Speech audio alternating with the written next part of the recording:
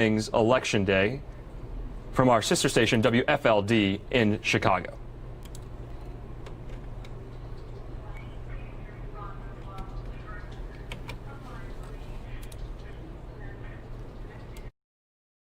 Wait for election results to be tallied. So when you sit down tonight to watch the returns, what are you going to be focusing on?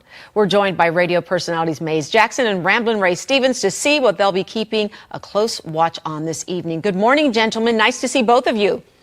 Good morning. Hey. Great to see you. I see Ray's trying to outdress me today. I'm telling you, he's looking mighty handsome.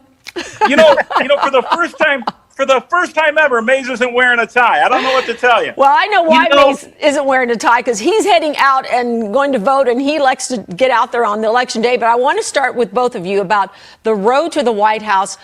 I want to start with you, Mays. What do you think were some of the game changers in this race that are going to make a difference tonight? I think some of the game changers are the investment that Joe Biden made in trying to win over Florida and then doubling down in places like Michigan and Pennsylvania. I'm going to tell you, I'm suffering anxiety because I don't know how to call this. I think, though, we'll have a sense of where this thing is going after Florida, North Carolina, and Pennsylvania are called. Okay. If any of those three go to Joe Biden, then in my estimation, I think the path for the president is very short. I'll also be looking very closely at Wisconsin, particularly in areas like in those inner city versus the rural areas and what is happening there. President Trump has made a concerted effort these last couple of weeks to reach Black men who Democrats, I feel, poll very softly on. And so it'll be interesting to see if he was able to depress or to discourage that inner city Black vote. Okay, now, Ray, everyone is talking about keeping an eye on Pennsylvania, as Mays just mentioned, and I know that you're one of them. You told me you think the president's attack on Biden and fracking are key in this race because Pennsylvania is one of the states that has benefited from fracking. So before you respond, let's take a listen to what the president said during the campaign about that.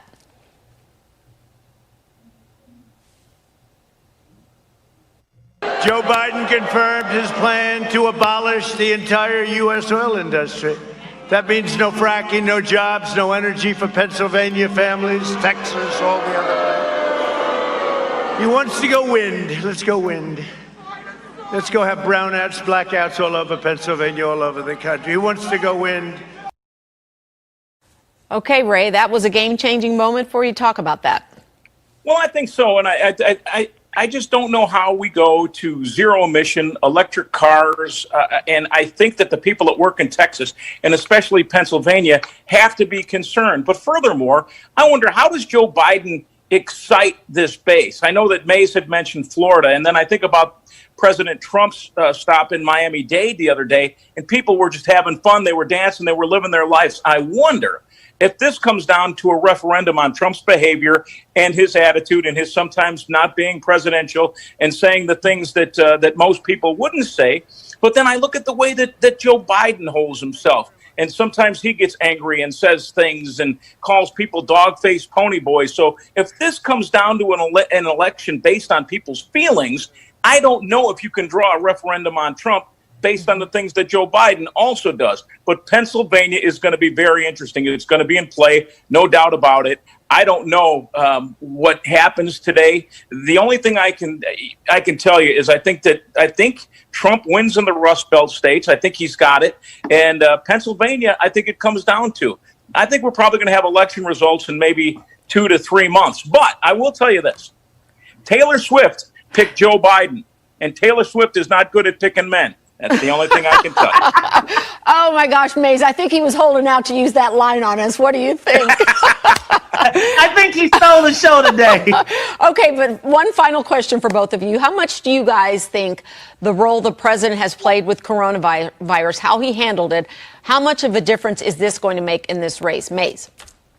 I think that the death counts are what the Democrats have been marketing. And so I believe that it will play a tremendous role. Although I do believe that the president reflects the feelings of most of the people in my timeline, as well as the people that are very frustrated with the confusion that has been going around this virus. That is really the undetermined factor, because I really do believe that this virus is put the economy versus public health at the forefront. And I think most Americans tend to lean towards economy, which is why it's so hard for me to call this race. Yeah, okay, that's a great point. Then, Ray, what do you think? The economy or coronavirus? What was more important? Well, I think that if you look at our state and if you look what people are going through right now, look in Chicago. We have we're not going to be able to pay these tax bills. The restaurants are closed. Dining's basically at a standstill, and people are tired and frustrated. You can blame Trump on the coronavirus if you want, but I don't know how anybody would have handled it differently. It's a very fluid situation, and you take a guy like Anthony Fauci, who people want to believe in, and everything changes so much. So I get that the Dems wanted to pin this on Trump, and I get you've got to have a point to kind of drive home for your base, but I just don't know if you can put this on any government official, any governor, or any president. I think this comes down to a referendum on behavior, and along with Mays, I agree. This is a tight, close race to call. There's a lot of passion on the Trump side, and you have to ask yourself, did this big business that financed Biden and the Hollywood elite, did that help him? Or did this small $60 to $65 a piece donor base from everyday Americans really just fuel the way for what we want? I mean, it is so skewed right now. Too close to call, and I guess we'll just have to wait and see. Oh, okay. Well, that was my next question. I only need a one-word answer because we're out of time. I want each of you to say Biden or Trump. Mays. It's a toss-up. Okay. Ray. Trump. Okay. We're going to see. We're going to see you both tomorrow morning. We will discuss it, and let's see how much we know. Great to see both of you guys. Ray looking super sharp, and Mays, get out there and get that vote. I know you're excited to go out today to vote. Great to see both of you. See you tomorrow morning. All right, that was our sister station there in Chicago at WFLD, getting local input on who they think will win tonight. And we want to go over now to one of our reporters from our Fox O&O stations. She's Fox 9's Courtney Godfrey in Minneapolis, Minnesota. Courtney, what are you seeing there in that polling location, and have you been talking to voters? Oh, yeah, we've been talking to a lot of voters today. I can tell you that while Minneapolis had a stellar turnout for early voting, today is really uneventful. You know that there's no lines anywhere we've been. We've been to several polling places. There's no wait. So if you waited until today, you maybe are among the lucky ones, because there's really no wait today, whereas over the weekend we saw waits in excess of 2.5, 3 hours. So really, I'll give you a live look here, but not much to see, not a ton of people, whereas we saw lines around corners down city blocks just a few days ago throughout the weekend and really last week. More than 1.8 million Minnesotans voted early, so that is more than half the total number of people who voted in the 2016 primary. That means for the first time ever, the majority of Minnesota voters cast their ballot before Election Day. Now, we're expecting total turnout around 3.3 to 3.4 million, which would represent about 80% of the voting age population. And that's going to sound stunning to people who are watching in other states, but Minnesota is always among the top for voter turnout. And we are also considered a gold standard when it comes to safety and ethics in voting. So we're hoping for no problems here tonight. But aside from the presidential election, there is a U.S. Senate seat up for grabs. Democratic incumbent Tina Smith going up against former Congressman Jason Lewis.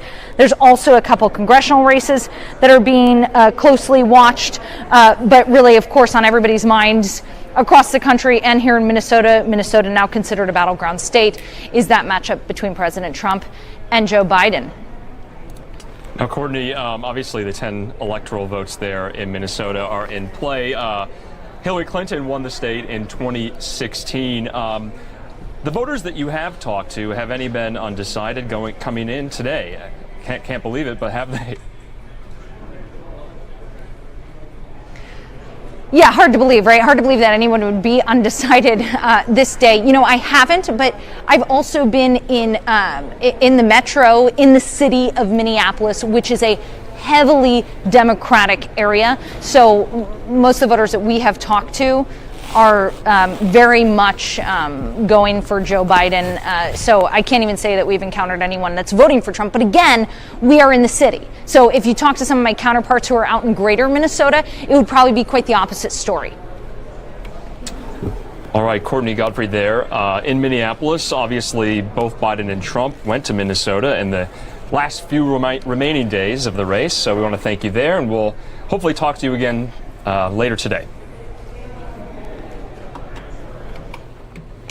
All right, and I'm Andrew Kraft, and like we said, we'll be talking to a lot of these affiliate reporters from Fox throughout the night on this election night, bringing you all of the latest from states, battleground states around the country. We just heard from Courtney there in Minneapolis, and you'll remember that those 10 electoral votes went to Hillary Clinton in 2016, so the Democrats are looking to pick up a victory there this cycle again. The president was in Minnesota a lot in the last few weeks, holding his campaign rallies there. Let's take now a live look at some of these polling locations we've been showing you around the country. It's about 3:20 here in Phoenix, Arizona, 5:20 on the East Coast. About 40 minutes from now, the first polls will be closing in the country there in Indiana and Kentucky. Those polls close at 6 p.m. Eastern.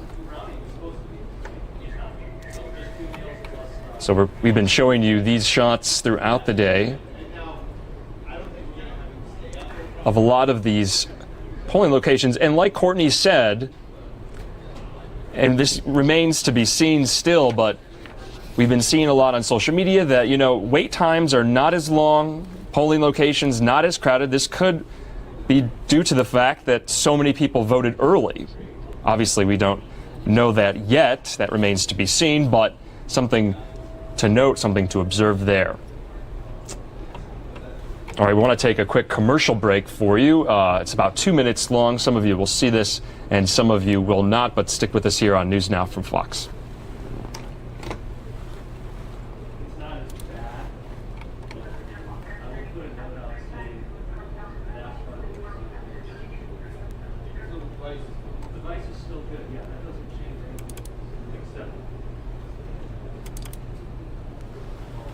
And in the meantime, we want to show you an event from earlier where New York City Mayor Bill de Blasio was speaking on all things Election Day in the city of New York, in the Big Apple there. We want to take you to that now from earlier today.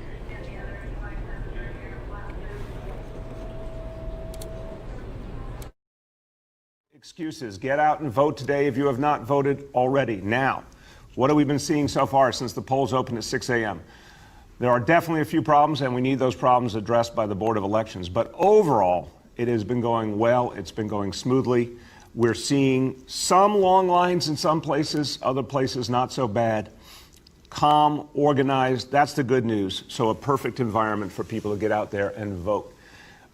Let's be clear. There's a very good chance we will not have clear results to the presidential election tonight or even tomorrow. This could go on for a while depending on how it plays out. But that's something we've seen before in this country's history, not even that long ago. And that's something we'll be ready for here in New York City, either way. So, if you have not yet voted, polls open till 9 p.m. If you are in line by 9 p.m., the poll site will stay open until that line is done, until you cast your vote. If you're not sure where to vote, go to voting.nyc to find your poll site location. Okay, now, if you have an absentee ballot and you've not yet sent it in, the best thing to do is to drop it off at a poll site, any poll site, or a Board of Elections office. You just have to drop it off. You don't need a stamp or anything. Now, if you're going to put it in the mail, here's the best advice. Actually go to a post office to make sure it gets postmarked today. That's the legal requirement. You don't want to put it in a post office, in a mailbox and find out it was not stamped with today's date on it and postmarked with today's date. So go to a post office. That is your best bet if you want to drop it off in the mail. Again, to everyone who has voted so far, 1.1 million New Yorkers, I am so proud of you. I am so thankful for you. Whoever you voted for, that's not the point. The point is you voted, you cared, you made an impact already. And this whole country, it's astounding now how many people have voted already, around 100 million votes cast already. That's stunning, and that's a good sign for our future. Now, want to make sure you get some additional observations from someone who has been leading our efforts to encourage people to vote, to make sure voting is a better experience, to make sure that people get translation services and support, to make sure people know where to vote. So much of this great work has been done under the leadership of Deputy Mayor Phil Thompson. So, Deputy Mayor, what are you seeing out there? What are your observations today? Thank you, Mr. Mayor. Most poll sites opened on time, and as the mayor said, appear to be operating fine. There are some poll sites that open late. This is not acceptable. We reported these problems to the Board of Elections, and as the mayor has said earlier, we will be following up on ways to reform the Board of Elections post-Election Day, because New Yorkers deserve better. We're expecting a great turnout today. We're excited that so many New Yorkers have already voted, and we're expecting an orderly voting process as well. Nonetheless, we have hundreds of New York City Election Day observers throughout the 5 boroughs to monitor any instances of voter intimidation. Today is a day of celebration. So many New Yorkers have already turned out to vote. It's gratifying to see our unity in upholding our democracy. In this very building, 235 years ago, delegates to the Continental Congress met to map out the Constitution of the first democracy in the modern world. Our ancestors fought a civil war to extend democracy to all people in this country and to extend it into the economy as well.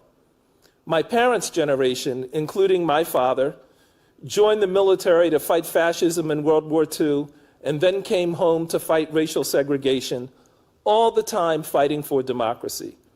Now is our turn to stand up for our democracy. We're privileged to have the right to vote in free and fair elections.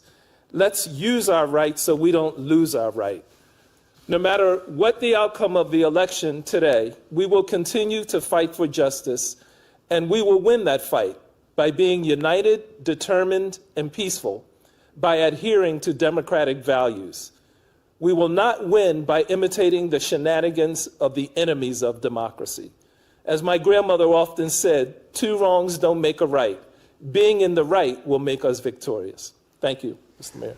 Well, your grandmother was right, Phil, and thank you very much. Obviously, appreciate everything you and your team have done to make these elections work. And there's more work ahead, as we've talked about in recent days, to improve and reform our Board of Elections, and we'll have plenty to say on that in the days to come. But right now, let's talk about the situation after the polls close, because there's a lot of concern out there. I want everyone to know that we do not have a specific or credible threat of any kind of violence or unrest at this point. We'll be ready for any eventuality, but there's nothing specifically showing up at this moment that causes alarm. There are no major protests scheduled at this point.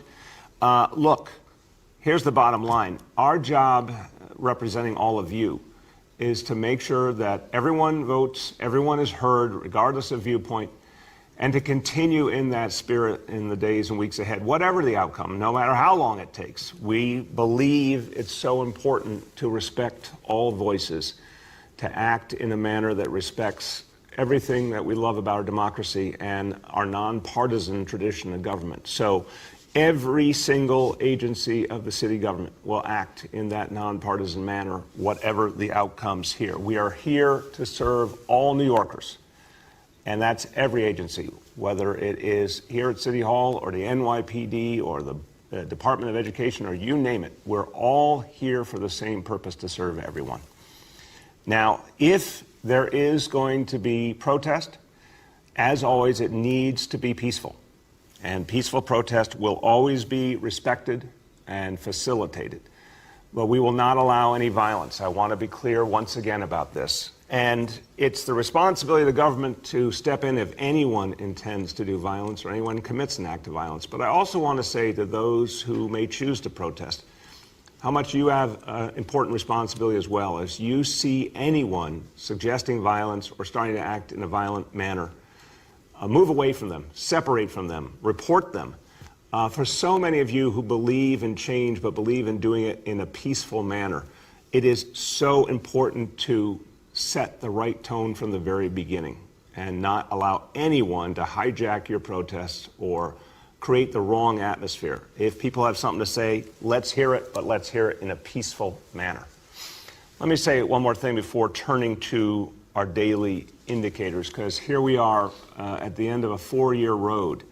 And I personally have been so moved over these years watching how the people of this city and all over the country have responded to an absolutely unprecedented challenge. Look, there have been times in the last 4 years where we've seen our democracy threatened, where we've seen overt injustice, we've seen overt racism, attacks on immigrants, you name it. It's all been very painful.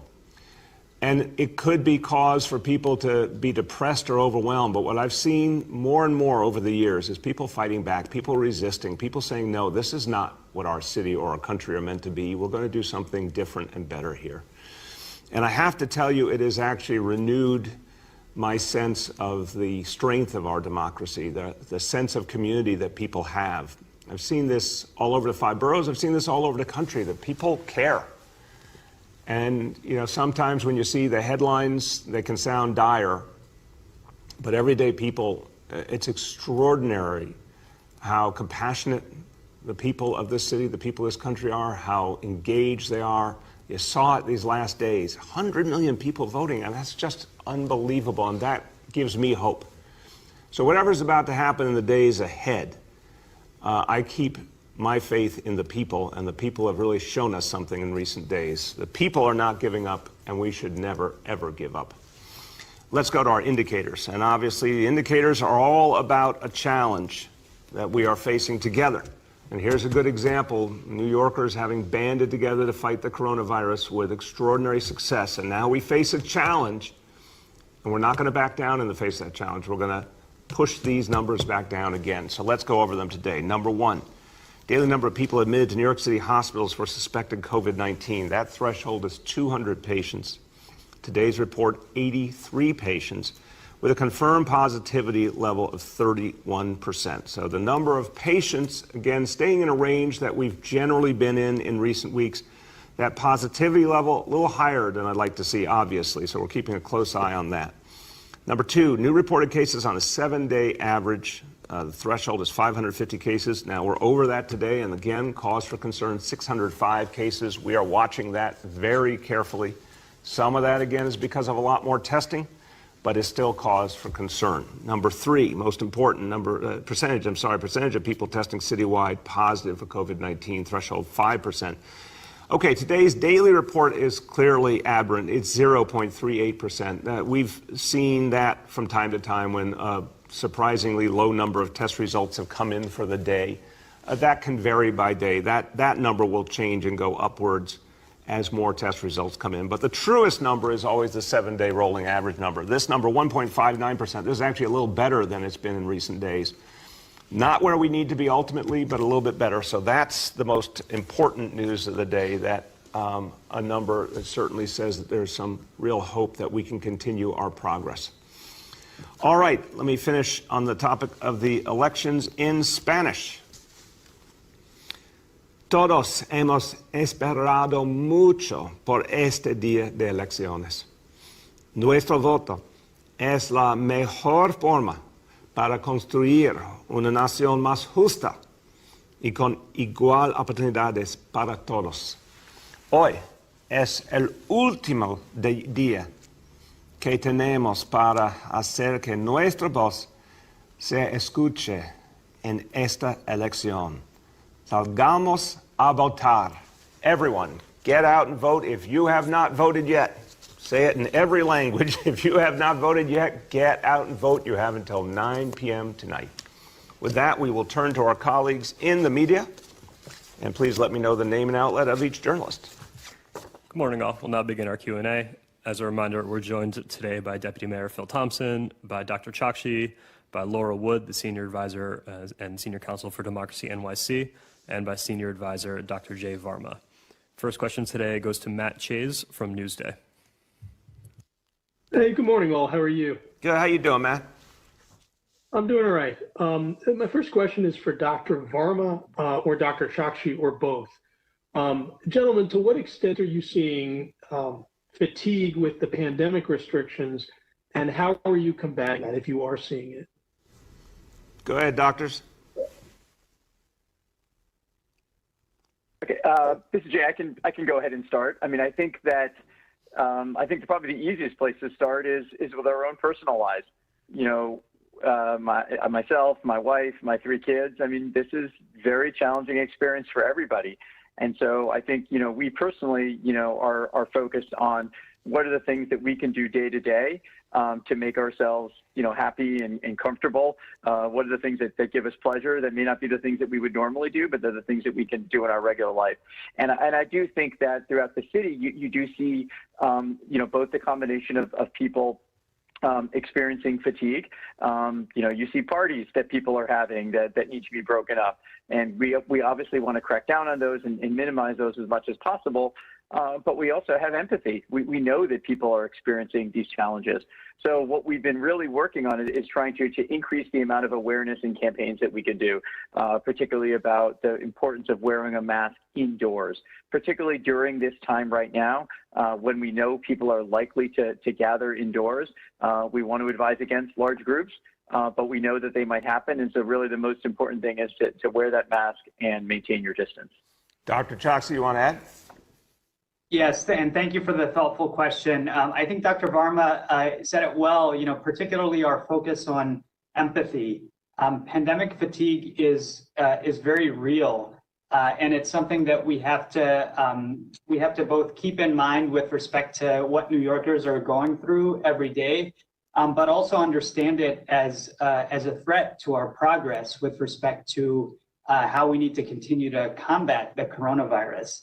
One of the concrete ways that we're really thinking about this as part of our own response is to make sure that we make the small accommodations so that we don't find ourselves in situations where we have to make larger accommodations or restrictions. So one of the ways that we did this, for example, over Halloween was to make sure that you know, kids could still have fun. They could do things outdoors, you know, make sure that people were gathering safely in smaller groups. So not restricting everything, but allowing people some outlets, but doing it in a way that prevents further spread of the virus, because we all want to avoid those more draconian measures. Go ahead, Matt. Okay, thank you very much. And for you, Mr. Mayor, with a new round of protests possible in the aftermath of the election, can you tell us to what extent cops have been disciplined already with specific numbers, exonerations, sanctions? And when exactly is your promised report from the Corp Council on police behavior from the last round of protests to be released? That report, Corp Council and Department of Investigation, is, from the best I've heard, days away. We're looking forward to that report and understanding what that investigation has found and what it tells us for what we need to do going forward. We'll get you the exact facts. Obviously, there were some very notable cases where officers were suspended or modified, and there's going to be disciplinary trials in some of those cases. And look, going forward, it's quite clear. We have to do more to show that in the rare instances, and they are rare, where an officer does something wrong, that there's going to be very fast, clear discipline. That's something I expect from the NYPD. Go ahead.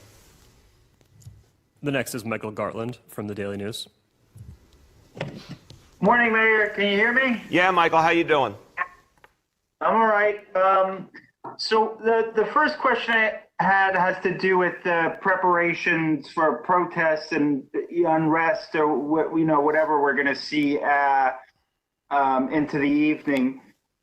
So the city is telling businesses bring in items that are unsecured or not tied down on the street, but not to put up plywood to cover the windows. I mean, it seems like both of those responses would be for the same sort of thing. Why the difference there? Why tell business owners you got to take your stuff in, but don't tell them you got to put up plywood? Look, this is based on the judgment of public safety professionals. They've obviously had an ongoing dialogue with the business improvement districts and the business community. I think they are different things, obviously used in different ways. But look, each store owner has to make their own choice. Some have decided they want to put something up. I think it's fair to say the vast majority have not. But it's public safety professionals just using their best judgment as to what matters most. Go ahead. Next question is on the election and elections in general. Do you think it would be a good idea to, and I'm not sure exactly how this would be done, but to move the mayoral race to years where you have a presidential election to encourage more turnout? I'm sure there are all kinds of considerations that go along with that, but I was curious on election day what your thoughts were on that, Mr. Mayor. It's a really interesting and fair question, Michael. I'm not sure I would agree with that assumption. I think we have got to continue the work of democracy, and I'll offer my thoughts and see if the deputy mayor has some as well. I think it's not so much about saying, hey, we can only have 1 year, 1 day or 1 week every 4 years where we all get interested. I think it's something much deeper than that. We have got to deepen the efforts to engage people in voting and in all sorts of other civic participation. That's why we have a Civic Engagement Commission. That's something that was decided by the people. That's why we put forward a reform of our campaign finance laws to get big money out of elections in this city, make it easier for grassroots candidates so there'd be more engagement, more candidates who represent a broader range of communities. That's why we fought for early voting, and early voting's making a big difference in terms of people being able to participate. So, no, I think it's fine if it continues on the same cycle, but I think we've got a lot more work to do to show people why voting matters. Go ahead, Phil, you want to add? I agree fully with the mayor, and there are many things that we could do that other states already do to make voting easier. So same-day voter registration. Some states allow voters to vote at any polling site, not just a specific one in their neighborhood. And there are many other reforms that need to happen in order to make it easier for people to vote. So that's part of the agenda we'll be pursuing after this election. Yeah, and Michael, absolutely everything that Deputy Mayor Thompson raised, obviously the profound changes we need at the Board of Elections, which is crucial because we want early voting to be appealing. It was difficult this time because of the lines. We want to fix that. We need a different Board of Elections to do it. And also, I mentioned it yesterday. Look, I mean, we're the greatest city in the world. We're the place that's supposed to be the most innovative and creative. When it comes to voting, this city, this state have been way behind the nation in so many cases. And we just got our Democratic clock cleaned by Harris County, Texas, that came out with a great innovation, 24-hour voting. We didn't do that. They did that. And I give them a lot of credit in Harris County, Texas. 24-hour voting allows so many people who work overnight shifts or have long days that they have to deal with, gives them options. You'd think that the place that would have happened first is in the greatest city in the world and the place that's known for being a 24-hour city. That's an amazing innovation. That's something we should think about for the future as well. Go ahead. The next is Emma Fitzsimmons from the New York Times.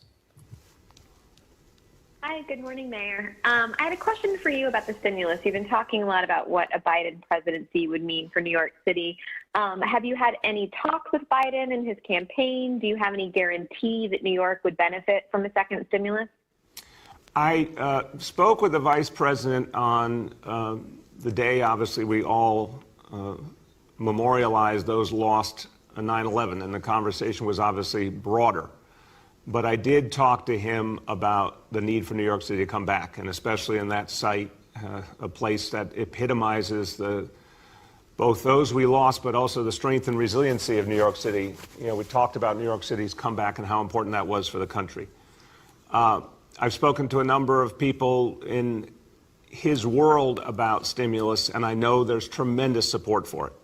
And I think you've seen, Emma, in his public statements and also the statements about from people close to him about him looking at the example of Franklin Delano Roosevelt and really understanding he's in a similar historic moment to what Roosevelt was in 1933 in the midst of the Depression. I think all signs point to not just a stimulus, but a huge stimulus, the kind of stimulus that Nancy Pelosi in the House passed, for example. So nothing more important in this election today than the future of a stimulus that could really put New York City and this country back on its feet. And I'm absolutely convinced that's what Joe Biden will do. Go ahead, Emma. Thank you. And I know Biden is very close with Governor Cuomo. What's your relationship with him like? I know you're more sort of the Bernie wing of the party, but is he, I guess, how would you characterize your relationship with Biden? I've had limited contact over the years. I mean, perfectly cordial on a personal level. I remember speaking to him when he was in the vice presidency, and we talked about some of the issues facing the city, and he offered some really helpful advice. We've had obviously some ideological disagreements, but look, I think he's the kind of person, to his great credit, that believes in the big tent, believes in representing everyone in this party and this nation. And I look forward to him being our president and Kamala Harris being our vice president. I think New York City will have a very, very welcome ear in the White House when Joe Biden's there. The next is Henry from Bloomberg. Well, Mr. Mayor, how are you doing today? I'm doing well, Henry. How about you?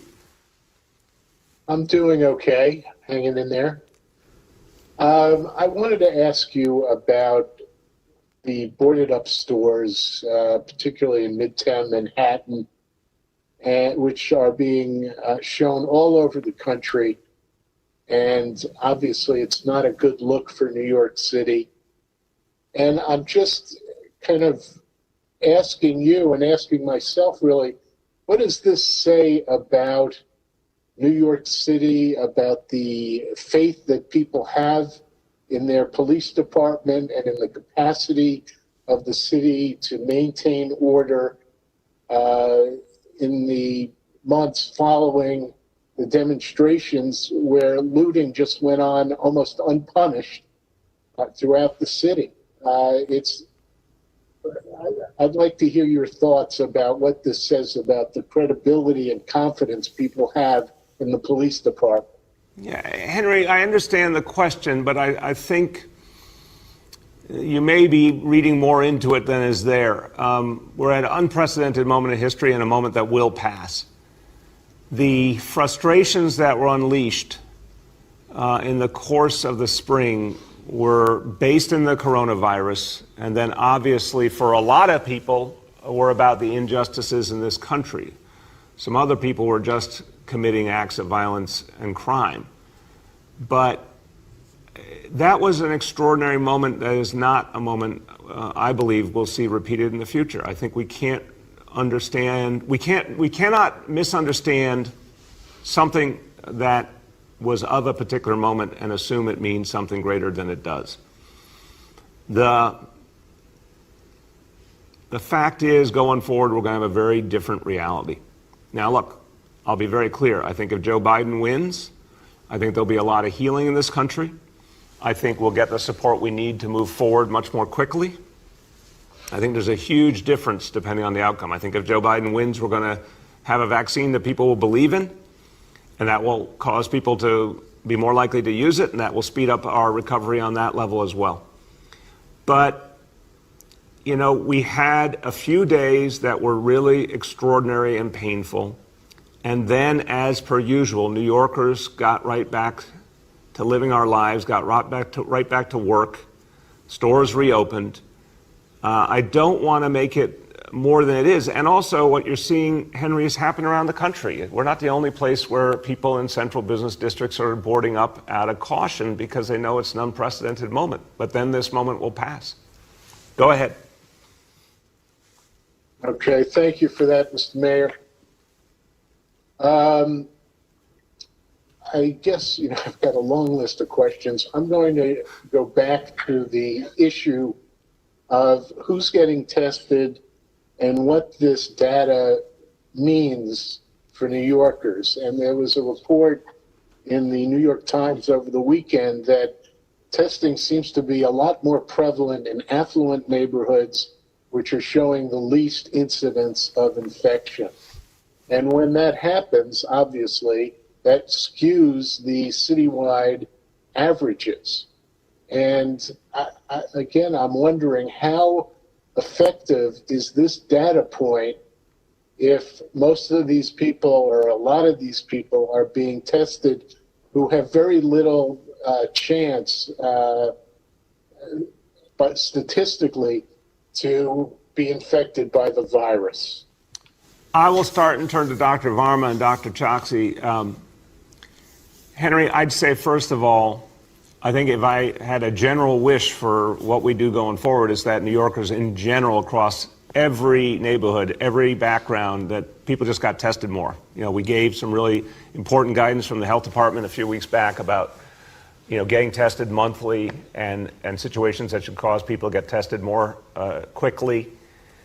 I think everyone needs to just get tested more, and that would be the best thing for this city so we get the truest picture.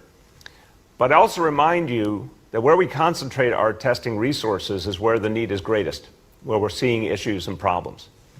So I'm not sure that that report accurately portrays the way we shift our resources toward the problem. I don't think we're getting an inaccurate view because those who are, you know, the healthiest are the ones getting tested, because we're actually moving the resources where the problem seems to be greatest. Go ahead, Dr. Varma.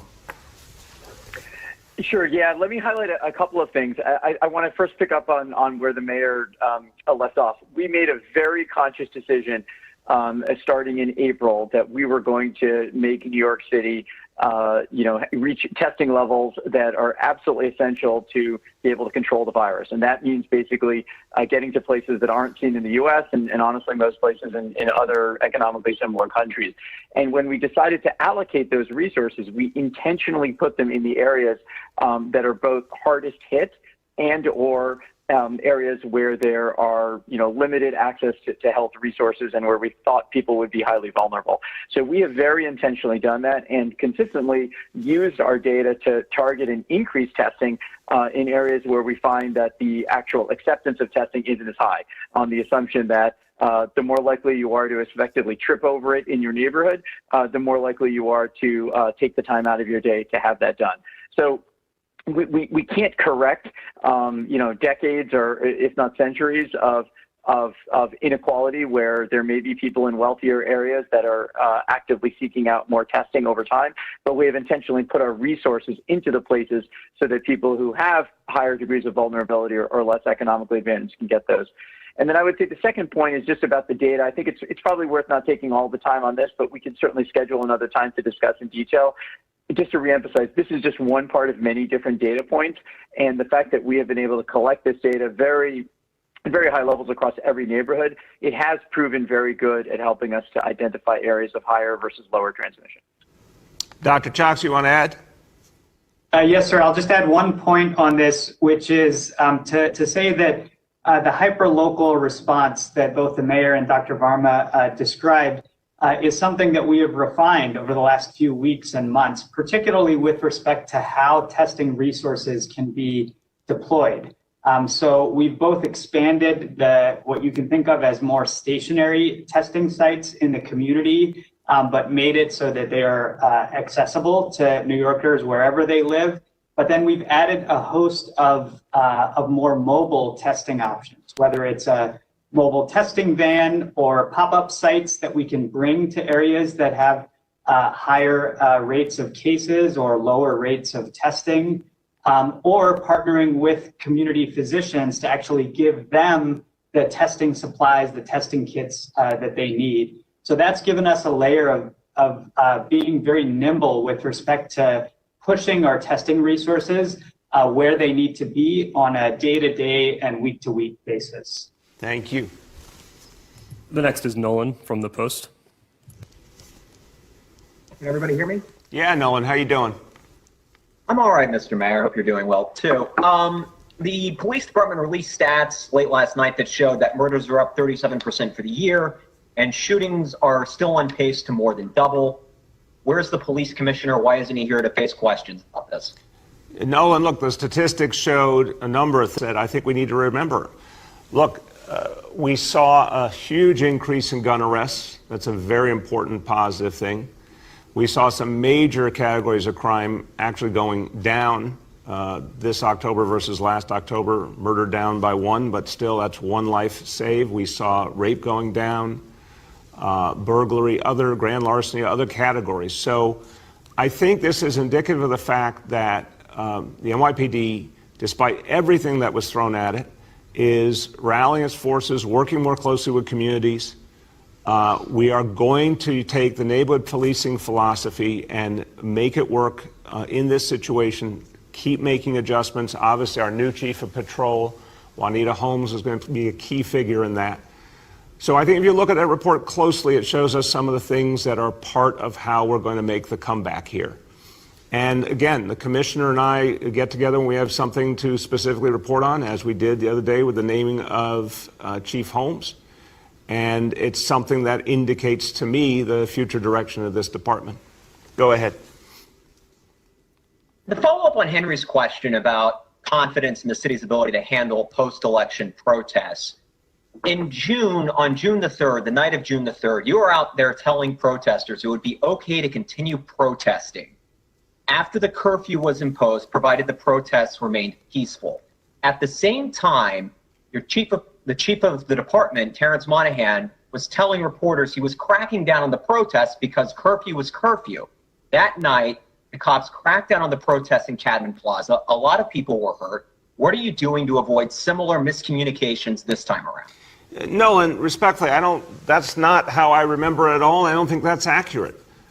We made very clear that there was a curfew and people needed to abide by the curfew.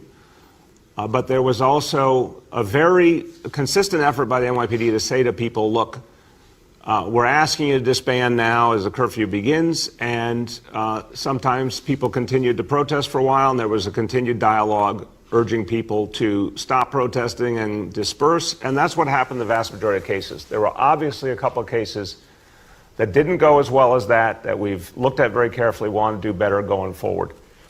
But I just want to remind you again, the vast majority of what we've seen throughout this horrible year 2020, it's been the hardest year in so many ways, but what we've seen in general is peaceful protest, respecting peaceful protest, people working together peacefully. That is the future. That's what I expect to see from this point on if there is protest. And we're going to do everything we can to communicate clearly what the ground rules are. And when there's a situation that people are being asked to do something different, like get out of a road or something, to clearly communicate the consequences and act on them. Can I add? Please, go ahead, Deputy Mayor. I just want to say I lived through 1967, 1968, when over 80 cities in America burned down. And the frustration that people are feeling right now because of the virus, because so many people have lost employment and income, is no less than it was in 1967, 1968. But if you look at how people responded in New York and across the country, actually, as the mayor said, it was extraordinarily peaceful. And people really had more trust and belief that through peaceful demonstrations, their voices would be heard, government would respond, and compared to what I saw in 67, 68, there was minimal damage. Now, any violence, any damage is too much, any looting is too much, but we've come a long way since then, and I don't think we should lose sight of that. And regardless of the results of the elections tonight, I really believe that we're going to see the same kind of leadership displayed by people who want to protest if they do protest. And we're going to work collaboratively with them as we have. And I just think it needs to be put in context. Well said. A man who knows his history. I thank you. Go ahead. The next is Jessica Gould from WNYC. Hi, happy election day. Happy election day. How are you? I'm all right. On the theme of protests, over the weekend, we know that pro-Trump caravans drove around and some were using emergency vehicle lights and sirens, and some passersby said they were threatened. One said that she was injured. but we didn't hear about any arrests or enforcement from the NYPD on that side. But then when there was an anti-Trump protest, there was a crackdown. And as of early this morning, we heard that one of those protesters was still in custody after 2 nights. Can you explain what's going on there? And, you've said that NYPD officers treat all protesters the same. So how does this fit with that? Look, I want to get all the specific facts, but I know, because I see the reports every day, I know people across the ideological spectrum who have been protesting, and if they violate a law or they cause harm to someone else, people are being arrested. There's clearly evidence that it happens to people across the spectrum. So I don't know about everything that happened with those caravans, and if there's anything else, if someone was injured and they're pressing charges, obviously that's going to be investigated and acted on. But I just don't see any evidence of a disparate approach. There's been, to pick up on what the deputy mayor said, hundreds and hundreds of protests over the course of this year, this incredibly painful and emotional year. The vast majority were peaceful throughout with no arrests whatsoever. And then where there have been arrests, obviously it's tended to be very few people amongst larger groups of protesters. But it has to be, and it will be, and it has been fair treatment across the board. I mean, that's what we're really, really adamant about. And if anyone has, you or anyone else has a specific instance that needs to be followed up on, we want to know about it. Because if someone wants to press charges who hasn't already, we obviously want to make sure they have the right to do that, and the NYPD will follow up. Go ahead. Okay. On a totally separate point, it's cold outside, and we're hearing from teachers and students that in classrooms it's also cold inside. And we know that windows are being left open to improve ventilation, but as it gets colder and colder, is the plan to keep those windows open, or is there another option for ventilation that will help people stay warm in the winter? Jessica, it's a real important question and a very common sense question. I thank you for it. So the head of the school facilities efforts at DOE, Kevin Moran, and his team have done a great job on this. It really depends on the school and the classroom. There are schools where they'll be able to keep the windows open and adjust the temperature effectively. There are schools where they've added filtration systems so they don't need to have windows open. There are schools or individual classrooms really where they'll have to put air purifiers in the room. It's all tailored to each school and each classroom. But this has been on. All right, and I'm Andrew Kraft, and we want to thank everyone for coming to News Now from Fox right now here with just turned 4 p.m. here in Phoenix, Arizona, 6 p.m. on the East Coast, and the first polls will be closing at 7 p.m. in just an hour in states like Georgia, South Carolina, Vermont, Virginia. So we'll be watching out for all those results as they come in, and we'll be watching to see on this path to 270 electoral votes. Remember, Joe Biden and or Donald Trump need to hit that benchmark. That is the minimum of electoral votes that they need to get to be declared a winner. Obviously, there are a bunch of scenarios that can be played out. We'll be watching all of that in the battleground states: Pennsylvania, Florida, Michigan, Wisconsin, Arizona, and several others, including those toss-up states that you've been seeing a lot this cycle that is very, very rare: Texas, Georgia, and here in Arizona. So we'll be following all of that. The stakes are high, 2020 on this election night. Also, we want to be following a lot of the Senate races around the country. The makeup of the Senate is crucial. It's been in Republican hands for some time. Republicans are hoping to keep the majority there. Democrats would love to take control. So we'll be watching out of Alabama. That is the one race where Republicans might pick up a seat. You have incumbent Senator Doug Jones against Tommy Tuberville, the former football coach at Auburn University. Remember, Doug Jones won that election in 2017 against Roy Moore in Alabama, very, very narrowly for a Democrat. So Alabama could go back to Republican hands after tonight. We're watching North Carolina between incumbent Senator Thom Tillis and Cal Cunningham. We're watching Colorado, the Senate race there between the incumbent Cory Gardner and the former governor there, John Hickenlooper. And remember, John Hickenlooper ran in the Democratic primary against Joe Biden. Obviously, he didn't make it. Cory Gardner, one of those vulnerable Republicans in play now for the Senate. We'll also be watching out of Maine with Susan Collins, the incumbent there, against the state legislator, Sarah Gideon. Susan Collins is in a very tight race there in Maine. And you'll remember that showed during her vote for the Judge Amy Coney Barrett nomination. She voted no against the confirmation for Judge Barrett, possibly weighing and determining how this electoral process will play out in Maine. Here in Arizona, we're watching Martha McSally, the incumbent, against Mark Kelly. Mark Kelly has been up in the polls for quite some time. Martha McSally ran against Kristen Sinema just 2 years ago in 2018 and lost. So we'll be watching that out here in Arizona. In Georgia, David Perdue, the incumbent there, against John Ossoff. We'll also be watching Iowa with Joni Ernst. We'll be watching South Carolina. Lindsey Graham is in a tough re-elect against Jamie Harrison. We'll be watching Michigan. Michigan is interesting in the Senate. The incumbent there, Gary Peters, is up against John James. John James ran in 2018 against the other incumbent, Debbie Stabenow. So we'll be watching that to see if Republicans can pick up another Senate seat in Michigan. We'll also be watching a lot of these House races as well. You remember in the 2018 midterms, 40 Democrats won seats, turning the balance of power over to Speaker Pelosi out of Speaker Paul Ryan's hands. So we'll be seeing if any more Democrats can pick up House seats in the House. We are seeing some projections that they could pick up from either 5 to 10 to 15 seats.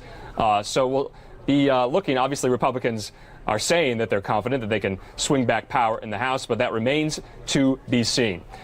We are also watching a lot of governor's races. We're watching some of these state legislatures to see if any can flip or if they'll maintain control. But as you know, more than 100 million people have already voted. That's due to early voting in many states, and the coronavirus pandemic was the main factor in why many people chose to vote by mail this cycle. Some important things to remember as we wait for these results to come in. These states, Iowa, Nevada, North Carolina, Ohio, Pennsylvania, and Texas, they all accept postmarked ballots after Election Day. So what that means for those viewers on News Now from Fox, if your ballot is sent in and it's postmarked on Election Day or before, some states will count it afterward. And as you know, 4 states, like I said earlier, Arizona, Hawaii, Nevada, and Texas, have already surpassed their 2016 vote totals before Election Day. That is unprecedented. I've been seeing some estimates that we could be seeing upwards of 155, 160 million voters nationwide in turnout. As you remember, in 2016, it was about 137 million. In 2008, when Barack Obama was elected, it was about 144, 45 million. So turnout is going to be insane. And so we'll be monitoring all of those statistics as polls close throughout the night. And we'll bringing you live coverage here on News Now from Fox well into the night. Like I said, polls will be closing at 7 p.m. Eastern in a number of states in about an hour's time. It's 4 p.m. here in Phoenix, Arizona.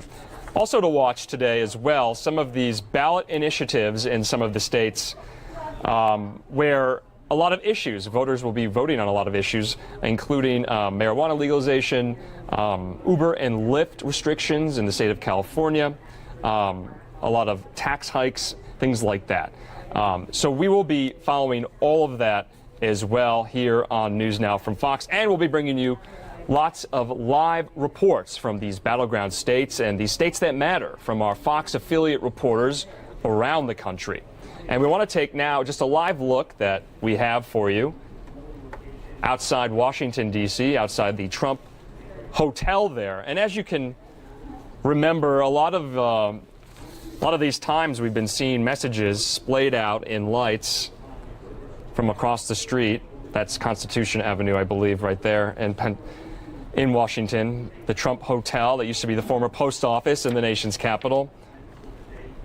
So we'll be monitoring any unrest as well Now remember, we won't be probably having results about a declared winner tonight. In 2016, you'll remember, the next morning the winner was declared. So some people think there will be a declared winner, some people will not. But cities and municipalities are preparing for any violence, any unrest. They're boarding up shops, boarding up stores, storefronts in New York, Chicago, Philadelphia, Washington, D.C., just on the off chance some people take to the streets because they're not happy with the outcome. And in the meantime, we have a live report from the streets of Manhattan in the West Village from Fox 5 WNYW's Stacey Delicat. Stacey, what can you tell us?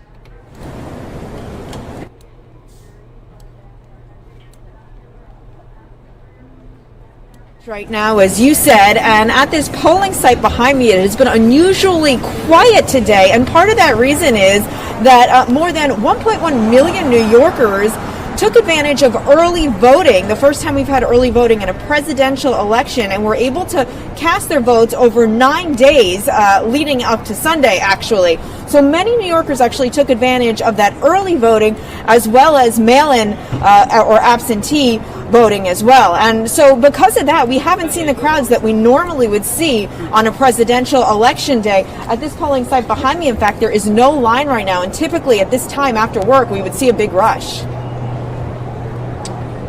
Yeah, that's right, Stacey. We've been hearing from a lot of reporters around the country.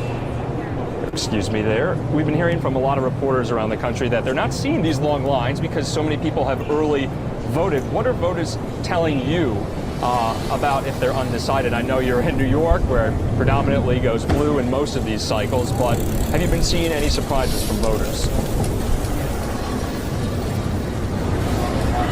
I mean, yes, that is true. New York does typically go blue in a presidential race, almost always. But that being said, we do have a competitive congressional race out in Staten Island, a district that covers Staten Island and part of Brooklyn, and that's Democrat Max Rhodes, who's being challenged by a Republican incumbent, an assemblywoman. And so in that race, we know that there is a lot of Republican support, and that race is expected to come down to very razor-thin margins. So there are some races that we're really not so sure what the outcomes will be locally. And Stacey, just lastly, can you tell us about some of the precautions New York City's taking as far as, if they're anticipating people coming out to protest, a lot of shops and storefronts boarded up that I was seeing, like on Fifth Avenue and Soho and things like that. What can you tell us about that, and has anyone that you've talked to, are they anticipating that?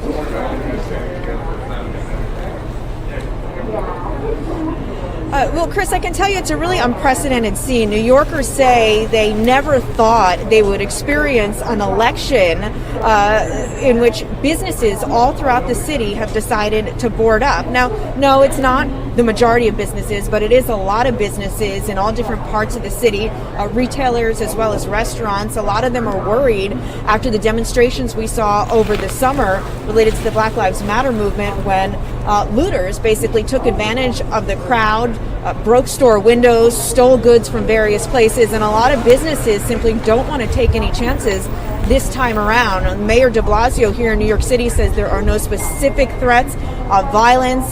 Police are not expecting there to be any specific instances of violence, but obviously we know these things can get out of hand very quickly, and so police say there will be extra officers on duty, there will be lots of agencies lending hands, and Mayor de Blasio here in New York says police will be ready whatever happens. But I think really a lot of businesses just did not want to take any chances after what happened over the summer, and as a result, the sight of these businesses boarded up is really a little scary and upsetting to a lot of people we talked about, who say that they can't believe an election, a democratic process, would cause this kind of fear.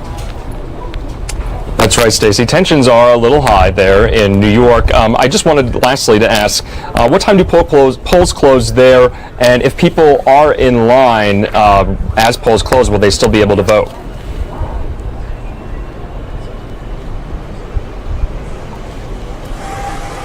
You know, Chris, our connection is a little bit fuzzy, so I couldn't hear exactly what you said, but I did want to just let you know that we got an update just a little while ago from the New York City Board of Elections, who say that there have now been about 2.16 million New Yorkers who have voted between in-person early voting and today. And again, polls are open here for another 3 hours, just shy of another 3 hours, so we'll see how those numbers change as the night goes on here. All right, Fox 5's Stacey Delicat out there in the West Village of Manhattan. Thank you so much, Stacey.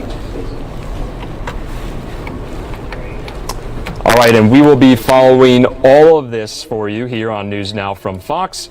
That was a live report there in New York. And as you know, like I was saying, a lot of these municipalities, major cities are boarding up. We've seen that in D.C., in Philadelphia, in Chicago, and there in New York City. But we did want to show you, just before we went to Stacey in the field there, the live look there of the president's hotel in Washington, D.C., the old post office there on Constitution Avenue. Now, there's not an event expected to be there from the campaign. We've been getting reports the campaign may be holding some type of event in the White House itself to watch returns. So this is an interesting live look here of the president's company's hotel.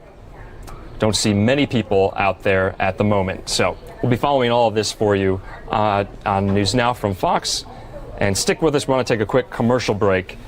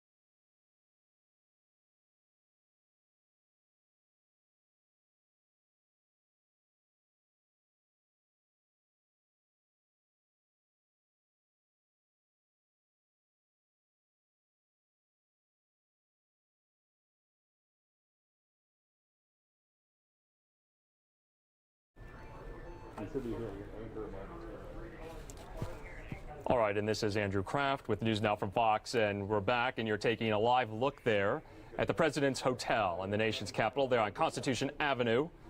Throughout the president's first term, we've seen those resistance types post messages in lights on the exterior of the hotel. Be interesting to see if that happens tonight. And like I said, we've been hearing from reporters from around the country. We just heard from Stacey Delicat of WNYW, Fox 5 in New York, about what to expect in New York City there. We want to now take it out to Detroit, Michigan, where Fox 2's Roop Raj is with us right now. Roop, what will you be looking for tonight there in Michigan?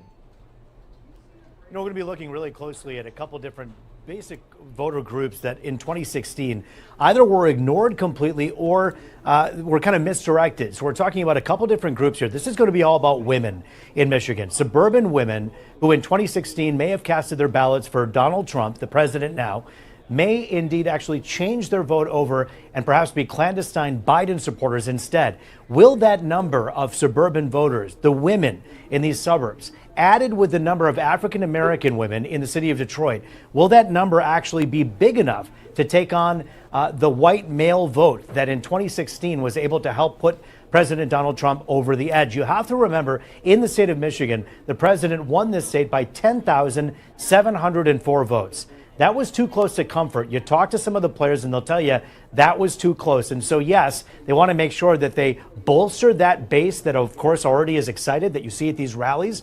But if you think about Michigan and how important it is, think about where President Trump was last night in Michigan. Where was Vice President Pence? Michigan. Where was Kamala Harris today, the senator? I talked to her just about 3 hours ago. She was in Berkeley, Michigan, just about 15 minutes away from our station here in Southfield, Michigan. I asked her, why Michigan? Why now?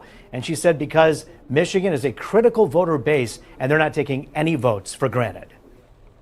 And Roop, obviously, those crucial counties, Wayne County, Macomb County, Oakland County, those Detroit suburbs will be in play this time around. What are voters telling you kind of around those suburb areas? We've seen Biden support go up with white suburban women. So as far as turnout goes, what are you hearing? Well, let me just give you some early voting numbers that I read about a couple of hours ago. In Macomb County, that, by the way, President Trump won by 12 percentage points. Out of the 260,000 votes that have been counted thus far, that are in right now, we can tell you that there was a good 55,000 people who voted absentee this time that didn't vote at all in 2016. There was another 20+ thousand voters who are between the ages of 17 and 29. So that younger vote going out, that, according to all the pollsters, will tell you it goes in Biden's favor. However, when you take a look at the turnout at these Trump rallies that, of course, have been happening in Macomb County, so many of them, thousands upon thousands of people are vocally saying they're voting for this president here in Michigan. However, it's going to be, again, the quiet voters, the ones who make their voices heard the loudest at the polls, whether it be absentee or tonight by 8 o'clock, that will make a huge difference. Back over to you. And Roop, I just wanted to touch on the Senate race there in Michigan as well. Some Democrats are worried about Senator Gary Peters, the incumbent there. Obviously, we saw Republican John James run as well in 2018 against Debbie Stabenow. But what are they saying about the Senate race there? Are they worried?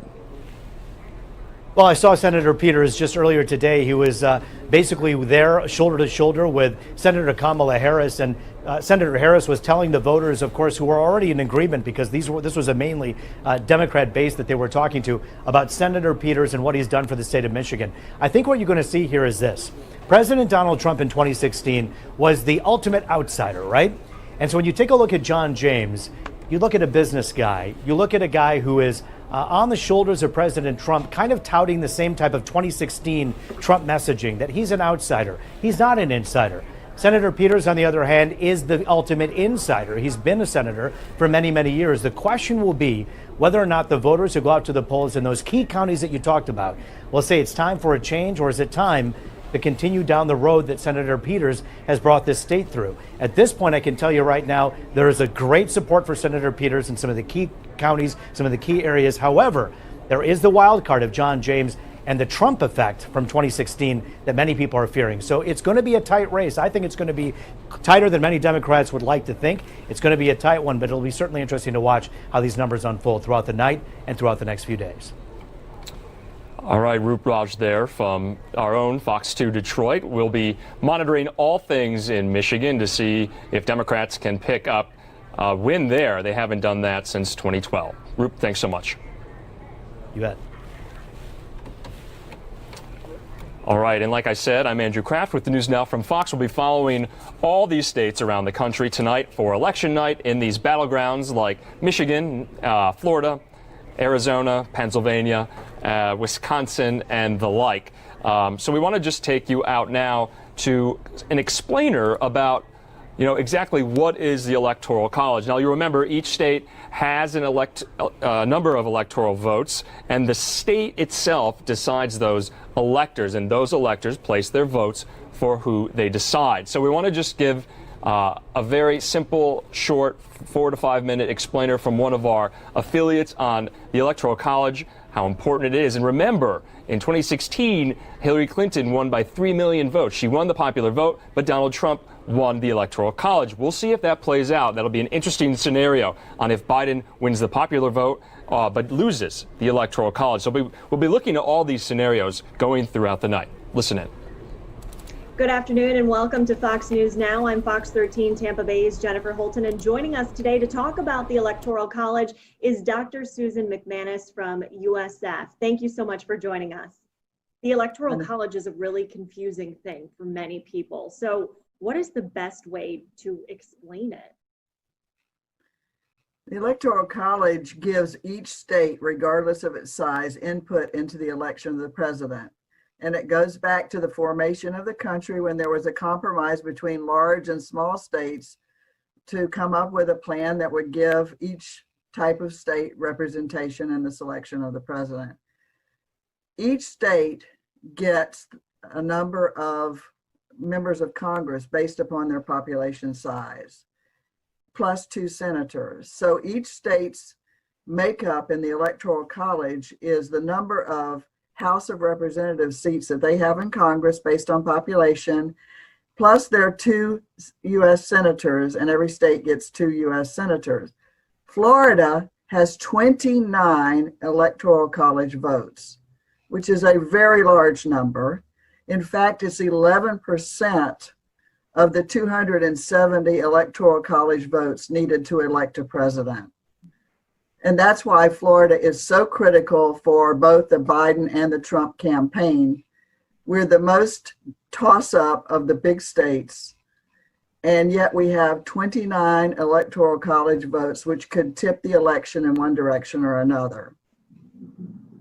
And there's always been this sort of frustration over the Electoral College. A lot of times people say they want to do away with it, but it's never happened. How come?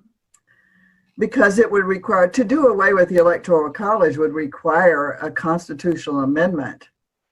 And it's going to be very hard to convince some of the smaller or moderate sized states to give up their representation in the selection of the president, and in a way cede most of the attention to the 4 or 5, 6 states that have the large number of people living in them. So it would sort of tamp down the voice of smaller places, and to then require 3/4 of the states to amend the Constitution to change that, you can see is somewhat of an uphill battle. But is it confusing? Yes. Do a majority of the polls show that people would rather have the popular vote? Yes. But once it's explained to them, might they change their minds? Yes. Do you think it'll ever be done away with? There might be a push for something in between, which would be to do something like give the state's overall popular vote to the candidate that the 2 Senate seats, and then decide what the other divvying up of votes would be based upon the congressional districts. So in Florida right now, 14 congressional districts are controlled by Republicans and 13 by Democrats, but that could change as a consequence of a number of competitive congressional races that we have on the ballot today. And so there's some states that already do that. There's the state of Maine does it with 1 congressional district, and Nebraska does it as well. So there's a few places that have done that. That would probably be a bit easier to pass than a straight out getting rid of the Electoral College. I know you've already kind of gotten into this, but I'll ask it a different way. But doesn't the Electoral College make it so voters in some states have more of an influence than in other states? And is that fair? It is fair because it's based on population size. Each state's number of delegates to the Electoral College is based upon their population size. So larger states like Florida, we have 27 seats in the U.S. Congress because we have a larger population than some smaller states that only have 1 representative, plus there are 2 senators in the U.S. Congress. And it's all based on population size.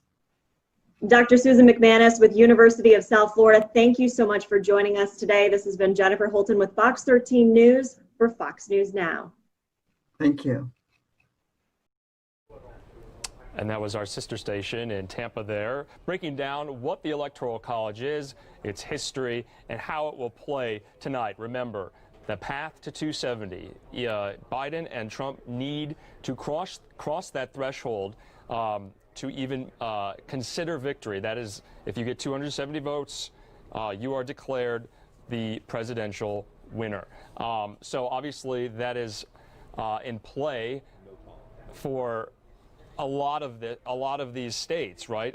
And like I said, we were going over scenarios where, you know, like Hillary Clinton in 2016, she won the popular vote and she lost the Electoral College. What will we see tonight? Will Joe Biden win the popular vote and lose the Electoral College, or vice versa? So it all comes down to the Electoral College. And remember, that is so states with a lower population can be just as counted as states with a higher population. And that is an old tradition that is enshrined in the Constitution. So we'll be looking out for all of that and who wins those electoral votes. We want to just take you out now to a ballot processing center in Broward County, Florida. Remember, Broward County, Florida, the year was 2000. It all came down to the hanging chads there between Bush v. Gore in 2000, where the election there was decided in Broward County.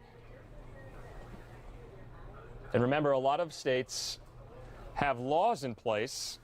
You cannot start counting ballots until the day of, today, Election Day.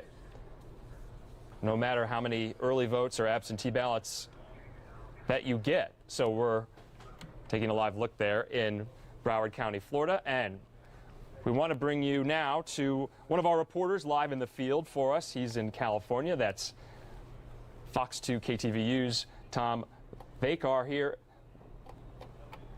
Tom, what are you seeing there in the Bay Area as far as voters and people going to the polls today? Well, I'm going to give you one example. This is Marin County, California. This is a place where one of the 9 Bay Area counties where about 250,000 people live. They've already received, as of last night in this county, 75% of the ballots, and they expect to have 90% by the end of the day. So 90% of the population here will have voted. Now, this is a very heavily Democratic place. In the voter rolls, the way it works is the Democrats are 60% of all of the voters here. Republicans, a small 13%, and 27% select no preference, but many of them end up going Democratic. So what's happening here is the same thing that's happening all over California. People are coming, they're voting in very, very large numbers. There seems to be a lot of motivation. Now, we happen to be in the county office of Marin County. Oddly enough, it was designed by Frank Lloyd Wright, the famous architect. And they do have a voting system here and all over the county, but they're not far from here, about a quarter of a mile, there is a Executive Suites Inn, which normally has many, many long lines. A little bit more difficult to get into this building, but yet it's still quite busy, and they intend to be busy until 8 o'clock when the polls close. That is the situation, certainly true all over California, that's going on, but we thought it'd be interesting to come to one of the bluest counties in the bluest state in the union, and that would be Marin County, California. And Tom, you know, I'm kind of curious if, you know, some parts of California we saw in 2018 in the midterms where Orange County, the Republicans there, were completely decimated. Are you speaking to anyone there, maybe voters who are undecided still, or who may be going for President Trump in the deepest, bluest county in California? A couple of months ago, I was watching George Will on one of the news programs, and George Will asked this question, and I think this has been true for a long time. Who is on the fence? Is anybody on the fence? The reality situation, Californians, well, when you take, for example, Marin County, 75% of people have already done their duty. The rest of them will make it 90%. It is true that California's demographics are changing. For example, Orange County, for a long, long time, a solid, stalwart Republican county, is much changed now. A lot more Hispanics moving into that area, a lot more people from other parts of the world, other parts of the country even, and as a result it has changed to a more bluish tint. It's not a completely blue county like it used to be a completely red county, but that is going on, that California is changing. It's always been a haven for people coming, not just for the American dream, the California dream. A lot of people think that's a very important thing to be a part of, which is why 40-some million people live here. But the reality situation is it is just one state that has 2 senators, the same amount as Montana, which is a very small state, and they will vote very heavily for Joe Biden, and that is just the way California has voted almost forever. Oddly enough, over the years, California has voted in several Republican governors, including Arnold Schwarzenegger, Pete Wilson, people like Duke Majan, who was a Republican, and they've had Democrats like we have right now with Gavin Newsom. But the reality is they tend to pick and choose between Democrats and Republicans for the governorship, but for most of the other offices, that's almost a solid blue ticket. That is the situation in pretty much all of California along the coast. On the interior, in the Great Valley and up in the mountains and stuff like that, it tends to be far more Republican. It's just that there are very, very few people living up in those areas compared to the coastal cities of San Francisco, San Diego, Oakland. These are big, big places. Even Sacramento, which is in the Central Valley, is big, but it's nothing close to what these cities are, and that is simply the situation in California. And Tom, just lastly, I want to just put a scenario out there for those viewers and maybe those Californians who are watching. You know, if Joe Biden is elected and he has his running mate, Senator Kamala Harris, and she'll become, if she becomes vice president, what does the Senate look like in California? Are hearing any names being thrown out there that Governor Gavin Newsom could possibly throw out there and appoint to fill that vacancy, if that were to happen? There's no doubt in my mind that Governor Newsom, who I've known for a long time because he was the mayor of San Francisco, he was on the board of supervisors of San Francisco, was the lieutenant governor, so I've known him a long, long time. He very often keeps those cards very close to his chest, and the reason for that is that he knows exactly who he's going to call upon. There's several people that he might call upon. He knows who that is, but he's not going to say anything about it until he knows that it's a fait accompli, that he needs to do that. Kamala Harris, on the other hand, here's a person who was elected as supervisor of the city of San Francisco, and then she became the district attorney of San Francisco. Then she became the attorney general of the state of California, winning those two elections in her own right, and then won in her own right the Senate seat that Barbara Boxer used to have. So she's had quite a long career in kind of executive positions as a district attorney and in the legislative position as a senator. But who Gavin Newsom is going to put in there will no doubt be somebody who he wants to make sure will be a very high contender for that position when that election comes up, whenever that is. All right, Fox 2's Tom Baker there in Marin County for us on News Now. Thank you so much, Tom. Hope to hear from you later in the night. Sure. All right, and I'm Andrew Kraft. It's about 4:30 here in Phoenix, Arizona, and 6:30 on the East Coast as polls close in just 25 minutes in several states, including Florida, in which we'll be following. So stick here with us on News Now from Fox on that path to the White House, the path to those 270 electoral votes. We're going to take a quick commercial break, and we'll be back in just a few minutes. All right, and for those of you who are still joining us or are not seeing the commercial, we want to take you out to some live pictures we're seeing there in Broward County, Florida, a ballot processing center. And polls are closing, like I said, in Florida in just about 25 minutes time.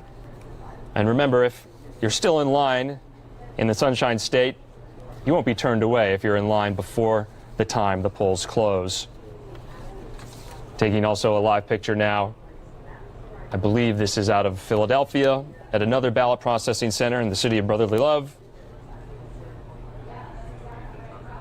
Like we've been following here on News Now from Fox, there have been protests and looting for the last week in Philadelphia over the death of that 27-year-old black male, Walter Wallace Jr. A lot of cities are boarding up their main streets and their storefronts in anticipation of some violence, some unrest if the electoral outcome doesn't go their way. And let's take it back to the nation's capital, where we're taking a live look at the Trump Hotel there on Constitution Avenue. That's obviously the old post office. Throughout the Trump presidency, the first administration, the hotel bar there has been a prime focal point for reporters, Trump administration officials. Lots of sources meet there for drinks. So it'll be interesting to see there in the nation's capital if we have any commotion, any movement outside on the streets on Constitution Avenue there. We want to play for you some more content that we have before the polls close from some of our sister stations around the country.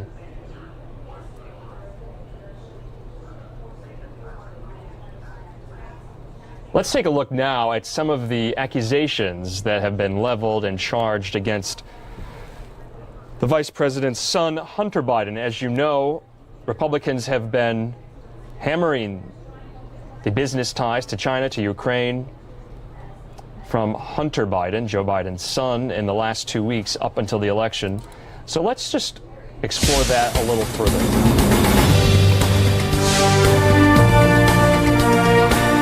The Trump campaign offered us an interview with Rudy Giuliani in which Giuliani accused Joe Biden of doing this to his son. It made him a terrible drug addict because he had him working with murderers and he used him as a bag man. And he kicks back half the pop. Well, Biden denies all of that and accuses Trump and Giuliani of falling for Russian disinformation. He's being used as a Russian pawn. The director of national intelligence says there is no evidence leading to Russia on this, but the accusations do go back to Eastern Europe as Vice President Biden pressed Ukraine to fire a prosecutor named Viktor Shokin by withholding U.S. loan guarantees. If the prosecutor's not fired, you're not getting the money. Biden was following Obama administration guidance in doing that because Obama and the European Union and IMF said that Shokin was soft on corruption. But Shokin claims he was investigating a Ukrainian company called Burisma that had Biden's son Hunter on its board. Then last month, the New York Post published this report. Through the efforts of Rudy Giuliani, the Post obtained a hard drive allegedly abandoned along with a laptop by Hunter Biden at a Delaware repair shop. The shop's owner had vision problems and could not identify Hunter as the man who dropped it off, but determined it was Hunter because the computer had a sticker on it promoting his late brother Bo's foundation. The drive contained emails in which Hunter Biden facilitates a meeting or planned meeting between his father and a Burisma advisor. Another makes reference to holding 10% of a business deal in China for the, quote, big guy. You're the big man, I think. Then after the Post report, Hunter Biden's former business partner Tony Bobulinski came forward. He claims Joe Biden did have some involvement in their business ventures in China with a Chinese oil company. Fox News reviewed emails from Bobulinski and found no proof Joe Biden had such a relationship, and it's not reflected in his tax returns. In short, Biden denies the accusations while Trump is making it a key part of his closing argument for re-election. It's the biggest story worldwide. It's a corrupt family. This is a classic Trump play. In our interview with Biden, he said the president is trying to deflect from the pandemic and his own foreign dealings. He's the only guy that I know as President of the United States has a foreign bank account. Isn't that kind of interesting? Didn't you find that even at Fox kind of interesting? He's the most corrupt president America has ever had.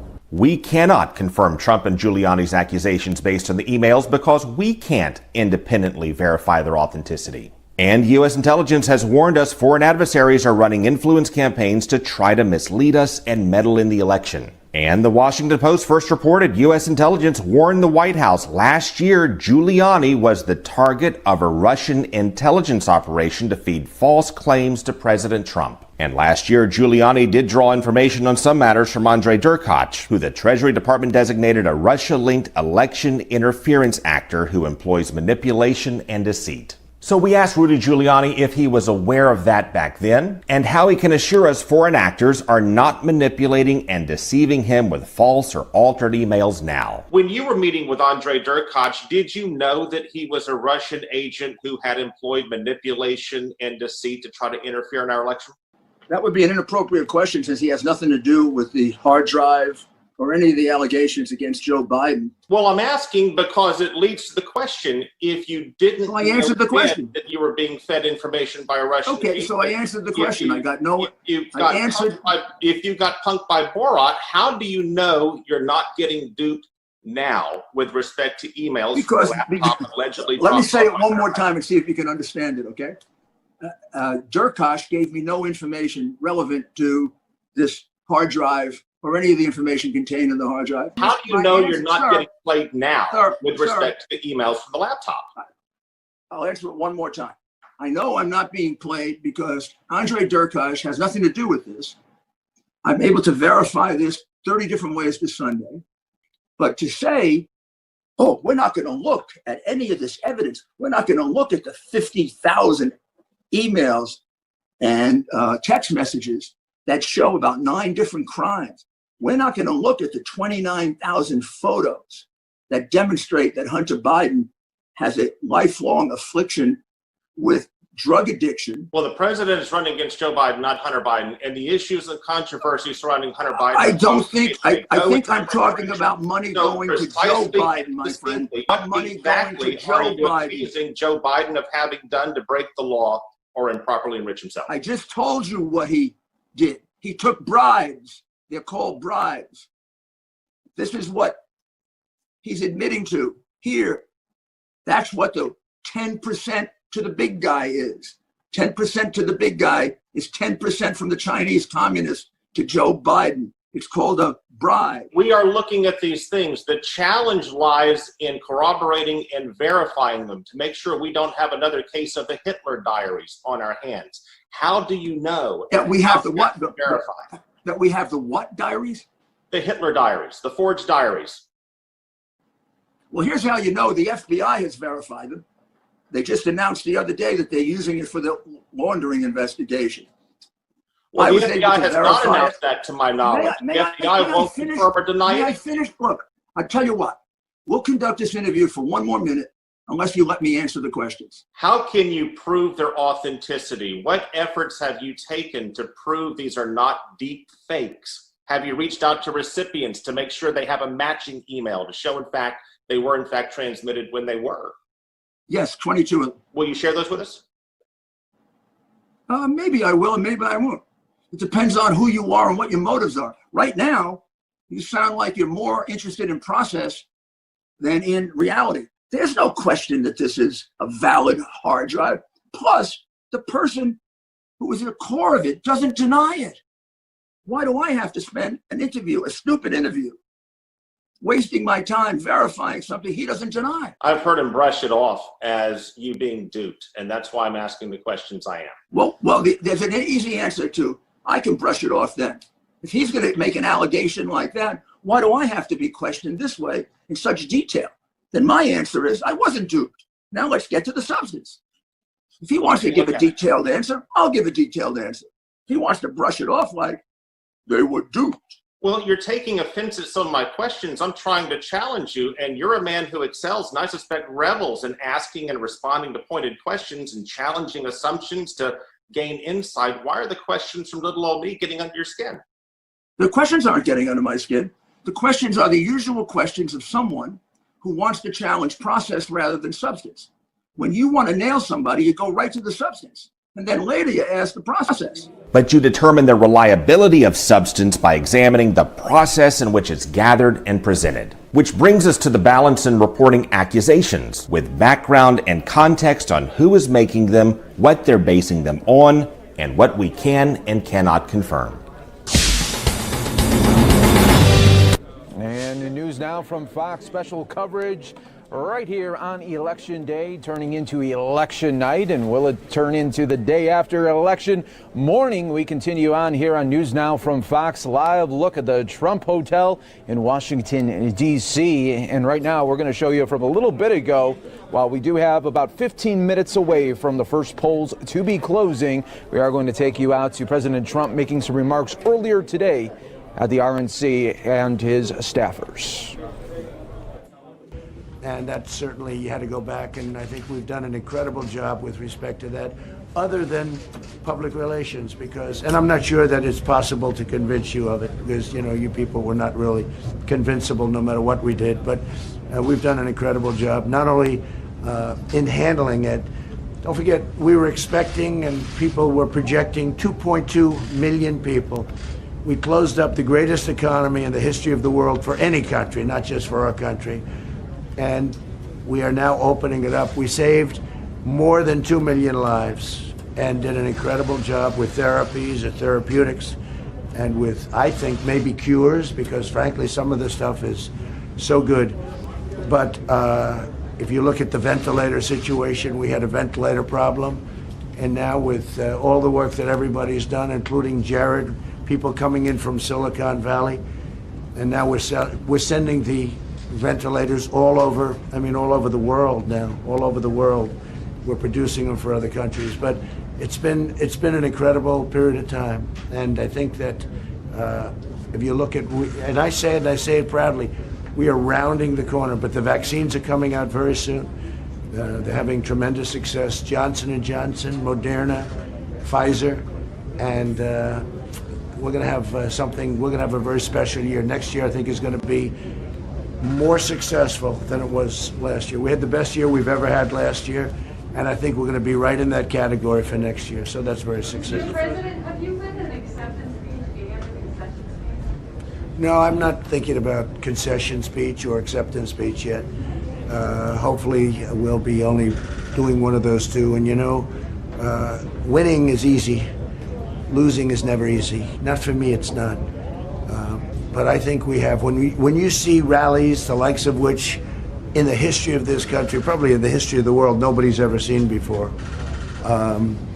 There's a tremendous love going on in this country. And there's really a tremendous unity. There's a tremendous unity. Nobody's ever seen that, where you take an airport and the airport's not big enough to hold the crowds.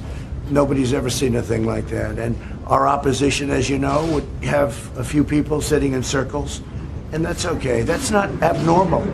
That's not abnormal, actually. I mean, that's the way it is. But we would get crowds of 50,000 people, 45,000 people, more. Nobody's ever seen anything like that. So it was an honor. They're great people. These are people that they appreciate what we did, and they also remember before I got there and before we all got there. This group has been with me. A lot of them are very young, but they've been with me, many of them, for a long time, right? A long time. And I really came here to thank you all, and then I'm going to say, and get immediately back to work.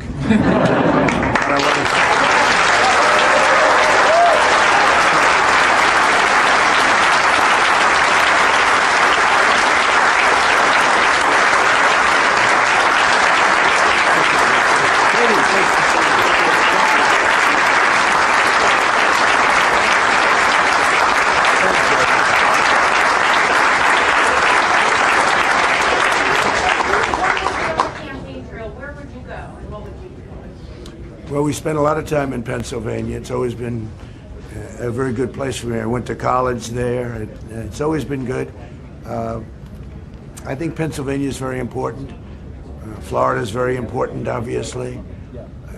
A lot of people talked about Texas, and Texas is, we will have a tremendous victory there based on, you know, everything that you see. This is no longer polls. This is now we're looking at what's happening. It'll be a tremendous victory in Texas. I'm hearing we're doing tremendously well in Arizona. I think we're doing well all over, yeah. When do you think we'll know a winner? Should every vote be counted, no matter how long? Well, I think you'll know possibly tonight, depending on the extent of a victory. I think you could know tonight. I think the ruling on Pennsylvania was an unfortunate one by the Supreme Court, because I think we should know what happens on the night. Let people put their ballots in earlier. But you have to have numbers. You can't have these things delayed for many days and maybe weeks. You can't do that. The whole world is waiting. This country is waiting, but the whole world is waiting. And a lot of shenanigans, a lot of bad things happen with ballots when you say, oh, let's devote days and days, and all of a sudden the ballot count changes. And you take a look at Philadelphia, the history of Philadelphia politics. No, I don't put people on their honor code. I don't think it's right. And I think it's a very dangerous thing that they've done with that decision. And maybe their wisdom will change that decision, or maybe we'll go back and give them a right to change it. But it's a very dangerous decision for this country, what they did with Pennsylvania, and some others also. You have to have a date. And the date happens to be November 3rd. And we should be entitled to know who won on November 3rd. And if somebody comes along and puts a ballot in way late, they shouldn't be. They should put the ballot in earlier. There's no reason why they can't put the ballot in 2 weeks earlier or 1 week earlier. I think it's a very dangerous decision for our country. In many ways, dangerous. In many ways. You know? Will you speak to the American people tonight, regardless of the outcome or not? Well, I may. I mean, we're going to have to see. We have a big night planned. We're going to have a very big night. I just think we're going to have a tremendous, I think we're going to have it. Look, I'm looking at different locations, and we're seeing lines of people, and they're wearing a lot of red material, including hats. But no, we're seeing in certain areas that would be Trump areas. We're seeing lines of people that are extended for miles. You're seeing it too. I mean, you don't have to say it, but you're seeing it too. So I think we're going to have a great night, but it's politics and it's elections, and you never know. I can say that Texas, Arizona, a few of them are looking really very, very strong. Florida, looking very, very strong. They spent hundreds of millions of dollars in Florida. But the people of Florida, they know I love them and they love me. You know, we just have a automatic bond. Yeah, please. In Florida, especially in terms of seniors, are you worried about any slippage there?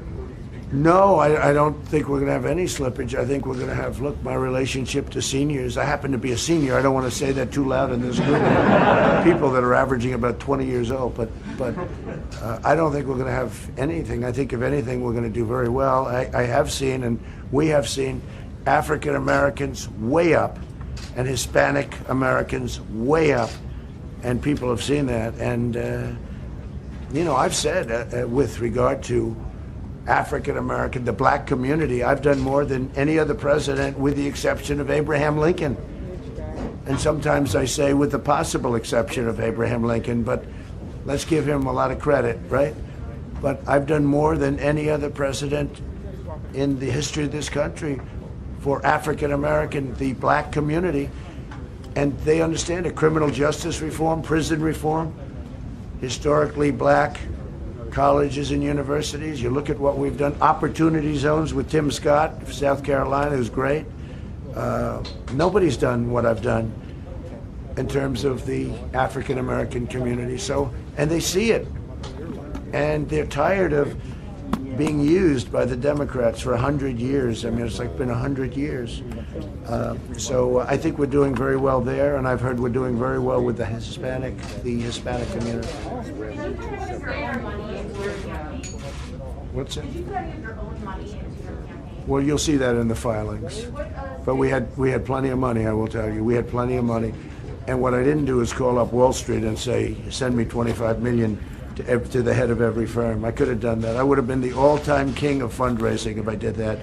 But once you do that, you can no longer deal properly with them. You just can't. So I didn't do that. We could have done that. I could have raised much more money. I mean, Hillary Clinton spent much more money than I did. And in this case, when they raise that much money, that means to me they're making deals. And that can happen. So thank you very much. We'll maybe see you later. Have an exciting day.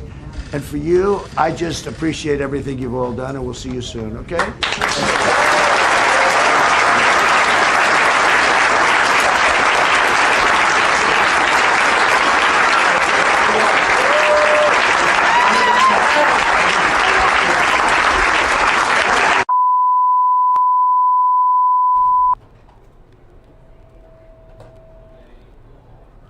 And news now from Fox does continue. Just 5 minutes away, everyone, from some states to be closing their polls. That includes Florida, Georgia, South Carolina, Vermont, and Virginia. We will be awaiting those results when they do come in. Of course, we will bring them to you right here on News Now from Fox. The Trump campaign manager has been on a call with reporters and says Joe Biden's campaign was hoping to slam the door shut before Election Day and claims that simply hasn't happened. The campaign is pleased with what they are seeing in the Upper Peninsula of Michigan and in Pennsylvania, where they say Republican precincts are matching 2016 numbers while Democrats are lagging behind. We'll see how it all shakes out there in the end.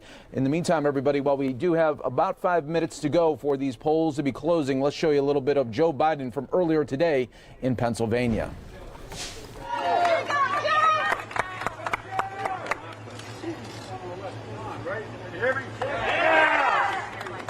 My name is Joe Biden. I was born in Mercy Hospital in Scranton.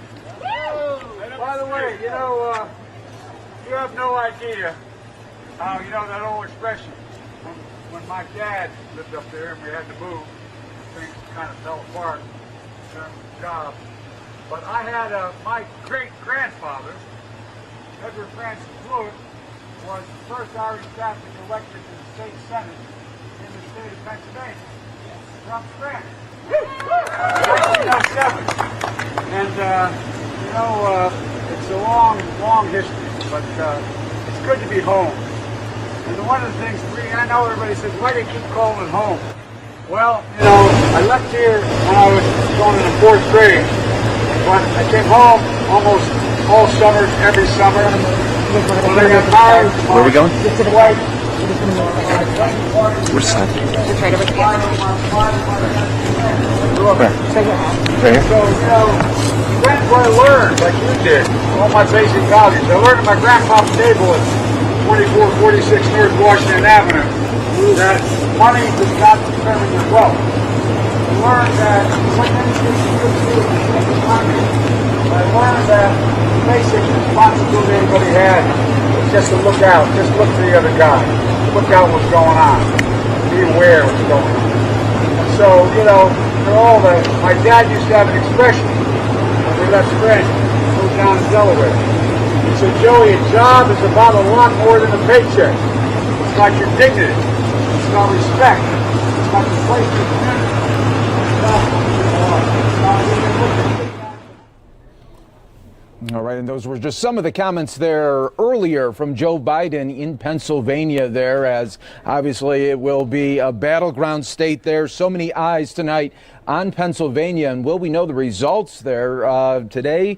That could be still up in the air right now, but we welcome everyone here to News and Now from Fox. Welcome for our special coverage right here where you will find it. We have resources from across the country tonight that will be providing you the details of what we are seeing on the ground in those states, including battleground states. So stay right here with us. I'm your host, Mike Page. We'll be continuing live coverage throughout the day and into the morning on the East Coast and the Midwest as well, even right here on the West Coast. We're going to be with you all evening long, and as these numbers come in, we will continue to update you throughout the evening. So sit back and relax. It has been definitely a year like none other. This has been not an ordinary year whatsoever. It's not been an ordinary election whatsoever. I figure we had virtual rallies. We had virtual conventions back this summer. Who would have ever thought that would happen? But it did, and we were all witness to it. So everyone, we are now just moments away from the first polls closing, and just a minute away where we do have states closing at the polls. That'll be Florida, Georgia, South Carolina, Vermont, and Virginia. Earlier today, President Trump tweeting with enthusiasm, saying that we are looking really good all over the country. Thank you.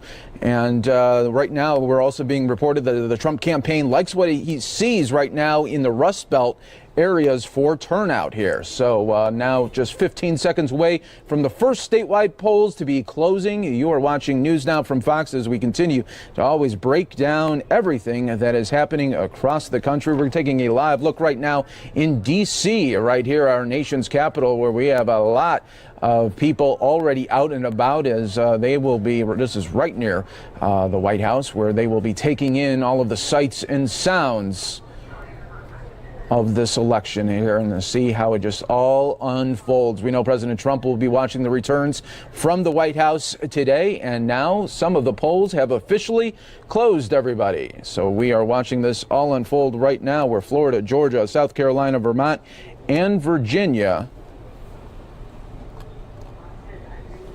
have now closed up their state polls here. So we thank everyone for joining us here for worldwide coverage on News Now from Fox. And the Fox team is now saying that battleground Georgia is still too early to call, as Fox News projects Biden takes these two states at 7 p.m. out on the East Coast, which means polls have just closed in half a dozen states. And the Fox News decision desk can at long last begin to call winners and losers in the 2020 presidential race. The most closely watched state at this hour is Georgia, which President Trump almost certainly needs to win if he is going to secure a second term. As of this moment, it's too early to project a winner in this crucial battleground. It's also too early to make a call in Kentucky. Meanwhile, Biden will defeat Trump in the Commonwealth of Virginia, according to our decision desk there at Fox News. The former vice president will also win the state of Vermont, but we will need to look at more voter data before making a projection in South Carolina and in the state of Indiana, where Trump has enjoyed a lead over Biden in pre-election polling. Still too early for the decision desk to call it right there. So we continue to wait as these states continue to count, and that is really going to be the theme of the night, just waiting for these states to release these batches of information and of votes. So as soon as we get all of those always into you, we bring them to you right here on News Now from Fox. Thank you again for joining us here worldwide as we have the coverage for you, and it's really been a lead up these last 4 years. From the election there in 2016, we showed you pretty much every rally since that President Trump has had, and then Joe Biden when he got into the race late last year. It's been really a whirlwind of moments here on the News Now desk, bringing you all the coverage from Joe Biden and President Trump these last really 14 or 15 months that our campaign continues on. And then really when 2020 started, it all looked normal until February and March hit. And then that's when COVID-19 really struck not only our country, but the world, and really changed things up in a whole different way that we could not even imagine here. So now we sit back and watch as these continuing to come in right now for live updates throughout the country. Now we're turning our sights right now to the Senate, control of which is very much up for grabs tonight. The most interesting state to watch at this hour continues to be Georgia, the only place in the country that is not one but two Senate races on the ballot, either of which could help determine control of the chamber. But here's the kicker. We might not find out who will either fill those Senate seats until January. That's because Georgia law requires candidate to win more than 50% of the vote tonight or face a runoff election 9 weeks from today. In the regularly scheduled Georgia Senate race, incumbent Republican David Perdue is battling Democrat Jon Ossoff and Libertarian Shane Hazel. As of this moment, it's way too early to project who will get the most votes there, much less whether anyone will exceed 50% there. So we'll continue to keep an eye on everything that we are seeing across the board for you right here on News Now from Fox as these numbers continue to come in here. And we appreciate everyone joining us here today. We're going to have coverage from across the country in key battleground states, talking to reporters, talking to anchors about what they are seeing on the ground, what they have been hearing from voters as they left the polls today. They've been on the ground all day today, and our team of resources are going to be with you every step of the way. So that is one of the great assets here on News Now, where we're able to show these news conferences when we get them in full. When we see a Senate race called, we can bring that to you here as well. So this is now another live look here in D.C. on our nation's capital as we continue to wait more results from around the country.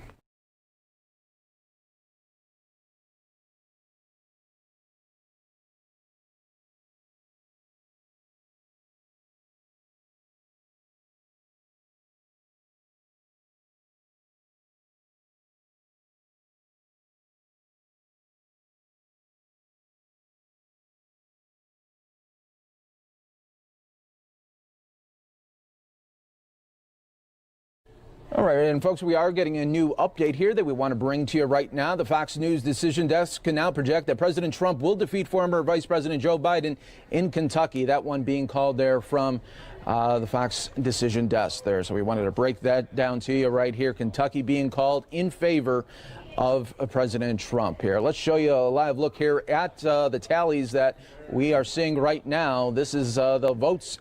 Electoral votes as they are coming in. Remember, 270 is the magic number to get back to the White House or get to the White House there, depending on which candidate you are looking at for that 270 magic number. But right now you got Donald Trump there at 8, Joe Biden at 3, and we will continue to let those populate for you right here on News Now from Fox as it is the race to 270 there for the White House. Let's continue on bringing you the very latest across the board right here on News Now from Fox. In just a little bit, we are going to talk to our very own Andrew Kraft. You saw him up here earlier today as well. He'll be providing insight all night as well, talking about Senate races, obviously all the key battleground states there for the presidential race, and so much more. We're also going to be talking to Fox News reporters from across the country on the ground in these key battleground states. We're going to go to Iowa. We're going to go to Florida and so many others here coming up in just moments right here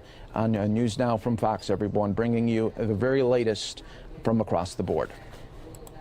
We want to bring in this morning Dr. Sean. He's part of our Fox Soul team. We want to get his thoughts on the race. Coming to us from Los Angeles, so he got up awfully early. Good morning to you, sir. Yeah, he did. Good morning. Good morning, good morning, good morning, Chicago. Hey, let's get right into this. You know, back in 2016, the Democrats lost Michigan, they lost Pennsylvania, and they lost Wisconsin, and in part because of a very low African-American turnout. What are you hearing this morning, in particular with regards to those battleground states? I'm hearing that African-Americans are highly motivated, that voters in those critical states not only have already voted in great numbers, but will do so additionally on election day. People are motivated about what this means about their lives, their identities, also what it means for their children. Will their children, will black boys and black girls and brown boys and brown girls be safe in this country? Not just from racism, but from police action. And so what I'm hearing in these places, people on the ground are telling me that black folks are motivated. We want to see change in this country, and we want to see it now, not a generation from now. Well, Trump seems to be making some good moves with some of the black male celebrities. I'm talking about Lil Wayne just last week, 50 Cent, Dr. Dre, even Ice Cube seems to be backing President Trump. What do you think that says to some of the voters out there? I don't think it says much. I don't think any of the people that you named represent the black community politically. I think it's a false equivalence to think that a black male celebrity represents the sensibilities and the diversity, political diversity in the black community. I think those particular celebrities do, but I would, no Republican candidate has gotten over 15% of the black vote since Richard Nixon. And there are reasons for that. And those reasons have not changed. Okay, so to that point, Joe Biden, if he's got an ace up his sleeve, it's the only black man ever to hold the role of president of the United States, Barack Obama. How much weight, how much heft does that give his ticket? A tremendous amount of heft. Barack Obama is the superstar of the party, no matter who the nominee is. And he's the superstar of the party, not just because he's African American, that's part of it, but also because his policy, the Affordable Care Act, what he represents, and how he comported himself in the office. Joe Biden has an asset that is undeniable, but he also has his own integrity, and African Americans are responding to that because integrity matters. Who you are as a man and as a human being will tell me who you will be as a president and a leader. All right. Well, we want to thank you this morning for getting up early, Dr. Sean, joining us all the way from Los Angeles, giving us your perspective on the black vote. We appreciate it. My pleasure. Bye.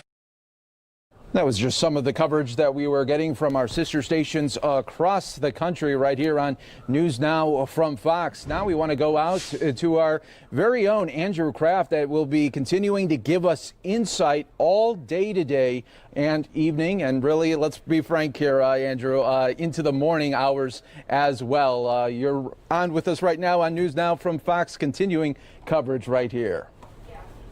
That's right, Mike. We'll be watching all of those key Senate races in the battleground states. As you know, the Senate is in play. Republicans could gain seats. Democrats could gain seats. So we'll be watching that too. But we'll also have all the results of the states coming in as polls close for the big prize, the White House, between Donald Trump and Joe Biden here on News Now from Fox. So they had to come here. And now he is about to cast his ballot. He is currently second in line right now. We grabbed an interview with him earlier. You're going to hear more from him in our 10 o'clock newscast. I mean, this was a place that we would show all the rallies. Now this is now going to be the spot to get all of the results in right now. Some of the big takeaways so far, Andrew, is President Trump winning Kentucky, and then former VP Biden winning Virginia and Vermont so far. We're waiting on Georgia, and a really big one, Florida, as well in this hour. So all eyes will be on us tonight, and we appreciate you always breaking it down for us, Andrew.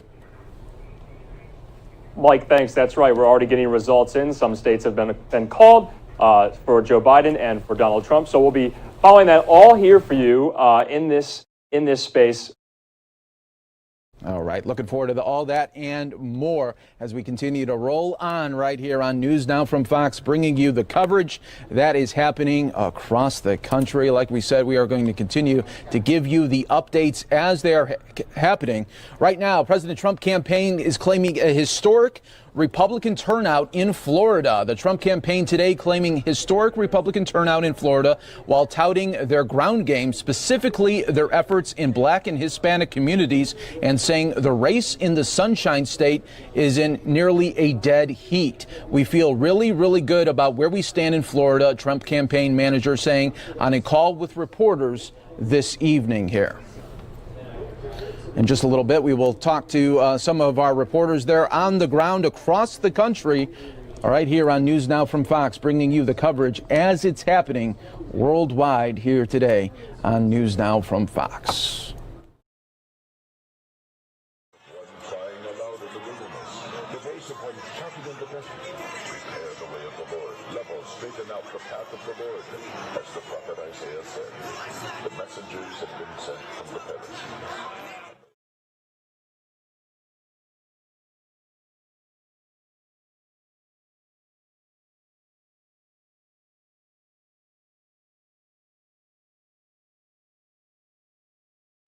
All right, let's show everyone the results here that we are seeing so far.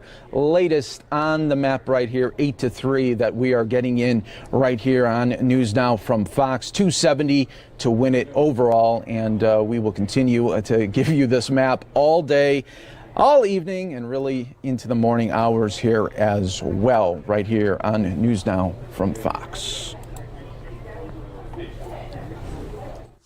News Now from Fox. I'm Regina Gonzalez, joined today by pollster and chairman of Insider Advantage, Mr. Matt Towery. Mr. Towery, thank you for joining us. How are you? I'm fine. How are you? I am good. We finally made it to Election Day. I'm sure you've been very busy. So first off, I want to ask you if you can give myself and the viewers a little polling 101. Tell us really how you do your job.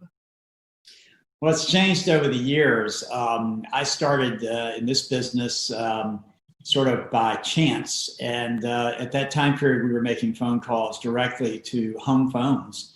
It was purely home phones. Cell phones were really not a big deal in the early 2000s.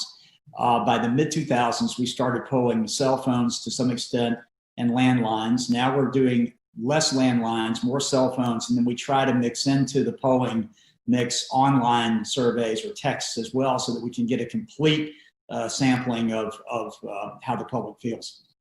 Now, how do you choose who you're polling? How is it determined which people you're considering? Tell us about that. Every pollster has a different recipe. We like to poll off of voting records, so you're getting actually registered voters, and then we like to ask if they plan on voting. And measure to what extent we think they're likely to vote. And then the poll is taken of likely voters. A lot of pollsters just simply poll either random digit, which means they don't necessarily have to be registered voters. They're just telephone numbers they're pulling out. Some do registered voters without asking if they're likely voters. We like to get to the likely voters. And we don't choose people. That's a random choice that the telephone systems make for us once we know that universe. And all pollsters are about the same in the way they do that. Now, talk to me about silent majority. Is there any way to tell on whether people are telling the truth on these polls or not? Well, no, not the truth, but you can certainly, the way you work the questionnaire, I like to have very short questionnaires so that people know they're not going to be involved in a 20-minute survey, particularly when you have cell phones involved. I mean, who in the world likes to talk on a cell phone for 20 minutes these days, particularly to someone they don't know? So I like to see these be very short surveys. That helps us get a more complete and quick and really a more, I think, accurate response. And then we like to mix it up between live interviews and then also automated, where people can choose by hitting a button without talking to a person, and merge those two, because there is a hidden Trump vote. We know that. We learned that in 2016. It's fairly substantial, and we think it's growing. And the only way to get it is by using this blended approach, and even then, you probably don't get all of it. Now, do polls shift with themes? For example, this year especially, the COVID-19 pandemic, protests, looting going on in our country. Do you follow themes? I don't really. I mean, let me just explain to your viewers. So I'm happily retired in Florida. I went to law school here, and when I could finish up, I came back. So I really wasn't planning on polling this year. My good friend Sean Hannity agreed to do his radio show for the last 3 years, and he sort of got me back in polling a little bit. And then I had a slew of former clients and new clients who said, would you please poll the presidential election? I'm a little late to this game, so I've not been polling the issues like some of the other pollsters have. My specialty is the horse race. That's what I'm known for, is getting that right. I predicted that Trump would win in 2016 when I was the pollster for the Fox owned and operated affiliates around the major ones around the country. I went on the air and I said, sorry, our poll's wrong. I think we're going to win. This race, the Trump, not we, but Trump was going to win. And I was right. Now, you know, whether you're right every single season, who knows? You know, I could be off this time. I think my recipe works. But I've not been looking at the individual issues. I will tell you one issue I have looked at, and that's COVID. We have learned. That was just some of the coverage from earlier today here on News Now from Fox. We are looking for about 15 more minutes away from more polls closing. That'll be happening in battleground states of North Carolina and Ohio. That's coming up in the next 13 minutes or so right here on News Now from Fox. We're also learning that Florida precinct reporting more than 100% voter turnout, and it's not an error. A precinct in Orange County, Florida, reporting a voter turnout rate of more than 100% today. The Orange County Supervisor of Elections posted a Twitter thread on Tuesday citing state turnout data showing that precinct 538 had voter turnout exceeding 100%. Officials explained that as of October 6th, the registration deadline, that there were 754 voters registered in that precinct there. So we'll keep an eye on that right here. But we want to go out to our reporter in Iowa right now. This is in Marshalltown, Iowa. And this is Mitty Hicks providing us coverage right here with the very latest that she is seeing out on the ground. How you doing, Mitty? And what have you been seeing today there in Iowa? Hey, I'm good. Well, Iowa has been slow. So right behind me, I'm in Marshalltown, Iowa. The polls are open here until about 9 p.m. local time, and that's 10 p.m. Eastern time. And Mitty, what have you been seeing as far as the lines today? Give us the overall feel of Election Day there in those Iowa towns that you're in.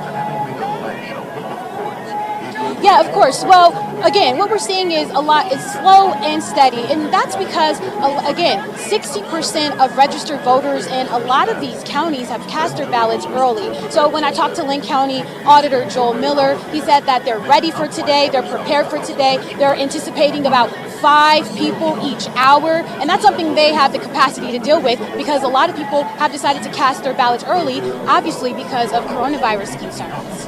Yeah, and Mitty, what have you been hearing? You know, so many states put out even today, last week, trying to say that, well, you know what, we don't know when these results will come in just because of the high voter turnout as well as all mail-in. So what is Iowa saying as far as how they will be turning over the results? Well, Iowa is one of few states that they were able to count those ballots early. So over the weekend, they started opening those absentee ballots. They started counting the ballots yesterday. So Iowa feels very confident that they have the technology and the capacity to handle these record-breaking numbers in terms of early voters. You put that together with the amount of people, the number of people coming out to the polls today. So Iowa is confident that they will be able to deliver election results tonight. All right, and we look forward to that, no doubt about that. So Mitty Hicks there reporting for us in Iowa on News Now from Fox, the special election coverage right here. We do appreciate that, Mitty. Thank you so much. Thank you. And we continue to roll on right here on News Now from Fox as we bring you these live updates throughout the country. Here's what I was saying just moments ago here. We are awaiting North Carolina, Ohio, and West Virginia. Those states will be getting called here in just about 9 minutes. So stand by for that right here, providing you all the updates that we are getting today from our team across the country. And we also will be talking all night to our very own Andrew Kraft. He'll be breaking down the numbers that he is seeing. What about those big Senate races as well? Who will control the Senate side come January? Here's another live look that we are seeing right now. Take a look at this. This is in D.C. right now, saying there are signs there. President Trump protesters at this hour saying that Trump lies all the time there. You can see those banners being put out right there. So we'll keep an eye on any unrest that we see throughout the day. I know that many cities were unfortunately boarding up their windows today and even getting ready for it yesterday. So we'll see what happens on that front. If we see any civil unrest, any big protests, we will bring that to you right here. Riots, of course, that we saw earlier in the summer. We're hoping that it doesn't come to that, but so many businesses taking those precautions. Chicago, also in LA today, Rodeo Drive was all boarded up. So we were seeing reports of that, and a lot of people were talking about that going into the day. But high voter turnout is expected right now, and we are just moments away from battleground states North Carolina and Ohio to be closing up. And then on deck, everybody, this is what we got coming up on the 8 p.m. Eastern hour.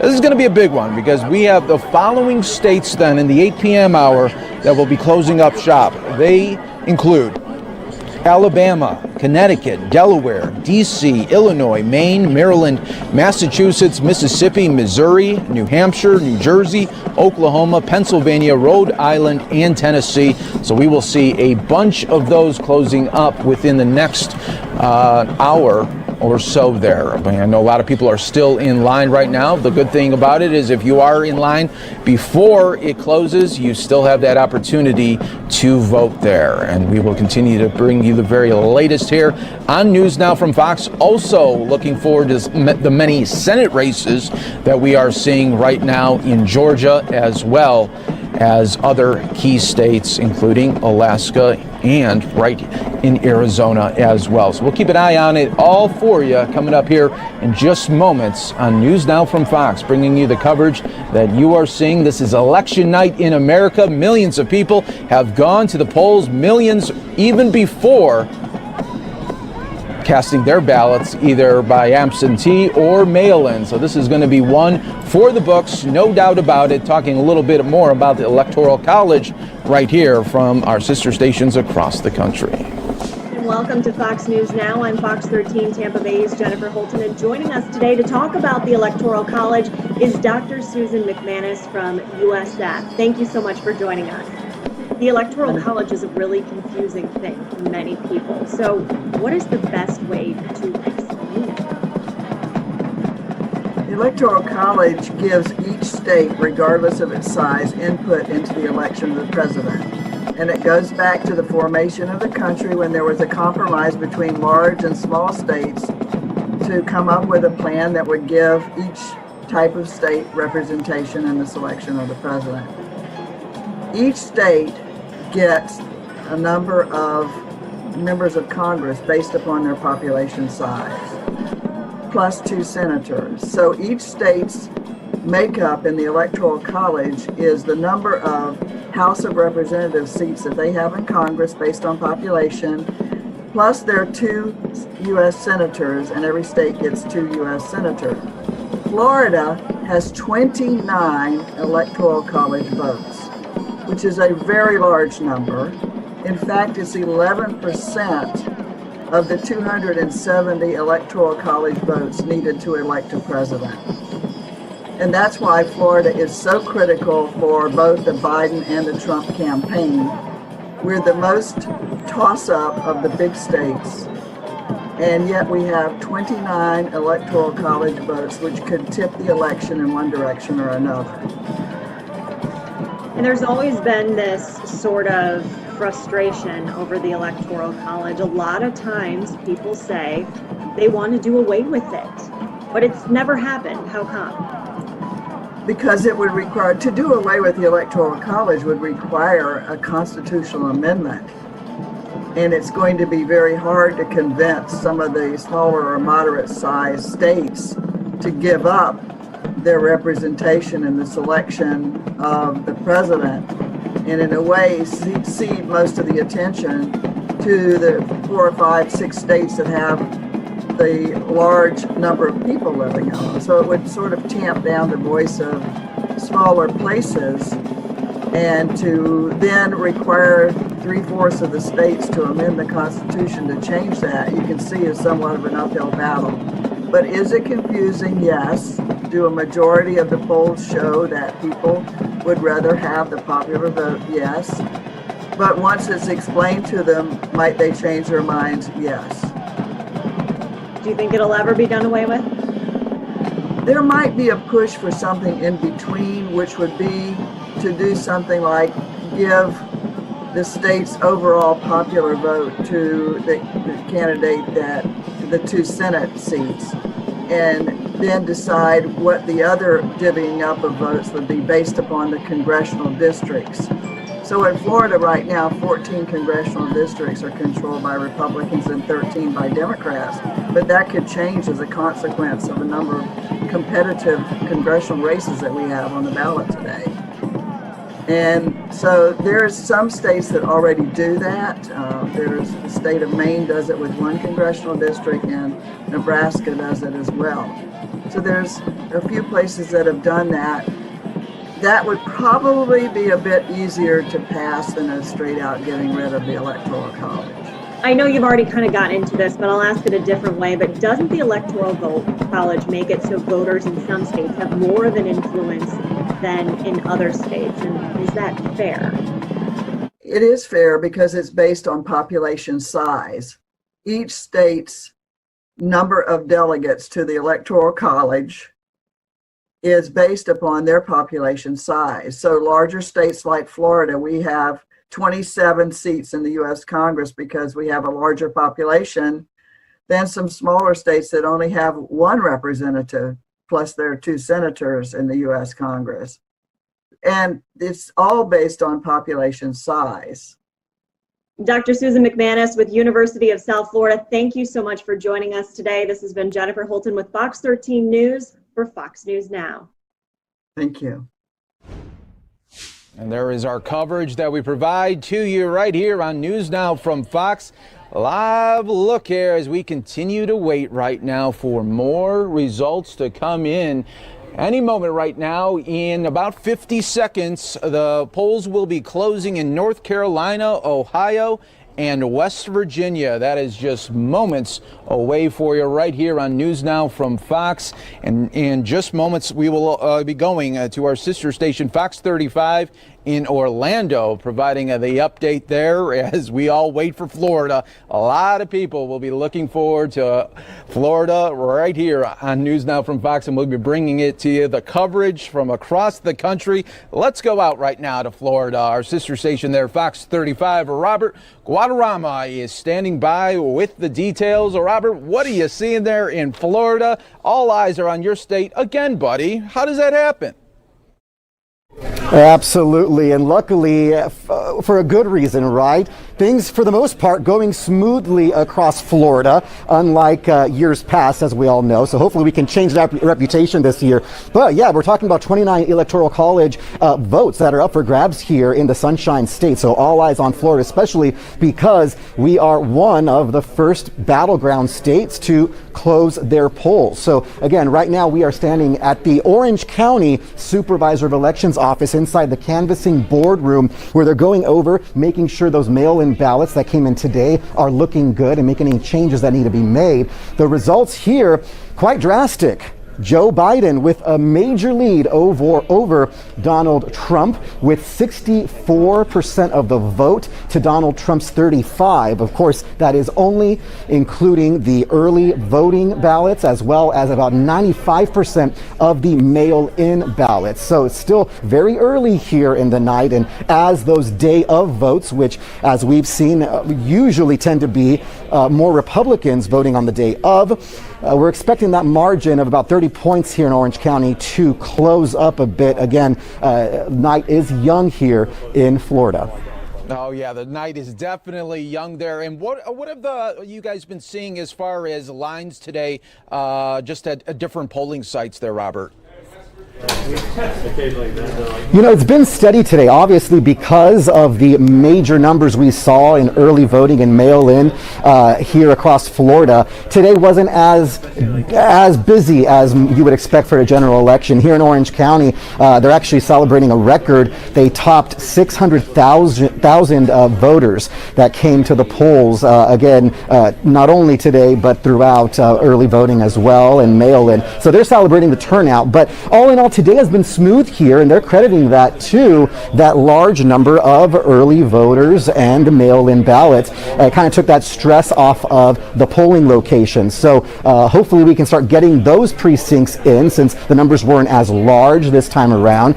We have not had any reporting just yet, but hopefully we get those. And of course, the goal here is for Florida to be called, and we're also waiting on the Panhandle for those locations, the polling sites there, to close at 8 o'clock. Again, all eyes on Florida for a good reason this time, and so far everything's pretty smooth, so let's keep it that way. Yeah, let's keep it there smooth, no doubt about that. And Robert, can you also just give us a little insight for viewers not from Florida? When you get the early voting in Florida, can they count that immediately, or did they have to wait till today? Sure, and that's what kind of put Florida ahead of the game, is that in Florida, due to COVID, the state granted an order allowing the supervisors of elections to begin counting those ballots basically as soon as they got them back. So they've been counting for several weeks now, which means today, there was a lot more pressure off of Florida Supervisor of Elections offices and those precincts to count. They didn't have to count all of those early voting and mail-in ballots. So today, I talked to several Supervisor of Elections around the Central Florida area, and some of them tell me that they had none left to count today. They were only going to count day of today because the rest of early and mail-in had pretty much 100% have been counted. So again, that also is contributing to hopefully Florida getting those numbers out earlier and no delays, because so far we're only hearing of a few technical glitches that took place around the state, but those were quickly resolved. And again, we're all waiting for Florida to be called. Yes, we are. Yes, we are. And thank you so much there, Robert, for breaking it all down for us there. Fox 35 in Orlando, giving us the coverage there, kicking us off there in Florida. Thank you so much there. We appreciate it, and we'll be hearing back from you a little bit later tonight as those numbers continue on there in Florida. Let's go with more news that we are getting for you right here on News Now from Fox. Fox could project right now that President Trump will win West Virginia. It's too early to call, though, in Ohio. 7:30 out on the East Coast, which means polls have closed in 3 more states, including 2 that are considered must-wins for President Trump's re-election. First and foremost, in Ohio, the biggest prize of the hour, with 18 electoral votes that frankly are considered more crucial to President Trump than Joe Biden. Now, the candidates are locked in a tight race in the Buckeye State, but the Fox News decision desk will need to analyze more voting data before declaring a winner there. However, it is not too early to project that President Trump will easily defeat Joe Biden in West Virginia, one of the most pro-Trump states in America. Also in West Virginia, the Fox News decision desk can now project that Republican Senator Shelley Moore Capito will turn back a challenge from Democrat Paula Jean Swearengin. North Carolina polls were set to close at 7:30, but will remain open in a handful of counties until 8:15. We'll have an update on the crucial presidential and Senate races there as soon as we can. They had to extend some of their voting because they were having some glitches at polling sites there. So we'll keep an eye out on that for you right here on News Now from Fox, always providing you the coverage as it's happening. It's going to be a busy, busy night going into a busy morning, but that is what we do right here for you on News Now from Fox, bringing you the coverage from our sister stations across the country, reporters that are on the ground in those battleground states. You'll hear from them just like if you were in that state right there as well. So this is really a movement and a place to be to get the results as fast as you can right here on News Now from Fox, as we continue to always break it down here for you right here.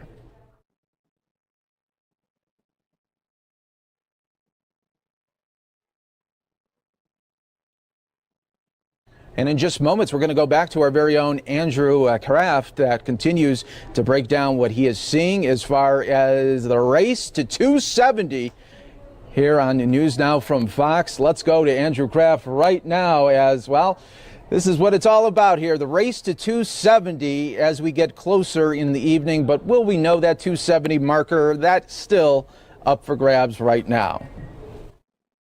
Yeah, Mike, that is the question on a lot of Americans' minds tonight, but we're really looking at Florida right now. And as you know, Florida was able to count their ballots 22 days in advance of the November 3rd election. We're looking at Pinellas County, Hillsborough County, Duval County, Miami-Dade, Broward, all of these counties that are at the moment counting ballots. You know that Florida's polls closed at 7 p.m. Eastern. So the Biden campaign is really looking for a win there. Trump is looking to pick up the state again. And Florida, all eyes are on Florida, like they usually are in these elections. But it'll be interesting to see as well the Latino vote in Florida, too. We were seeing some inching up of support amongst President Trump with Latino voters in the state. Obviously, in Miami-Dade County, there's a lot of Cuban exiles, Venezuelan exiles who weren't on board with the far-left socialist democratic agenda that you were seeing among some Democrats in this cycle. So it'll be interesting to see the share of the Latino vote with Biden and Trump in the Sunshine State. Yeah, isn't it something? Every year, every election year there, Andrew, it's always about all eyes on Florida. And they're really always at the center of national media because we all wait for Florida to be called there. And it'll be something to see. President Trump just winning in 2016 by 1.5%. We'll see what happens. The campaign put it out today saying that they're pretty optimistic in Florida. We'll wait and see on Pennsylvania as well. That's another big state we're watching too, right, Andrew? Oh, for sure, Mike. Yeah, Pennsylvania. It could come all down to Pennsylvania, to be honest. And you know, the Supreme Court refused to grant Republicans' request in the state to vacate a ruling. So now, 3 days after the election, ballots can be counted, those absentee ballots that are postmarked on or before Election Day. So a lot of counties, I think 7 counties it was in Pennsylvania, don't even start counting the ballot until tomorrow. So we also couldn't know Pennsylvania's results until tomorrow or the next day as well. Maybe not tonight. Yeah, this is going to be something where it's just going to be, will we know today? Will we know tomorrow? It doesn't seem like it would be today. A lot of people I know want to know, obviously, the day of because, well, they were part of the process. They were in the lines today, and they want to see if their vote went their way in so many of those states. But we'll wait and see on that. Well, thank you so much, Andrew. We'll continue all night with you as we break down what we are seeing, what we are hearing from Fox News and so many others. So thank you, Andrew, for breaking it down for us. Looking forward to those big Senate races as well, and we'll get you some updates coming up in just a little bit here on News Now from Fox. I do want to show everybody the latest look that we are seeing right here, the race to 270 that we are seeing now for the electoral votes. You got Joe Biden at 16, President Trump right now at 13. Still a long way to go right now, and we will continue to provide you these updated numbers as soon as we get them. Right here on our News Now from Fox desk. You're watching right here, right now. And let's show you just a little bit more from today. We showed you President Trump talking. We showed you Joe Biden talking. Yep, even Senator Kamala Harris was out and about as well. An option to elect a president in Joe Biden who understands, sadly more than most, what it means to go through being in a hospital with somebody, losing someone you love, understanding the dignity of life, the dignity of love, and the importance of caring for all human beings. We have in our hands and in our power the choice of electing a president who, in the midst of a mass casualty event of a proportion similar to World War II, who will lead with a sense of compassion and care.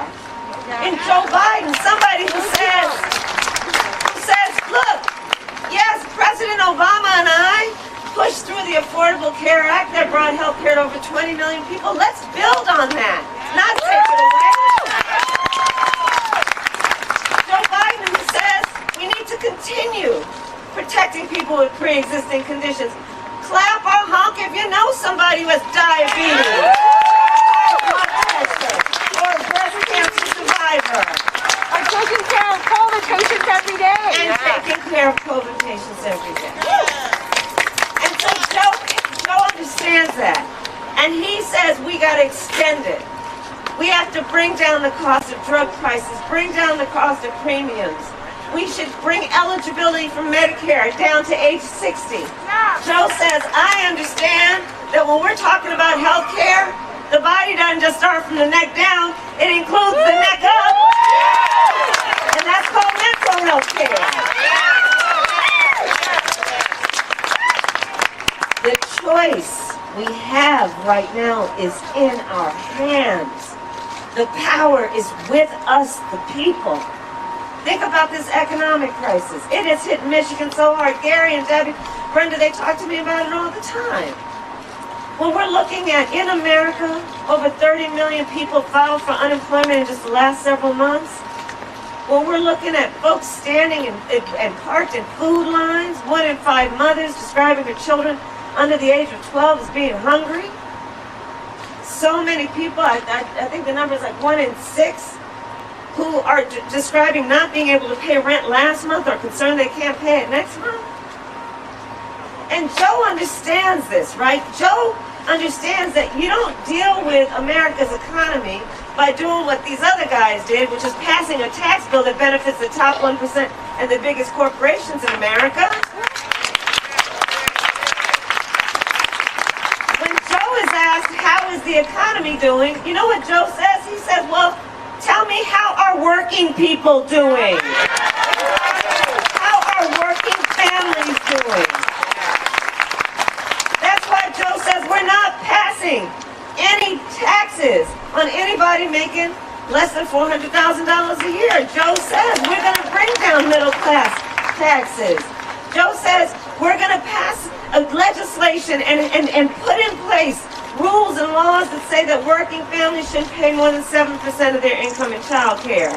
That we're going to have a tax credit of $15,000 for first-time home buyers, understanding how that can help with down payment and closing costs to buy a home.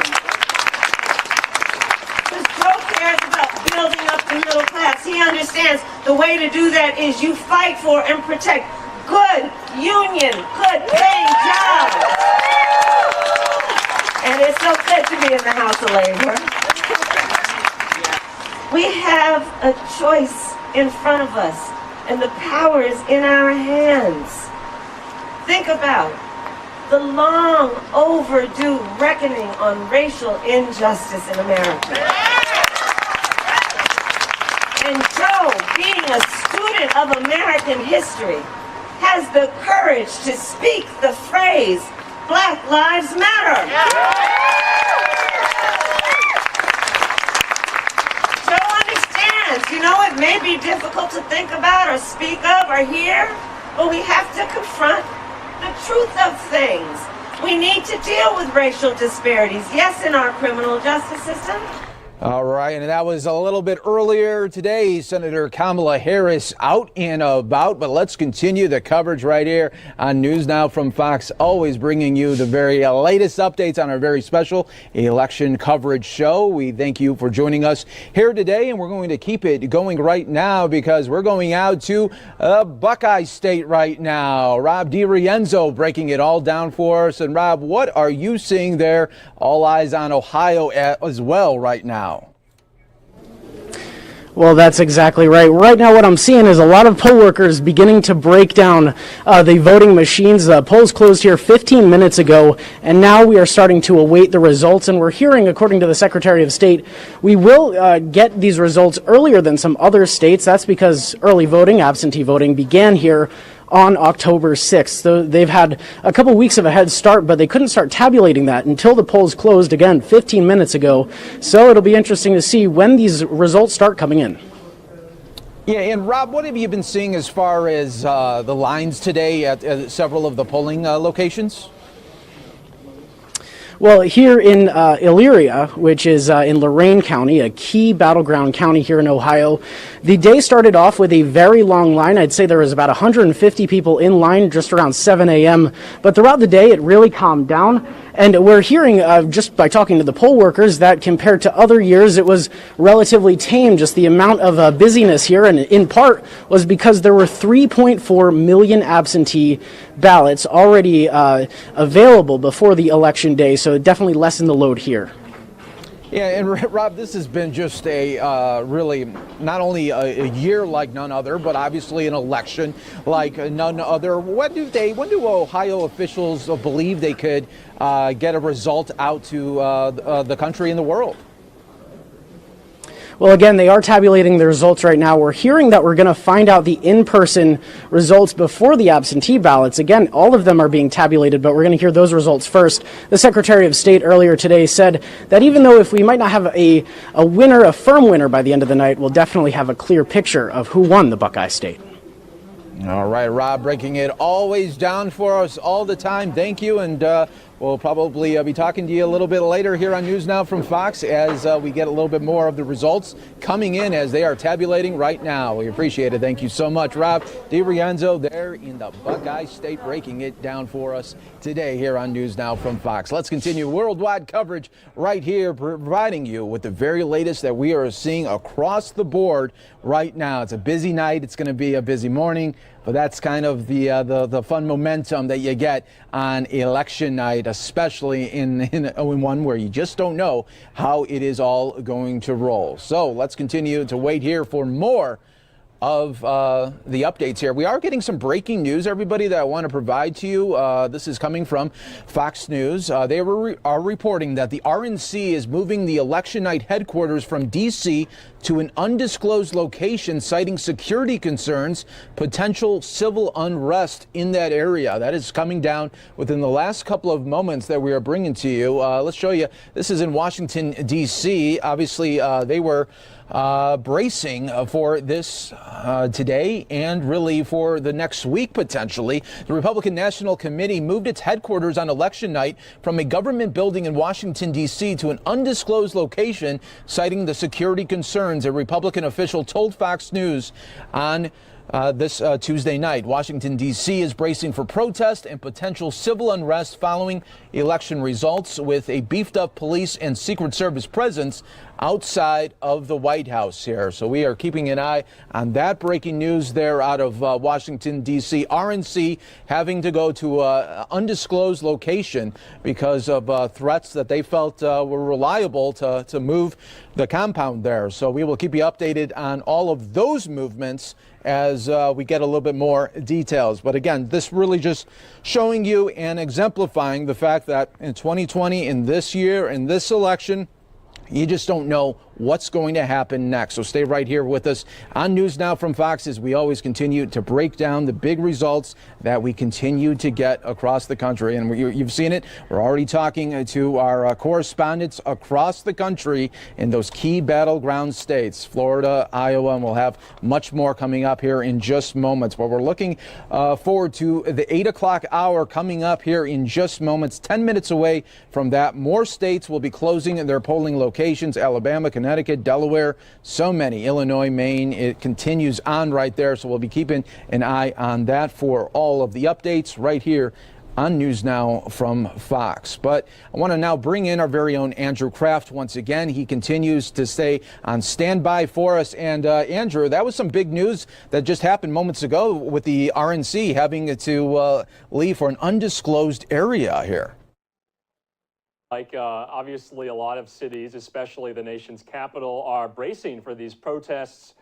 We've seen a lot of cities get boarded up. Their storefronts get boarded up in New York and Philadelphia and Chicago. Even here in Phoenix, we've seen that a little bit. So interesting that they're not disclosing the site of where they'll be watching the polls come in and the results come in. So we'll be following that story for you as well. I did want to just bring up something out of Kentucky that I don't think we've touched on just yet. Fox News has confirmed that Senate Majority Leader Mitch McConnell won his race against Amy McGrath there in in Kentucky. And you'll know that McGrath outspent McConnell by about $20 million. She had a lot of outside funding.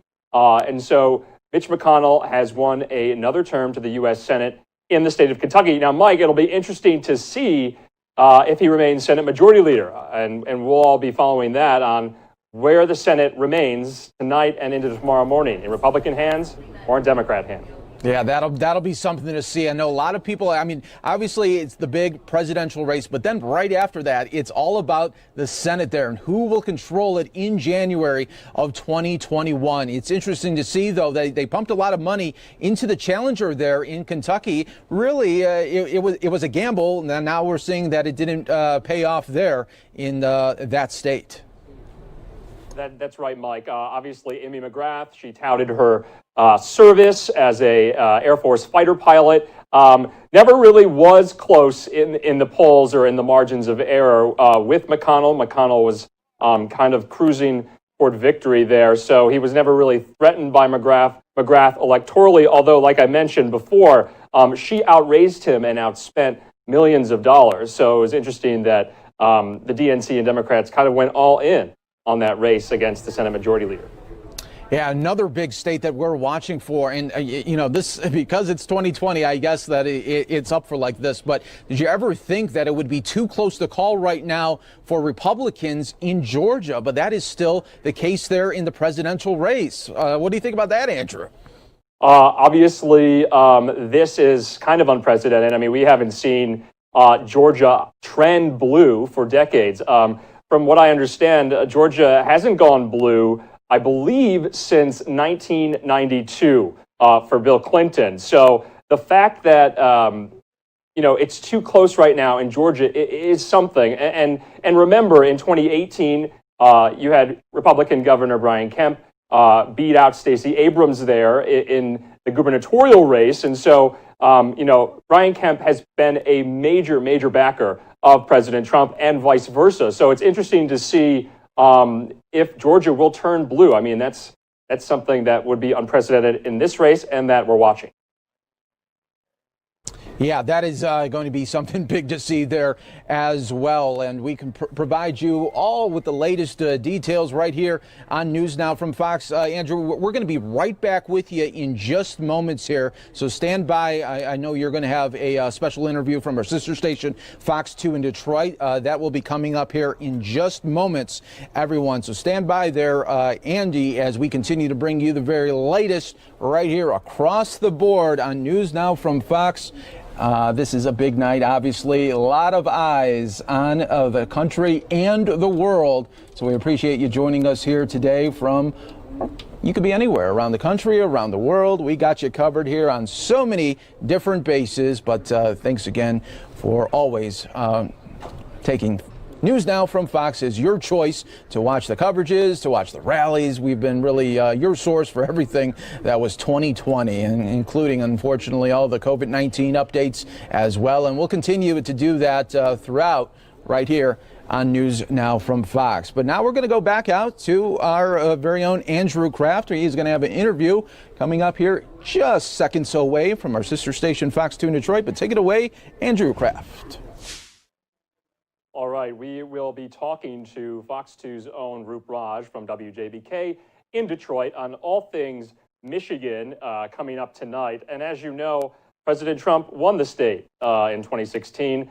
Biden is looking to win the state back. Remember, Biden and Obama won the state twice, 2008 and 2012. So we'll be watching all things in the state of Michigan. As you know, Governor Gretchen Whitmer has been a major backer and proponent of Joe Biden. Remember, she was in the mix for all the Veep Stakes coverage before he picked Senator Kamala Harris. So we want to go out now, if we have him, to Roop Raj in Detroit.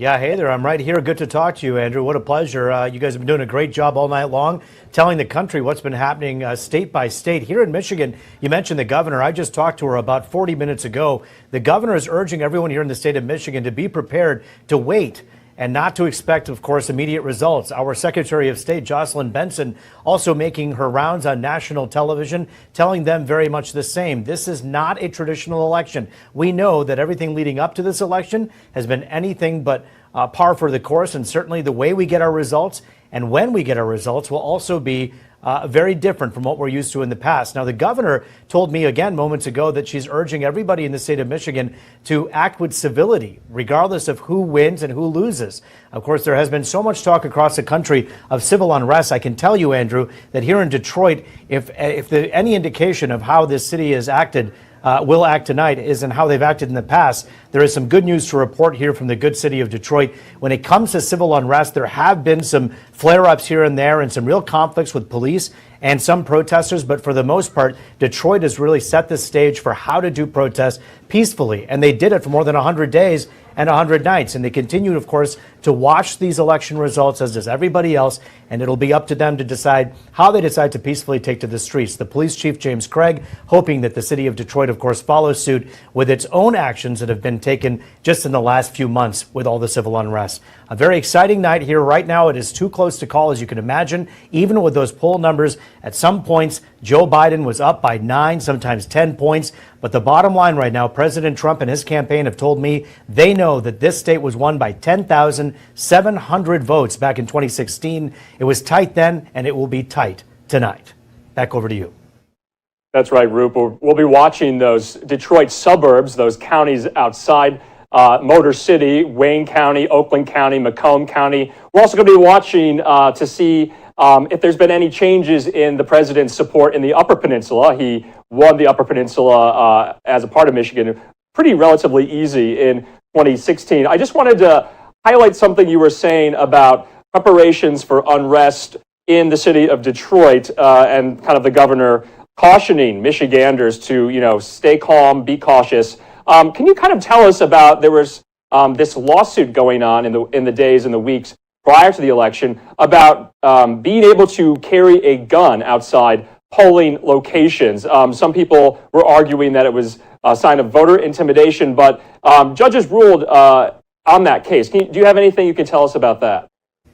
I can tell you, I talked to the Secretary of State, Jocelyn Benson, just about 4 days ago in a special town hall we did here at this Fox station in Detroit, in which we began the entire town hall asking that very question, which is, what do you think will be coming next? Right now, I can tell you the Attorney General, Dana Nessel, has appealed and is taking a look at how to appeal that decision that the Supreme Court the Supreme Court, Judge Murray came down with. I can tell you that Judge Murray basically said at this point, it is overreach and overstep of the Secretary of State to ask for people to not bring with them their amendment rights, which includes the right to be able to carry when they're coming in to vote. We can tell you, and we are happy to report here in the state of Michigan, although there was a lot of talk about that in the lead up to this election, thus far tonight, we have reporters all over this region. We have not heard of any issues at all when it comes to voter intimidation relative to weapons being inside of the polling places. That is good news. However, it really was an ideological tug and a fight between the Secretary of State and, of course, those who advocate for gun rights as to whether or not they should be allowed to exercise their rights. It was a far-fetched to be able to say, look, I'm the Secretary of State and I'm asking for this right to be taken away at the last minute. Certainly there wasn't the time to do that. A judge agreed with that and said, hold on, people have the right to have those with them.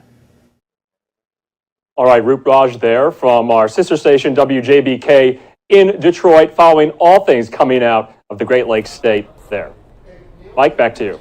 All right. Thank you guys for breaking that down there. We'll be checking back in with Michigan. That will be a big state to be looking forward to as those results do come in here. Here's a shot there in Kentucky that Andrew Kraft was talking about as the Senate Majority Leader Mitch McConnell winning his Senate race. And we'll see if he is going to be making some comments here in just a little bit. We'll bring that to you here when that happens right here on News Now from Fox. Let's go to the electoral count right here that we are continuing to bring you the coverage, and you are seeing, well, it is a tight one right now. 22-16 is the numbers that we have for you right now, and it's 8 o'clock here in the New York City right now in the East Coast. Polls have just closed in another 16 states as well as the District of Columbia that represent a combined 172 electoral votes that are up for grabs. Who's going to grab them?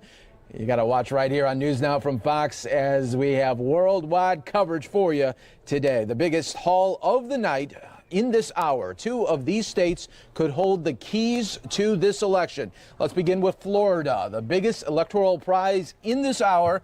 And it's a must-win for President Trump if he is to secure a second term. The Fox News Decision Desk is currently poring over voting data from the Sunshine State, but it is not ready to project a winner. And while Joe Biden could win the presidency without Florida, he could have a much tougher time without Pennsylvania, where both candidates campaign very down to the wire there, down the home stretch. It could be a while before we know who wins in the Keystone State, since it doesn't begin to process this mail-in voting until today. It is not, however, too early to call the winners in a dozen other contests, including the District of Columbia. In fact, let's begin with our nation's capital, a liberal stronghold where Biden will easily beat President Trump, according to our Fox News voter analysis. Not surprisingly, Biden's home state of Delaware will also go for the former VP there. But those are the numbers that continue to be updated. We'll bring that to you right here, and you could also see it continually right there on your screen there as well. 29-16, and that is what we are seeing across the board. More content from our sister stations across the country. Joining us. Happy to be with you, Craig. Thank you. Your race in 2004 was very, very close. What does your gut tell you? Will this election tonight be closer than your race in 2004, or will it be more decisive? Well, Craig, one thing I've learned is it's pretty tough to prognosticate. Florida is going to be critical, needless to say, and Florida is an early reporting state. So Florida is going to be a very important bellwether for where the evening is going. So that'll be the early indicator. What I hope people will focus on in these last hours is not this hypothetical what happens, who happens. People still have the opportunity to go out and make the difference, and people can vote. And if you're in that line at 7 o'clock in the evening, you're going to be able to vote no matter how long the line is. People on both sides are very anxious, very nervous. They'll be waiting for the returns. What is the likelihood and the normalcy that they will be waiting beyond tonight, perhaps for a couple of additional days? I'm hoping not. I can't tell you that it's, I can't give you a percentage on the likelihood. It's up to the voters. If President Trump wins Florida and does well in North Carolina and elsewhere, then this is going to come down to Pennsylvania probably. And probably to a legal challenge. I don't think that helps America, frankly. I think that will be very, very difficult. We all remember what happened in Bush v. Gore in Florida and months of not knowing who our president was. All right, that was our coverage there from our sister stations around the country. We have some other big news to get to right now, some updated numbers here where we are learning from our Fox News Decision Desk that Biden will also coast to victory in Massachusetts, according to the Fox Decision Desk. The reliably blue state of Rhode Island will also be added to the Biden win column. Ditto for Connecticut, where the former vice president will coast to victory. Biden will also prevail in Illinois, where the president has long railed against violence there in Chicago. He will also pick up the blue state of Maryland, according to the Fox News Decision Desk there. And then Biden will also pick up New Jersey. President Trump is also racking up some electoral votes at this hour as well. He is going to coast into victory for the state of Alabama. The president will also prevail in Mississippi.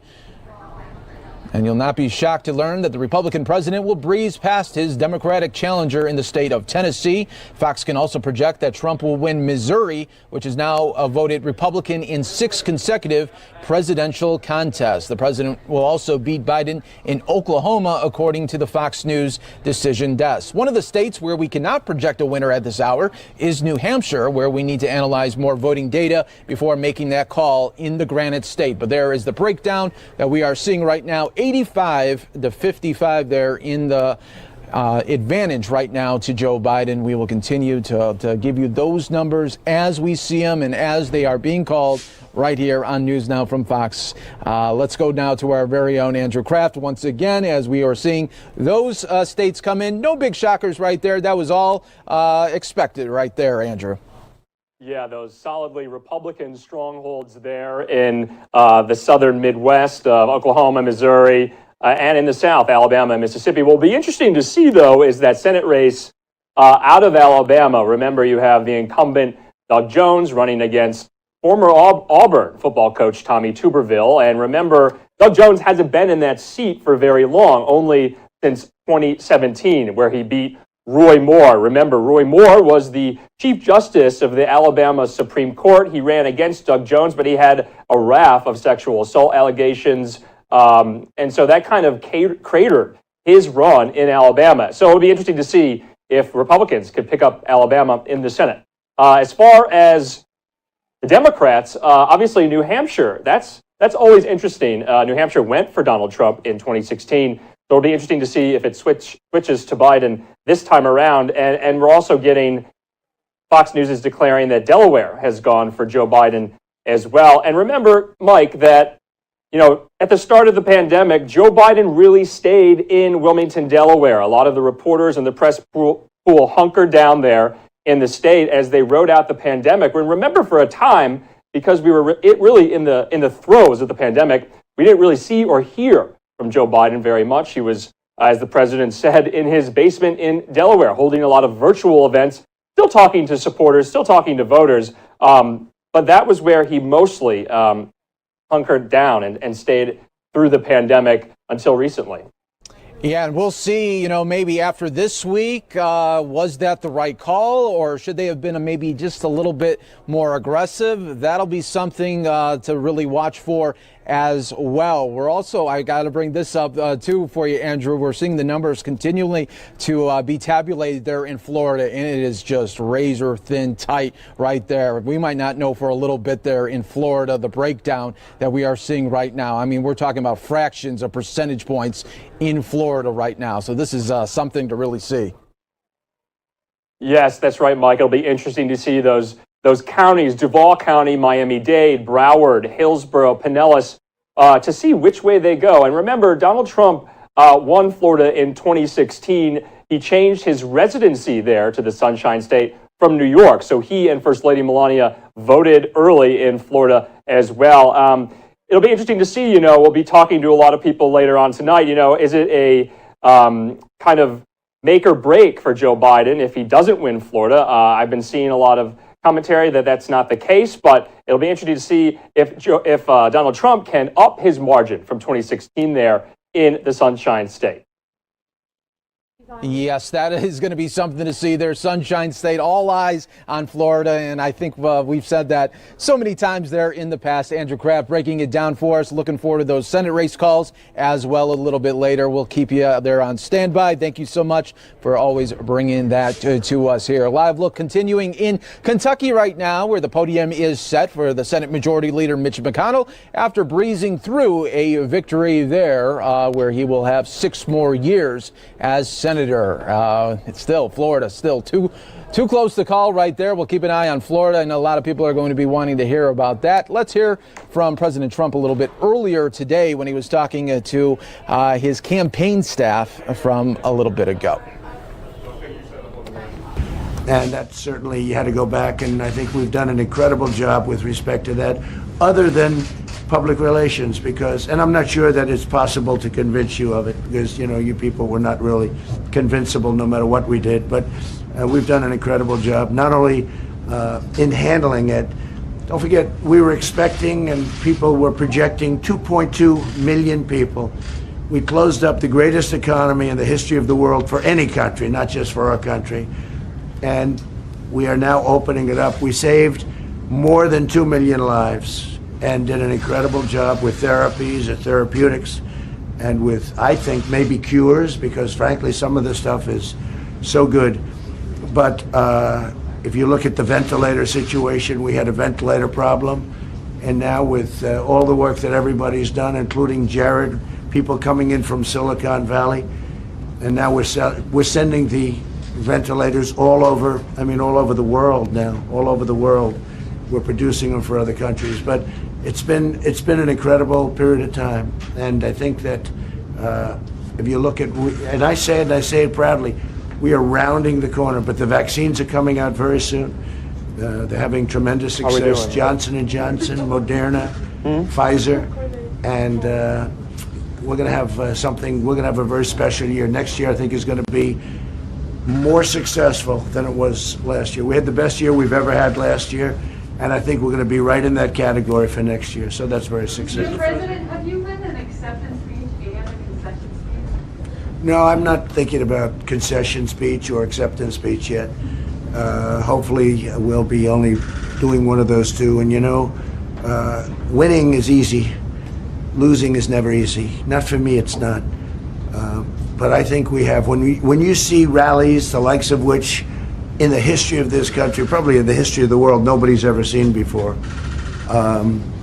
There's a tremendous love going on in this country. And there's really a tremendous unity. There's a tremendous unity. Nobody's ever seen that, where you take an airport and the airport's not big enough to hold the crowds.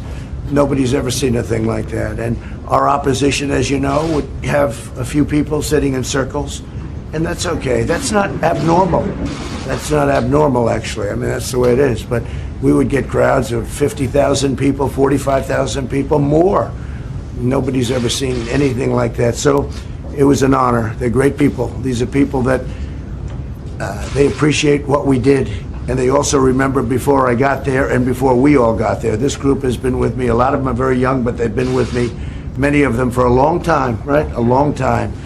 And I really came here to thank you all, and then I'm going to say, and get immediately back to work.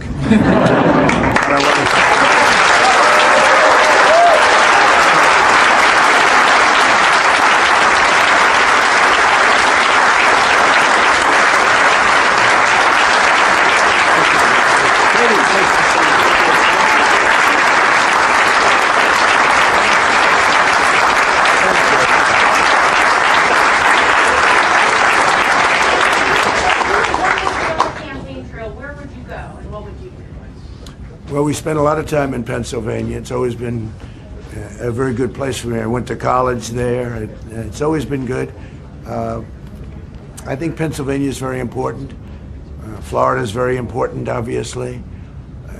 A lot of people talked about Texas, and Texas is, we will have a tremendous victory there based on, everything that you see. This is no longer polls. This is now we're looking at what's happening. It'll be a tremendous victory in Texas. I'm hearing we're doing tremendously well in Arizona. I think we're doing well all over, yeah. When do you think we'll know a winner, and should every vote be counted, no matter how long it takes? Well, I think you'll know possibly tonight, depending on the extent of a victory. I think you could know tonight. I think the ruling on Pennsylvania was an unfortunate one by the Supreme Court, because I think we should know what happens on the night. Let people put their ballots in earlier.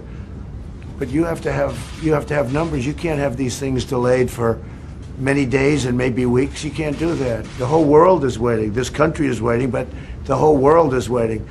And a lot of shenanigans, a lot of bad things happen with ballots when you say, oh, let's devote days and days, and all of a sudden the ballot count changes.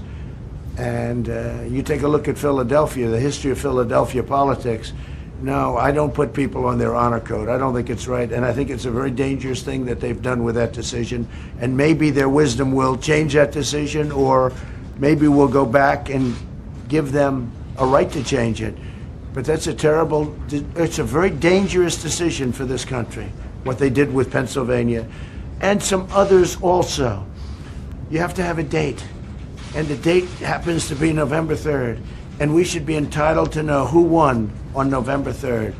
And if somebody comes along and puts a ballot in way late, they shouldn't be. They should put the ballot in earlier. There's no reason why they can't put the ballot in 2 weeks earlier or 1 week earlier. I think it's a very dangerous decision for our country. In many ways, dangerous. In many ways. Yeah. Will you speak to the American people tonight? All right, that was some of the remarks there from earlier today. President Trump talking to the media there, as well as his campaign staff, as we continue to bring you the coverage right here on News Now from Fox. Coming up here in just moments, everybody, some more crucial states will be closing their polls. We're talking about Arizona, Michigan, Minnesota will be in the mix. And speaking of Michigan, let's go out right now to Grand Rapids, where we have our very own Hunter Davis right there standing by for us. And Hunter, what are you seeing there in Michigan? All eyes on Michigan as well.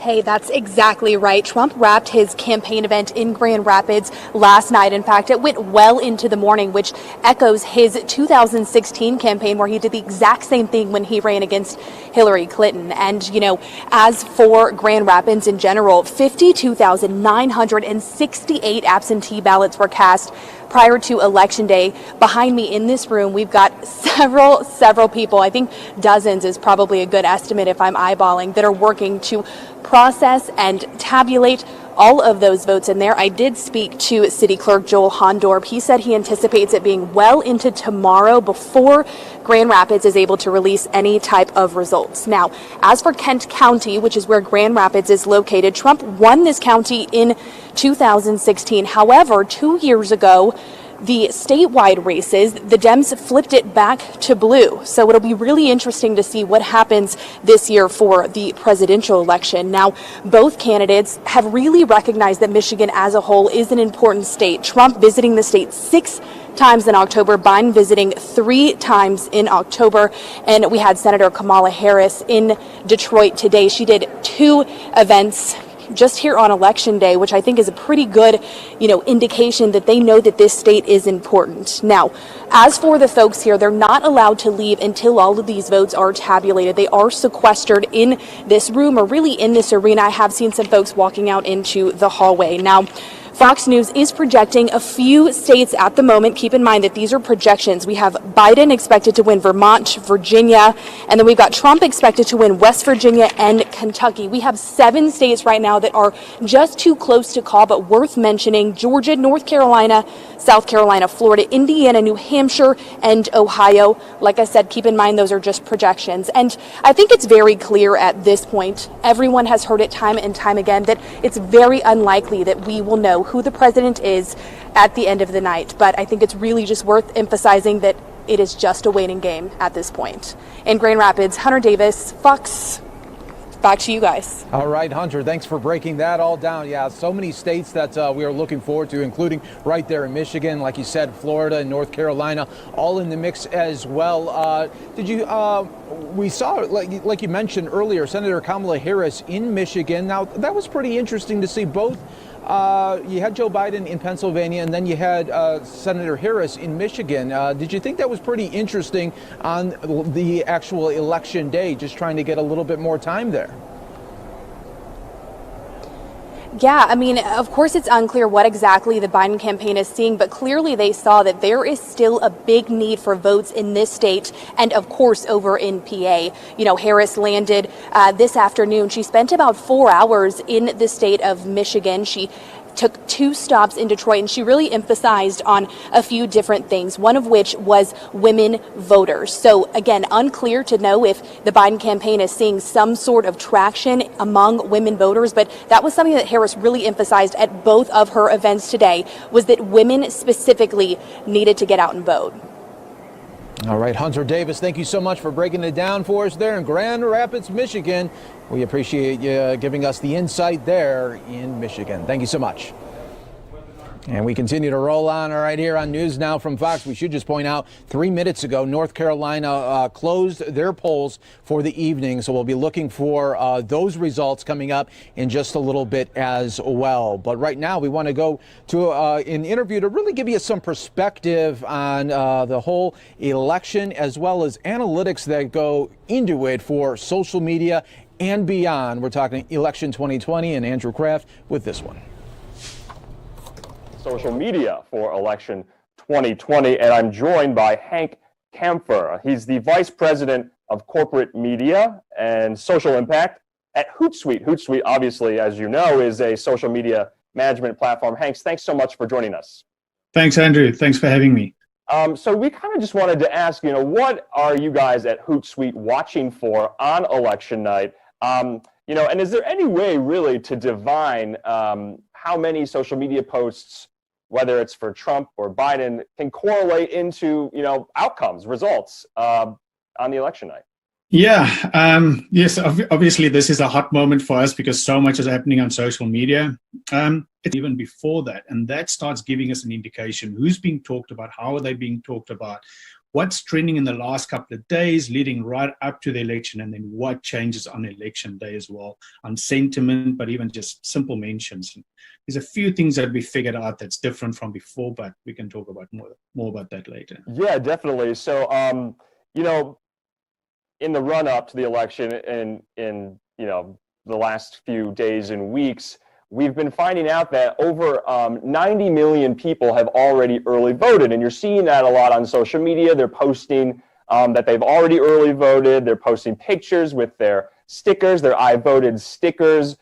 So have you guys been kind of following that at Hootsuite at all and kind of seeing, you know, who's voted and who hasn't, those users on social media? Yeah, that's been an interesting trend for us that we've seen, especially in the last week, 2 weeks, is that the hashtag that's trended more than the actual candidate is hashtag vote. So people actually getting other people to, encouraging people to vote, going out to vote has trended more than mentions of the actual candidates. Now, if you look at the whole of October, that's a different picture, but especially as it leans into the actual election, that is really trending. It's more difficult to see the sentiment of that. Are they leaning towards one or the other? Because we just look at, are they going to vote? Are they encouraging others to vote versus who are they voting for? I see, you know, and a lot of these issues on social media that people have been posting about are these really, really long wait times at polling places. You're seeing a lot of, you know, pictures and video posted on social media, people having to wait long, long hours in line. You're also kind of seeing people posting on social media about issues that they've been having casting their ballot, or maybe they haven't received their absentee ballot in the mail in time, or maybe they don't know if their polling place has received it and having their vote counted. So we're kind of seeing that too with, you know, people kind of airing their grievances about the voting process also on social media as well. Exactly. And that's especially why we've seen this hashtag of vote trending over the last few weeks. People not only wanting to get out the vote, but concerned about, my vote going to count? When should I vote? Is it too late, etc.? So those are things that just tell you people are getting more and more engaged around voting and the ability to vote as we lean into this election. And I was kind of wondering as well, you know, are there certain hashtags on social media that kind of have an uptick, you know, in the few days remaining before the election? Obviously, you know, everyone's kind of looking for the October surprise, and you'll remember in 2016 that was that Access Hollywood tape that came out with President Trump. Some would argue that this cycle it could be about all of the Hunter Biden allegations and his business dealings with Ukraine and China. So are we kind of seeing these like very, very niche issues coming up on social media a lot? We don't. This is an interesting election where it's not a hashtag election. If we look at the candidates themselves are simply not using hashtags. So even when we do our searches, we don't really do searches only on hashtags anymore. For example, neither of them wants to own 2020. So you see very little use of either Biden 2020 or Trump 2020 as a hashtag. So they're staying away from that. We also don't see other issues making a huge difference in the actual trends. What we can see if we just simply look at, especially in October, there was a spike around the time of when President Trump became positive with COVID, that we just saw the mentions of Biden go up. We expected Trump mentions to go up. They stayed more or less the same on engagement on Twitter and elsewhere, but all of a sudden there was a huge jump on that, and we didn't see the Hunter Biden have a huge impact on that level of engagement. And just kind of in general terms, are you guys at Hootsuite expecting just a huge rise in the number of users on election night, that people will be glued to their Twitter account, to Facebook, to Instagram, you know, rather than watching the, you know, traditional cable networks or your network broadcasts, that we'll see just kind of a large percentage of people on social media that, you know, normally wouldn't be the case on a Tuesday night? Oh, absolutely. We saw it. We run this report once a year called Digital, and next year will be Digital 2021. And what we've seen is now 82% of people, where do they get the news from? Social media before anyone anywhere else. And that's especially true when it's in moment. So where people with like a Super Bowl, they're following it there at the results and staying connected if they're not watching on television. But then with elections, who's calling it early? they can't have all these screens up, but it's easy to follow it on these small screens on social media. So compared to any other outlet, they use social media 82%. And I think the stat I had on normal media is 65% on television, and then it drops way, of course, on print. But there's a 20% gap between social media use, where people will use on the day, versus on even television. Wow, that is pretty striking. And I wanted to get your opinion, though, on some of the precautions that these really big social media companies have been taking around the election, around misinformation. We have seen Twitter and Facebook, institute these policies, especially around political ads. So that's something we might not be seeing on social media in the days up to the election and on election night, are the tons of political ads we've been seeing. Is that correct? Yeah, that's correct. Facebook is an interesting one, where the new rule is that leading up to and during election, no new ads. So you can still run old ads. So the ad, you might get bored because it's a week, 2 weeks old versus new ads. But yes, I think they're all trying to figure out what's the best way to try and monitor and control misinformation. I don't think anybody has hit it at the park yet. This is still a learning. It's still a fair thing of social media. It's still 15, 20 years old. So compared to other media forms, it's still in infancy. And everyone has got their own different set of rules trying to figure this out. But yeah, you're not going to see any brand new ads on your social media channels.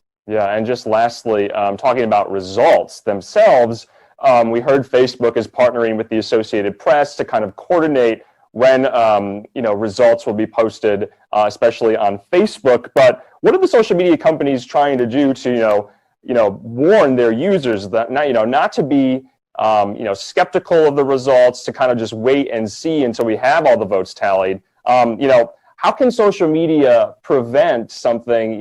For example, I'm thinking of these swing states like Florida, for example. If all the votes aren't in Florida, but someone posts on social media that, it's looking like it's going toward Trump or going toward Biden, how can they prevent that? I think it's a responsibility for all of us in social media, platforms like ourselves and our competitors and the social media channels themselves, to constantly remind our users where to find the right information. That's part of our responsibility. People can speculate and say what they want. Fundamentally, we want people, though, to be able to have the information to say, like, oh, that has been called, and that's been called by enough of the media and officially been called, versus someone just jumping the gun. That's going to be difficult and going to continue to be difficult, but that's part of what we do, and that's part of what the channels are trying to do as well. Partner with the right people. Make sure that your people have the right resources, and push that out through your channels. And just lastly, Hank, would you consider this kind of the social media election? I know people always say 2008 was the social media election because the rise of Facebook and Twitter that, was partly responsible for getting Barack Obama elected. But, everyone's been at home for the last 7 months because of the pandemic. They got even their ballots mailed to them, most of them, and they've early voted. But would you kind of, issue that moniker for 2020? Oh, this is absolutely. Where are you getting your news? Where are you engaging? Where are you having your town halls? You're having it, You're having it on social media. So this is truly, where previously it was a channel where all the candidates just push content out. This is the first time in an election where people are generating the content, where people are gathering themselves as well. So if we put the social part of that together, so social means all of us. And when you put that together, we've seen content being generated from average people, normal people like you and I and everyone else, not just the candidates. And that's really seen the growth.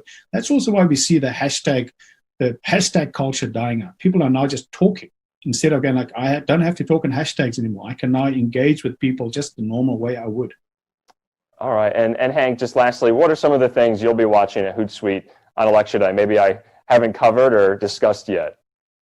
There's two things we're looking for. Like every single hour, we're looking at any trends that we're picking up from discussions, etc. So that we continue to look at that hot. And then the next week, 2 weeks is going to be interesting for us. As we start looking at those trends, what are the things that impacted those trends? Were it, for example, Biden, Hunter, or was it COVID? When we start overlaying and looking at all those trends to see what happened and what didn't happen, and we start seeing actual results versus the trends that we see on social media now, that'll be interesting for us to start trying to make sense of it. Right now, we can't even really predict strongly what does this mean in actual results until we can actually start marrying and build models for future. All right, well, Hank Camphor there, the head of social impact and the VP of corporate marketing at Hootsuite. We want to thank you for joining us, and keep it here on News Now from Fox for all things related to the election going into tonight. It's going to be a very, very exciting night.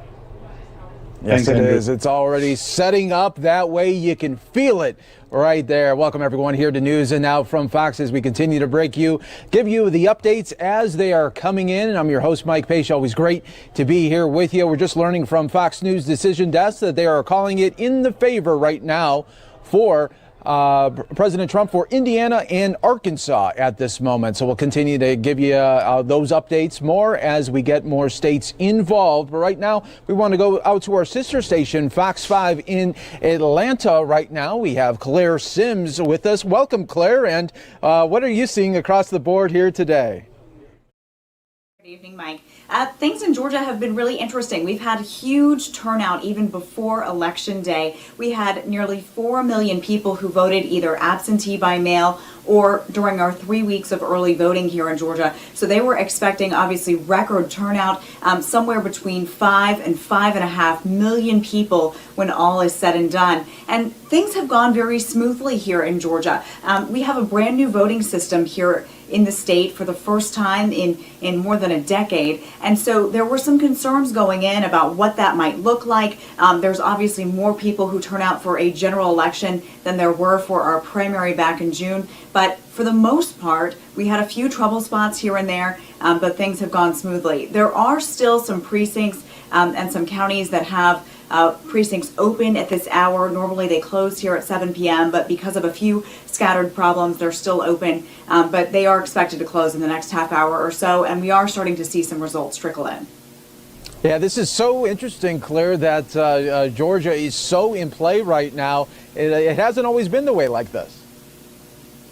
No, Georgia hasn't voted for a Democratic presidential candidate since Bill Clinton in 1992. But what's interesting about that is that after that, most Democratic presidential candidates sort of wrote Georgia off, and none of them came here. But in the last couple of weeks, we've seen visits from Kamala Harris, Joe Biden, Jill Biden, Kamala Harris's husband. We've had a lot of people here in Georgia trying to win voters over. And because of that, we also saw a lot of visits from the Trump campaign. So the president was here having a rally on Sunday night about an hour north of Atlanta, not an area that you would have thought he would have been concerned about prior to this year. Donald Trump Jr. was here about a week and a half ago trying to rally supporters too. So we have heard talk about battleground Georgia and Georgia becoming a purple state for the last few years, and it looks like this year it really could be closer than ever.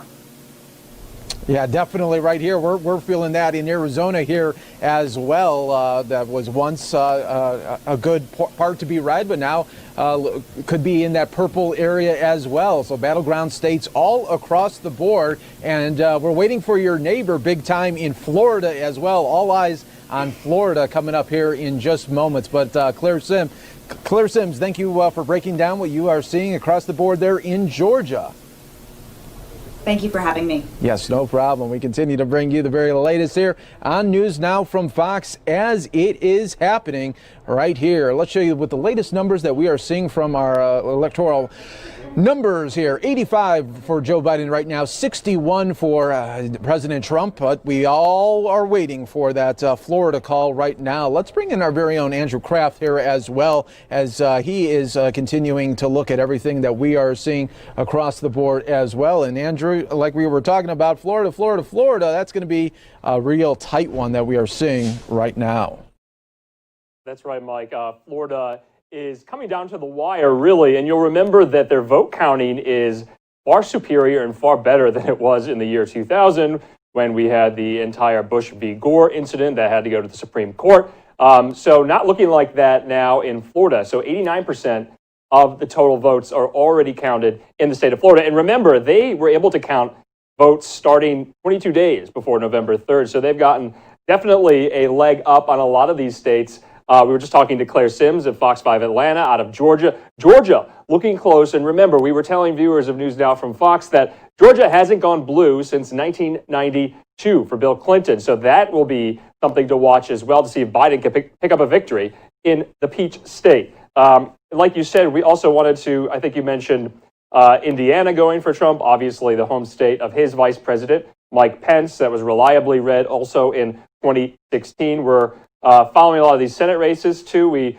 just brought you the Kentucky Senate race where Mitch McConnell defeated Amy McGrath pretty handily. We want to also be following the South Carolina Senate race where Lindsey Graham and Jamie Harrison are in a really tough battle. So it'll be interesting to see if Graham can pull out another win in South Carolina, the Palmetto State.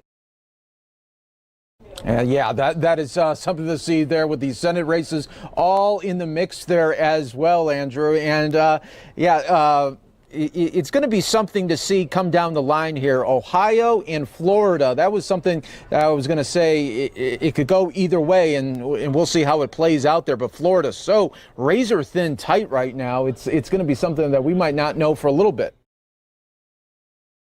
That's right, Mike. And we're also watching the votes come in North Carolina, Ohio and Texas. And it's looking really, really close in those states. Remember, Donald Trump won Ohio by some, I think, 8 or 9 points in 2016. So if Biden can shore up some of that support that he lost, the Democrats lost in 2016 with Hillary Clinton, it'll be interesting to see how close Ohio is there in the Buckeye State. But Texas is also really close. Remember, Texas hasn't gone blue since 1976.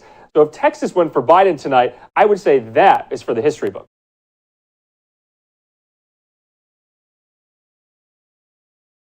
All right there, Andrew. Looking forward to that and much more. We're going to take just a quick break here on the News Now from Fox. Some of you will be seeing a quick break, and we will bringing you the coverage right here on the News Now from Fox.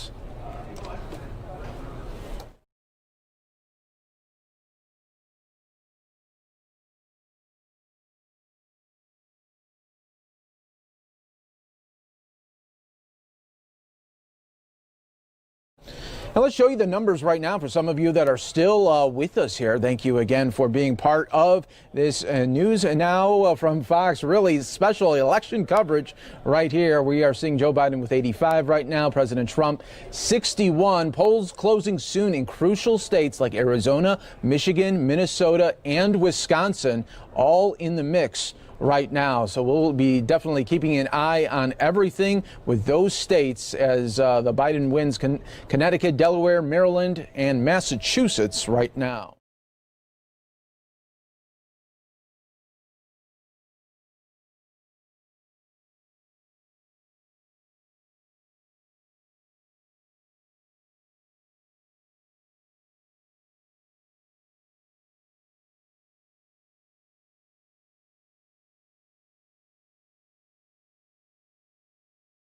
All right, we got Senate Majority Leader Mitch McConnell just at the podium right now. He did win his Senate race. Let's listen. First and foremost is gratitude. Grateful to live in a democratic republic where the people choose our representatives. Grateful to be citizens of the greatest nation in history. And Kentucky, I'm humbled and grateful that you've rehired me to keep fighting for your families and serving our Commonwealth for the next 6 years.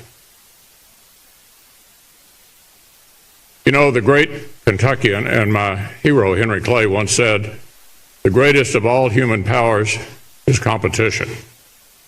The competition of ideas is crucial in a free society. My opponent ran a spirited race. She stood up for her views and won a lot of votes. I applaud her willingness to step forward. And I want to thank the team that worked so hard to connect with Kentuckians and to make our case, especially Josh Holmes, my indispensable advisor on all things political, Kevin Golden, who grew from a young field rep 6 years ago into running this campaign, and Terry Carmack has been with me since 1984. Since being my advance man mostly meant answering the question, Mitch, who? So most of all, I need to thank my best friend and partner. Elaine is an incredible person in every respect. She's stunningly accomplished as a leader and a public servant, a walking manifestation of the American dream. She's a blessing that I do not deserve, but for which I'm thankful. And we'll get to some more of the remarks there from Senator Mitch McConnell here in just moments, everyone. But we wanted to let you know that he is speaking there. And, well, he did win re-election there. And he is talking early on in this evening, election 2020. Let's now go to our very own Andrew Kraft with a breakdown of that and much more from our sister stations across the country. Yeah, that's right, Mike. Obviously, Mitch McConnell beating Amy McGrath pretty handily there. He was pretty gracious in giving her a shout out there. I'd imagine that McGrath must have called McConnell as well. You saw McConnell's wife, Elaine Chao, who serves as Trump's Secretary of Transportation there, flanking him behind. Just something to note, though, Mitch McConnell is 78 years old. He's not the oldest member of the Senate, but he just won another 6-year term. So at the end of that, he'll be, I think, 84. So the Senate is quite old. It has a lot of older members. So he'll be obviously one of them. And it'll be interesting to see, I'm sure, the Senate, if they keep the majority, the Republicans will elect him again, and he'll stay on as majority leader. Mike? Yeah, that was something to see there, and he gets another 6. I'm glad you pointed out the age there, because that will be getting higher as he goes on with that 6-year term, breaking it down there. But other Senate races that you're looking forward to, South Carolina as well, right? That's right, South Carolina. Jamie Harrison is kind of like an Amy McGrath type. The Democrats have pumped so much money into this race against Senator Lindsey Graham. Lindsey Graham is looking to win another 6 years in the Senate. You know, he's chair of the Judiciary Committee and just shepherded through the Judge Amy Coney Barrett nomination to the Supreme Court. So we'll be following that race out of the Palmetto State as well. I believe we have a live report, though, out of San Francisco from our sister station, KTVU Fox 2. Is that right? That's right. This is where Hillary Clinton actually won. That's Amber, right. yeah, hi. It comes in. We have nothing. Hi, can you hear me? Yes, I can hear you. Go ahead, Amber. We're at Hi, we're at a Democratic watch party in San Francisco's Mission District. Take a look behind me. You can see that 38 tables are set up here, accommodating anywhere from 2 people to 6 people per table. It's a ticketed event. Everyone's required to wear a mask, and as you can see, each guest has been given a donkey and a Biden-Harris sign, $18 per person to get in. I was told that they can safely accommodate up to 200 people, but they are keeping an eye on how many people are let in. There will be guest speakers. Behind me, right over here, you can see there's a large inflatable screen that they put up to show results. And again, how long this party will last depends on the election results. Again, this is a party in support of Biden and Harris. All right, that was Amber Lee for us there outside in the Mission District in San Francisco. If we still have Amber, just a quick question. Obviously, Senator Kamala Harris is, from the state of California. She's from Oakland. Have you been hearing a lot of supporters there at that Biden-Harris event on when they expect California to be called and if turnout will be so high in the Golden State there? Well, turnout is very high, and in this area, they are big supporters of Biden and Harris. So, yeah, turnout was very high. In the Mission District in San Francisco. Mike, back to you. Because they're all doing their job. So they're Democrats, they're Republicans, large counties, small counties. These are amazing people. And so they're counting to have mail-in votes. All right, I don't know if we still have Amber for one of the questions. So, Amber, if you're still with us, what's the capacity at that party? I know it's right in the middle of the street. Are they serving alcohol? Have you been hearing cheers when results are announced? Kind of go over the mood there. Have you been talking to many of the people in the audience there as well? Well, the mood is pretty subdued. A lot of people told me they're very nervous. It's a nervous anticipation. They're hopeful because there has been states going in favor of Biden-Harris, and of course he's going to win California most likely, but that hasn't been called yet. but they are hopeful, but there is a nervousness and an uneasiness and not taking anything for granted given the last presidential election. A lot of Hillary supporters here who thought she was going to win. That didn't happen despite what the polls said, so they're not ready to call anything until the results are officially in. So that's the type of mood we're talking about here. I think earlier you were asking when are we going to call it. The polls don't close till 8 o'clock our time, so, in a few hours. And I know that the registrar of voters told me here in San Francisco that there was a lot of early voting. And they here in San Francisco, they're allowed to tabulate the votes but not release the results 2 weeks. So as they were getting them in, they were able to tabulate. They just couldn't release the results until tonight at 8. All right, Fox News. Amber Lee in the Mission District in San Francisco outside of Manny's Bar there. It'll be interesting to see the turnout as well in San Francisco, Mike. And obviously coronavirus restrictions have been putting a damper on a lot of election parties and election night parties. We're not seeing as many from candidates as well. A lot of them are virtual, a lot of them are digital because of the pandemic. So you were seeing that street blocked off in San Francisco. Mike?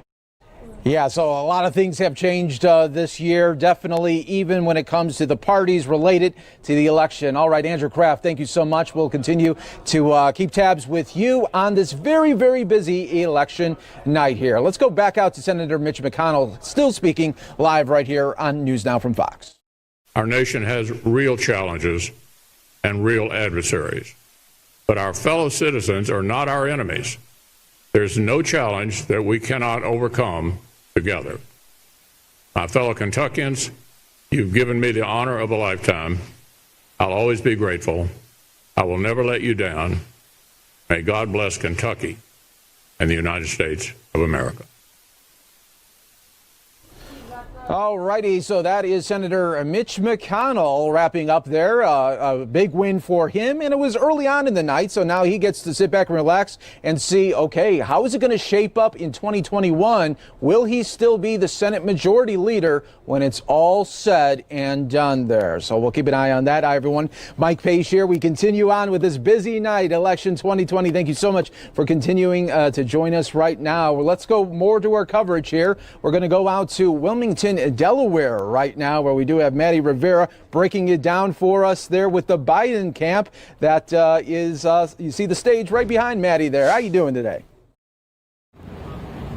Hey, I'm doing very well, and obviously it's going to be an interesting night, so we'll have to see what happens. Yes, it will be. What have you been seeing today from Joe Biden? Obviously, earlier today we saw him just very close to his hometown there, going in Pennsylvania again.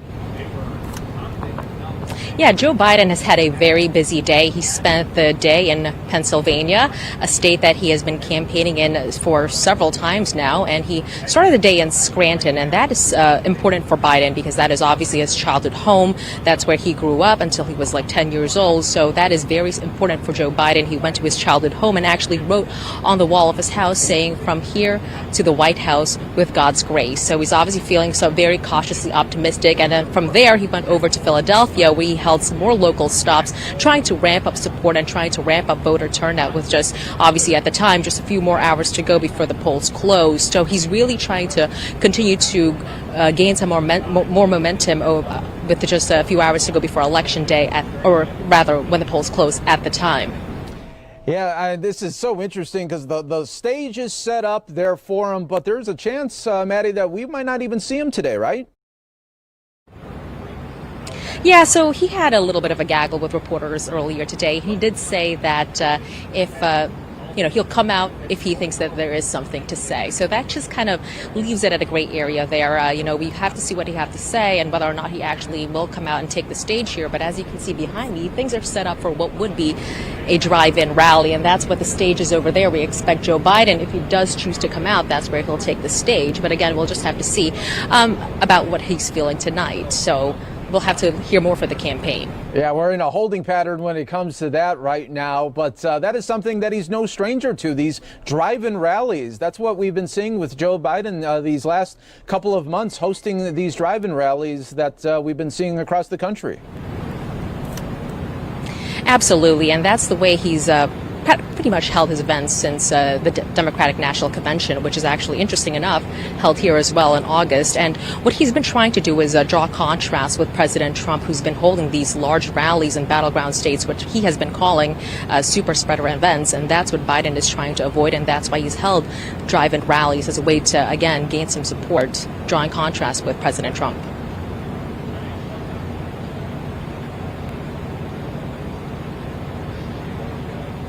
On election day there. So thank you so much there, Maddie Rivera, at the Biden headquarters right now, where we continue to wait for more of the results. Thank you so much for breaking it down here for us earlier today there as well. All righty, folks, we continue to roll on right here on News Now from Fox, showing you some more voting tabulation sites across the country here at this moment. Let's give you the very latest numbers that we are seeing here right now, as you are seeing 85 to 61 in favor of Joe Biden, and it is the race to 270 right now. Some of you are going to take a quick 2-minute break. Stay right here with us on News Now from Fox. We're not going anywhere. We'll be with you all evening and into the morning hours. You're watching News Now from Fox, the special election coverage that you wanted and you are getting here tonight.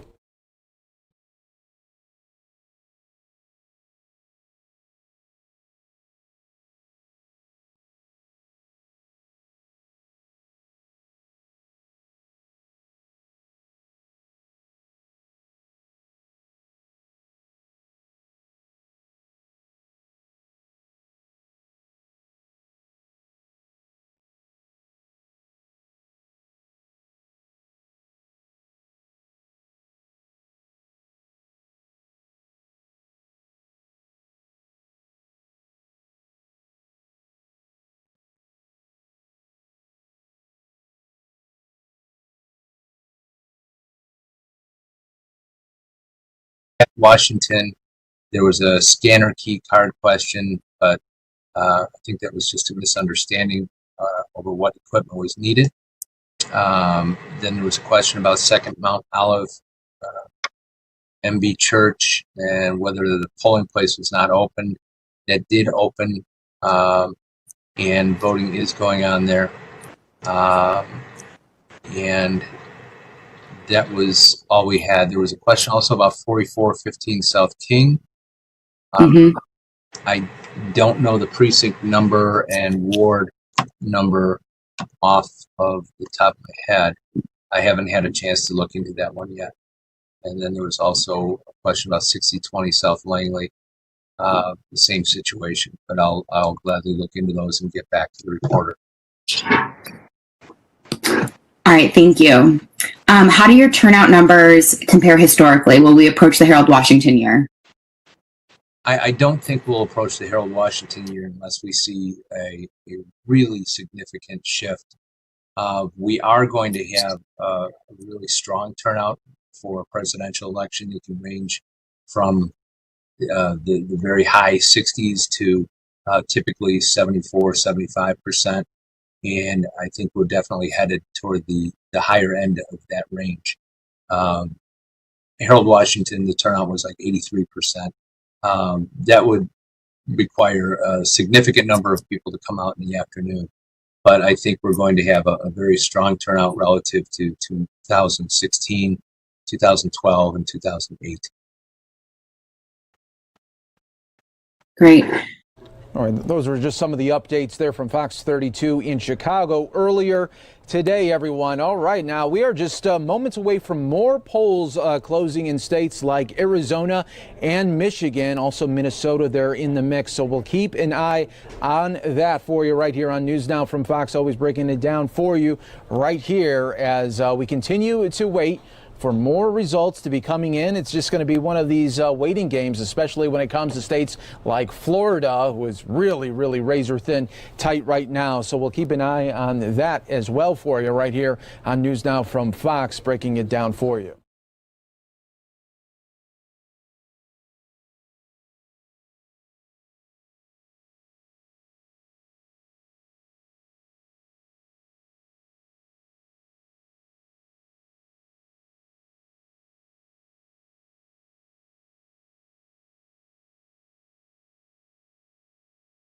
All right now we're just going to go out quickly to Detroit. We're getting an election update live here, news conference. Let's hear it right here. It's very telling in terms of those folk who live in the city of Detroit and who have been motivated to get out and vote. Do you know how many ballots were either challenged or in the problem box that there was an issue with the ballots? They're very small numbers, but I don't have those statistics as of now. Were there a lot of spoiled ballots?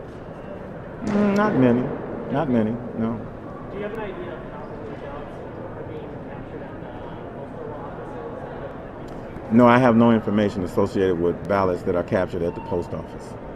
So I wanted to clarify, because I think Kirk said 80,000 have been published. Yes. And 120,000 have been put in the tablet. Yes, sir. Okay. So of that 48,000 that you mentioned, that is the number that still has to be adjudicated. That is correct. Yeah, correct. Can you say how many poll workers were the first shift, the second shift? Yeah, so the first shift we had approximately 900 poll workers, and on the second shift we had probably that same number. And we're picking up on the third shift as we speak. We're getting ready to rumble a little bit more to bring this thing home. How many for that? Same number, about 900. How was it this time around with the new ability to process the ballots early? Can you describe how that impacted? Well, it was a great opportunity, and we were grateful to the legislature and the Secretary of State for pushing that legislation through, because it gave us a head start to get through this process. On yesterday, we were able to pre-process upwards of about 130,000 absentees. So that's why we're standing where we are right now in terms of so many that are tabulated. You got to remember, in the primary election, it took us until 5 o'clock in the morning to tabulate 80,000. In 2012, it took us probably about 30 hours to process a little over 80,000. So right now, we're looking at 129,000 that we've already processed. So if it had not been for that legislation, we would have never had an opportunity to do it. Do you have any idea how many people registered today? Because I was over at the Department of Elections. A lot of people were... No, ma'am, I don't have that data. Mr. Baxter, Yes. I believe the clerk had said 120,000 have been tabulated. Yes. You said 129,000. Yeah, she's as of about 7:30, she had about 120. That number grew a little bit. Okay. Yes, sir. Does that mean all the AV ballots have been counted now, or there's still No, some there's coming? still some that are coming in. Yeah, we anticipate that number to be anywhere from 170 to 175. And are those from drop-offs or still from the post office? That's from drop-offs, from the post office, from all of the satellites, from all of the drop boxes and the like. So 175,000 total. That's what I'm thinking. That's what it's looking like. Any idea how many ballots had to get duplicated? Pardon?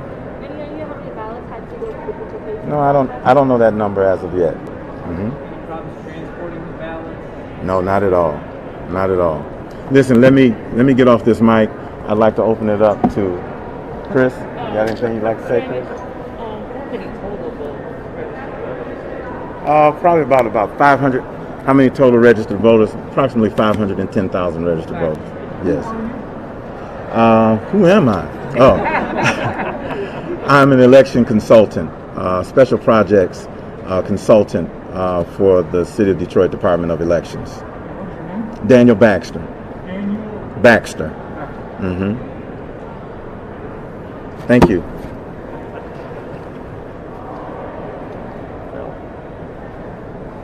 I don't have a lot to say. It's been a pleasure to join this team that Clerk Winfrey's put together. It's been an excellent team with great technology that's been basically a lifesaver in terms of moving this process forward and documenting the process as we go. A lot of new faces in the counting board down there. A lot of good people stepped up to join this crusade, if you will, which is to make sure our democracy continues to function even in the face of a pandemic. So I've been really honored to join a really high quality team of individuals run by Janice Winfrey to get this vote done.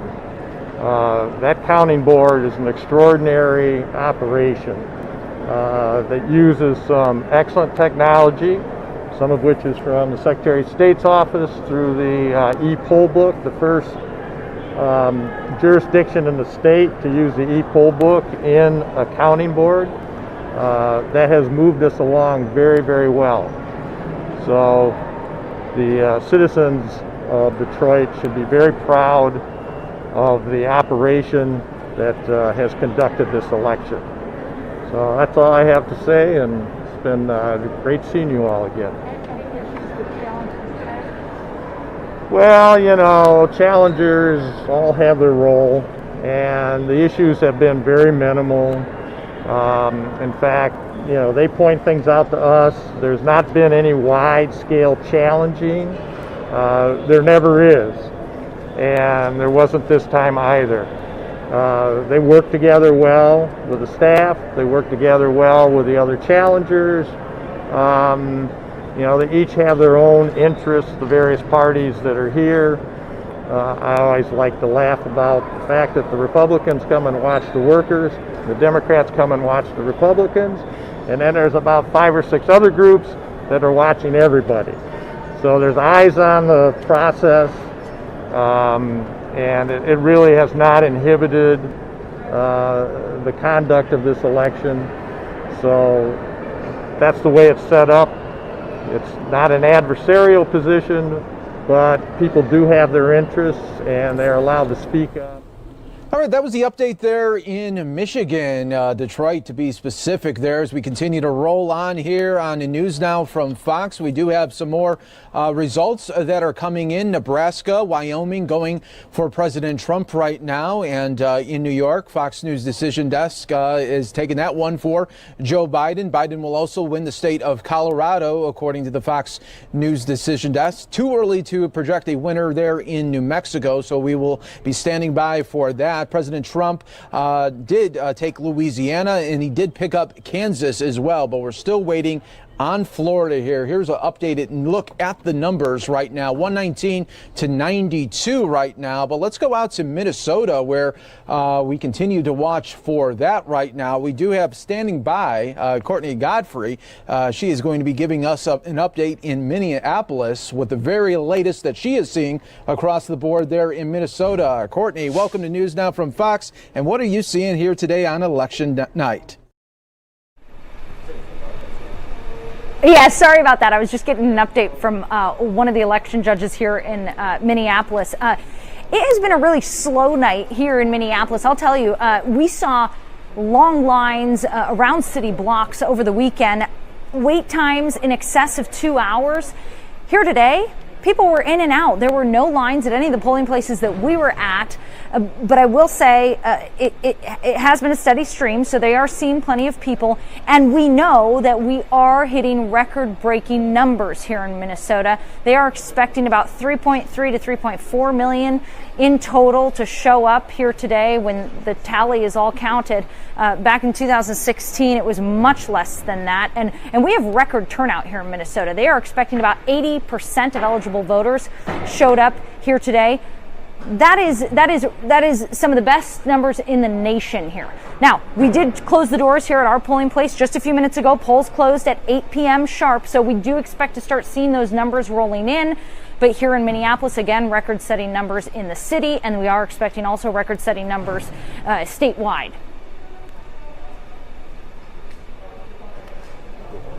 Yes, Courtney. So they are just. So they just closed the polls there, and then talk about a little bit also about bringing up the fact that so many people early voted, and you're seeing those records again. Yeah, it is amazing. You know, we saw more than 1.8 million people cast early votes here in Minnesota. That means that the majority of people, more than half of people, decided to early vote. And clearly from what we saw here today, I think what was happening is people thought they were going to run into long lines here in Minnesota today, and so they came out and they voted early. And as a result, actually, it was the opposite. Virtually no waits here in Minneapolis today. And I remember you asked me earlier, we talked earlier, you said, have you talked to any undecided voters? It seems like that's a unicorn to find somebody who's walking into the polls today who actually doesn't know who they're voting for. We actually did talk to a woman earlier who said, I almost didn't vote. I almost didn't show up here today because both presidential candidates just turned me off. So, but she did show up here today. She didn't tell us who she voted for, but they are out there, the undecided voters.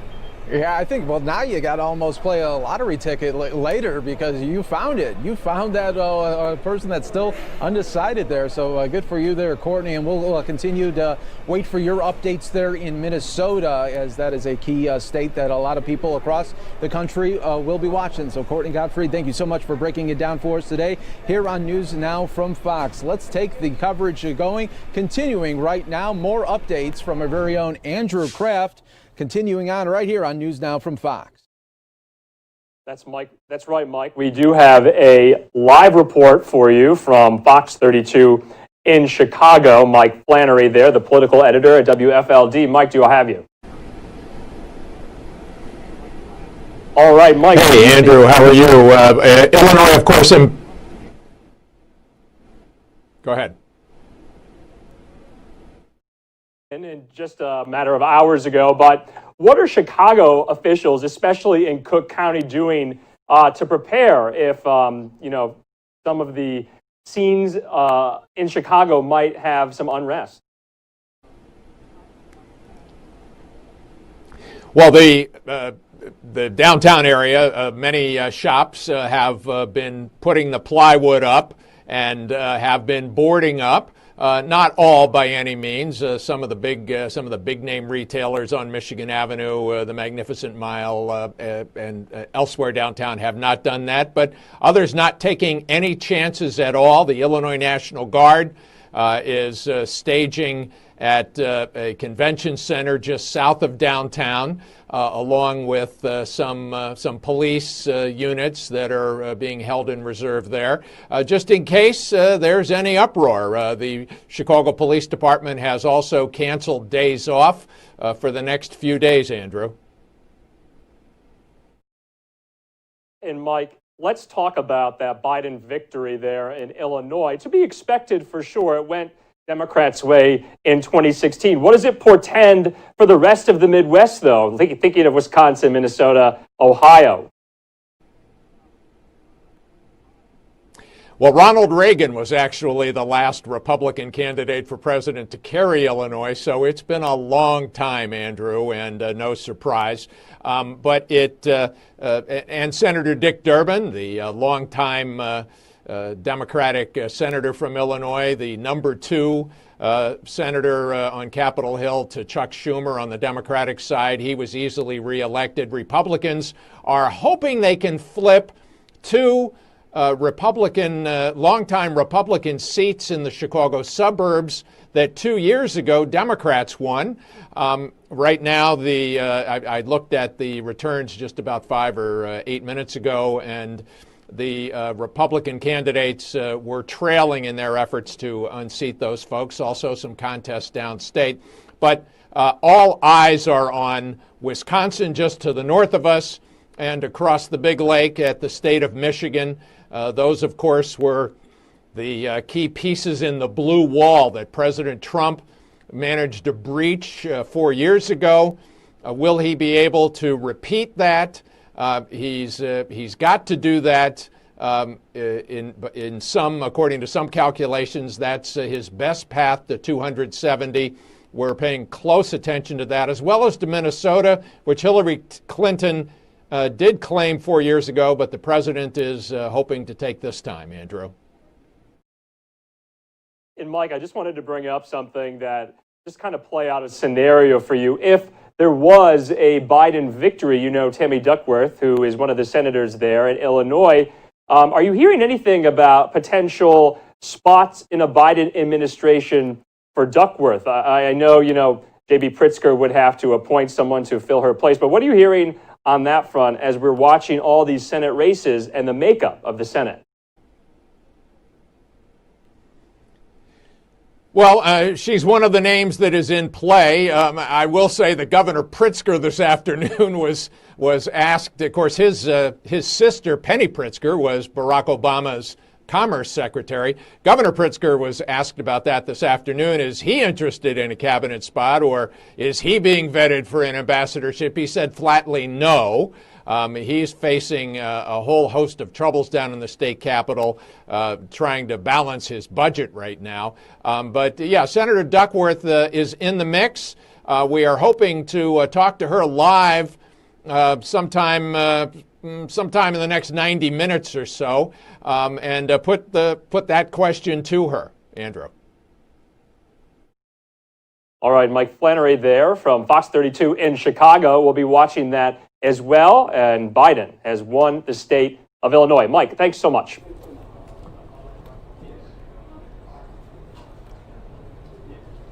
To you.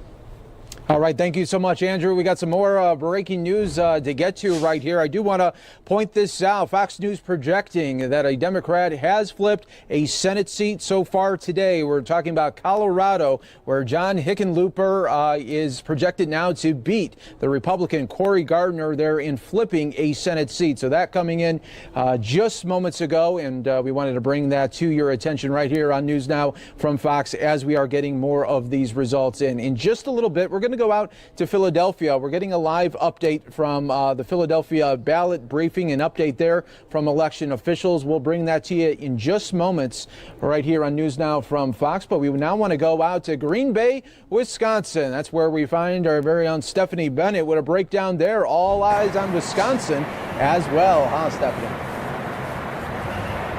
That's right. Polls just closed minutes ago. And let me tell you, the poll workers in there, they all cheered as soon as the time was called. We didn't have too many stragglers towards the end. I think the last voter got in there around 7:55. So they did cut it a little bit close. But poll workers tell me they're actually surprised about how many people didn't show up today. It was actually pretty steady. No real lines. There was a line this morning before they opened. There was one around 4. But apart from that, it was a steady flow. Lots of pool booths open for people to get to. Now, the mayor of Green Bay did tell me don't expect to see any results at any time soon, probably into the night, into the morning hours tomorrow. Wisconsin is a key state. Now, in the past, they voted for President Bush, then they voted for Obama, then they voted for Trump. So we'll see how it turns out this time as we wait for those ballots to come in. Some of those states, as you've been tracking all day, have been already posting their results, like Kentucky, South Carolina, Virginia, Vermont being some of the first ones. So it should be an interesting night tonight. I'm going to be leaving this location here at the Johnsonville Tailgate Village. Cool polling location. It's here right on the Green Bay Packers stadium at Lambeau Field. I'm going to be leaving here and heading on down to the Central Count, which is more downtown, where they're going to be using some new machines for this election only. For the first time, they do have some backup machines just in case. So something that's a little bit different here in Wisconsin is they weren't allowed to start tallying those ballots until today, until the morning. Or, as you know, some other states like Arizona, they've been doing it for the past few weeks. Here, not allowed to do it until today. But they do their counts by city, municipality, not by county. So that would mean a lot less ballots to sift through. So hopefully we'll see when we start getting those results in. But I don't think it'll be anytime soon. But who knows? Yeah, and really in the closing hours there of this election, we did see President Trump in Kenosha, Wisconsin, and trying to make that final plea to Wisconsin voters there. It should be see if we see any kind of change there in the Kenosha area as well. Exactly. Yeah. President Trump has been here about 8 times, and Vice President Joe Biden has been here about 2 times. Both of them were here on Friday, and like you mentioned, President Trump was here just on Monday. So it's a key state, and they've been pushing it hard.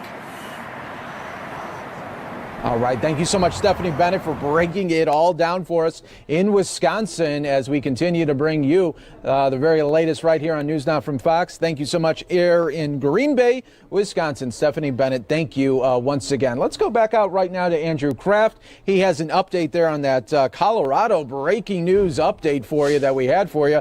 Andrew, you're with us right here. Yeah, that was a big one.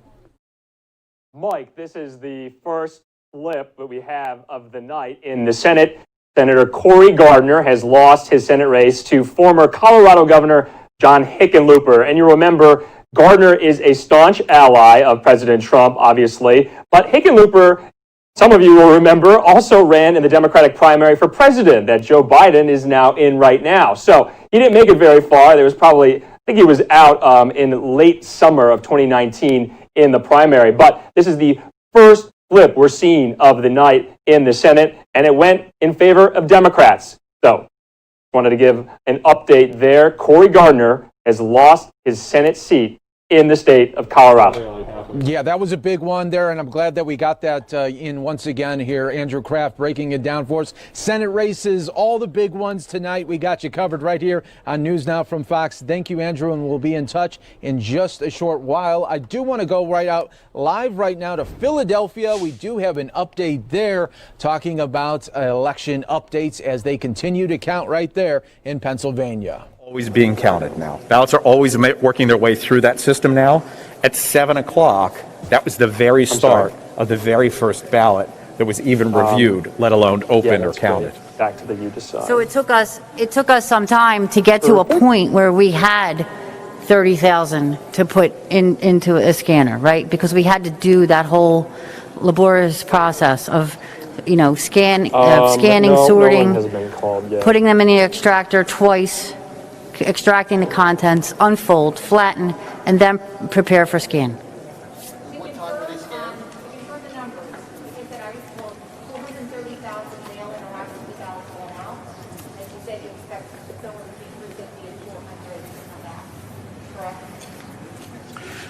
Well, we have 350 in.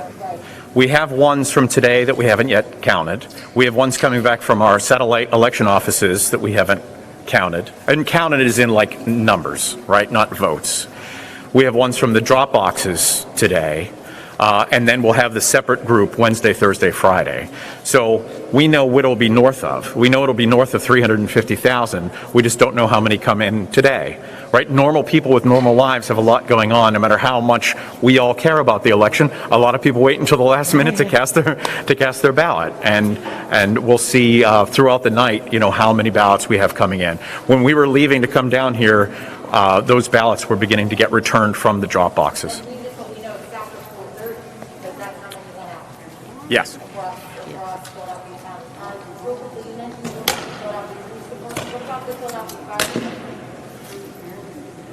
Well, the Philadelphia Police Department works with us on our election night return. It's a huge operation where they go out and they collect that election media and the paper ballots for us. Is the fire department working with you too, or no?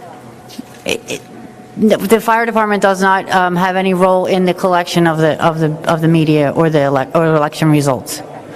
You mentioned that it takes a long time to process each vote. Do you know how long it takes for one vote to go through that process? Can you have an estimate? It's hard to say because, as Commissioner Schmidt said, when we started at 7 a.m., we started at 0. So we had to start with the first envelope, right? So it took us, several hours of the day to get to a point where we had a substantial number of 75,000 to be able to feed the scanner.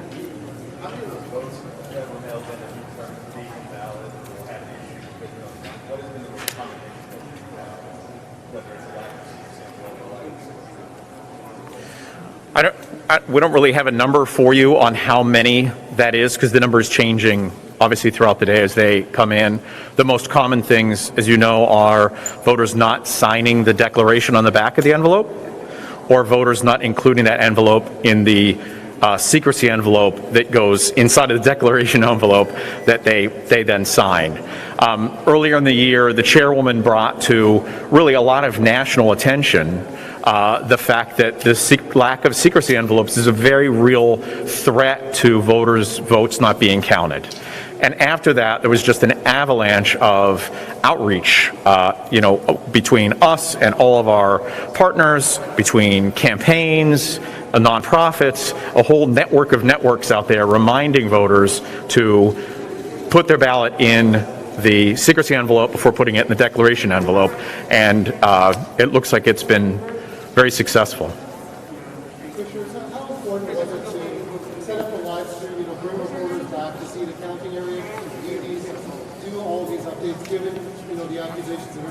why the president, how important is having all of this and maintaining all these updates? It's very important. Just, the voters want to see it, and then we strive for transparency. We were able to live stream in June, and people liked it, and we were happy to be able to do it again on a much larger scale. I just want to be clear. Did you get 30,000 ballots of the mail-in and then put it in the scanner, or did you get the 75 and then put it in the scanner? I don't really know. The first, so that we've counted 75,000 votes, mail-in votes so far that we reported. Yes. And along that assembly line, we built up until a little around noon today, the first 30,000, and then that 30,000 started to go through the sort of scanning process.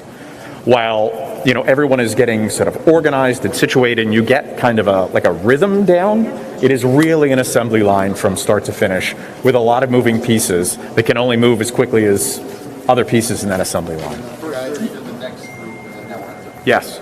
Real quickly, the website is difficult to load because you're asking a lot of people to get on.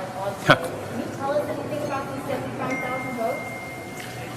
I didn't even look at them. So we just posted it them. like on our way down here. But mail-in ballots, when you look at the break between party affiliation, the last that we looked was about 16-1 Democratic to Republican. So those those 75,000 are going to, not everybody votes according to their party affiliation, obviously, but those first 75,000 are going to skew 16 Democratic voters for every one Republican voter. At least that was the last time we looked. All set? We done? Thank you, everybody. All right, so it's going to be obviously a busy day there in Philadelphia as well as Pennsylvania, as you were talking to and hearing from the election officials there talking about counting the votes. Let's bring in just a little bit, we're going to have Andrew Kraft back here. Another big update that was just reported by Fox News, saying that the Fox News decision desk can now project that Democrats will retain control of the House of Representatives and expand their majority by at least 5 seats. That's where it sits right now. Let's bring in Andrew Kraft for a breakdown of that. You're watching right here on News Now from Fox. And Andrew, we got you going right here. That's right, Mike. Obviously, Republicans were surprisingly very confident, at least in public, about their chances of taking back the House of Representatives. Obviously, that has not happened. Fox is confirming that the Democrats are retaining control of the House with a pickup of 5 seats. Now, a lot of the polls we were following in the days leading up to the election, the spread there was between 5 and 15 seats. So, and we'll be following that throughout the night to see if they pick up any more. But right now, it looks like the Democrats are retaining the control of the House of Representatives. Speaker Nancy Pelosi will retain her speakership. It'll be interesting to see come January of next year if there will be this kind of insurgency amongst the younger set of Democrats in the House to kind of form and foment a challenge to Speaker Pelosi's leadership. Also, I just wanted to touch on the fact that, as you remember, in 2018, Mike, Democrats picked up 40 seats. I think it was the largest vote gain amongst one party in like 40 years. So they retook control of the House in 2018, and they're keeping it now in 2020. Mike? Yeah, that is something to see. And you're like you said, it's going to be interesting to see if Speaker of the House, Nancy Pelosi, will still be voted in for Speaker, or if she's going to give it up to maybe the younger generation. That's right, Mike. You remember in 2018, there was a small effort to challenge her role as Speaker. It failed ultimately. So it'll be interesting to see now going forward in these next few months. And Speaker Pelosi is in her 80s. She's one of the most powerful women in the nation's capital. But does she have it in her, really, to go for another 2 or 4 or 6 years in the speakership?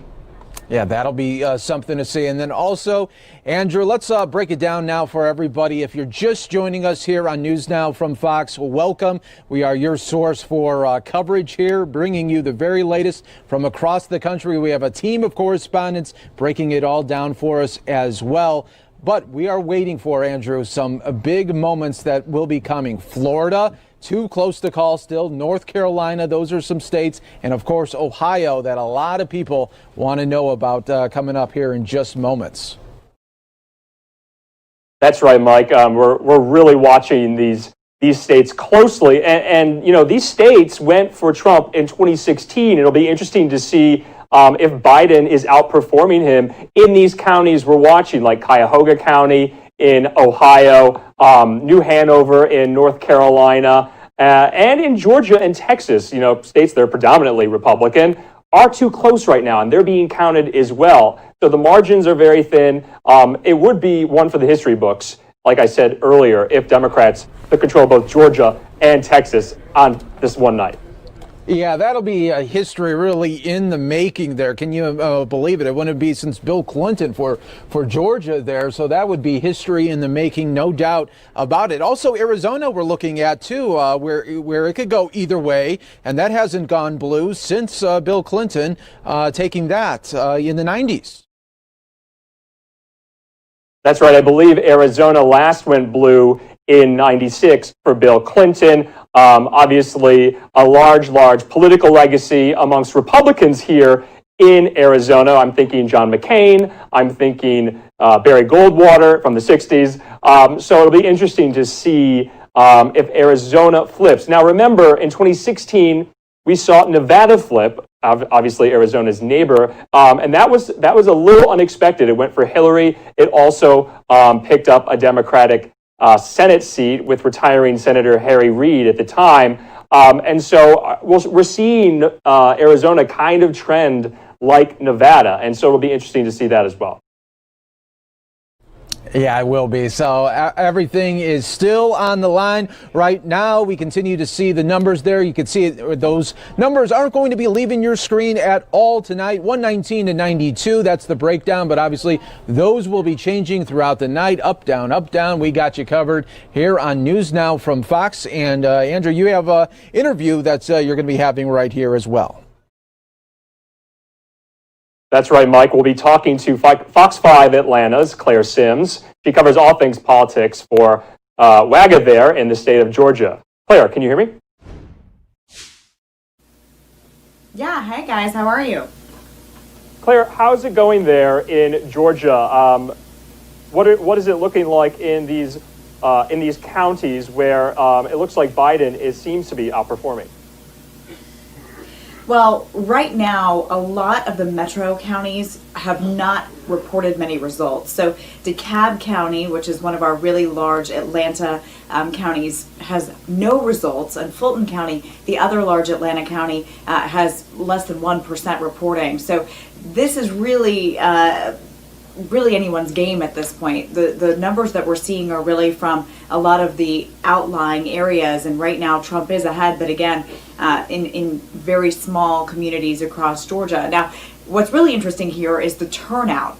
Even before today, we had almost 4 million Georgians who turned out during early voting and who returned absentee by mail ballots. And they are expecting this to be record-breaking turnout here in Georgia. According to the Secretary of State's office, they're predicting somewhere between 5 million and 5.5 million who cast their ballots. And so with all of that considered, this year has been a really interesting year to be a political reporter in Georgia, because we've had more campaign rallies in the last few weeks than we've really seen in the last few years. We had the president himself was here on Sunday. We had vice presidential hopeful Kamala Harris here on Sunday as well. And then former President Barack Obama was here Monday on behalf of the Biden-Harris campaign, trying to convince people to get out the vote. So we've seen a lot of attention paid to Georgia, because for the first time in nearly 30 years, they think this state could be competitive and could go blue for the first time since 1992 and Bill Clinton's campaign. Interestingly enough, he was the last Democratic presidential candidate to pay a visit here to Georgia. Now, the other big thing that's on everybody's minds here, Georgia is the only state in the country with not just one, but both of our Senate seats on the ballot. So we have incumbent Republican David Perdue, who is fighting off a challenge from Democrat Jon Ossoff. Ossoff has a lot of name recognition across the country because he was in the most expensive congressional race in history back in 2017 in a special election. He ultimately lost, but got a lot of name recognition, not just here in Georgia, but all over the United States. A lot of outside money came in to that 2017 campaign. The other one that's gotten a lot of attention is the Senator Kelly Loeffler race. Now, she was appointed earlier this year to take over for Senator Johnny Isakson, who decided to retire. That race is a special election, which is why we have those two Senate races both happening at the same time. There are 20 candidates in that race, so it is very likely going to go to a runoff in January, but it is a lot of candidates, a lot of money being spent in that race as well. You know, Claire, I was going to ask, Georgia has something very, very unique, and that's why there's so many candidates running in that second Senate race. Can you kind of talk about that? I believe the term is jungle primary, is it not? Yeah, it sort of depends on who you talk to. We've heard jungle primary, we've heard blanket primary. It is a strange race. There is no primary because of just the way that things are set up here. So this effectively is a primary for everyone, where they are all on the ballot all at once. It is very likely, of course, that we're going to see the Democratic frontrunner, Reverend Raphael Warnock, make it to that January runoff. And then it's really a battle royale here between Senator Kelly Loeffler and Congressman Doug Collins. Now, Senator Loeffler was the one who the governor appointed back in January to take over the seat, and there were some Republicans here in Georgia who were disappointed with that choice. They thought that Congressman Doug Collins was a better choice. He has been in Congress for a while. People here see him as a staunch defender of President Donald Trump, and Kelly Loeffler was a Republican and political newcomer, and so there's a lot of concerns from some diehard Republicans here in Georgia about really her having no record. So she's tried really hard over the last several months to make sure that she shows people she is the conservative they want to vote for. But right now, that race is neck and neck, and it's really going to be interesting to see which one of them makes it into that January runoff. And Claire, just lastly, I wanted to touch on, for Georgia, do you think, see results tonight or into tomorrow morning? Do you think Georgia will be one of those states where we don't really know at the end of the night? It's a great question. I asked the Secretary of State that last week. He said he expects us to have results in most races. It's really going to be those races where vote tallies are very close that we won't know for sure tonight who's won. But I did some checking, and in our big metro Atlanta counties, they have tens of thousands of absentee ballots that had not yet been returned as of close of business yesterday. So some of them had as many as 47,000 absentee ballots that had not been returned yet. And 47,000 is a huge number to still have outstanding. Now the question is, were those voters going to actually turn those in today, or was it going to be a much smaller number? We just don't know until they start counting. So that will be interesting. And the hard thing is, with absentee ballots, it's a physical, labor-intensive process. There's a series of envelopes you have to check and make sure the voter's signature matches. So it's not just as simple as a card that we put into a machine like we do with all of our in-person voting. So it's a labor-intensive process, and it could take some time. All right, Claire Sims from Fox 5 Atlanta there, breaking everything down in the state of Georgia. Also some interesting insight into the absentee ballot counting process, which some of you may not have known. Mike, back to you. All right, Andrew Kraft, and thank you to the team that continues on right here on News Now from Fox. We got you covered here today, and really, let's face it, into the morning hours as well. That's something that's, in journalism, they call it the Super Bowl of journalism. Election 2020, you gotta love it here, right here. You just don't know what's going to happen next. Let's show you the latest look right here from the Electoral College here. You are taking a look at the numbers as we are seeing them right now, and that Fox News is able to project right now 122 to 92 right now, but those will fluctuate throughout the evening because we are still waiting on critical battleground states like North Carolina, Ohio, Florida, Michigan, Pennsylvania, Texas, Virginia, all being said too early to call. So we are waiting on some more updates. Everyone stay right here with us on News Now from Fox. Some of you are going to take a short 2-minute break right here. You're watching News Now from Fox.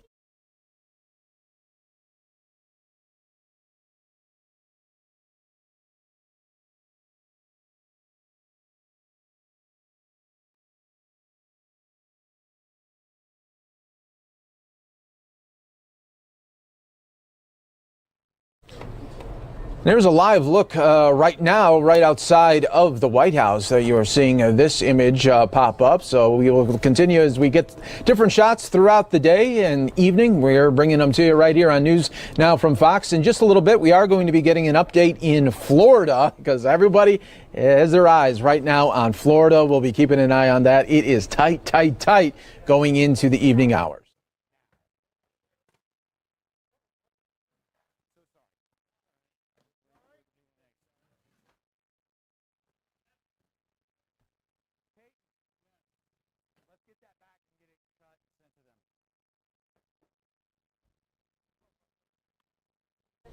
All right, so that's the live look at the White House. I want to bring in Andrew Kraft again here while we do wait for an update in Florida. And let's set this up for people in Florida, Andrew, because yeah, this is something that is just razor tight when you're looking at the margins right now.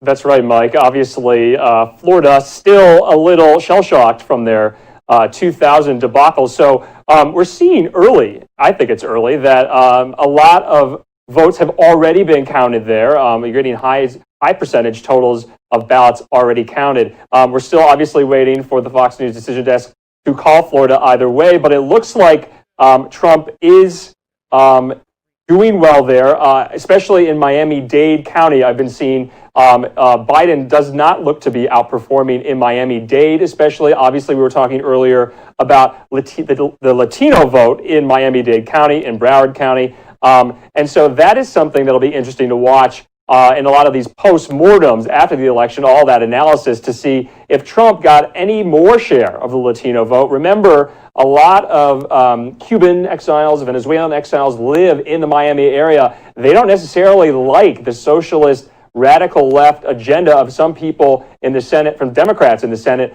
and in the House. Obviously, they fled that from Cuba and Venezuela. So it'll be interesting to see if that was something that was factored into the Latino vote for President Trump going into Florida tonight. Yes, it will be. Yes, it will be. And speaking of Florida, we now have a correspondent there, Elena Shirazi in Miramar, Florida, giving us an update. So let's go to her right now, breaking everything down in Florida at this hour. This is something to see here with we knew Florida was going to be a big one, but this one is close. Here without a mask. Yes, you want me to shut this? I think, let me get my tripod. It's right there. I'll come back and I'll shut it. Sorry. From the Fox decision desk, keep in mind again that these are projections. So the latest results here, Trump is projected to win a few states, including Kentucky, West Virginia, and Indiana. And Biden, on the other hand, in Virginia, Vermont, and Illinois. And like I said, here in Florida, it is still way too close to call. The last time I checked the projections, Trump was up by about 2 or 3 percentage points in Florida. But if we want to really take this back 4 years ago to 2016, Trump won by just over 1 percentage point in Florida over Hillary Clinton. And again, Florida is a state that is decided by the thinnest of margins.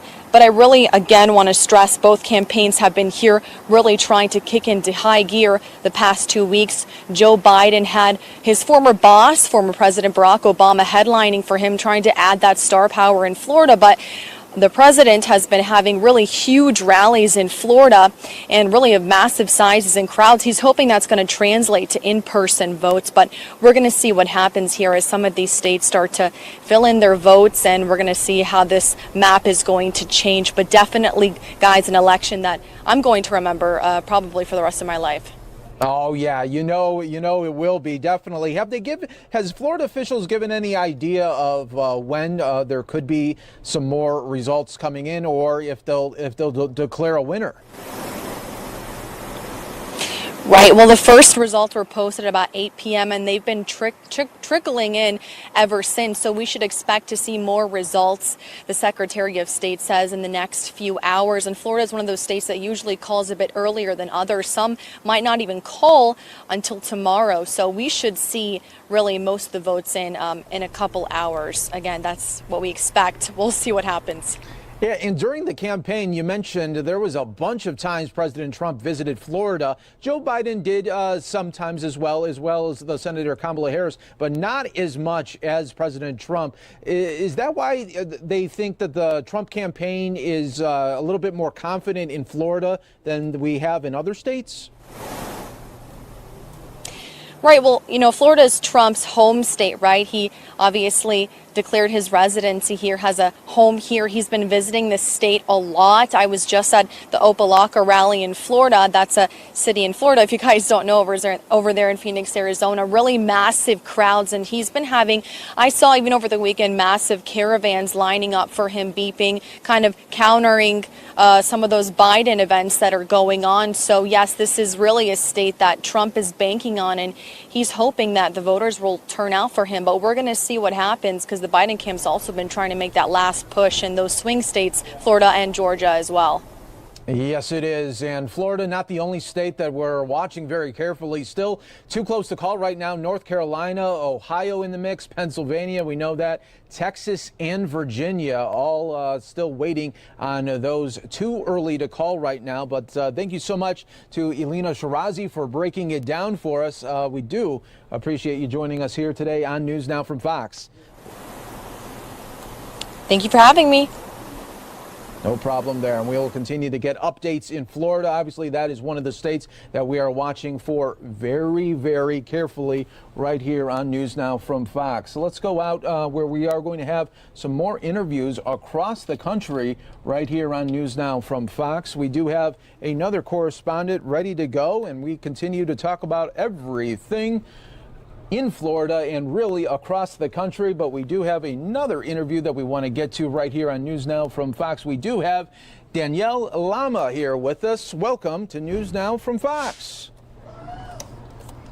Thanks for having me. Yeah, I'm in the Villages right now, which is the largest retirement community in Florida. And we've been seeing a lot of what's behind me. You see the vehicles decked out with Trump support signs. And we have also seen a lot of golf carts out here that have a lot of support for the president. Inside this restaurant, though, this is where they have been holding a watch party for the president. Things are starting to wrap up now. But let me tell you, this place was packed earlier. This was held by the Villagers for Trump group. They say they sold out of tickets for tonight's event. And of course, as everyone's been reporting, seniors crucial in this election. Census estimates say those 65 and older make up 21% of Florida.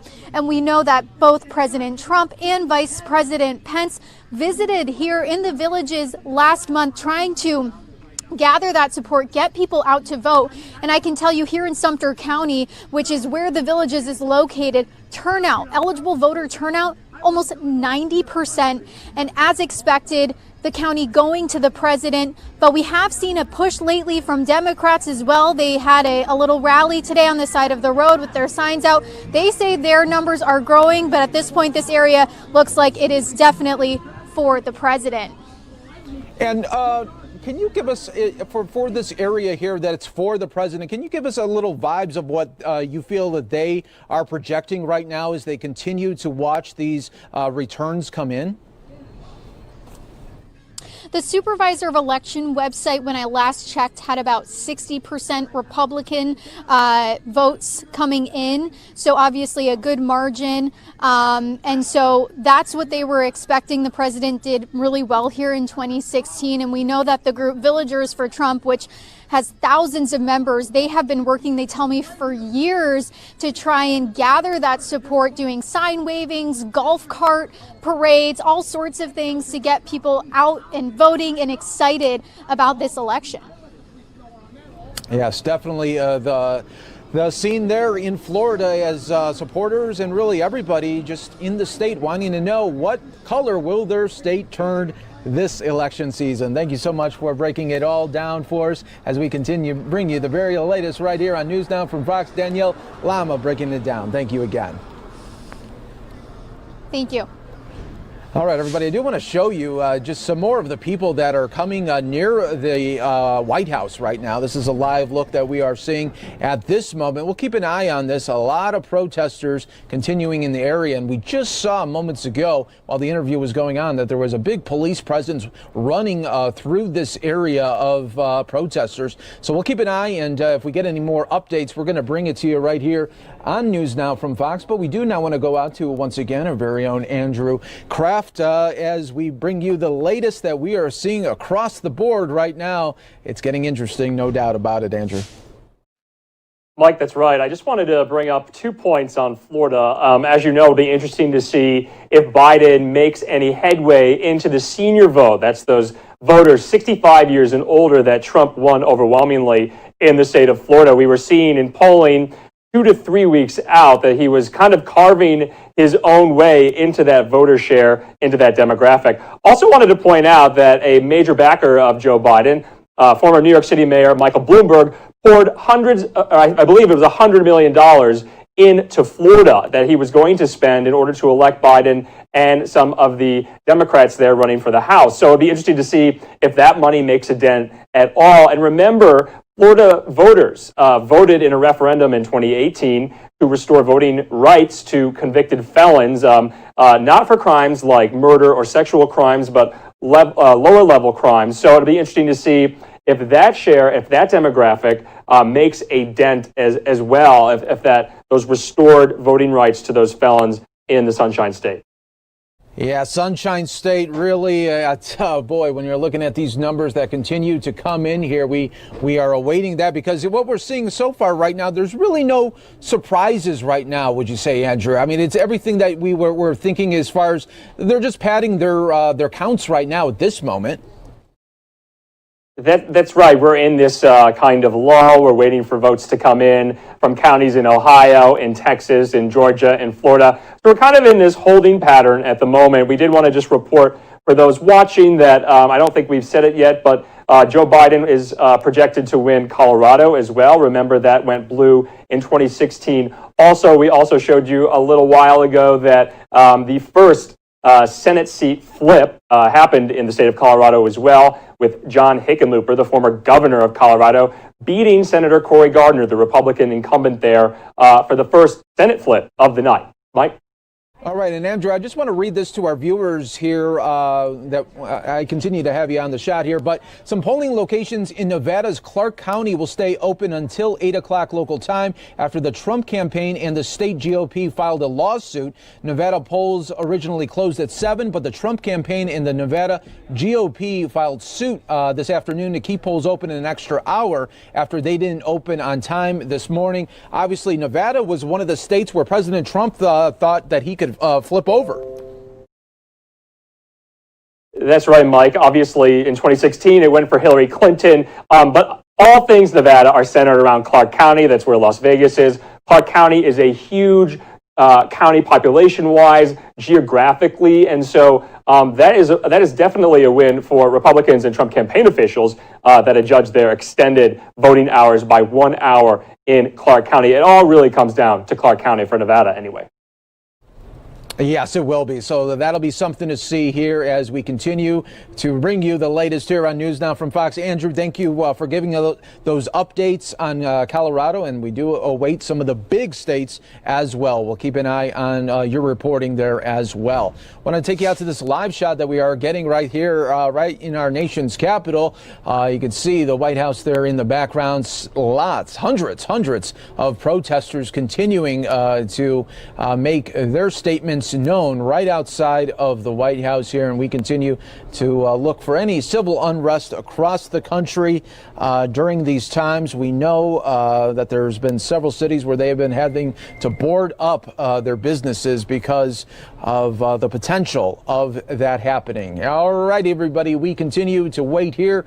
We are waiting the latest for the results coming in. Let's show you these numbers that we continue to see right now for the electoral votes. 131 to 92. That is what we are seeing right now in favor of Joe Biden. But like we were saying, none of the big states that we're waiting on have been called, like Ohio, like Florida, like North Carolina, also Arizona as well. So stay right here with us on News Now from Fox. We always break down everything for you as it's happening. We got a team of correspondents across the country in the battleground states. We got you covered here on News Now from Fox. Some of you take a short 2-minute break. Stay right here with us.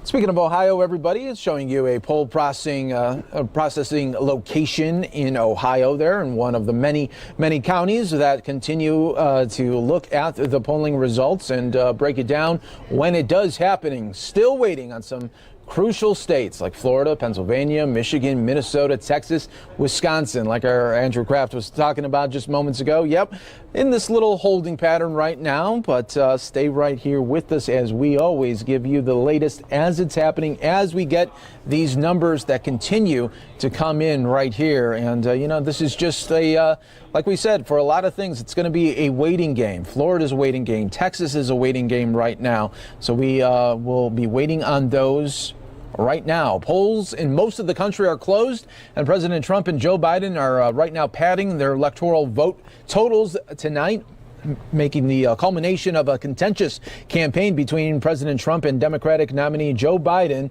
that was rocked by the coronavirus pandemic. Oh, also, this one is just coming up in our feeds now here as well.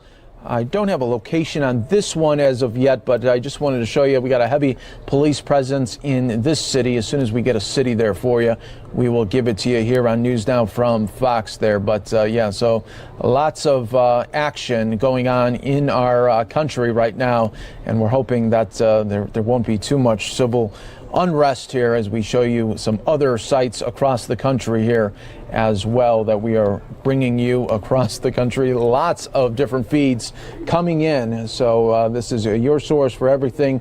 News Now from Fox.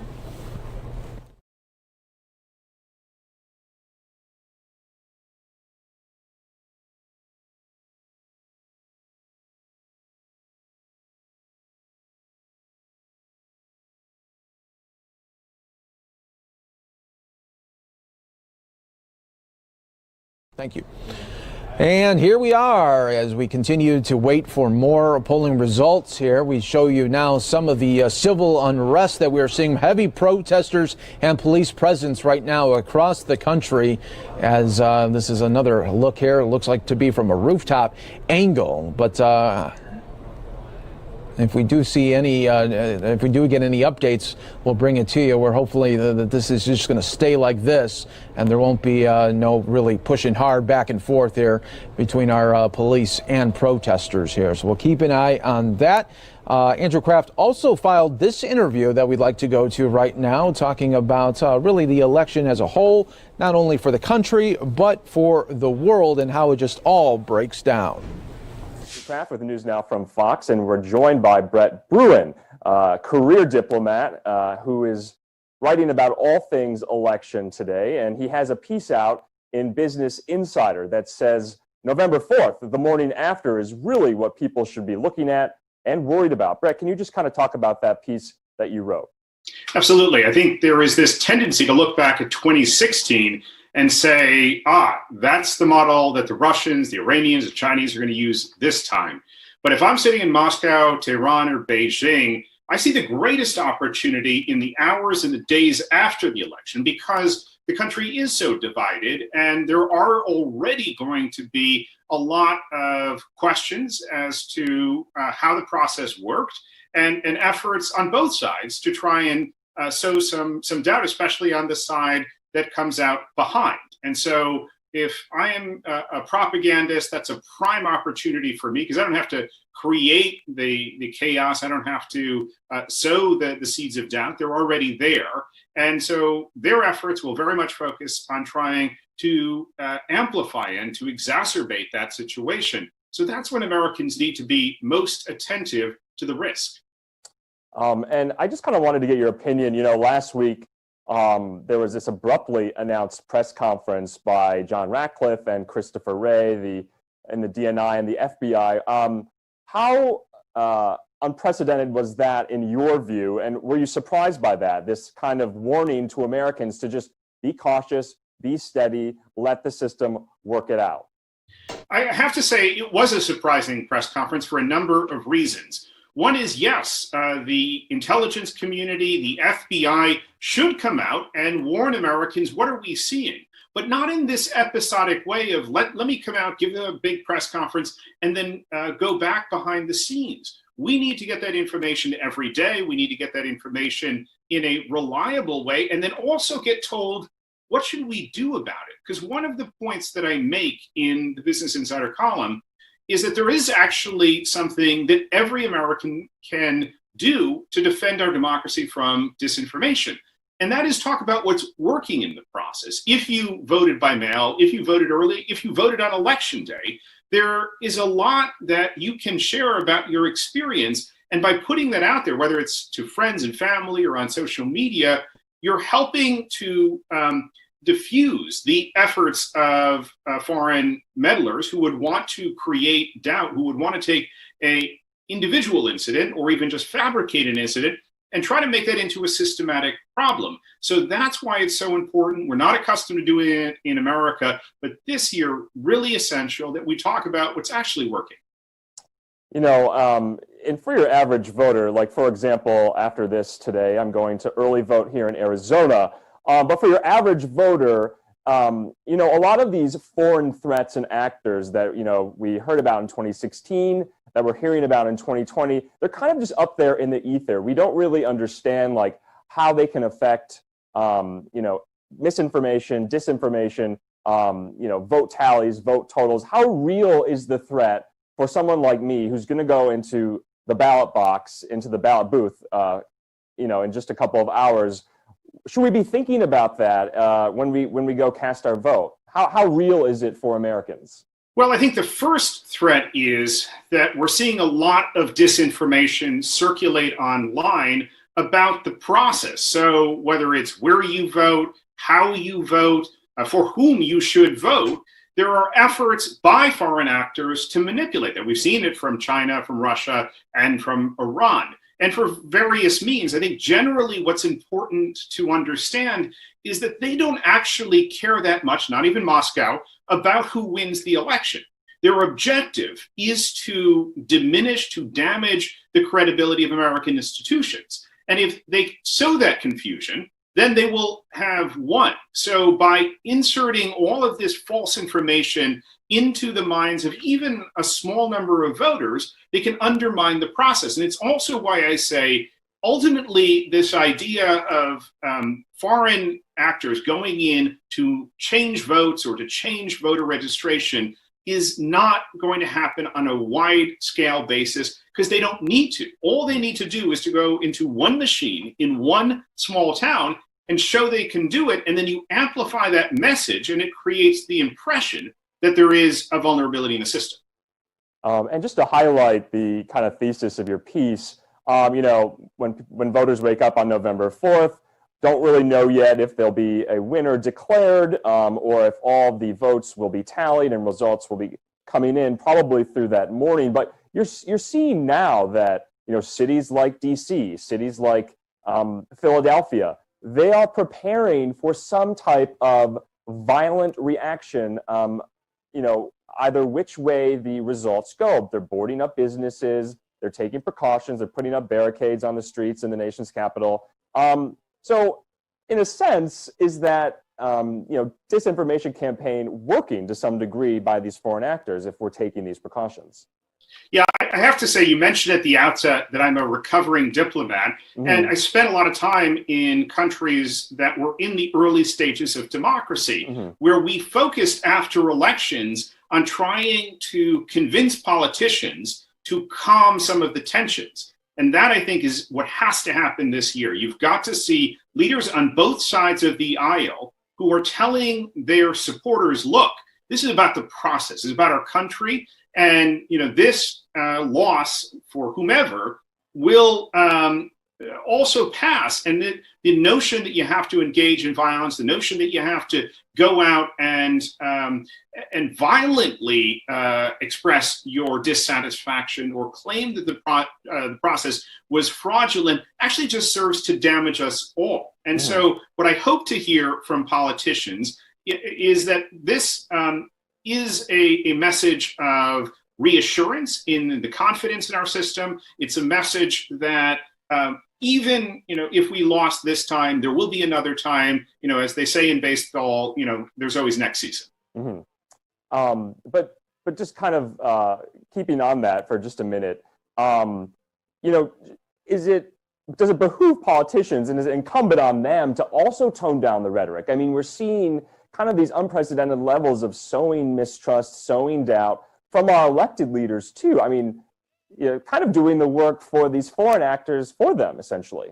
Oh, they are. And look, this is why Russia, to a great extent, has backed off the use of trolls and bots, because all they have to do is take the loudest, the most extreme voice on either side of the political spectrum. They are actively using both liberal voices and conservative voices, and they try then to give more oxygen to that voice to make it seem more influential. And so we need to have politicians in both parties out there saying, this is not a loss for our country. This is about our Constitution. It's about respect for the process and reminding all of us that we have something more at stake. All right, we want to break in here. We want to go to our sister station, Fox 13 in Tampa, with their coverage. They just have some breaking news where they are announcing that President Trump has won Florida. So let's get that news to you right here on News Now from Fox. This is from Fox 13 in Tampa. As it stands right now, those numbers are going to keep changing, and of course tonight you can follow along on your screen here this evening. Yeah, we're going to keep them at the bottom of your screen right there on the left-hand side. Let's get straight to Fox 13's political editor Craig Patrick on this as well. And Craig, you have been going with us all night long. Tell us about the surprises. I know you just made the decision about Florida. What else is going on in the country? Well, right now, the states to watch are North Carolina, perhaps Ohio. We're seeing some interesting changes, but they're not unexpected changes. And I'll explain why in just a moment. Let's start with the state of Florida and the reason why we say we can call this now for President Trump. And the biggest reason is Miami-Dade County. Biden won it for sure, 53 to 46%. But Hillary Clinton won this county by nearly 30 points. With this, Joe Biden significantly underperformed in Miami-Dade County. President Trump greatly exceeded expectations there. So you look at other counties where Biden could make up the difference. Broward County, he won handily, but those votes are all in. The same goes for Palm Beach County as well. 95% of the returns in there. Biden just does not have the ground he can make up in the population centers that he won because Tampa Bay is in. Biden won Pinellas County by the skin of his teeth. He won Hillsborough County by the nearly exact same margin as Hillary Clinton 4 years ago. But the votes are in. Same goes for the Orlando area for the most part. We're still waiting for some votes out of Osceola County, but not enough. Matt. All right, so that was some big news here, and we got to continue to tell you there that is just Fox 13 Tampa projecting that for President Trump right now. So we'll keep an eye out on their telecasts here as they continue to give us the numbers here. But let's go back to our very own Andrew Kraft. That was some big news, Andrew, that came out of our sister station, Fox 13. I know you talked to this reporter as well in the past as well. Years ago. Yeah, huge news coming out of Florida there that Fox 13 is calling. It's amazing to see Biden really losing Miami-Dade County by so much. As Craig just said, Hillary Clinton won that by 30 points in 2016. So it'll be interesting to see the demographic shift there and what happened. We did want to talk about one other state that Fox News' decision desk called in the meantime, and that's South Carolina. South Carolina going for President Trump. Also wanted to talk about the Senate race there in South Carolina. Fox News is projecting and can confirm that Senator Lindsey Graham will win the Senate seat there in South Carolina against the Democratic opponent, Jamie Harrison. Now, Mike, just to lay this out for our viewers, Jamie Harrison raised $57 million. It was the most money a Senate candidate has ever raised in U.S. history for a race as an opponent to a Republican, and not really doing much, obviously, for Jamie Harrison. He lost to Lindsey Graham. Lindsey Graham will retain his seat in South Carolina. But it goes to show you, it's really interesting to see with Amy McGrath in Kentucky, Hagar in Texas, and Harrison in South Carolina, raising collectively almost $200 million for these races that now we find out didn't really have a shot of an electoral win there. Mike? Yeah, it's amazing to see there, Andrew, because if you think about it, just like a month and a half ago, you had Lindsey Graham on Fox News and other cable news sites, almost pleading to the people to continue to donate for him because he was getting outspent so much. That's right, Mike. For a Senate race, for a U.S. Senate race, $57 million Jamie Harrison raised. Those are numbers that historic. We've never heard of those numbers for a U.S. Senate race. Clearly, it didn't come in handy for Harrison because, as I've said, we've called the race for Graham in South Carolina. So that was one of the Senate races we've been watching, and Senator Graham pulled out a victory there tonight in the Palmetto State. All right, so a lot we'll be continuing on here, Andrew. We are just getting started for so many of you right now because it is just heating up now. So stay with us here on News Now from Fox. Thank you, Andrew. We will be back with you in just a little bit, but I want to go out to Michigan right now, getting another election update in Detroit. Let's bring that to you live here on News Now from Fox. Know that all around the state, citizens were coming together just simply to ensure every vote was counted and every voice was heard. Absentee counting boards throughout the state efficiently processed and tabulated a record number of absentee ballots, putting us on track to be in a position to potentially see a full result of every tabulation out of Michigan in the next 24 hours, which is very exciting. Voters turned out in record numbers today in Michigan, shattering past turnout records. Thus far, we know that 3.3 million ballots were voted absentee. But as I mentioned earlier, more are coming in as we speak. The deadline was 8 p.m. at the drop box or at the local clerk. So we anticipate that number may grow even more, close to the 3.5 million that were ultimately requested by ballots. But we're already seeing a high percentage of those ballots in clerks' hands, reported and beginning to be tabulated, which is another great thing to see. In terms of in-person turnout, we're still getting those numbers from our precincts, from local clerks throughout the state, so we'll know more in the hours ahead of how many people voted in person today. We know, again, turnout was about what we expected, between 2 and 2.5 million voters, but we will know more specific numbers as we get more reports from our local clerks and our county clerks in the hours ahead. Also extraordinary was that in-person voter registration exceeded 28,000 today. 28,000 citizens, eligible citizens, registered to vote and voted today. Another extraordinary indicator that our democracy is healthy, that people participated, that this election in Michigan will be an accurate reflection of the will of the people. Notably, a lot of those folks registering in person did so here in Detroit. Many did in Ann Arbor, many did in Grand Rapids. Those were the three areas of the state where we saw the largest number of voter registration today. But it's, again, a testament to voters throughout the state that so many were able to participate and the clerks who made that all happen.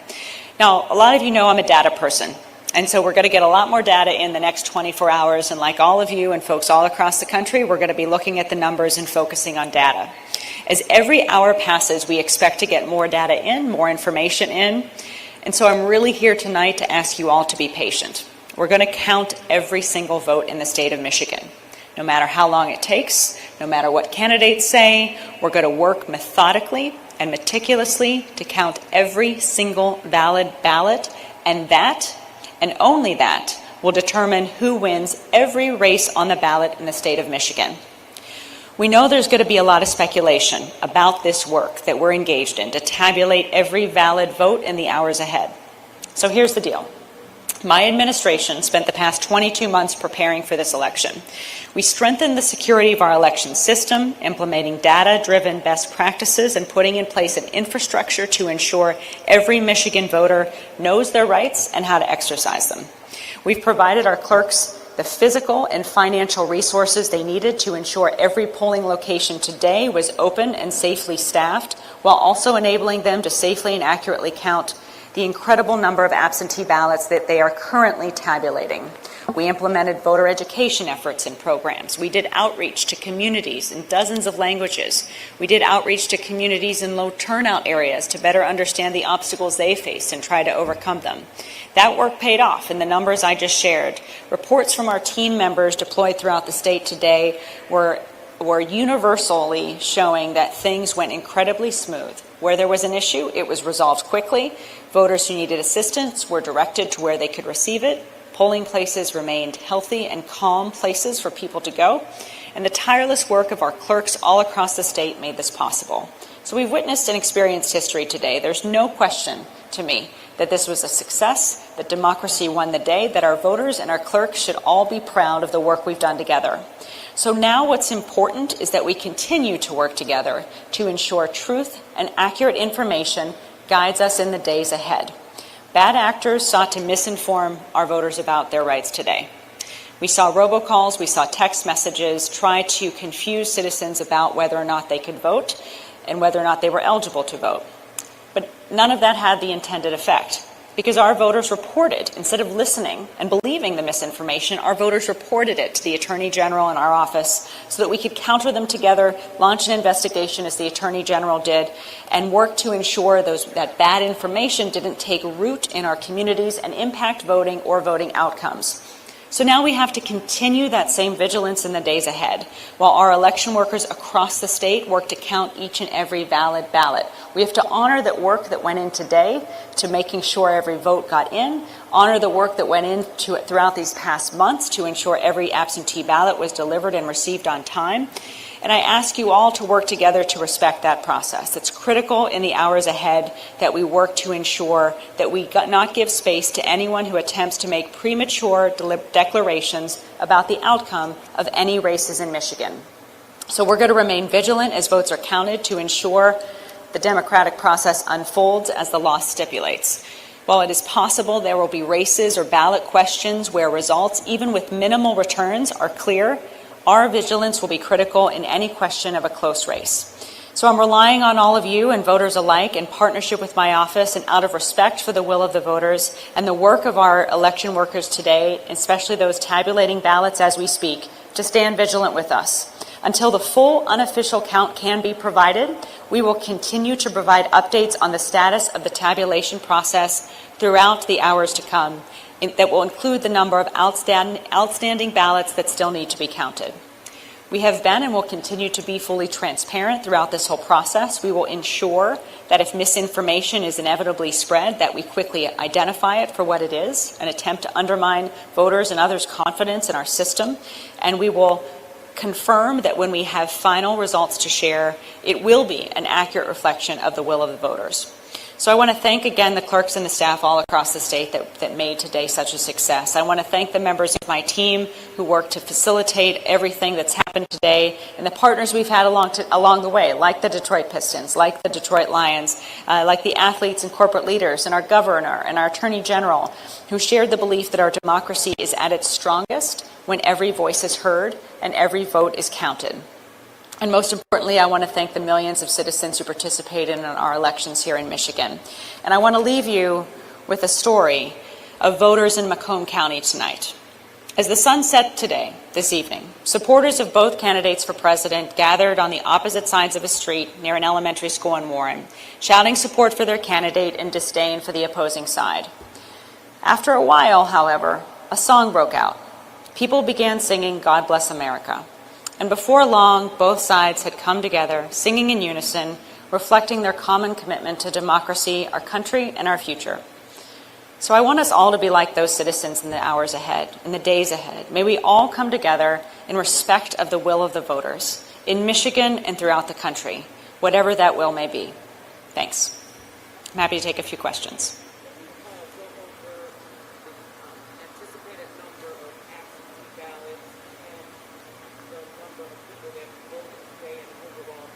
Yes. Right now, the most recent data we have is that 3.26 million absentee ballots have been received and are beginning the process or are already been tabulated.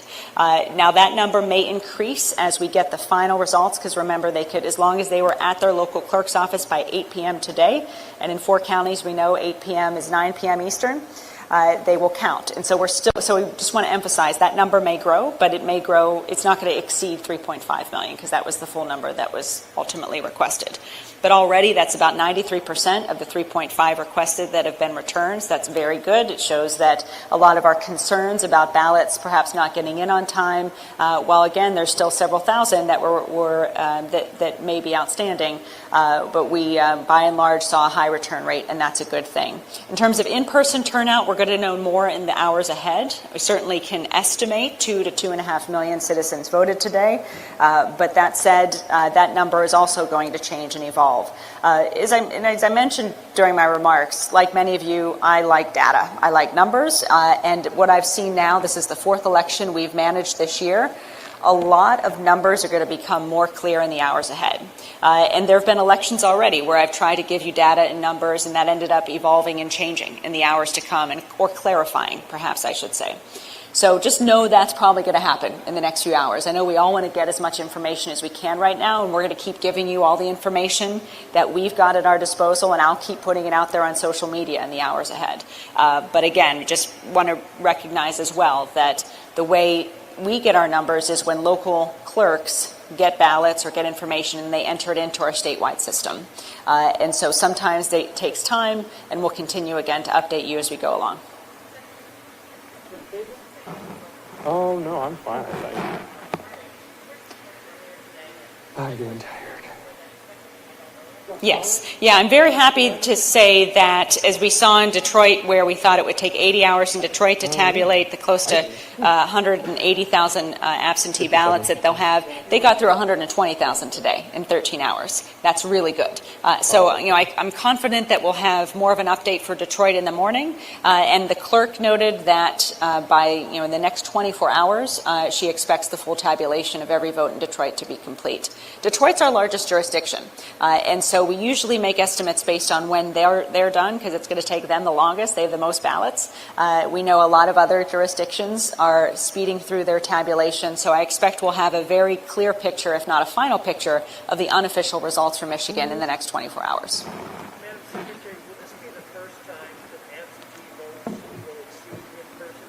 Yes. Just over 8 million registered voters in the state of Michigan.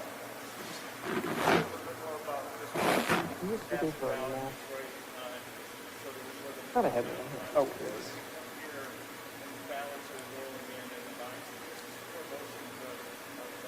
I'm grateful for our sports partners who in Detroit really led the way for sports teams across the country to play a pivotal role, a critical role in providing the resources we needed to run elections successfully this year, whether it was providing personnel to make sure we could staff all of our precincts, providing a secure space to welcome ballots at the end of the night, or enabling voters to vote while visiting the Detroit Pistons facility, as I did this morning, and having celebrations around that. All of it is something that I hope will continue in the years ahead, and really underscores the work that went into today, which was truly a team effort. Yes, in the back.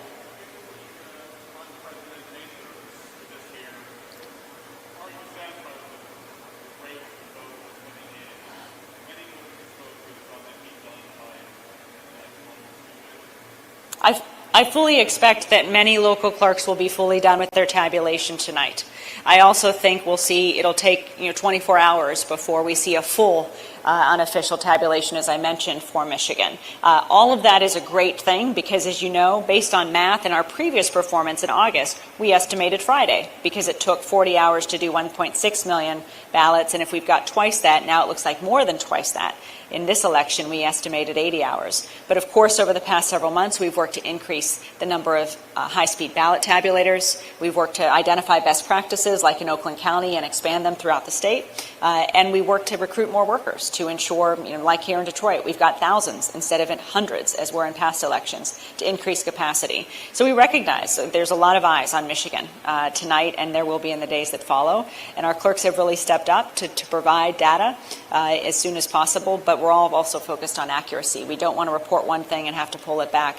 As much as, like all of you, I'd love to be able to give you, all the final data right now. That's just not how our system works. That's not really how any state's going to work when you can't, again, begin tabulating ballots until this morning, as most communities could. Yes. In the back. Go ahead. Yeah.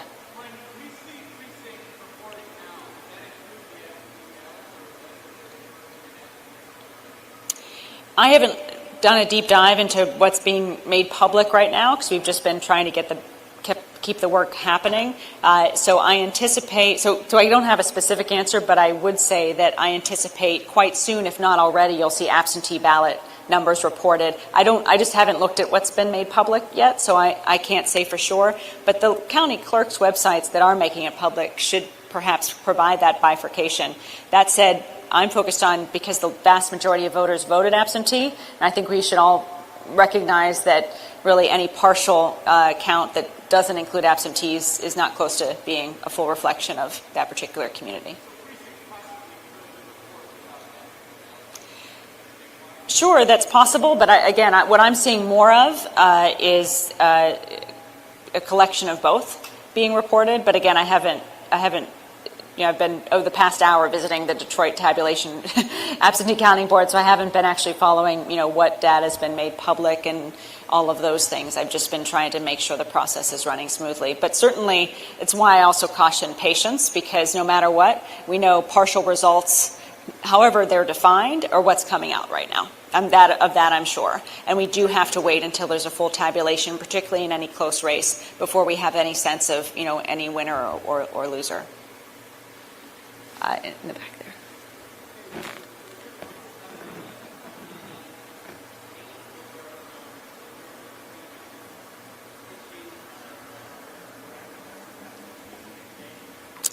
We know of a few robocalls. Well, I should first say, every time we heard of an instance of misinformation, we made it public so that people would know the truth. And we worked to get the truth out there. And then we also referred it to the Attorney General, who was quite vigilant as well at launching any investigations. And that's kind of how it's worked throughout this whole election season. So that said, what I can say with confidence is that the misinformation we identified, which was particularly through robocalls and texts, we identified and corrected, and we sought partners like many professional athletes who joined us in correcting and getting correct information out there, which we are very grateful for. And so there's no evidence that in any way, that it landed in a way that caused confusion or chaos or deterred people from voting. In what I saw today was when misinformation hit our voters, they knew it was wrong, they reported it to us, and we were able to investigate to begin getting to the bottom of who was behind it. Yes.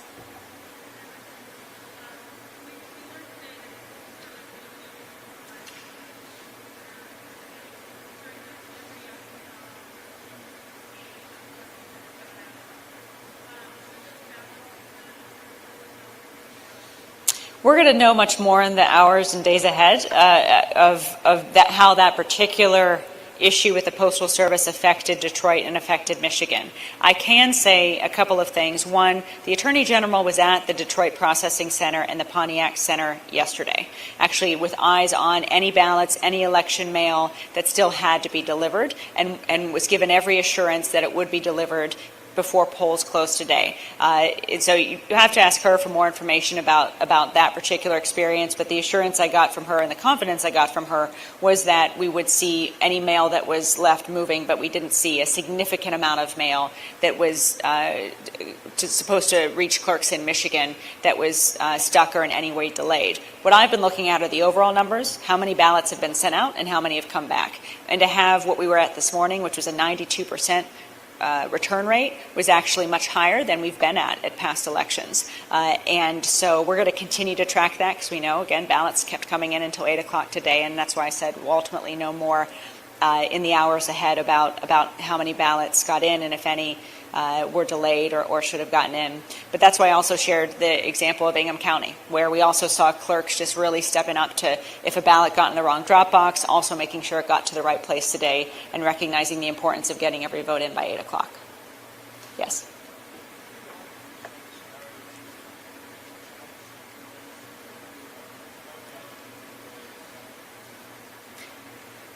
Yeah, with the challengers in Detroit and elsewhere throughout the state, I'll say I was gratified that most of the reports, if not all the reports we got today of observers in the polls were that they observed, they watched, they took notes, but there was no disruption, there was no record of disruption, which was very great to see. That said, we know in Detroit in particular, and I think I would defer some specifics to Chris Thomas, who has been at the absentee counting board all day and very much closer to that process than I, about how the challenges and the sort of the details of them. But we do know that there are, as he said earlier tonight, a lot of eyes on this process. I think transparency is a good thing. I think we've got enough protections in place to withstand that scrutiny, but we'll see more specifically how any challenges play out in the hours ahead. Certainly tonight there's going to be a lot of adjudication, as he mentioned, of those challenges, and we anticipate that throughout the day tomorrow we'll see that continue as well. And that's one of the reasons why, look, I could be standing here saying we'd get Detroit's full results in even sooner, but we know some of those challenges will take some time to work out, and that's why we're saying, and the clerk is saying, in the next 24 hours we'll see the results. Yes.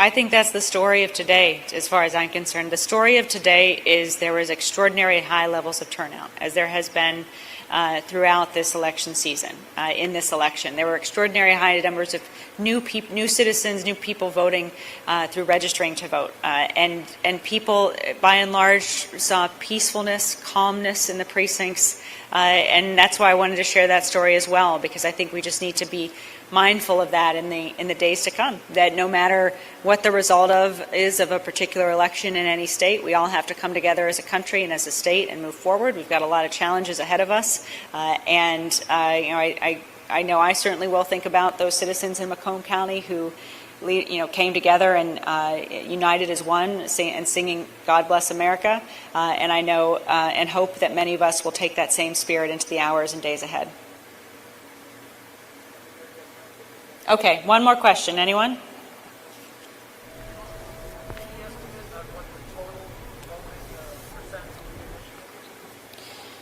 No. We're still, I'm as curious as you are to know what that final number is going to be. I think, I've said would get between 5 and 5.5 million votes overall. We're on track to see that, which would put us at about 70 or 72% turnout, which is very good. But a lot of that data is really going to play out in the hours ahead. So I'll be watching those numbers, and again, we'll be reporting out either on social media or I'll actually be doing 2 other media availabilities tomorrow to talk through any more details that we've come in. And just as we have in every election this year, we'll continue to try to break down all the numbers and get you all the data you need to help get a full understanding and picture of the electorate in this election. Just over 5 million voted in 2008, and so I fully anticipate every data point we're seeing is that we're going to exceed all of our past turnout levels. And we already know in Detroit we're going to exceed the 2008 turnout. The Detroit clerk said that earlier tonight. So we are on track to see record-breaking turnout in Detroit and throughout the state. And exactly how record-breaking that will be remains to be seen, and we'll know more in the hours to come. Oh, I don't know off the top of my head, but I've been looking at, again, 5 to 5.5 million. I think will vote this year, and I will say every number we've gotten in has really underscored and reflected that higher turnout that we're expecting. So I think at the end of the day, we'll see that. But I'll again join with all of you in being cautious and wait till we get the full numbers in. Yeah, one more question.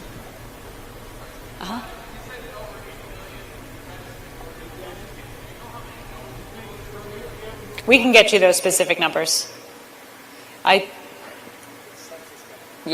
We'll get you those specific numbers. There's lots of different ways that's estimated. And I don't want to say anything incorrect at this point. So, okay, everyone, I know we're going to have a long night, a lot of hours in the days ahead, so I'm sure I'll see you again soon. Thanks for being here tonight. All right, so Michigan having record numbers, or they're going to hit record numbers. That was the Michigan Secretary of State Jocelyn Benson giving an update there from the home of the Detroit Lions there. Let's continue on here on News Now from Fox. We continue to wait for some big states: Arizona, Florida, Pennsylvania, Michigan, Minnesota, Texas, and Wisconsin, all waiting on those big state. Let's get in our very own Andrew Kraft for a little play-by-play of what we still are awaiting in just a little bit. Andrew, this is something to see. All the big states I mentioned still waiting because it's too close to call. That's right. So many states are still counting votes right now. So many of those crucial states that we've been watching all night. Florida hasn't been called. Wisconsin hasn't been called. North Carolina hasn't been called. So, in certain cycles at this time of the night, especially on the East Coast, historically, some of the winners have been known, the presidents. But, for example, we know at this time, a little before in 2012, that Mitt Romney lost. So, Mike, it's looking like it's going to go well into the night. A lot of votes haven't been counted yet. There's an unbelievable amount of votes still to count in the states that will actually matter, that will actually be pivotal. We're watching this here on News Now, but I think we're in for a long night, Mike. Yeah, I think that's the way it was set up, and that's the way it's delivering for us right now, though the way that it was all going into this weekend, and really today, we knew that it was going to be a long day there, no doubt. But we should still be hearing pretty soon about Florida here. I know earlier Fox 13 in Tampa, they're calling it, but that was just for that station there. But we'll see as it continues to wait here. We're getting an update from Fox News. The Biden campaign is telling Fox News that the incoming data from Pennsylvania, Wisconsin, and Michigan is in line with what they expected, and so far is not concerning there. So that's the update there from the Biden camp from Fox News. And Mike, you heard the Secretary of State there in Michigan, Jocelyn Benson, tell reporters that she's confident within 24 hours the public will know the results in Michigan. Obviously, Democrats looking to get a win there. Trump looking to get the state back like he did in 2016. So we might not have to wait throughout the week for Michigan, Mike. All right. Yeah. So, Andrew, we continue to wait here for more of the states. And once we get some more results in, we will bring you back on here to give us all of the very latest here on News Now from Fox. But I do want to now go out to Colorado, because this is where earlier today the Democrats were able to flip a Senate seat there and take it from the incumbent Republican there, Cory Gardner. This is John Hickenlooper saying that he has won the Senate seat there.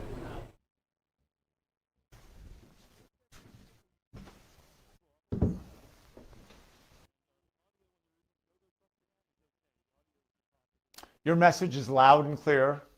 It's time to put the poisonous politics of this era behind us and come together to move forward. More Coloradans have voted in this election than any election in our state's history. As it looks now, Colorado is going to have the highest voter turnout of any state in any election in our nation's history. Clearly, people are saying it's time to turn the page. It's time for a different approach. It's time to start solving problems and helping people. And that's exactly what I intend to do. I want you to know that I am honored by the trust you have placed in me, and I'm deeply committed to the job ahead. We've got to get Washington working for everyone. Regardless of which party ends up controlling the Senate, I want you to know that I will work with anyone and everyone to help Coloradans. We've had enough of leaders in Washington thinking it was their job to only represent blue America, red Colorado, or blue Colorado. I've always believed it's my job to represent all Colorado. That's what it's going to take to beat this pandemic, to make sure people have decent jobs and Main Street businesses can grow again, to get quality, affordable health care for everyone, to work toward racial and social justice, and address the pervasive inequities that our nation has tolerated for too long, and to protect our planet and address the nightmare of these endless wildfires by tackling climate change. There's a lot to do, and Lord knows the system in Washington is a broken mess. But I'm an optimist. I know this country is ready to begin a new chapter. So tonight, I pledge to you I will work my heart out for this state that I love. And I will do everything I can to bring common sense and decency to our work. I want to thank Senator Gardner for his service and wish him and his family the very best. I want to say to everyone that voted for him, I'll be your senator as well. Thank you to my wife, Robin, and my son, Teddy, for standing with me and being an essential part of everything I am and everything I do. I can't thank you both enough. Thank you to my amazing staff who had to adapt to this crisis and campaign in a way that none of us ever could possibly have imagined. I'm grateful for your time, your resilience, and your talent. Thank you to everyone who volunteered, who endorsed this campaign, put up a sign, talked to a friend, chipped in a few bucks, made phone calls, sent texts, or cast a vote. And thank you to the people of Colorado for your confidence and trust. I can't wait to be your senator. Together, I know we can change Washington. Thank you so much. Let's get to work. And right now, live look in South Carolina. This is the Lindsey Graham, Senator Lindsey Graham headquarters. We will be hearing him speak pretty soon as he was able to once again pick up another 6 years representing South Carolina. Now let's go out to once again our very own Andrew Kraft continuing to break it all down for us today here on Election 2020 special coverage. Andrew. That's right, Mike. Obviously, the Colorado Senate pickup for Democrats is a huge win for former Governor John Hickenlooper. He was a former governor of the state. He also was the former mayor of Denver. And speaking all things Senate, I interviewed two sitting senators on the Republican side of the aisle today before all of this craziness is happening right now. Senators Kelly Loeffler from Georgia and Senator Marsha Blackburn from Tennessee. Blackburn was joining Loeffler on the campaign trail in Georgia today to stump for her. And they talked to me all about the Senate makeup and what they think is in store for that. Let's take a listen to that. All right. So I just wanted to welcome you both, Senator Loeffler, Senator Blackburn, for joining us today on News Now from Fox on this election day. And obviously, we're following a lot of Senate races around the country, these tough Senate races for some of these vulnerable Republicans. Are you concerned, Senator Blackburn, about Republicans keeping the majority in the Senate after tonight? We are always concerned. That is why we work so hard. And we do that every single day, whether we are within a couple months of an election or not. We do not stop because it's important to be able to run on your record and run on policies. And you know, I always think about Ronald Reagan's phrase that we're just one generation away from freedom's extinction. It takes us being mindful every single day. So are we going to keep the Senate? Yes, we're going to keep the Senate. I am cautiously optimistic, and I think we've got better than a 50-50 chance. And you're going to see great races. We have great candidates like Kelly that are out there. It's important to note that as we have gone through this election season, what was the most Googled phrase after that second debate? How do I change my ballot? Why were people wanting to change their ballot? Because they're not willing to turn their freedom over to people that have a socialistic agenda. And Senator Loeffler, for you, do you think the president has been as active and as supportive to some of these vulnerable Republicans in the Senate? Do you think he's done enough, essentially? Yeah, look, no one has outworked this president in fighting for our Senate majority and fighting to keep, himself in office for 4 years, which is so critical. Look, he has been traveling tirelessly, and it's exactly what he's done since he got into office, putting America first, putting the American people and results first. That's what political outsiders do. That's what business people do. That's what I focused on in my race, is delivering results for Georgians. That's why we have the momentum. It's why the president has the momentum. And it's why we're going to make sure in Georgia that he wins. And Senate Republicans had a major victory with confirming now Justice Amy Coney Barrett. Do you think that will be a factor when people go to the polls today? But do you also think failure by both the House and the Senate to pass the next round of COVID relief will be on the minds of voters as well? What do you think issues going into the ballot box today will be for Republican voters? What I am seeing is that the confirmation of Justice Barrett is really energizing so many voters to get to the polls today. That is a very good thing for us. And you know, I've talked to some folks about the COVID relief. They're really frustrated. They fully understand that Nancy Pelosi didn't want to talk to Mitch McConnell about this. She didn't want to talk to the president. She only wanted to talk to Steve Mnuchin, and she really didn't want to negotiate. She said, here's my offer, take it and or leave it. And when he offered $1.9 trillion, she said, no, not good enough. They've come to realize that she is using their hurt and anguish as a bargaining chip to get a bailout for these blue cities and blue states, and for factory workers here in Georgia, for farmers in Tennessee. That is, I'm telling you, that is something that is helping us in our Senate races and helping the president. And I would just add to that, you know, look what the Democrats wanted to do with their relief funds. It wasn't targeted at small businesses. They said no to money for schools. They wanted blue state bailouts. They wanted money to support defunding the police and ballot harvesting. You know, this had nothing to do with providing relief for hardworking Americans who are ready for this economy to reopen. Right. And the Democrats want to keep us locked down. Let's be very clear. We need to reopen this economy, continue this V-shaped recovery. But, you know, the American people will hold the Democrats accountable for what they've done to stall this relief.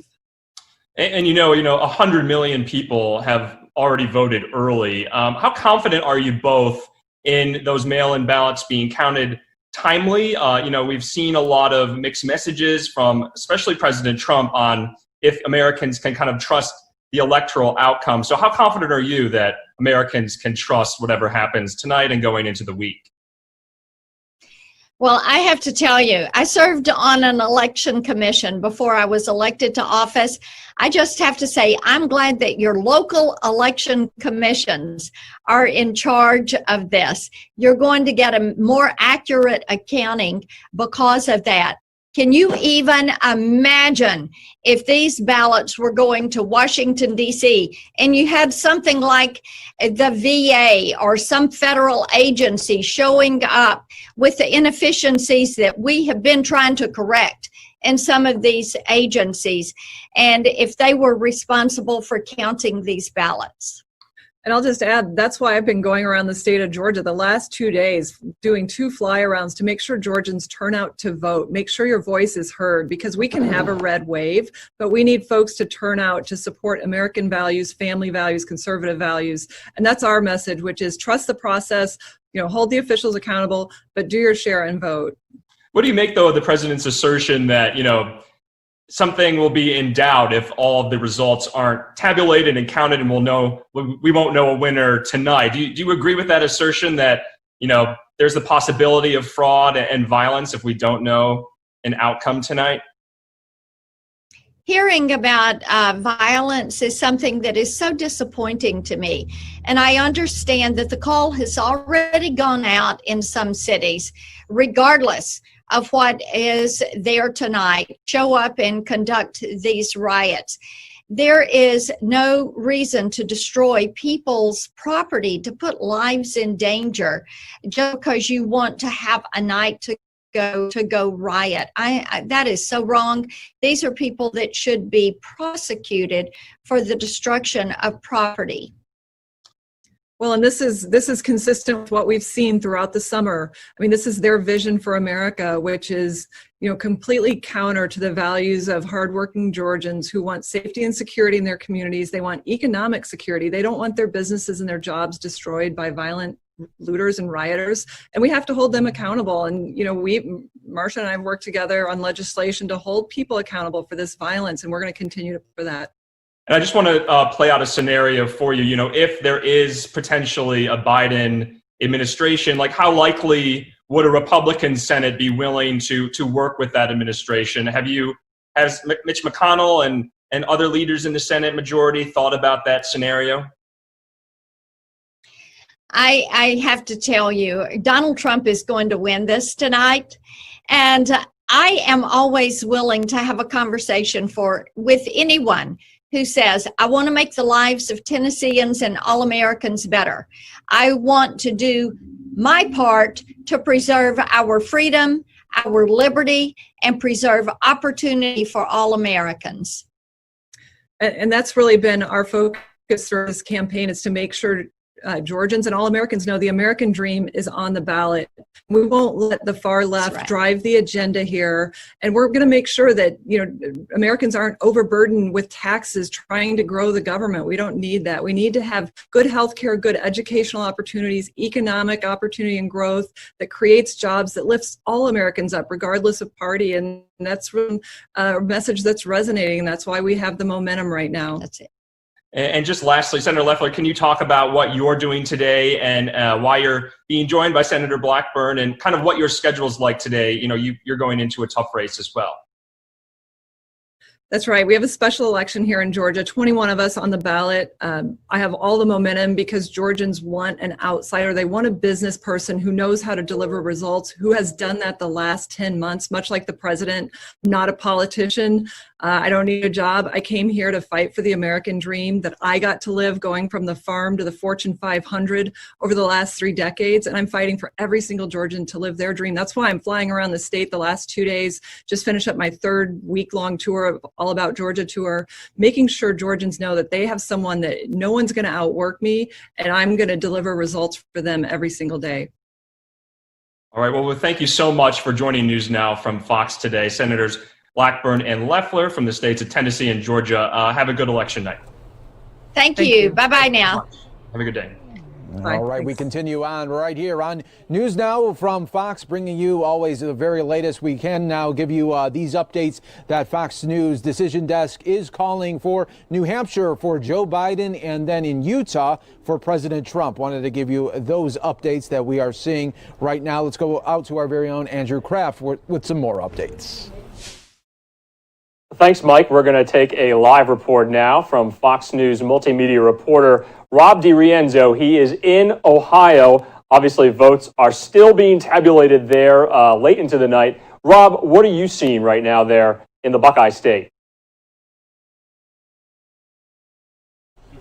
All right, so Andrew, it looks like Rob just having a little bit of issues there with hearing you, so we're going to wait on that one. I'm going to keep you up, though, Andrew, and let's just talk about what we are just hearing, though, from Utah and New Hampshire as well. So New Hampshire going for Biden, Utah going for President Trump. Yeah, Mike, obviously the Trump campaign made a play for New Hampshire. It went for Hillary Clinton in 2016. There's a lot of Republican enclaves there in the northern part of New Hampshire. But when you get into Manchester, Concord areas, those usually stay solid blue. And so Biden picking up a win in the state of New Hampshire. I believe the Fox News Decision Desk also says that Senator Jeanne Shaheen there won re-election to the U.S. Senate as well in New Hampshire. Now, going out to Utah, Utah is solidly Republican. It went for Trump in 2016. Trump picked up another win there today. What to watch, though, in Utah is the governor race there. You remember there was kind of that heated primary amongst the Republicans between the former governor, Jon Huntsman, who was also a member of the Trump administration, serving as the ambassador to Russia and then China, but he was defeated by the Attorney General, I believe, Spencer Cox. So we'll see if Spencer Cox there in Utah becomes governor when the votes are counted. But Utah going to Donald Trump, New Hampshire going to Biden. Mike? All right, Andrew Kraft, thank you for those updates. We continue to give you these looks from across the country at polling places and results. But now let's go out to the Buckeye State in Ohio. We have our very own Rob DiRienzo giving us an update there. What's the situation now, Rob, since we last talked to you? Well, the ballots are still being counted here in Lorain County. This is just outside of Cleveland. Now, so far throughout Ohio, there have been about 5.5 million votes counted, and President Trump is holding a slight lead, but no projected winner as of yet, with just about, let's see here, 88% of the results in. So we're going to continue to watch these results come in. But again, here in Lorain County, the ballots were brought in by the car and truckloads earlier this evening, and they're all being processed here. Now, Here in Ohio, this was an early voting state that started very early, started back in October. So they had a couple of weeks to get the absentee ballots together, but they couldn't start counting until tonight. So it's just going to have to be a wait and see here in Ohio. Yeah, I think that's the theme right now there, Rob, on not only in Ohio, but a lot of states when we're talking about Michigan, Florida right now, just this holding pattern that we are seeing. And to be honest, though, at least a lot of people knew going into this that this was the kind of vibe that we would be seeing today. Well, that's exactly right. And it's a lot closer, especially in places like here in Lorain County, than it was anticipated. Back in 2016, Hillary Clinton won here by 0.1%. It was just about 130 votes. So it was really down to the wire. People thought it was going to be a lot closer this time around. President Trump is holding the lead here in Lorain County as well. But still, we are waiting on those final results that could take days. Yeah, and that's what a lot of people could fear, though, because if it goes into a couple of days and we don't know, I mean, will there be civil unrest that we've been seeing since really earlier this summer? Will that now come into the election time? We'll wait and see on that one. Well, yeah, it's definitely something to be concerned about, but Ohio is very unique in the sense, as I mentioned, they started back in the beginning of October with their absentee voting process. 3.4 million people in this state out of the 8 million eligible voters casted their ballots in the absentee process. So in that regard, it is a little bit different than states like Pennsylvania, where they're very behind in counting those absentee ballots. So hopefully we might be getting some more clarity here in Ohio than in other places throughout the country.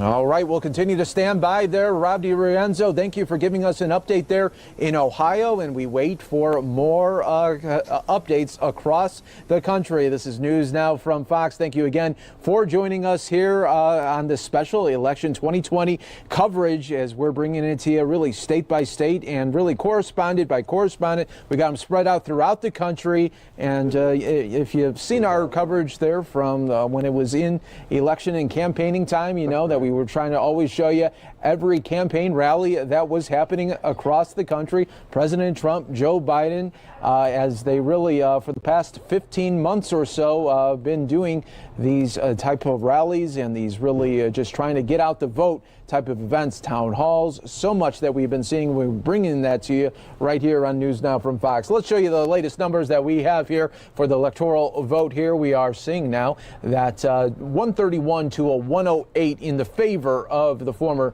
VP Joe Biden. A close election may come down right now to Arizona, Pennsylvania, Michigan, and Wisconsin. We continue to wait for those states as well. So we're now just in a slight holding pattern. Let's see here. We are talking now all about these numbers that we are seeing across the board here.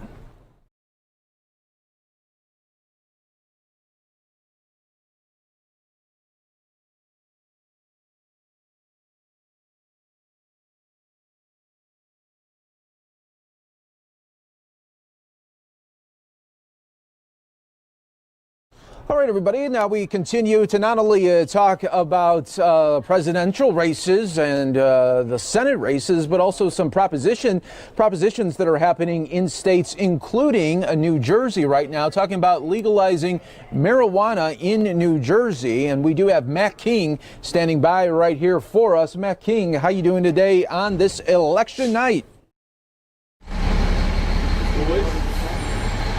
I'm doing all right. Voters here in New Jersey decided to vote yes on question number 1 to legalize recreational marijuana here in the state. And what that does is it creates a constitutional amendment, then tasking the legislature with figuring out what rules to put in place that tell us how we should tax marijuana in this state, the rules for selling it, for carrying it, and deciding who gets those licenses to open a dispensary here. And for the viewers that don't maybe know too much about this proposition for New Jersey, how many times did they try to put this on the ballot? So that's a great question. I believe this is the first time it's on the ballot as a proposition, but you're going to have to check my math on that one. I can tell you the legislature tried for many years to try to pass this as a bill, and they failed largely because of what I just mentioned, that decision to figure out who gets the license to open a dispensary. They want to make sure that that's an equal opportunity thing, and it's not corporations or people backed by millionaires who are taking over these dispensaries to profit off of this. Yeah, it's interesting how we're seeing these propositions pop up in several states this election. We're also seeing it in Arizona here. We are awaiting those results, but it's looking like right now that it could go in the favor for yes as well. So we'll see some big changes coming in January, no doubt.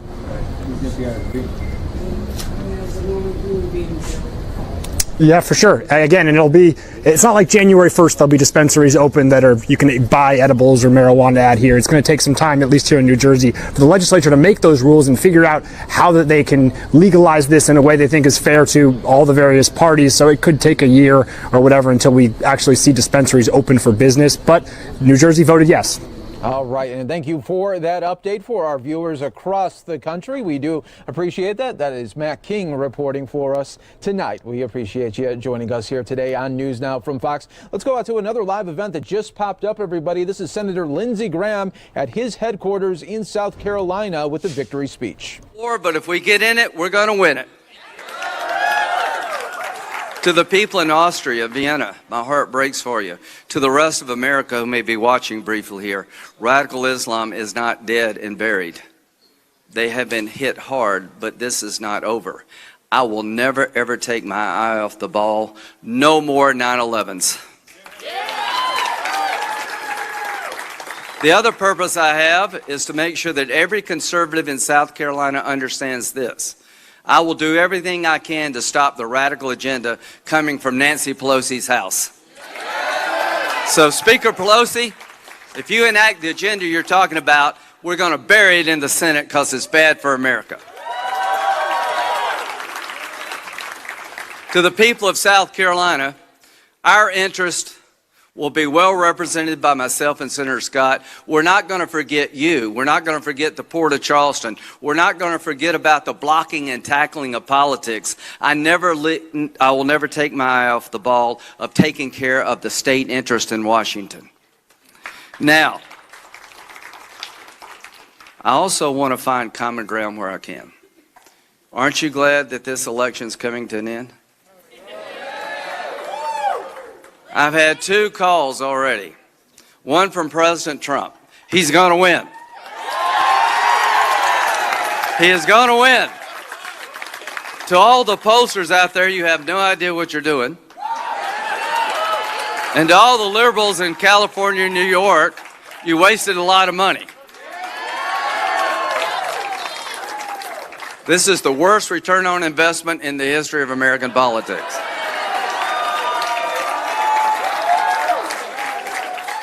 I got a call from Mr. Harrison. Jamie, thank you. He was very gracious. He created an incredible campaign for the first time he's ever run for office. He raised more money than anybody in the history of the United States Senate. I think had a lot to do with that. But, Jamie, I appreciate the phone call. I will do my best to unite us where I can. You're a good father. You're a good husband. You're a good man, and I look forward to working with you where I can. And congratulations to all the people who worked on your behalf.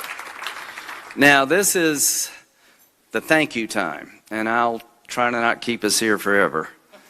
But I've got so many people to thank from the day I got in this business until now. I am the least self-made man in politics.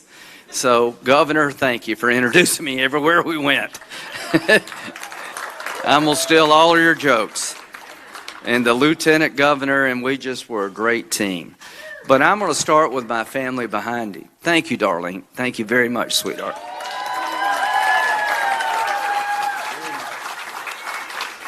Your ad made me cry. That's about the only ad that I would watch, but I couldn't get through that one. But Larry and Emily and Nicole, you have my heart to my end. Verna May and Nell can't be with us, thinking about y'all. To the Ball family, you're very much my family. This journey started in House District 2 in 1992, where Denise ran my first campaign, and we put the kids in a wagon with Greg, and we knocked on doors, and damn if we didn't win. And everything has just been an incredible ride since. Without what you did for me then in my first congressional race and my first Senate race, there would be no Lindsey Graham. So thank you all very much. She passed the baton to Scott Farmer, who is the best campaign manager in the United States.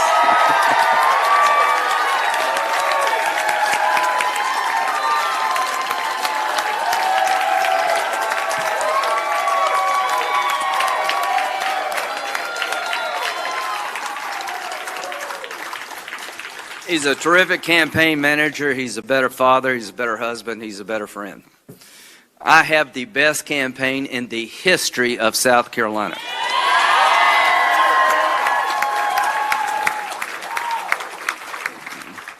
And it is wide and it is deep. And if you take us on, you better get up early and you better stay late. And $130 million is not enough.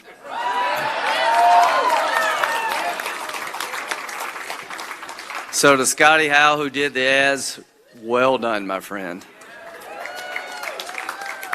So we had a really, our seasoned team just delivered it in every way possible. Our communication, TW and Toby, thank you. And y'all were incredible.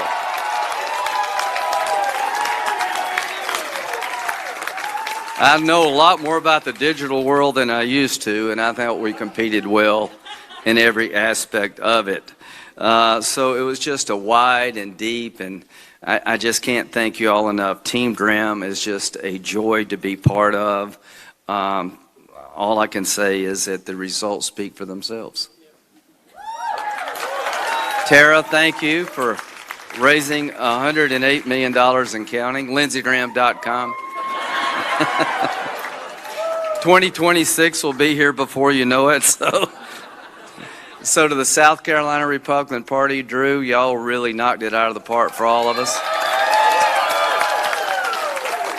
To the Victory team, it's the best run victory operation in the history of the state.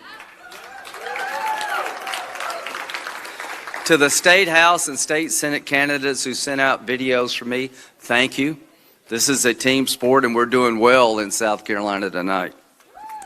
To my congressional colleagues and compatriots, we have the best Republican House district of House representation of any place in the United States. I can't thank you enough, and let's start with the Dean. Joe Wilson, you're a great man. Thank you so much for being my friend. Congratulations to you. Nobody works harder, and he loves the military, and if you want a keychain, tonight is the night. William Timmons, thank you for all you did in the Greenville-Spartanburg area. You're terrific. You have a bright future. To Jeff Duncan, you won the cyber war all by yourself. I think Jeff enjoyed my campaign more than I did. To Tom Rice, you're just a joy to work with. Thank you all. All right, that's Senator Lindsey Graham making his big speech there after winning re-election for another 6 years in South Carolina. The victory speech from Senator Lindsey Graham, who, always pretty much talks in sound bites, and said that he was already on the phone with President Trump today, and he told President Trump that he would win, and we will continue to wait for more results across the country. We should mention right now that polls closed in 4 states at this hour, including California and Washington, and the Fox News Decision Desk can now project that the former Vice President Joe Biden will take California, which represents a whopping 55 electoral votes, and then Biden will also take Oregon and Washington, while President Trump taking Idaho at this hour here. We continue to wait for other states. Let's bring in our very own Mitty Hicks there in Iowa with the latest on what she is seeing on the ground there. How you doing today, and what's the updates that you have for us today?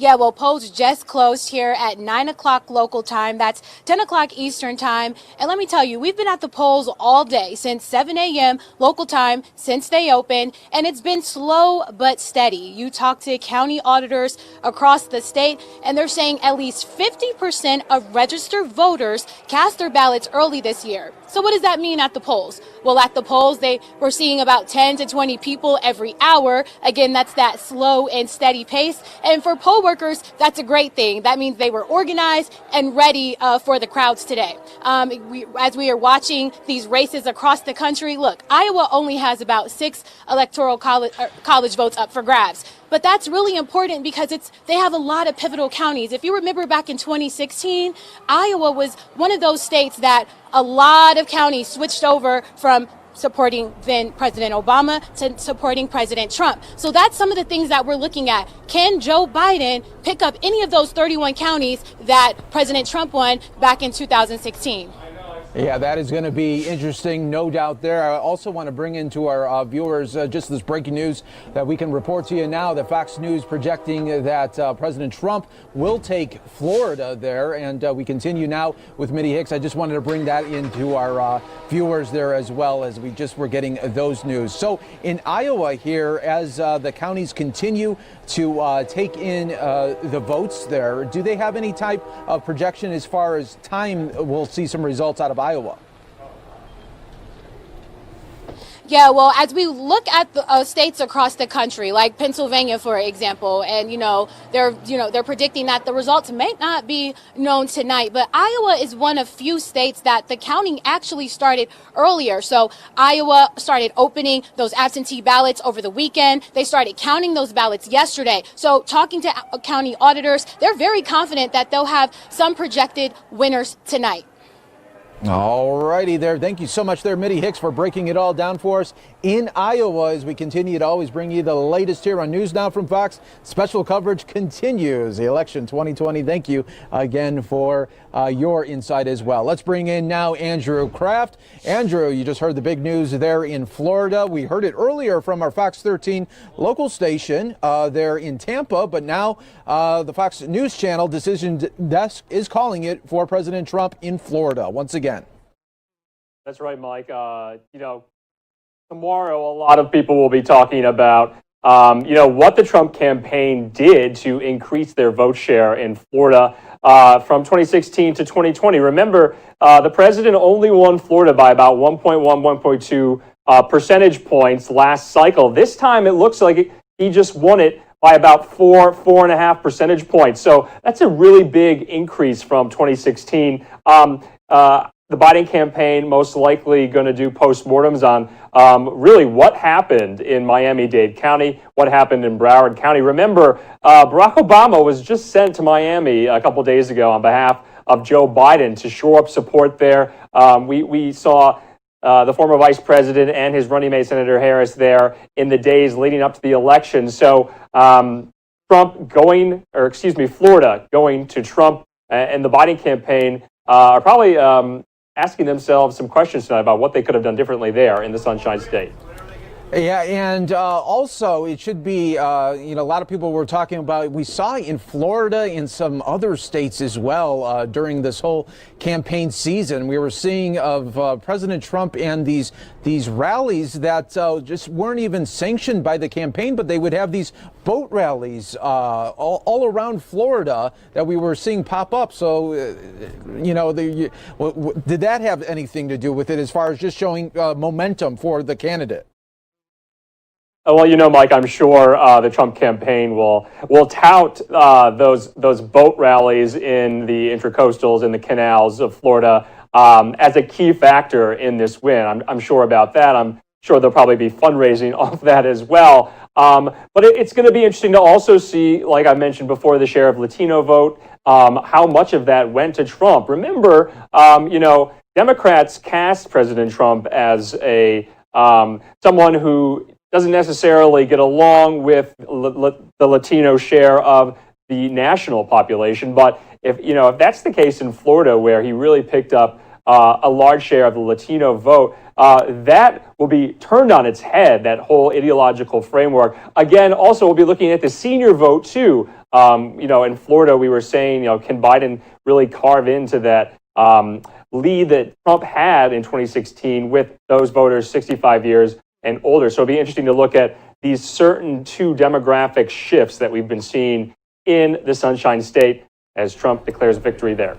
All right, Andrew. Yeah, the first big state that we were waiting on, Florida, going for President Trump. We will wait for other big states to call it, and we will be standing by there, waiting for that moment there. Andrew Kraft, thank you so much. Let's go now to a live news conference from Speaker of the House, Nancy Pelosi, that just getting underway.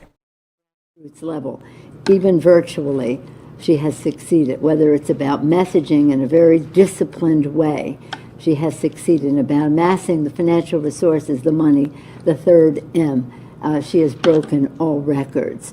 And through it all, she retained and commanded the respect of the House members and the confidence of all of our candidates. So with that, I want to acknowledge again Chair Cheri Bustos of Illinois. Madam Chair, I yield to you with an honor. Thank you. All right, Speaker Pelosi, thank you so much for your kind words. And obviously your leadership of this caucus, you've been absolutely amazing. I'm joining you tonight from Moline, Illinois, which is my hometown. Moline is kind of the center of America. It's, people here, they take that literally and they work hard and look after each other. It's around places like this that if your neighbor falls ill, you offer to bring over a meal to them, or you offer to look after their kids. It was in 2018 that Democrats won back the House by reaching out to people in towns like Moline, by listening to them. And here's what people in those towns, the center of America, told us what we took into the 2020 elections. And that's that they want a government that works for them. They want more progress and less partisanship. They want an end. All right, so that was Speaker of the House Nancy Pelosi, and then in Illinois, Democrat there speaking as well. But we got to move on here just because it's out of sync right now, and it's just not the best quality to bring that to you right here on News Now from Fox. Let's show you a look at the numbers here as we continue to wait for more updates across the country. If you're just joining us here on News Now, everybody, the big news coming within the last 5 minutes, President Trump winning Florida here, but close elections still coming down to Arizona, Pennsylvania, Michigan, and Wisconsin. We continue to wait for those big numbers, so we will continue to bring you the very latest as it is all happening across the country right here on News Now from Fox. Thank you again for joining us here. Really busy day that we all have lined up here for you, and I think it is just getting started tonight. I know it is 11 o'clock now out on the East Coast, but we have a lot of time to be together here on News Now from Fox, so that is what we are bringing to you right here, right now.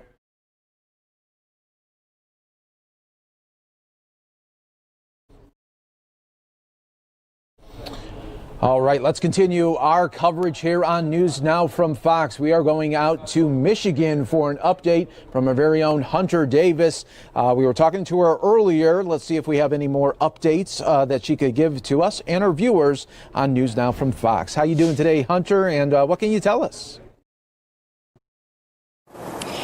Hey, as I said earlier, it's going to go late into the night, early into the morning, and then into tomorrow before we get any results here from Grand Rapids. That's according to the city clerk, Joel Hondorp. He says he and his team are working very hard to get all of these votes, processed and then counted, but it's going to be a while because Grand Rapids saw 52,968 absentee ballots come through before Election Day. Now, it was just about 20 minutes ago that I saw them rolling in even more ballots that they had just picked up from the polls. They waited just over 2 hours to get those down.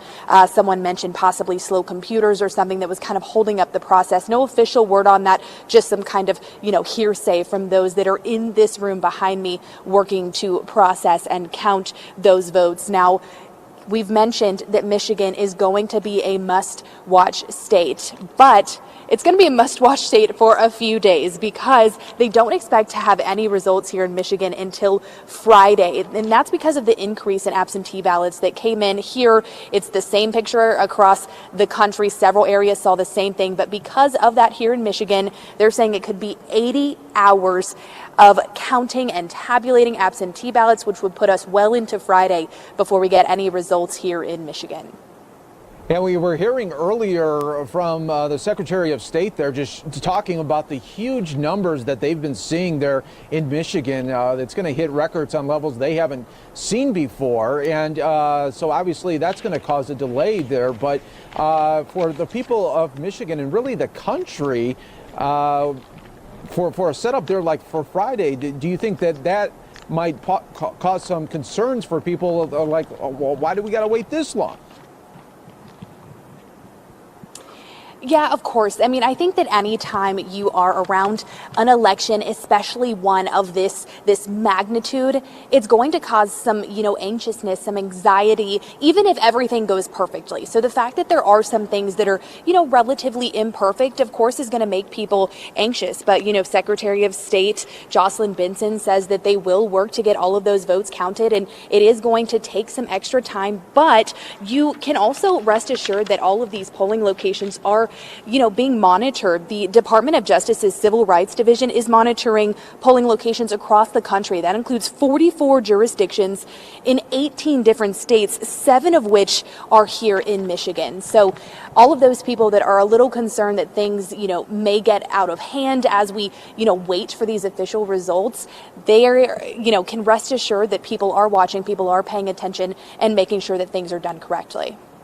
All right, Hunter Davis there providing the update there in Michigan. And really the theme of Michigan right now is just hold and be steady there, Michigan. We'll get our results there a little bit later, possibly in the week. Hunter Davis there breaking it down for us. Thank you so much for that update here as we continue to roll on right here on News Now from Fox. I do want to bring back in Andrew Kraft as we continue to wait for more of these states to call it here.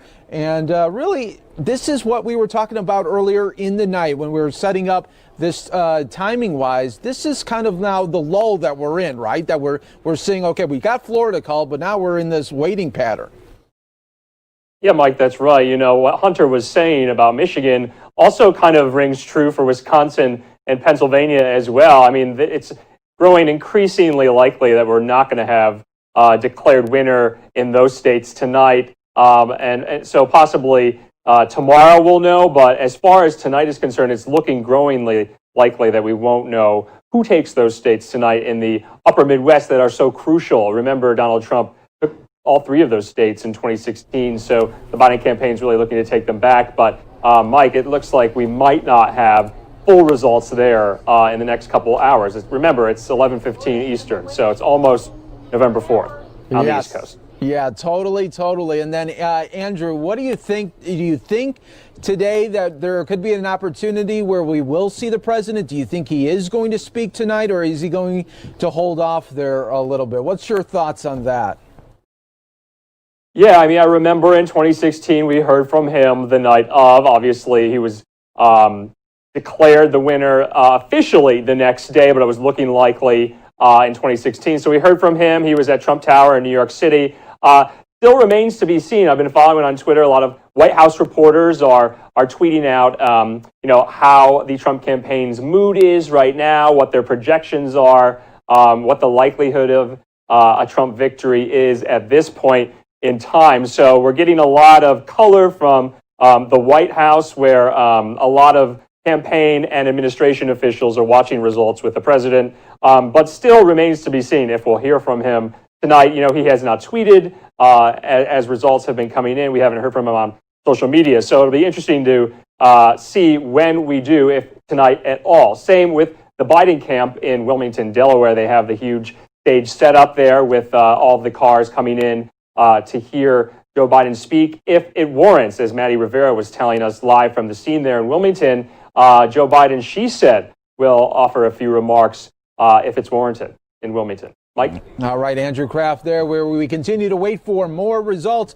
right here on News Now from Fox. Let's show you the latest numbers. Electoral College here as it continues to be updated throughout the evening. We told you that these things would be going back and forth today here. 209 right now to 118 for the president. We're going to be back here in just 2 minutes right here on News Now from Fox, bringing you the coverage from across the country.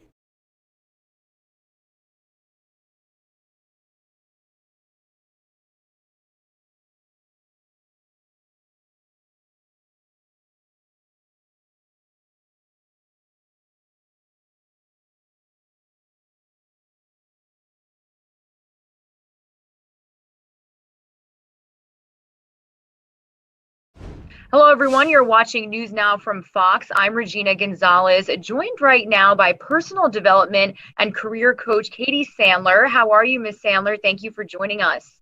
Hey, Regina. I'm doing great. Thank you for having me today. Well, it's exciting to talk about really a different angle on this political climate that we are feeling right now as Americans. We've watched a lot of heated debates. There's been a lot of campaigning. And up until this point, you know, this political climate can really make Americans feel a stress and anxiety they've never felt before. So can you explain what you've observed from recent studies and your own evaluations? Yeah, absolutely. Just taking the big picture into consideration, there's so much uncertainty, and with uncertainty comes fear and anxiety. And depending on, you know, where you are and where you stand within our culture and our society, these are very stressful times because we don't know what's ahead in terms of our economy and our healthcare and things that really affect us daily, right? So lately, I've noticed a huge increase in people's levels of anxiety and stress and how it's affecting their daily lives. Now, you mentioned a lot of different factors. Do you feel that the COVID-19 pandemic can definitely add to the stress of politics at this time? Absolutely. I think they're going hand in hand and one's exacerbating the other. So we're coming into this election with a heightened sense of anxiety and uncertainty already. And now you add what's going on within our political climate on top of it. And it's a really well-founded reason for distress and anxiety right now. So first off, what are some symptoms, or for lack of a better term, that people may notice they are feeling or dealing with? How can you kind of explain that? Yeah, I think that one of the number one things I'm noticing is people's sense of irritability is really heightened. So people are getting irritable much more easily. People are feeling a sense of stress that has affected their daily routine. So they're feeling more overwhelmed. You find that your relationships are becoming a bit more strained too. So these are kind of the top factors that seem to be happening.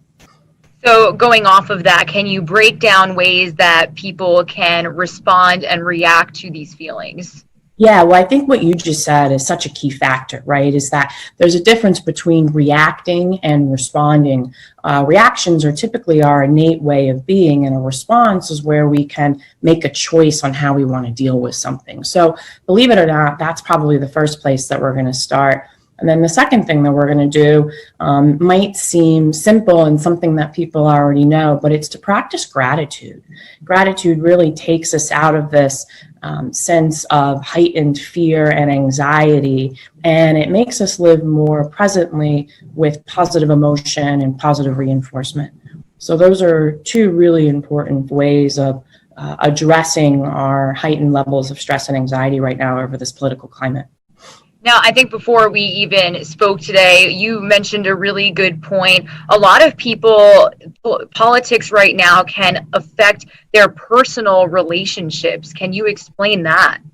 Yeah, I think that unfortunately, we tend to get in a place of defense, right? So whenever we start to talk about our political climate, I think everyone immediately gets on the defense because most of us don't have this conversation with an open and or compassionate way of being. So in order to be able to feel as though we can, ease ourselves here. It's to be able to practice communicating around this in a much more understanding and compassionate way. Otherwise, it starts to really eradicate our relationships. Now, if people feel they are getting to a certain point, do you recommend they seek professional help? Absolutely. I think that if you notice that your climate, whether it be because of COVID, whether it be because of politics, is starting to take a toll on your daily functioning, and you're feeling a sense of anxiety and stress that you've never felt before, it's really wonderful to reach out to professionals, whether it be a licensed clinician or a coach, to work through these things. Now, do you have anything else to add before we wrap up? No, I think that the biggest thing is to practice gratitude and compassion. It's okay to agree to disagree, and let's try and make this world a better place by moving forward and doing so.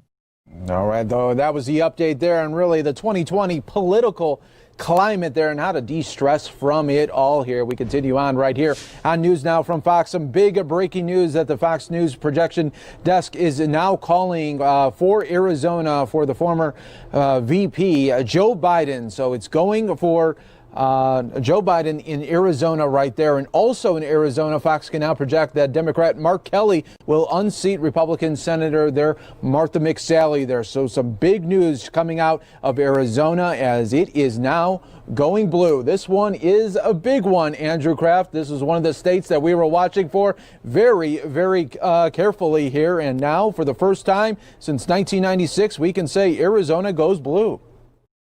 Mike, this is a tectonic shift for the state of Arizona. Since 1996, like you just said, was when it went last to a Democrat, to Bill Clinton. And so it just kind of shows you the changing demographics, especially here out in the Southwest in Arizona, Maricopa County, especially where we are, where it has the entire Phoenix metropolitan area. It'll be interesting to see numbers, how they compare from 2016 when Trump won the state. And like I was saying before, this is kind of what we were seeing back in 2016 with Nevada. Nevada went blue for the first time in a while in 2016. A lot of people moving from California, a lot of people moving from California to Arizona, trending younger, trending more Latino as well in the state of Arizona. So this is really something, especially tonight, where we haven't really seen many surprises. We haven't really seen many historic wins like this. But here in Arizona, we are reporting at the Fox News Decision Desk that it goes for Joe Biden. It's the first state of the night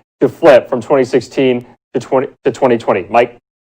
Yeah, and Andrew, this was a big win because the percentages there in Arizona were just so for Joe Biden. You mentioned Maricopa County. They're really pulling there for Joe Biden. But yeah, that is something that we are seeing big time here in Arizona. It really just shapes up the night. So President Trump winning Florida, Biden taking Arizona. What could happen next? That's right, Mike. We didn't expect really Arizona to be called this early. As you know, they had early voting here. A lot of Arizonans voted early, so I'm not sure about when they could start counting those ballots. But yeah, and the margin, Mike, that you were just referencing, 53.6% to 45% for Trump. That's a really significant margin by about 8 points that Joe Biden has won Arizona. Did not expect that here. Yeah, and then on the same token there, we have another seat flipped for the U.S. Senate there. Mark Kelly is going to take over from Martha McSally. Yeah, Mike, we want to just bring up possibly, I think we have a graphic that Mark Kelly has been projected the winner here in Arizona that we can just bring up momentarily. But you'll remember, Mike, McSally was down in the polls for some time, and Mark Kelly outraised her in fundraising as well. And you remember Mark Kelly, his wife, the former Congresswoman Gabby Giffords, who had that tragic shooting in Tucson in about, I think it was 10 years ago in 2011, 2010. And so you're seeing another flip for the U.S. Senate from a Republican to a Democrat. And remember, Martha McSally, she lost her race in 2018 to Kristen Sinema, the Democrat in Arizona, and now she has lost tonight because you remember she filled John McCain's vacancy in the Senate at his passing. So we're seeing some Dem pickups in the Senate. We'll see if it matters to the overall makeup of the Senate. But right now, some major news coming out of Arizona where the Democrats have had a good night there.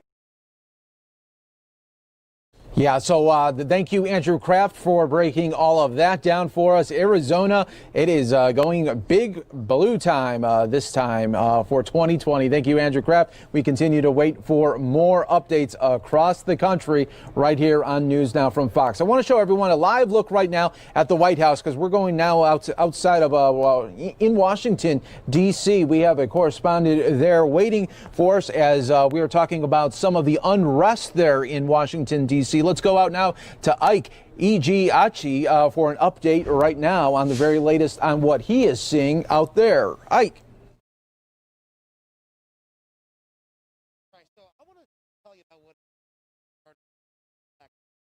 It was a very nice, peaceful day. There were hundreds of people here at first, but as the night went on and as the race tightened, so did people's tensions. And earlier today, we saw at least 2 people get arrested. Now, as you can see right now, it's starting to dissipate. You know, the crowds are starting to lessen up.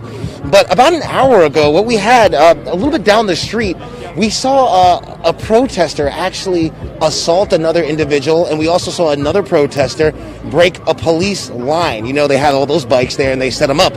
He broke that police line, and that's when those the police officers formed a perimeter around those 2 protesters and actually put them in handcuffs and got away.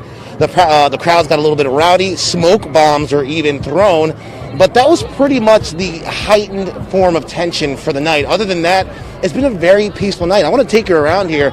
Earlier today, there were 2 massive signs right here at Lafayette Square. One of them saying Trump lies. Another one was talking about how they wanted to fire Trump. There are massive signs that are sprawled out right across here. They've since been taken down, and as you can see now, there's just music and a lot of people still coalescing here on Lafayette Square. Now, there's several events going on right now. This isn't just one organization. Shut down D.C., yes, they were the main one, but there were more than 10 other organizations who helped put this together. And don't think this is the only night you're going to see this. They said that this is going to go on for 7 straight days. Today, it all started at 4 p.m. It's going to last till about midnight. They're going to have that for 7 straight days. I spoke to the organizer earlier today. Their reasoning was they said that if Trump lost the election, they wanted to make sure that it wouldn't be stolen. Now, it's obviously that the ballots are still coming in. It's going to be days before we actually find the actual count total. But the group here, that's their motivation. That's exactly why they coalesced here on Black Lives Matter Plaza. But as you can see, as we look down the street here towards K, you can tell that it's not as cumbersome as it used to be. There used to be dance crews here. There were bands. There was even a go-go band. Some of the DC's greatest hits were playing on that. But, you know, the night's going on, and that has since dissipated. But, Mike, I want to tell you something right now. It's been relatively peaceful. The tenor here has been one of joyful exuberance. A lot of people here, they were happy they're here, and they wanted to see, in their words, this country take a turn. Mike. And Ike, a lot of people also want to know, some of the viewers here, why right now we don't have any results, so right now they're just waiting to hear the results, and then if they don't like something, we'll see some sort of action, or they, like you said, they want to do this for 7 days.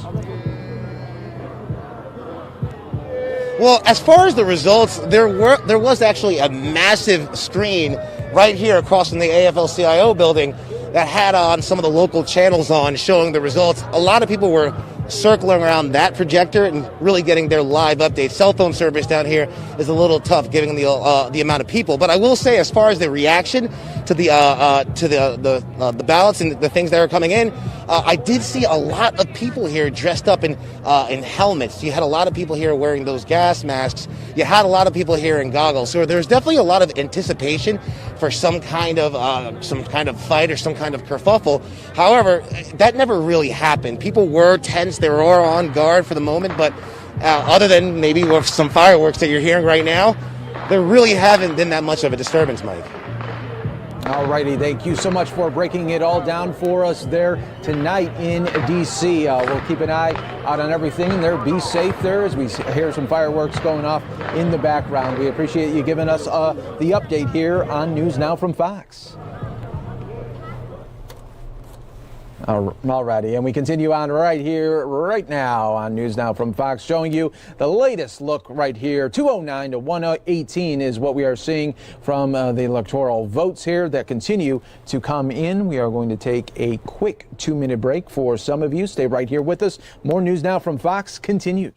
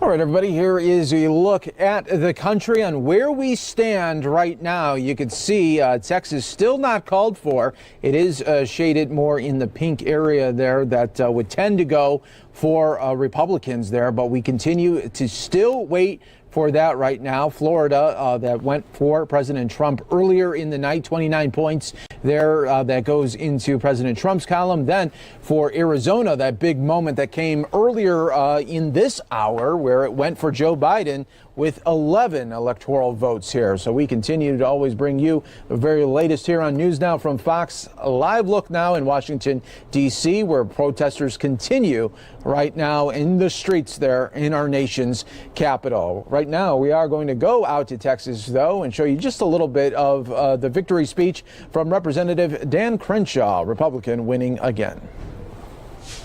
All because of this country, but it is because of the ideas that created this country.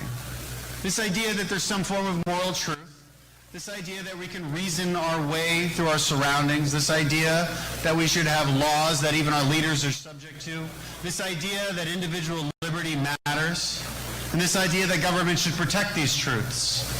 This is what America is founded on. This is why people want to come here. For all the hatred that our own citizens spew at this country, what remains true is that America is the #1 destination for all immigrants, no matter where they come from. It's true now, and it always will be. Because this is the place of opportunity. This is the places where dreams are sought if you're willing to look for them. It's kind of an amazing thing. If you want a handout, well, there's other European countries that might be willing to give you that. It's not what America's about. America's not about the government trying to bribe its citizens. This has never been what the American dream is about. This is something our friends on the left need to understand. Because it's a recipe for disaster. It's a recipe for decay and corruption of a civilization, corruption of a society. This is not what I want for my country. This is what this election was about.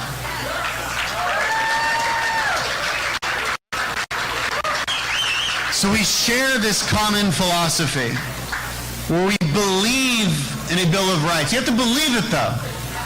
You have to believe it. Right? You have to believe that free speech matters. I know it's written down in the Constitution, but you have to believe it. There's an entire political party that doesn't believe it. We saw that last week in the hearings. You had Jack Dorsey up there. Jack Dorsey's got his own problems. I mean, he has a nose ring.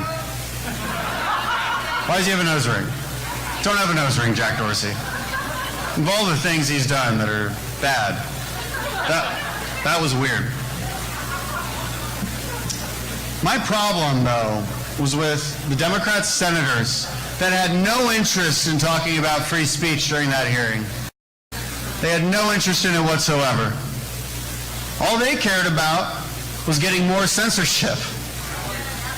Their problem with big tech was that big tech doesn't censor enough in their favor.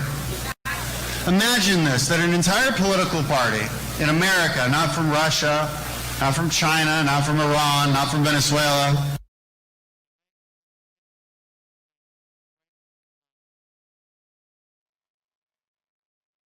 is derived from that. This is the anchor. This is the anchor from which we make law.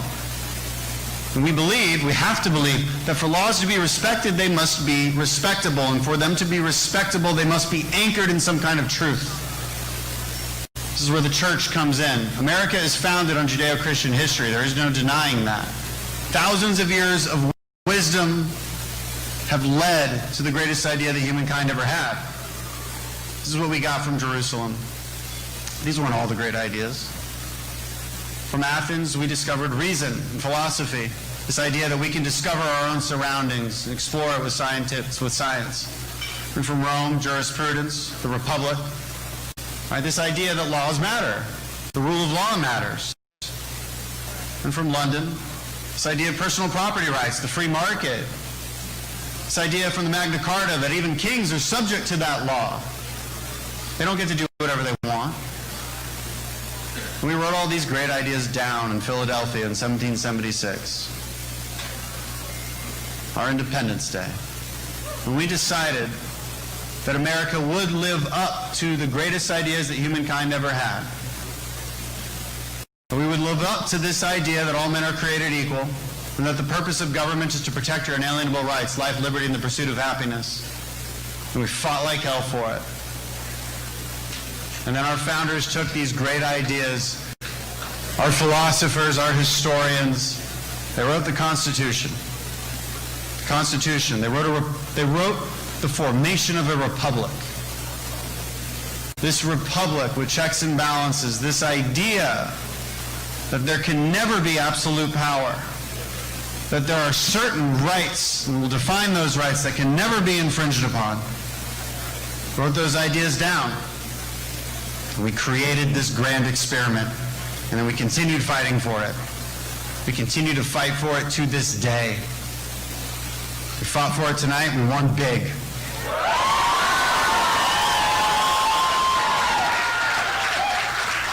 Because as it turns out, whether Americans know it or not, they love this message. They love this idea of freedom. They love this idea that you can prosper, that you can rise up. It's up to you. It's not up to somebody else. It's not up to government. Government's just there. It's there. It creates a stable environment. Protects us from the threats of the Chinese. Protects our borders. Protects our sovereignty. Institutes rules of the game. But then you thrive. This is what America is. This is why people come here. This is why you voted. You voted for freedom.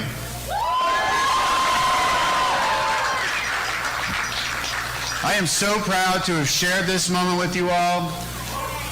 I can't tell you how thankful I am to have this amazing crowd. You guys have been with us from the beginning for years now. You've been block walking for us. You've been making phone calls for us. You've been coming to our events.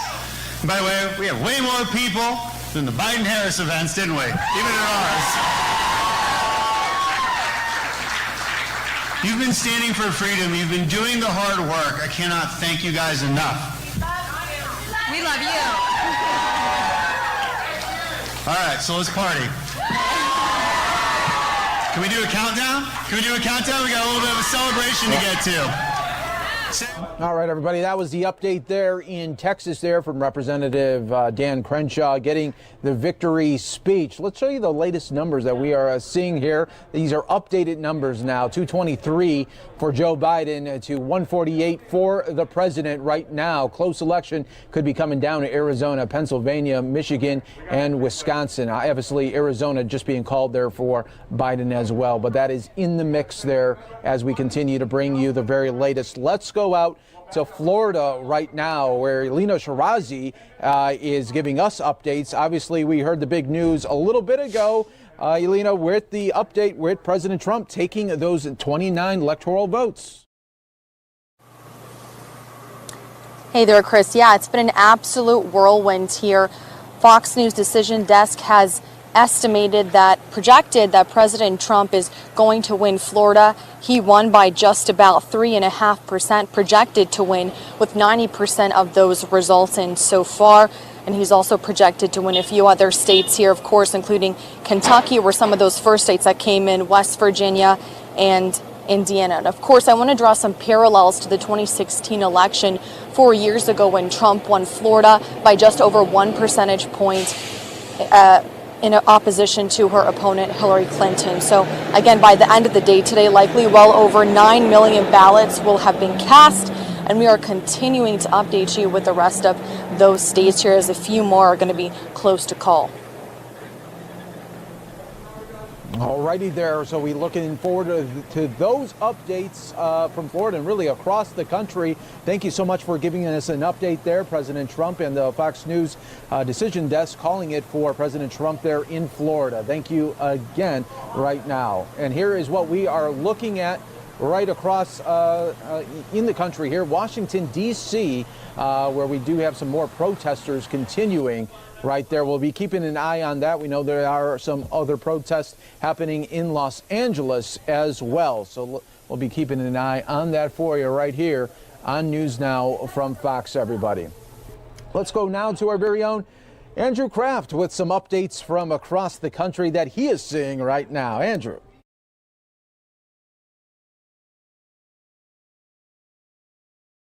For Joe Biden this time around, it was blue in 2016 as well. You'll remember that on Biden's VP shortlist was the governor of New Mexico, Susana Martinez. So Biden picks up 5 electoral votes in the state of New Mexico. We're also keeping an eye on Nevada as well. You were talking about that GOP lawsuit. A judge ruled that they could have polling locations in Clark County remain open for another hour. They're now closed in Clark County, Nevada. But a lot of people on Twitter are saying don't sleep on Nevada. Remember, it was blue in 2016. Not by much, though. Hillary Clinton won the state then, but it'll be interesting to see if votes are counted well into the night in Clark County, which encompasses Las Vegas, to see if this is a safe bet for Biden.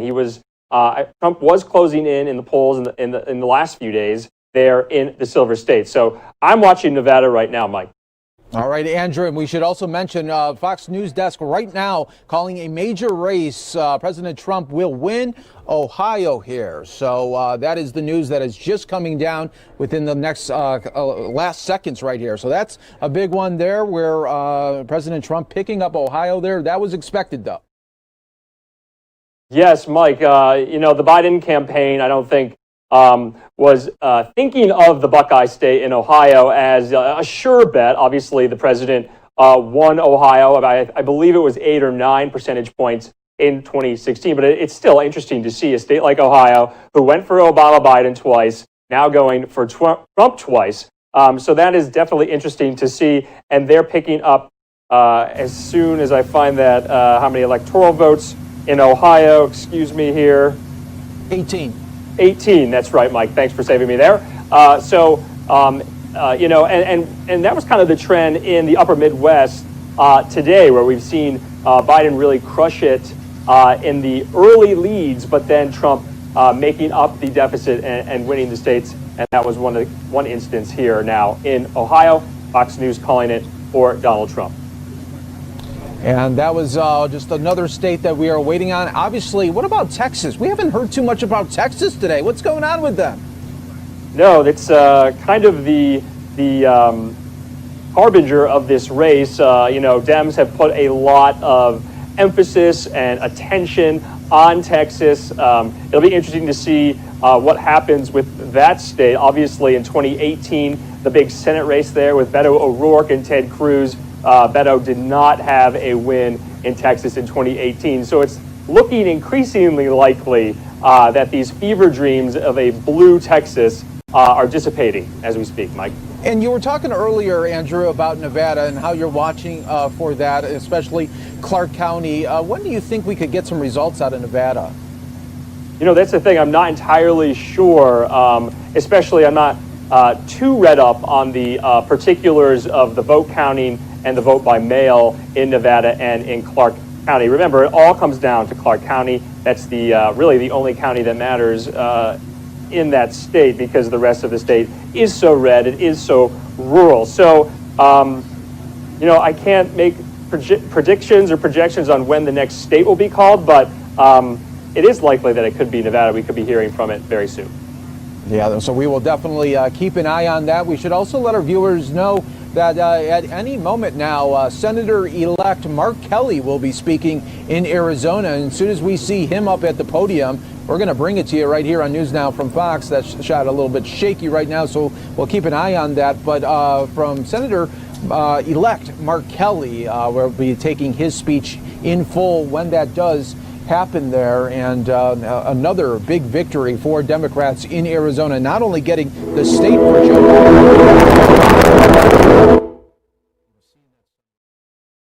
Sorry about that, everyone. We just had a very loud moment right there come through the speakers. Sorry about that.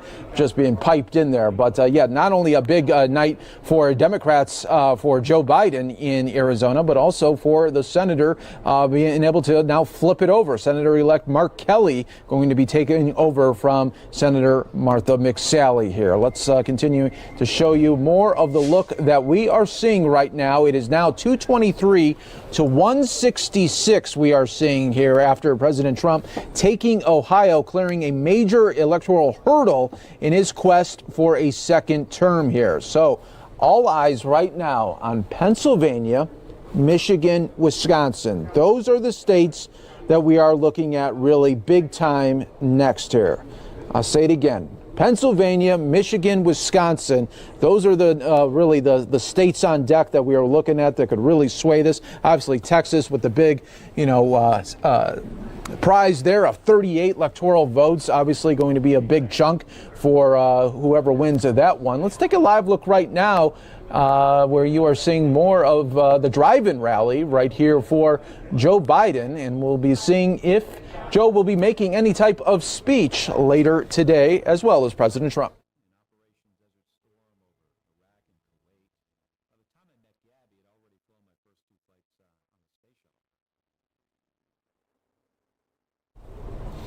All right, so getting an update here. It looks like at any moment now we could be seeing Senator-elect Mark Kelly in Arizona. That could be happening. You see that they are playing now a campaign video. So it looks like, they darkened the lights here, and it looks like at the end of that campaign video, we will be hearing from the senator-elect thanking his supporters and talking about the path ahead and how he wants to be a senator for Arizona. So let's take a listen here as we do wait for the senator-elect. But it was her. One thing I realized early on was, that Gabby needed me to help her through this. She needed an advocate. And the thing I have to do for my wife is to be able to think clearly and make good decisions. You really lost your life serving your country. Yes. Look at this. But what do you do when bad things happen? Move ahead. You gotta move ahead. Yes. You gotta move ahead and try to make a difference in the world. You're ready? Let's go. We're gonna go 100 miles? 100 run, no. How far do you want to go? 5 miles. You know, I learned a lot from being an astronaut. I learned a lot from being a pilot in the Navy. I learned a lot about solving problems from being an engineer. But what I learned from my wife is how you use policy to improve people's lives. Arizonans are facing incredibly challenging issues here in the years to come. Access to affordable health care, the stagnation of wages, job growth, the economy. You know, as the climate warms, we're going to have more drought here in the desert. You know, solving some of the hardest problems requires one thing, and that's teamwork. Partisanship and polarization and gerrymandering and corporate money have ruined our politics, and it's divided us. I care about people. I care about the state. All right, folks, we're going to go right back to that event there in Arizona, but I do want to bring out more breaking news here where President Trump is projected to win Texas now. So that is the latest update there from the Fox Decision Desk there in New York, giving us that update where President Trump now looks like will be winning Texas there to add to his count total there. You're taking a look at the map now, how it is being projected there. Texas with the 38 points going to President Trump. Let's bring back now Andrew Kraft here as anytime there's a big development, we get you right back in it. And Andrew, Texas, we were just talking about it, Andrew. We were just talking about it, Mike, and Democrats were really, especially the ones I talked to, were hoping for Texas to turn blue. Obviously, that's not the case here. It is red, and so Donald Trump picks up a lot of electoral votes now as the confirmed winner of Texas that Fox News is making. But you saw Kamala Harris, you saw Joe Biden make stops in Texas in the final 2 and 1 weeks up until the election, and it just didn't materialize for them. Neither did their Senate candidate, Senator John Cornyn, reclaiming victory in Texas as well. So, this was kind of always a long shot amongst people watching these states very closely. For Dems, there was a little wishful thinking on their part. Republicans, though, I think always really thought that they didn't have a problem in Texas. We'll have to see, though, the margins and how close it is between Biden and Trump. But if Biden is down by 5 and Trump is up by 5 in Texas, I don't think we'll be seeing or hearing any more blue projections for Texas in the cycles to come. Mike? There we go. Andrew Kraft breaking that down for us in Texas with the big win right there. Let's now go back out to Arizona here. We do have Senator-elect Mark Kelly speaking after his big win. Of public service and what it means to use public policy to improve people's lives, and who taught me to never, ever give up. She also has a lot more experience at this stuff than I do. So thank you for your advice, and especially the tough advice. Now, I couldn't do this without you. To my 2 daughters, Claire and Claudia, thank you. Now, we've been through a lot together. And this is a little different. When you were young and I'd leave on a spaceship for a couple weeks. But just like those missions, I could not do this without your love and your support. And I'm so proud of both of you. And Scott, well, I guess we finally found something that sets us apart besides my good looks.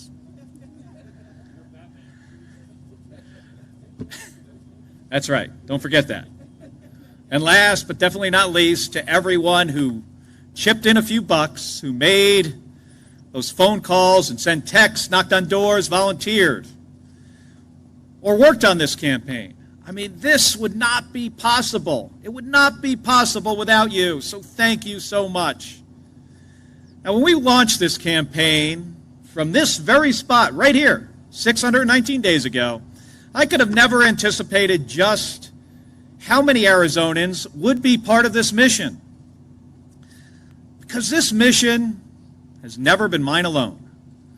And I have to say, goes back much further than just a couple years. I wish my parents were here to see this tonight. Both of my parents were public servants. They were police officers in my hometown. My mother passed away in 2012, and my dad in 2016. And I wouldn't be here if it weren't for my parents, but especially for my mom, for the example that she set for Scott and I, and the sacrifices she made for us to have the opportunities that we did. Now, when we were growing up, our mom worked as a secretary and a waitress often at the same time. And then when we were in junior high school, our mother became the first female police officer in our hometown. And it wasn't easy for her. She overcame great odds. Interesting to see if and a lot of folks doubted her. And she showed me what it meant to work really hard, to come up with a plan and accomplish a goal. And that's what led me to buckle down and pursue my own dreams of flying a Navy jet and then, eventually, the space shuttle. You know, my mom raised 2 astronauts. I don't think she expected that. She probably didn't expect this either. But like so many others, my mom wanted to give us the opportunity, the chance to achieve our dreams, whatever they may be. February of last year, when we launched this campaign, it feels like a lifetime ago. We traveled through all 15 counties and heard from so many of you across Arizona. In a senior center in Parker, I heard about the concerns about rising prescription drug costs and the future of Social Security. At Eastern Arizona College in Thatcher and Mojave Community College in Bullhead City, I spoke to teachers and students about how to get young people the skills they need to succeed. And I spoke to a group of much younger students in Prescott about what it's like to go into space. And on the way back home, like so many of us, we stopped at the Rock Springs Cafe for a slice of pie. And in Mesa, I toured the Asian district and listened to small business owners and leaders talk about their successes and their challenges and their vision for building a more prosperous and inclusive community. Then the pandemic hit. So much changed so fast. It became harder, but even more important, so much more important to hear from Arizonans. So we took our conversations first online and then outside with masks and social distancing. It was over video that I spoke to Local First Arizona about what locally owned businesses were going through and how they were trying to deal with this pandemic and how difficult it was for them to access the loans and the grants they needed to keep paying their employees. And it was over Zoom with dreamers and advocates that we celebrated the Supreme Court's decision to uphold the DACA program and talked about the need to provide a pathway to citizenship for dreamers. Sitting in our houses, I spoke with mothers like Patricia and Melissa, whose children were born with pre-existing conditions. They were so concerned that those protections would go away. And with Ophelia, who told me from her kitchen table in Mesa that she was struggling to pay for her prescriptions, her son's prescriptions, and her other weekly expenses, like groceries. Weeks later, Ophelia and I spoke again over the phone after she lost her son to COVID-19. And then outside Crescent Ballroom in Phoenix, I heard from Bill, whose wife, she survived a tough fight with COVID, but was still dealing with it. And from Kristen and Tara, who lost their fathers to this virus. I carry each and every one of those conversations with me. And I'll carry them and countless others, other stories, your stories, with me to Washington, D.C. to be your senator. Because this mission does not end when the last vote is counted. It is only the beginning. Now, when I was at NASA, we would train for 2 years for a space shuttle mission. 2 years of being in the Space Shuttle simulator and flying and training, and 2 years of focusing on the details. 2 years before we were on the launch pad ready to go. And then the work started. Now the work starts. And we desperately need Washington to work for Arizona. My top priority is making sure we have a plan to slow the spread of this virus, and then getting Arizonans the resources our state needs right now so they can make ends meet, keep our small businesses afloat, and get the testing and health care that we need. Right now, Arizonans who can't find work because of this pandemic are trying to get by on $240 a week. That doesn't cut it. There are small businesses in Arizona that are weeks, if not days, away from closing their doors or already have. Those businesses and the jobs that they support aren't magically going to come back unless they can stay afloat. They need a lifeline right now. And so do the schools that are trying to safely educate our children. Then we have to address the larger challenges that have been exposed and made a lot worse by this pandemic. That's lowering the cost of health care for all Arizonans. That's driving down the cost of prescription drugs. Now, I'm going to work to do that. And we also need to rebuild our economy, and it's going to be a massive undertaking. And we just can't rebuild it. We have to reinvent it and make it work for everyone. And that means creating the jobs of the future and getting Arizonans the skills they need to fill them. Arizona's economy, it is always dependent on key economic drivers like trade and tourism and supporting our national security. We have to support these industries as they recover, but we also have to protect Arizona's military installations that are so critical to our national defense and also to our economy. And we have to bring more innovative companies to Arizona. To do that, we need a highly educated workforce. That requires that we invest in high-tech job training and affordable higher education for Arizonans, and in infrastructure, and not just in roads and bridges, but in broadband, and not just in cities, but in rural Arizona too, and Arizona's tribal communities. As we tackle these challenges, we have to do so in a way that addresses racial inequity and levels the playing field. And there's so much more we need to do to provide a pathway to citizenship for dreamers. We need to secure our border. We need to tackle climate change and secure Arizona's water future. There's only one way we're going to solve these problems, and that's by working together. Now, some of you watching tonight did not vote for me, and that's okay. I'm going to be your senator too, because our state doesn't need a Democrat senator or Republican senator. We need an Arizona senator, a senator like John McCain, who I looked up to as a young Navy pilot. When we were in SEER school, that's a place you go where they teach you to do what you need to do in a situation if you're shot down. He was the model of how you honorably survive an impossible situation. It's not often that we get to meet our heroes, and it's even less often that you get to ever call them a friend. I got to do that with Senator John McCain, and it meant so much to me. Now, Senator McCain and I, we did not agree on everything, but I had such admiration for how he approached the responsibility of serving in this very Senate seat, willing to stand up to his party when they thought they were wrong, willing to work with anyone on a good idea.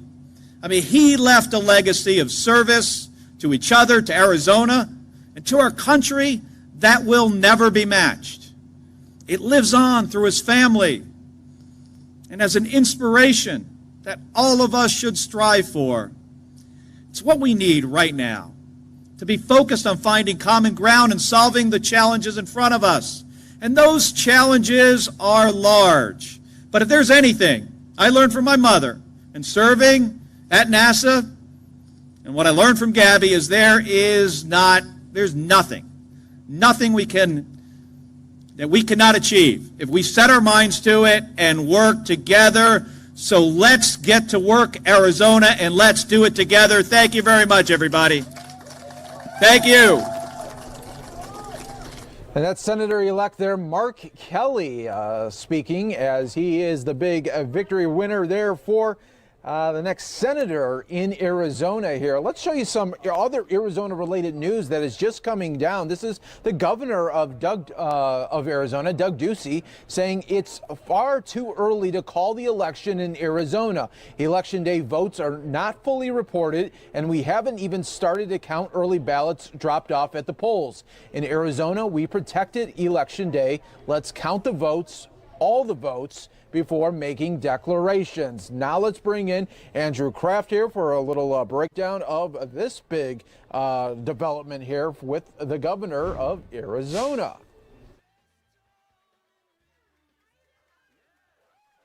The governor there, taking umbrage at the fact that Fox News has called Arizona so early, no one else has called the state yet.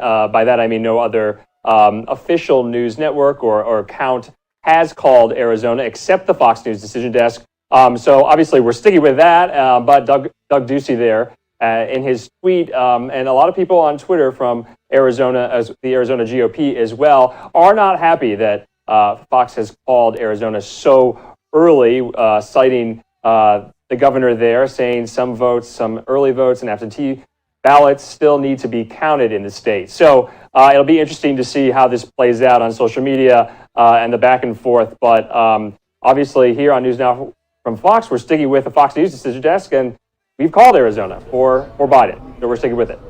Yes, we are. Yes, we are. Keeping that right now. But let's show everyone the map right here, just so if you're just starting to join us, maybe you came home from your own job and you're sitting down, you're saying, okay, where are we at right now in the voting here? Well, you can see on your screens there that it's 227 to 204. Right now. That is what we are seeing at this moment. And you can see what the map and what we are waiting on. We're waiting on Georgia. We're waiting on North Carolina and, of course, Pennsylvania there. Those will be some big ones. And then Wisconsin, Michigan, Iowa next up there. And then also Nevada in waiting as well. Clark County specifically there in the Las Vegas region there. But when we look at this map here, Andrew, it's still, I would not have betted on this one that we're still waiting on Georgia.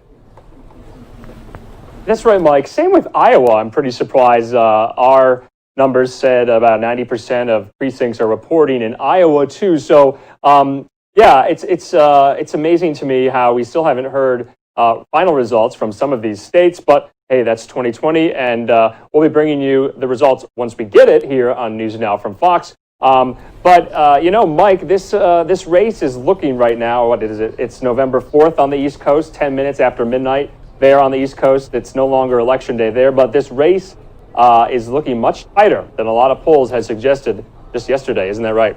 Oh, yeah. Think about it. Where just a couple weeks ago, even a week ago, they had it at anywhere from 7 to 10 points there for Biden. And we are seeing just such a tight race right now where, it's just so close here that we're seeing. And imagine if Arizona wasn't called right now, how much closer that would even look, Andrew. Yeah, that's right, Mike. Obviously, maybe it could all come down to Arizona. And we're still looking in those congressional districts in Maine and Nebraska. Now, remember, for those viewers who might not be aware, Maine and Nebraska, their electoral votes are split by congressional districts. So it's possible that President Trump can win, say 3 of the electoral votes in Nebraska, and Joe Biden could win 2 of the others for the 5. Same with Maine. So we're still waiting on 2 congressional districts in Maine and Nebraska. We're also still waiting. I'll backtrack there. We can confirm that Joe Biden has won the state of Hawaii. That's 4 electoral votes, and that usually goes Democratic, goes blue anyway. So Joe Biden picking up Hawaii there to add to his electoral vote total. Mike? Yeah, and now we're just really in this lull of a waiting game right now where it's the news now. It was fast paced in the first couple of hours of the coverage, and now we're sort of going to see everything just slow down even a little bit more as we wait for these states here. So now every time there's going to be a state called, Andrew, it's going to be a big moment because it's going to be something that, who knows, we've been waiting on for 40 minutes, 50 minutes, it all depends just how it all shakes out. That's right, Mike. I would caution some of those watching at the moment to just kind of, relax, take a deep breath. We're in this kind of another kind of waiting period again as we wait for these states' totals to come in. And remember, it's really, I'm really looking at the upper Midwest, Wisconsin, Pennsylvania, and Minnesota, in Michigan to see how they will go. But it's looking very likely like we might not know that in tonight and might have to figure that out tomorrow, Mike. Yes, it will be. All right. We're just, I think we're getting, okay, we just got an update from Iowa. This is from the Fox Decision Desk. President Trump getting Iowa there. So that one coming just moments from now. Yeah, Mike, that's an interesting pickup. The president won the state, the Hawkeye state, in 2016. Obviously, went for Biden and Obama in 2008 and 2012. So interesting to see there.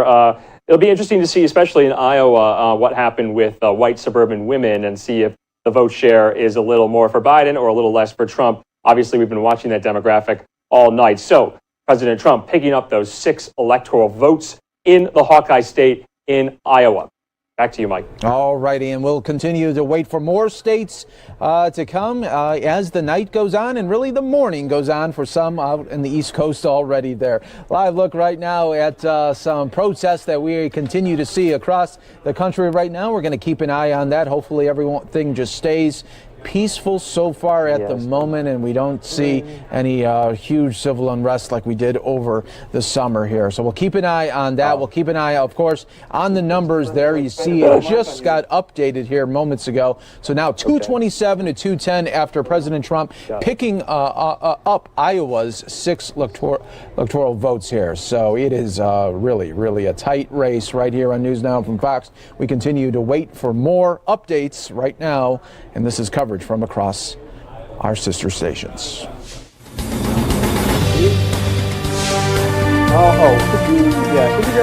The Trump campaign offered us an interview with Rudy Giuliani in which Giuliani accused Joe Biden of doing this to his son. It made him a terrible drug addict because he had him working with murderers and he used him as a bag man, and he kicks back half the pop. Well, Biden denies all of that and accuses Trump and Giuliani of falling for Russian disinformation. He's being used as a Russian pawn. The director of national intelligence says there is no evidence leading to Russia on this, but the accusations do go back to Eastern Europe as Vice President Biden pressed Ukraine to fire a prosecutor named Viktor Shokin by withholding U.S. loan guarantees. If the prosecutor's not fired, you're not getting the money. Biden was following Obama administration guidance in doing that because Obama and the European Union and IMF said that Shokin was soft on corruption. But Shokin claims he was investigating a Ukrainian company called Burisma that had Biden's son Hunter on its board. Then last month, the New York Post published this report. Through the efforts of Rudy Giuliani, the Post obtained a hard drive allegedly abandoned along with a laptop by Hunter Biden at a Delaware repair shop. The shop's owner had vision problems and could not identify Hunter as the man who dropped it off, but determined it was Hunter because the computer had a sticker on it promoting his late brother Bo's foundation. The drive contained emails in which Hunter Biden facilitates a meeting or planned meeting between his father and a Burisma advisor. Another makes reference to holding 10% of a business deal in China for the, quote, big guy. You're the big man, I think. Then after the Post report, Hunter Biden's former business partner Tony Bobulinski came forward. He claims Joe Biden did have some involvement in their business ventures in China with a Chinese oil company. Fox News reviewed emails from Bobulinski and found no proof Joe Biden had such a relationship, and it's not reflected in his tax returns. In short, Biden denies the accusations while Trump is making it a key part of his closing argument for re-election. It's the biggest story worldwide. It's a corrupt family. This is a classic Trump play. In our interview with Biden, he said the president is trying to deflect from the pandemic and his own foreign dealings. He's the only guy that I know as President of the United States has a foreign bank account. Isn't that kind of interesting? Didn't you find that even the Fox kind of interesting? He's the most corrupt president America has ever had. We cannot confirm Trump and Giuliani's accusations based on the emails because we can't independently verify their authenticity. And U.S. intelligence has warned us foreign adversaries are running influence campaigns to try to mislead us and meddle in the election. And the Washington Post first reported U.S. intelligence warned the White House last year Giuliani was the target of a Russian intelligence operation to feed false claims to President Trump. And last year, Giuliani did draw information on some matters from Andrei Derkach, who the Treasury Department designated a Russia-linked election interference actor who employs manipulation and deceit. So we asked Rudy Giuliani if he was aware of that back then and how he can assure us foreign actors are not manipulating and deceiving him with false or altered emails now. When you were meeting with Andrei Derkach, did you know that he was a Russian agent who had employed manipulation and deceit to try to interfere? That would be an inappropriate question since he has nothing to do with the hard drive or any of the allegations against Joe Biden. Well, I'm asking because it leads to the question, if you didn't I answered the question. That you were being fed information by a Russian Okay, agent, so I answered the question. I got no... If you got punked by Borat, how do you know you're not getting duped now with respect to emails? Because allegedly let me say it one more time and see if you can understand it, okay? Derkach gave me no information relevant to this hard drive or any of the information contained in the hard drive. How do you know you're not getting played now with respect to the emails from the laptop? I'll answer it one more time. I know I'm not being played because Andrei Derkach has nothing to do with this. I'm able to verify this 30 different ways this Sunday. But to say, oh, we're not going to look at any of this evidence. We're not going to look at the 50,000 emails and text messages that show about 9 different crimes. We're not going to look at the 29,000 photos that demonstrate that Hunter Biden has a lifelong affliction with drug addiction. Well, the president is running against Joe Biden, not Hunter Biden, and the issues and controversy surrounding Hunter Biden. I think I'm talking about money going to Joe Biden, my friend. Money going to Joe Biden. Accusing Joe Biden of having done to break the law or improperly enrich himself. I just told you what he did. He took bribes. They're called bribes. This is what he's admitting to here. That's what the 10% to the big guy is. 10% to the big guy is 10% from the Chinese communists to Joe Biden. It's called a bribe. We are looking at these things. The challenge lies in corroborating and verifying them to make sure we don't have another case of the Hitler diaries on our hands. How do you know that we have the what? Verify that we have the what diaries? The Hitler diaries, the forged diaries. Well, here's how you know the FBI has verified them. They just announced the other day that they're using it for the laundering investigation. Well, the FBI has not announced that, to my knowledge. The FBI won't confirm or deny it. May I finish? Look, I'll tell you what. We'll conduct this interview for one more minute unless you let me answer the questions. How can you prove their authenticity? What efforts have you taken to prove these are not deep fakes? Have you reached out to recipients to make sure they have a matching email to show, in fact, they were, in fact, transmitted when they were? Yes, 22 of them. Will you share those with us? Maybe I will and maybe I won't. It depends on who you are and what your motives are. Right now, you sound like you're more interested in process than in reality. There's no question that this is a valid hard drive. Plus, the person who is at the core of it doesn't deny it. Why do I have to spend an interview, a stupid interview, wasting my time verifying something he doesn't deny? I've heard him brush it off as you being duped, and that's why I'm asking the questions I am. Well, there's an easy answer to, I can brush it off then. If he's going to make an allegation like that, why do I have to be questioned this way in such detail? Then my answer is, I wasn't duped. Now let's get to the substance.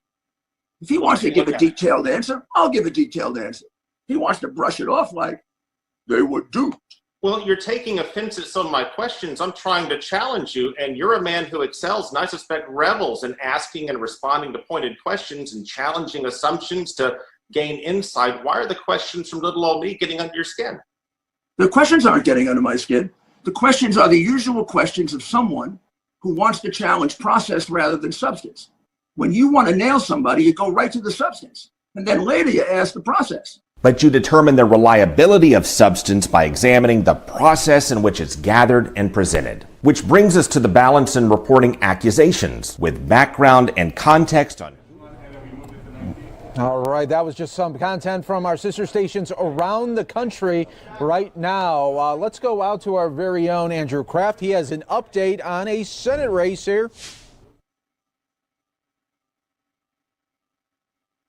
Senator Joni Ernst has won re-election in the state of Iowa to the Senate there. She was in a battle for that seat amongst Teresa Greenfield, who was a state legislator in Iowa. So Joni Ernst has reclaimed her Senate seat in the Hawkeye state. And you know, a lot of the polling on this came to Ernst's favor in the last couple of days, although Greenfield was spending more money on ads in the state of Iowa just a couple of days ago. So this is an interesting development. Iowa is staying in Republican hands. The president has reclaimed victory there, and Senator Joni Ernst wins again in Iowa. Mike? All right, and now the big moment that we are waiting for. At any moment, we are expecting Joe Biden to be making some remarks there in Wilmington. He is going to come out and speak to his supporters. So this one will be definitely interesting. Obviously, the biggest remarks that we will hear from the evening so far. Yeah, Mike, obviously this speech in Wilmington coming in just a matter of minutes at 12:30 a.m. Eastern. You know, this we didn't know that he was going to be speaking. Obviously, he has that event. Maybe he's just going to be addressing reporters. Maybe he'll be making some type of more weighty announcement there, but remains to be seen, and we'll give that to you live here on News Now. You know, so many times, usually when it hasn't been called yet, if it is going into the wee hours of the morning, just like how we saw it with Hillary Clinton in 2016, a representative came out and just says, you know what, we are still counting all the votes. And then you'll hear from Hillary tomorrow. This might be different because we might see Joe today. I mean, it's looking like we are going to be hearing from Joe Biden today. I remember what you were referring to back in 2016, where campaign manager John Podesta came out and addressed the supporters, the very melancholy supporters there in the Javits Center in New York City, where Hillary Clinton held her election night event. So it'll be interesting to see what campaign staff are behind Biden, if Dr. Jill Biden will be there, if his children will be there. But as of about 12:25 Eastern in the morning, now on November 4th, we still don't have a declared winner in this race. Mike? No, we don't here, and we continue to wait here, but you can see just how razor thin these margins are. 227 to 210 right now, and we're waiting to see what Joe Biden will be saying. We do have a couple of shots available here to us.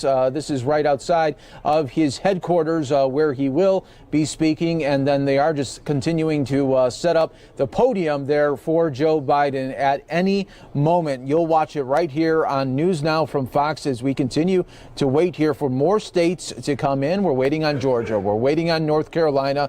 And, of course, Pennsylvania at this moment still in the air right now. Wisconsin, Michigan also to be called, as well as Minnesota here. So what will Joe Biden say when he comes out? We are just getting this update here from the Fox News Decision Desk. I want to bring this to you right here, where Joe Biden wins Minnesota here. So the Fox News Decision Desk now projecting that the former Vice President Joe Biden will defeat President Trump in the key battleground state of Minnesota here. So that will be adding 10 more electoral votes there for Joe Biden. We bring now back, Andrew, we got another state there called. Another state, Minnesota, obviously went blue in 2016 for Hillary Clinton. The Biden camp was really looking to Minnesota as well to pick up another victory there now here in 2020. You'll remember, though, the Trump campaign put a lot of effort in Minnesota. The president holding several rallies there late night in the cold in Minnesota, trying to carve into some of that Democratic support in municipalities and cities like in Hennepin County, where Minneapolis and St. Paul is. He was up in northern Minnesota as well, central Minnesota, in some of these rallies. So it's interesting to see Democrats picking Minnesota back up in 2020. Mike? Wait on. All right. Thank you, Andrew, for that update there in Minnesota as we continue to wait and see just how it's shaking out. Now you see 237 to 210. We are waiting to maybe hear some potential news out of Arizona that could be coming at any moment. So we'll keep an eye out on that here for you on News Now from Fox. But the big question now that we will be waiting on, Joe Biden at any moment expected to speak in the next couple of moments. We will be bringing that to you, obviously, as it is happening right here on News Now from Fox. But let's go out to the maps here, showing you the breakdown that we are seeing. Texas went for President Trump, and you could see much of the South going there for the president, including Florida there. That was the big moment earlier today. Still waiting on Georgia, though, and North Carolina, as those are too close to call right now. But if you're just joining us, welcome everyone here to News Now from Fox as we continue to give you these updates as we're seeing them right now. And the last one to be called was Minnesota. They're going for Joe Biden with 10 electoral votes and waiting now on the former VP to make a statement to his supporters and to his fans. And we will wait and see what he has to say.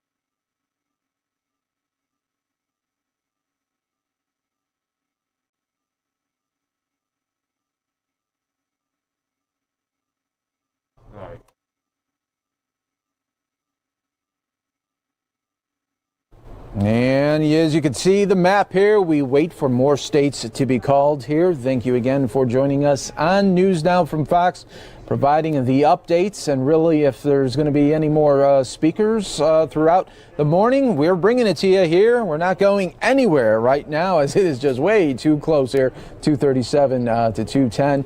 And now what we are going to do is we're going to keep an eye out on the shot for Joe Biden. As soon as Joe Biden comes to the podium, we're going to bring that to you here on News Now. But I want to go out back out to Arizona right now. We're going to go out to Fox 10's Matt Galka, who has been covering everything with Mark Kelly today. And it turned out to be a big day for Mark Kelly there in Tucson and for Arizona, not only going blue for Biden, but also picking up the win for Mark Kelly there. I understand if you have to take Joe Biden instead of me. I could totally understand why you would cut away from me. But here in Tucson, Arizona, downtown, we just heard from Mark Kelly. And I'll be honest with you, to call this a triumphant victory speech would probably be overstating it. I would say it was a little cautiously optimistic on Mark Kelly's part. The second line he said, when all the votes are counted, I feel confident that our mission will be complete. So he even left a little room there for counting the rest of the votes that are still outstanding out there in Arizona, 1 million or so by some counts. But he went on to talk about his priorities. He talked about his main priority, which is controlling the COVID-19 pandemic. He talked about a lot of the families he met along the way while he's been campaigning for the better part of the last year and a half, some of them losing family members to COVID-19. He said that was his main priority. He talked about border security. He talked about a pathway to citizenship for dreamers. He talked about rebuilding the Arizona economy, which has really been hit pretty hard, just like a lot of the country has been hit hard by hard economic times thanks to COVID-19. And he ended his speech with this: "It's time to get to work, Arizona, and it's time to get to work together." He said that he knows a lot of people didn't vote for him but he's still going to be their senator in the same vein that John McCain was an Arizona senator who stood up for Arizona values. So again, a cautiously optimistic speech from Mark Kelly tonight, and we'll see what happens when all those votes end up getting counted. Yeah, definitely there as we take a look. And what a big day for Democrats, though, in Arizona when you talk about Joe Biden picking it up in Arizona and early on as well, being the first one to go blue for Arizona since Bill Clinton in '96. Yeah, that's a long time, but they saw an opportunity here. They saw an opportunity with a lot of the young vote, the Latino vote here in Arizona. And look, they spend a lot of money here. I mean, most elections come down to money. They spend a lot of money here, not only the Biden campaign, but, Mark Kelly in this race, he outraised Senator Martha McSally by about $30 million in this last round of funding. And, if these votes hold, it'll go to show that money is money well spent for the Democrats here in Arizona. Two Democratic senators, we think, two Democratic senators for Arizona for the first time in give or take 70 years, 7 decades, something like that. So a big, big win for Democrats if these results hold tonight. There we go. Yes, definitely indeed there. Historic night in Arizona, Grand Canyon State. Matt Galko, thank you so much for giving us that update there in Tucson with the a big Senate race there that you've been following. All right, we continue on right here on News Now from Fox, bringing you the coverage here on election night 2020. We are currently still waiting on Joe Biden for some remarks here. Let's show you the board here. We'll just continue to keep on going in and out of this. Wanted to always show you 237 to 210 right now, awaiting the remarks there from Joe Biden as voting continues to be counted up across the country in key battleground states. We're talking about Wisconsin, Michigan, Pennsylvania, North Carolina, and Georgia.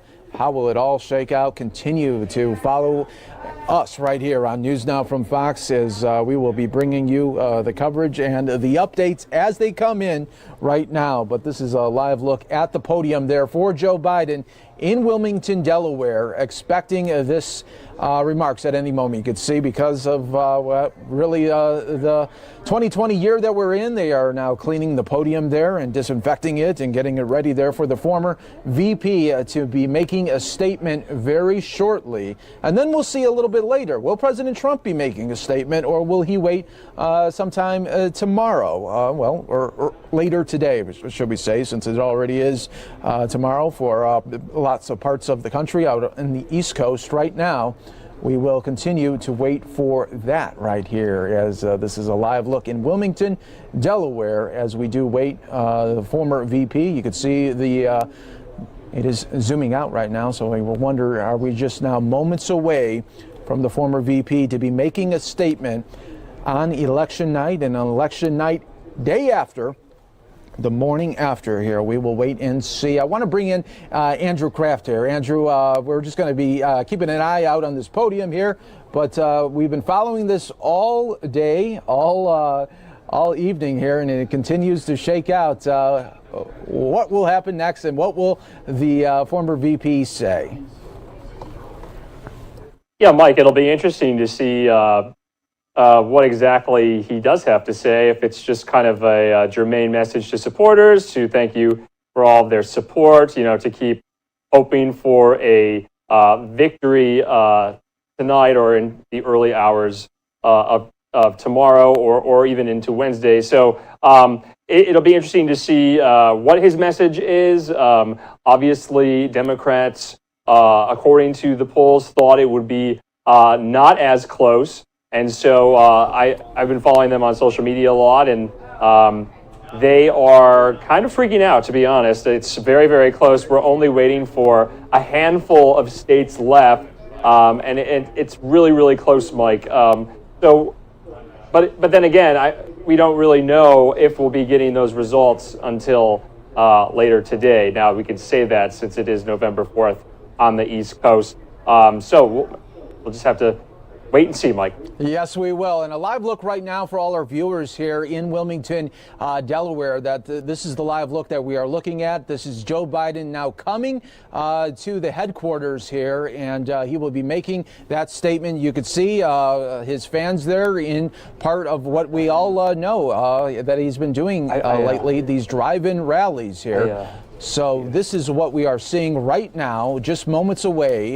You could see that the huge caravan of Joe Biden and his security detail with the Secret Service have now come to the area here, and we are now really, I would say, less than 5 minutes away from Joe Biden getting up to that podium and addressing not only his supporters there in Delaware, but of course the country and around the world here. So we are now waiting for this moment. It is way past midnight there out in Delaware, and we wait for some sort of update from the Joe Biden camp here, just moments away. And we also are waiting on Wisconsin, Michigan, Pennsylvania, North Carolina, and Georgia to make a call as well. We don't know if that'll be happening in anytime soon here, but you can see here the big crowd waiting for Joe Biden to make some sort of remarks, some statement, maybe say, hey, thank you so much for your votes already. We continue to count them and look forward to more tomorrow, or later in the day. But this is the look that we are seeing there live in Wilmington, Delaware, as you can see the huge Secret Service police presence, obviously continuing to protect the former VP and the candidate for 2020 president. We wait and see right here, as this was a drive-in sort of rally type-esque that wanted to see if there was going to be an announcement today. Would we know who the next president would be? Would it be the 45th president continuing on for 4 more years, or would it be a 46th president named Joe Biden there? So they wait and see on that, but we know first we are going to be getting some remarks at any moment now from Joe Biden. He is at the event. He is at his headquarters right now. Still waiting on Pennsylvania. We do know that 64% roughly of the vote is in at this moment. So still a long way to go there in Pennsylvania, as they are going to have record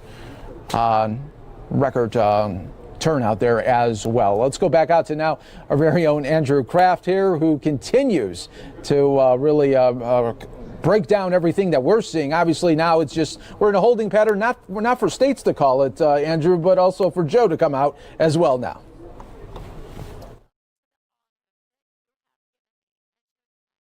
A little bit. He's notoriously known for being a little late to these things, but once again, on the minds of a lot of people waiting for Joe Biden to speak, what will he say? He could potentially just tell his supporters, thank you for your support, go to bed. We'll pick this back up in the early morning hours on Wednesday there on the East Coast in Delaware. I mean, he could potentially say that. So, we just don't know yet. But interesting to see that he's making a statement before President Trump. We haven't heard from President Trump. We've been getting a little bit of color and commentary of what's happening in the West Wing and the Oval and the residence about who's watching with the president and who was invited. So it'll be interesting to see once we hear from President Trump as well, but only a handful of states left that we're still waiting on. But then again, Mike, we might not know until late hours on Wednesday. Yeah, that is so true there. The President Trump and his campaign, they might be just holding back a little, thinking, we're in a good shape right now. If they listen to the polls, this would have been much, much different here. But once again, we're seeing that not what we were leading up to, about 7 points, 8 points advantage there for Joe Biden at this point here. But we wait and see what Joe Biden will say. And President Trump will be watching. His team is watching, and they're watching those returns there for Pennsylvania, Georgia, and North Carolina. As when you look at 237 now for Joe Biden, he only has to get not too many more there to get to 270. Yeah, and Mike, don't forget about those 2 congressional districts in Maine and Nebraska. Still waiting on here those. We go. We got Joe Biden right now. Let's go to it. Okay. Hello. Good evening. Your patience is commendable. We knew this was going to go long, but who knew we're going to go into maybe tomorrow morning, maybe even longer. But look, we feel good about where we are. We really do. I'm here to tell you tonight, we believe we're on track to win this election.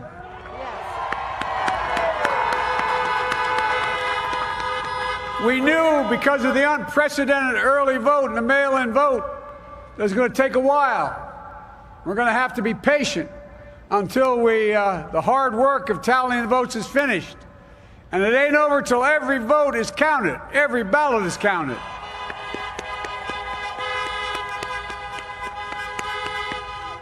But we're feeling good. We're feeling good about where we are. We believe one of the nets has suggested we've already won Arizona, but we're confident about Arizona. That's a turnaround. We also just called it for Minnesota, and we're still in the game in Georgia, although that's not one we expected. And we're feeling real good about Wisconsin and Michigan. And by the way, it's going to take time to count the votes. We're going to win Pennsylvania. I've been talking to folks in Philly, Allegheny County, Scranton, and they're really encouraged by the turnout and what they see. Look, you know, we could know the results as early as tomorrow morning, but it may take a little longer. As I've said all along, it's not my place or Donald Trump's place to declare who's won this election. That's the decision of the American people. But I'm optimistic about this outcome. And I want to thank every one of you who came out and voted in this election. And by the way, Chris Coons and the Democrats, congratulations here in Delaware. Hey, John, the Gov, yeah, the whole team, man. You've done a great job. I'm grateful to the poll workers, to our volunteers, our canvassers, everyone who participated in this democratic process. And I'm grateful to all of my supporters here in Delaware and all across the nation. Thank you, thank you, thank you. And folks, you heard me say it before. Every time I walk out of my grandpa's house up in Scranton, he'd yell, "Joey, keep the faith." And my grandma, when she was alive, yelled, "No, Joey, spread it." Keep the faith, guys. We're going to win this. Thank you, thank you, thank you. Your patience is great. Let's walk over here. All right, Joe Biden, there are some brief remarks telling his supporters that your patience is commendable and we feel good about where we are. We really do, he says. I'm here to tell you tonight we're on track to win this election there. So now let's bring back Andrew Kraft here, as we just heard a brief statement there from the former VP as he is telling his supporters, thank you very much. Yeah, Mike, as you said, and as the former vice president said, he was thanking everyone for their patience, obviously noting that this is going to be a long night. They remain so optimistic. They said the decision is in the hands of the American people, that Joe Biden and Donald Trump will not call this race. The American people will decide. I was also noticing he gave a shout out to one of his main backers there in the state of Delaware, Senator Chris Coons, who won his reelection. He's been a Biden surrogate and endorser from day one. So Senator Chris Coons there picking up a victory. They're very confident about Pennsylvania. He was saying that he spoke to officials there in Scranton, Allegheny County, saying that, you know, things are looking good there for Biden, in Biden's words. So the Biden camp is, at least on the appearance, on the facade right now, pretty optimistic. Mike?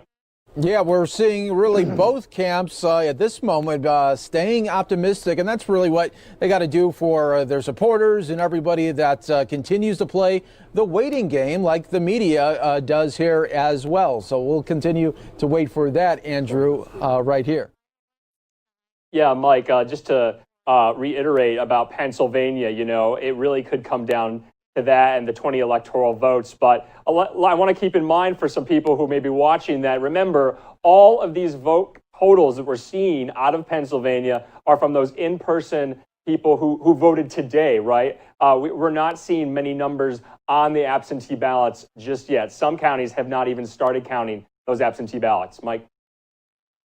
That is very true right here. And we're also just getting some word in right now from President Donald Trump. He is tweeting now.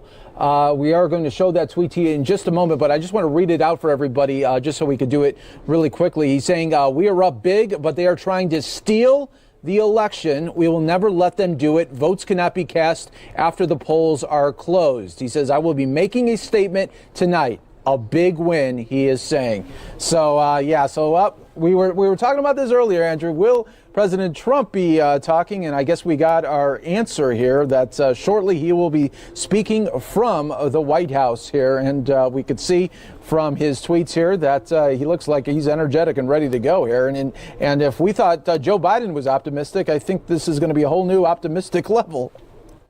Well, yeah, and Mike, we've been seeing from the president his rallies and in a lot of his comments and tweets in the several days leading up to the election that he kept saying, if a winner's not declared on November 3rd on the election night, the night of, then, the outcome is, could be rife with fraud. There could be violence in the streets. And so he's still staying on that message. And you're reading that tweet right now. I'm seeing on the screen here, I will be making a statement tonight. A big win. So the president staying with that message of,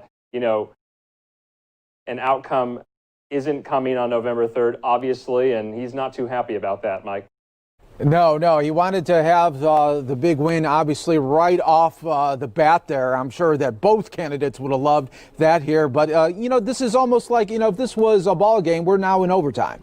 Now we're in overtime and we're waiting for to see who's going to come out of this right now, because nobody right here that close to 270. I know they're in walking distance of it, but not just right around that bend there that they can call it there. So we wait and see for this. But he says, I will be making a statement tonight, a big win. And nobody knows what that big win is there, though, Andrew. Is he talking about the presidency? Is he talking about a certain state that he feels really good about? Like, will he talk about maybe Pennsylvania and how he thinks he might have an advantage there? We'll wait and see on that one. Well, and as you know, a lot of concern and worry, especially among Democrats and those in the media, those types, were worried that the president would declare victory early before all the votes are counted. And so, he's saying that he's going to be making a big statement tonight, and then he ended that tweet with saying a big win. So it really comes down to, what does he really mean by a big win? The president obviously not very happy that votes are still being counted past Election Day, but we knew that all along, Mike. I mean, absentee ballots coming in, they can be counted 3 days past November 3rd in Pennsylvania, according to the Supreme Court. So the president is tweeting, maybe just airing his grievances there, but we wait and see what this big statement will be. And we'll bring that to you live here on News Now from Fox. Mike. Yes, we will, Andrew. So looking forward to that there as the night still continues right here on News Now from Fox as we try to break it all down for you. And now waiting. We were waiting on more states to come with the results. The latest one there being in Minnesota in favor of Joe Biden. Now we play the waiting game of when will President Trump be making a statement at the White House. All eyes now are going to be on the White House here. Earlier, moments ago, Joe Biden coming out and thanking his supporters and thanking them for all of the votes that he so far has gotten. He remained confident in a state like Pennsylvania, saying that he thinks when all the votes are counted that he will be coming out as a winner in Pennsylvania. So we'll wait and see on everything that comes out of not only Pennsylvania, but Georgia, North Carolina, and other states right now. Another look in Wilmington, Delaware here as we continue to show you just some of right outside of the headquarters for Joe Biden, and now awaiting President Trump after he tweeted, yeah, I'm making a statement. We'll bring it to you as soon as we get it right here on News Now from Fox. Some of you are going to take a short 2-minute break. Stay right here with us. Don't go anywhere.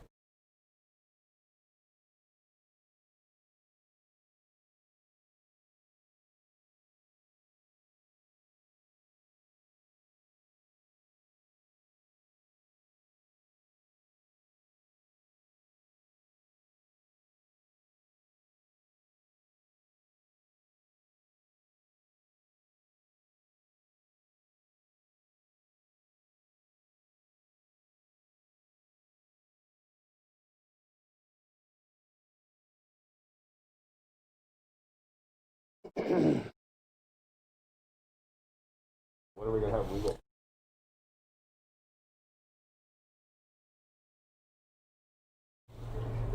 All right, folks, and while we do wait for the president here to be making some remarks, obviously we don't even have the shot up yet, so it could be some time. I do want to show you, though, the remarks that he made earlier today as he was talking to his staff there as well as the RNC. So let's listen to that right here on News Now from Fox. That certainly you had to go back, and I think we've done an incredible job with respect to that, other than public relations, because, and I'm not sure that it's possible to convince you of it, because, you know, you people were not really convincible no matter what we did, but we've done an incredible job, not only in handling it. Don't forget, we were expecting and people were projecting 2.2 million people. We closed up the greatest economy in the history of the world for any country, not just for our country. And we are now opening it up. We saved more than 2 million lives and did an incredible job with therapies and therapeutics and with, I think, maybe cures, because frankly, some of the stuff is so good. But if you look at the ventilator situation, we had a ventilator problem. And now with all the work that everybody's done, including Jared, people coming in from Silicon Valley, and now we're sending the ventilators all over, all over the world now, all over the world. We're producing them for other countries. But it's been an incredible period of time. And I think that if you look at, and I say it proudly, we are rounding the corner, but the vaccines are coming out very soon. They're having tremendous success. Johnson & Johnson, Moderna, Pfizer, and we're going to have we're going to have a very special year. Next year, I think, is going to be more successful than it was last year. We had the best year we've ever had last year, and I think we're going to be right in that category for next year. So that's very successful. Mr. President, have you read an acceptance speech and a concession speech? No, I'm not thinking about concession speech or acceptance speech yet. Hopefully, we'll be only doing one of those two. And you know, winning is easy. Losing is never easy. Not for me, it's not. But I think we have, when you see rallies, the likes of which in the history of this country, probably in the history of the world, nobody's ever seen before. There's a tremendous love going on in this country. And there's really a tremendous unity. There's a tremendous unity. Nobody's ever seen that, where you take an airport and the airport's not big enough to hold the crowds. Nobody's ever seen a thing like that. And our opposition, as you know, would have a few people sitting in circles. And that's okay. That's not abnormal. That's not abnormal, actually. That's the way it is. But we would get crowds of 50,000 people, 45,000 people, more. Nobody's ever seen anything like that. So it was an honor. They're great people. These are people that they appreciate what we did. And they also remember before I got there and before we all got there. This group has been with me. A lot of them are very young, but they've been with me, many of them, for a long time, right? A long time. And I really came here to thank you all. And then I'm going to say, and get immediately back to work.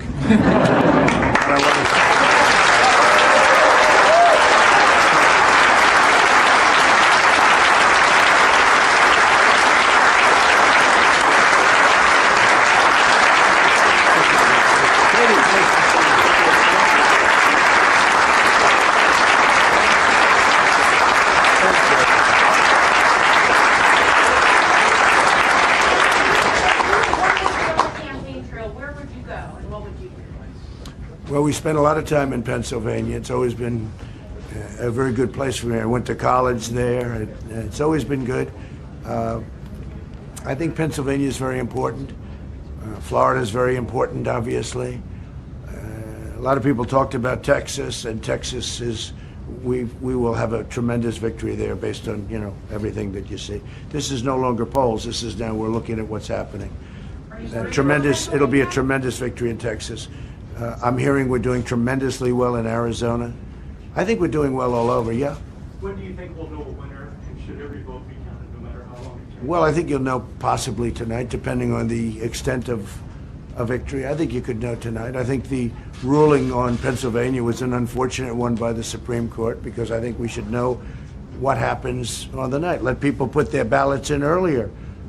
But you have to have numbers. You can't have these things delayed for many days and maybe weeks. You can't do that. The whole world is waiting. This country is waiting, but the whole world is waiting. And a lot of shenanigans, a lot of bad things happen with ballots when you say, oh, let's devote days and days, and all of a sudden the ballot count changes. And you take a look at Philadelphia, the history of Philadelphia politics. No, I don't put people on their honor code. I don't think it's right. And I think it's a very dangerous thing that they've done with that decision.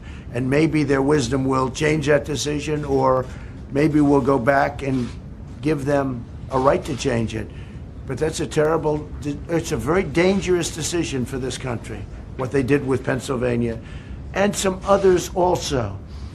You have to have a date, and the date happens to be November 3rd, and we should be entitled to know who won on November 3rd. And if somebody comes along and puts a ballot in way late, they shouldn't be. They should put the ballot in earlier. There's no reason why they can't put the ballot in 2 weeks earlier or 1 week earlier. I think it's a very dangerous decision for our country. In many ways, dangerous. In many ways. You know? Will you speak to the American people tonight, regardless of the outcome or not? Well, I may. I mean, we're going to have to see. We have a big night planned. We're going to have a very big night. I just think we're going to have a tremendous. I think we're going to have. Look, I'm looking right now. I'm looking at different locations, and we're seeing lines of people. And they're wearing a lot of red material, including hats. But no, we're seeing in certain areas that would be Trump areas, we're seeing lines of people that are extended for miles. You're seeing it too. I mean, you don't have to say it, but you're seeing it too. So I think we're going to have a great night, but it's politics and it's elections, and you never know. I can say that Texas, Arizona, a few of them are looking really very, very strong. Florida, looking very, very strong. They spent hundreds of millions of dollars in Florida. But the people of Florida, they know I love them and they love me. You know, we just have a automatic bond. Yeah, please. What are you seeing in Florida, especially in terms of seniors? Are you worried about any slippage there? Or do you think No, I don't think we're going to have any slippage. I think we're going to have, look, my relationship to seniors. I happen to be a senior. I don't want to say that too loud in this group of people that are averaging about 20 years old. But I don't think we're going to have anything. I think, if anything, we're going to do very well. I have seen, and we have seen, African Americans way up and Hispanic Americans way up, and people have seen that. And you know, I've said with regard to African American, the black community, I've done more than any other president with the exception of Abraham Lincoln. And sometimes I say with the possible exception of Abraham Lincoln, but let's give him a lot of credit, right?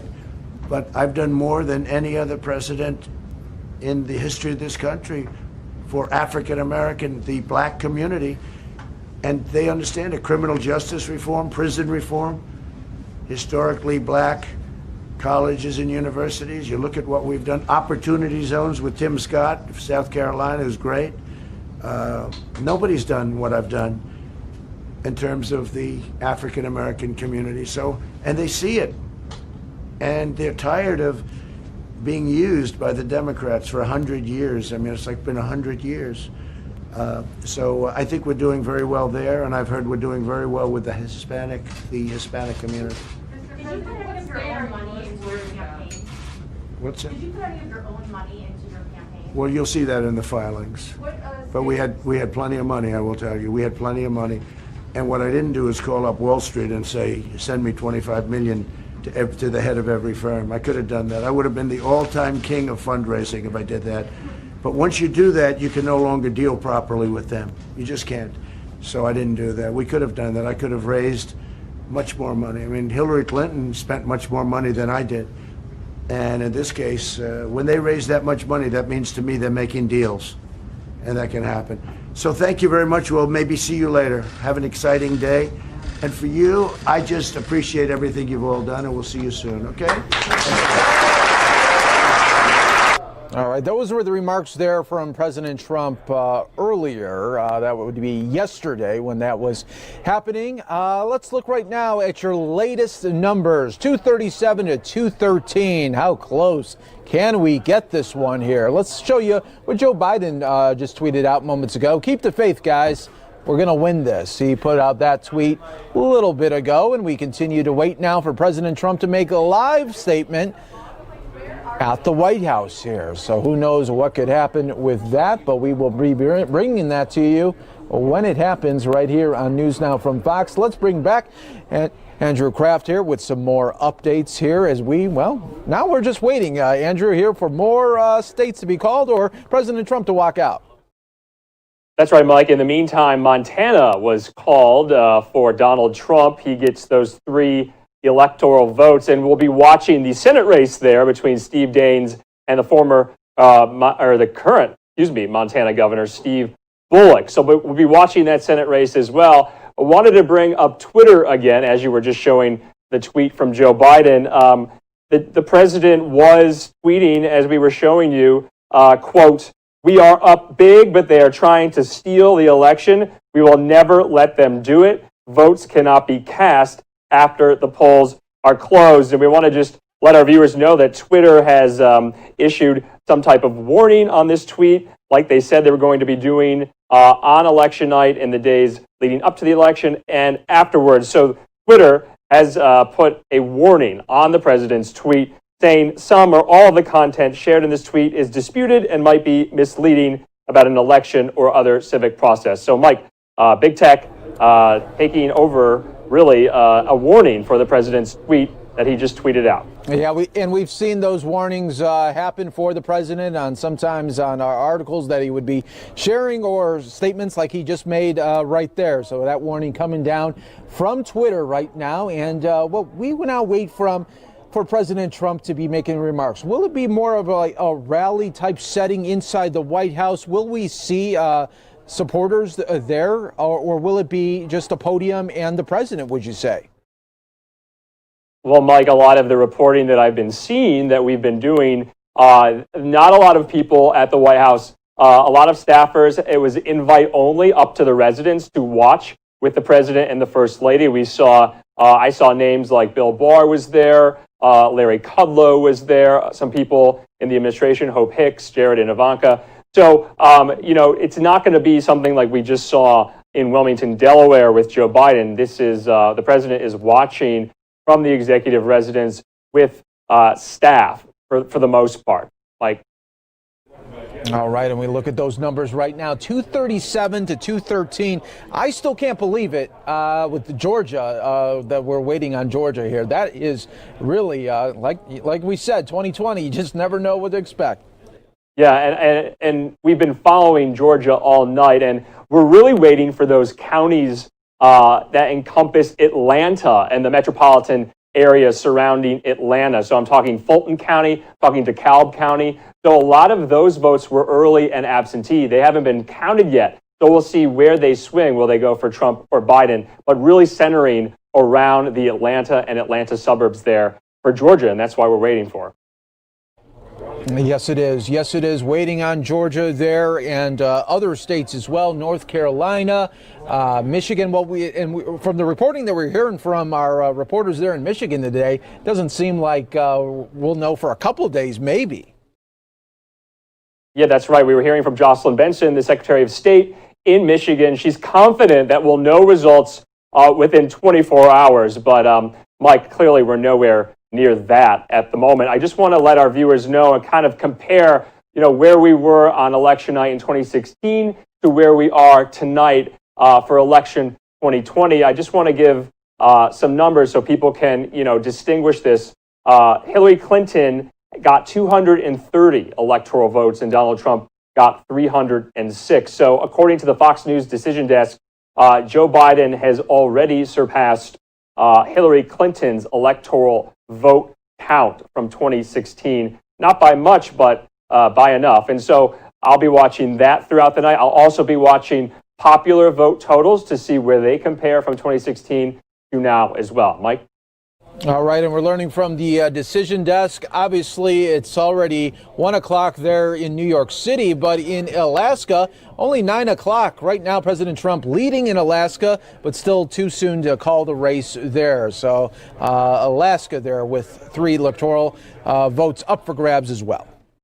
Yeah, that's right, Mike. Alaska is usually solid red. That's a that probably will be a Trump guarantee to pick up those 3 electoral votes. I haven't really been following some of the Senate races there, and so I can bring you some more information on that once we have it. Obviously, the 2 Republican senators from Alaska, Dan Sullivan and Lisa Murkowski. Mike. All right, looking forward to that and much more here. Everybody, stay with us here on News Now from Fox as we are awaiting President Trump remarks. Could be happening at any moment. We don't know. We're just really in a holding pattern like we are with some of these states here waiting on those results. So we're going to take a quick 2-minute break for some of you right here on News Now from Fox. Don't go anywhere because we will continue to wait here for the president. You're watching News Now from Fox. Election 2020 coverage continues.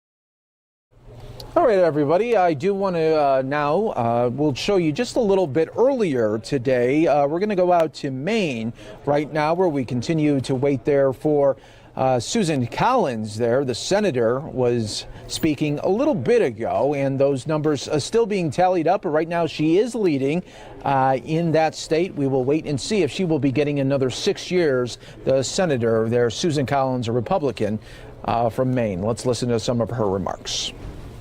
But I don't want to forget my federal staff, who for years have helped literally tens of thousands of Mainers with problems with federal agencies, communities across our state, with economic development projects, anyone who needed help. They were always there in my 6 constituent service centers. Thank you so much for all that you have done. You know, it's because we get it. It's not about politics. It's about Maine and Mainers. So you may have noticed those great buses that we have. One is from Sear Bus Line, one is from VIP Bus Line. I want to thank my dear friends Sue and Joe Sear, Jason Briggs for doing all of that. They look great. So listen to this. We have just completed my All of Maine bus tour. It's my favorite part of the campaign. We have been from Rangeley in the west to Eastport in the east, from Kittery in the south to Fort Kent in the north. We have visited 80 communities talking to Mainers where they live, where they work, where they play. We have traveled 6,500 miles. And all along the way, I have been so heartened to speak with so many wonderful Maine people, to listen to your stories and to talk about how we can make our special state even better. These are not easy times. That's an understatement. A persistent global pandemic continues to threaten the health of our people and the well-being of our economy. And that's why I'm so proud to have been the author of the Paycheck Protection Program that has helped 3 out of 4 Maine small businesses. That's 28,000 Maine small businesses. It's brought $2.3 billion to this state in forgivable loans, and it has helped to sustain 250,000 Maine jobs.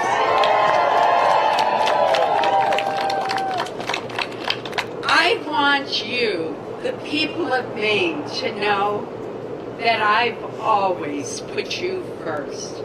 You and you alone are my priority, and I have been honored to serve you each and every day. That's why I've never missed a single roll call vote.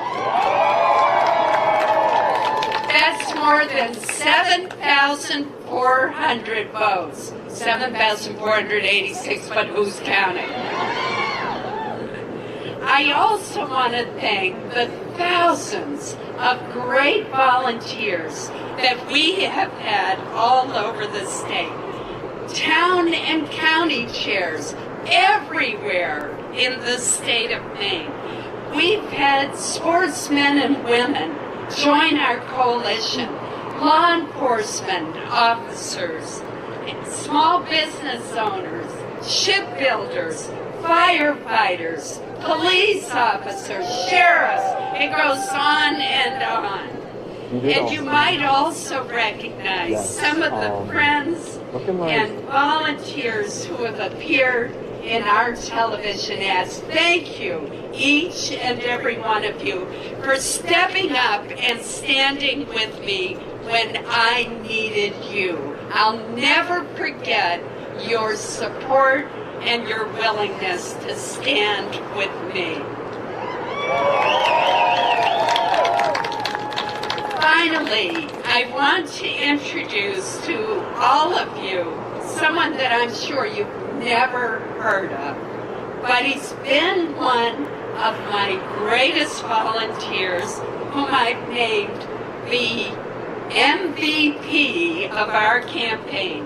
He's gone above and beyond to help me because he cares as much about our state as I do.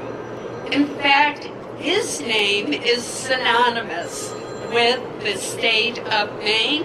In this crowd, some of you may know him as Julie Green's younger brother. But across Maine, we know him as Bill Green. So Bill, come on up here.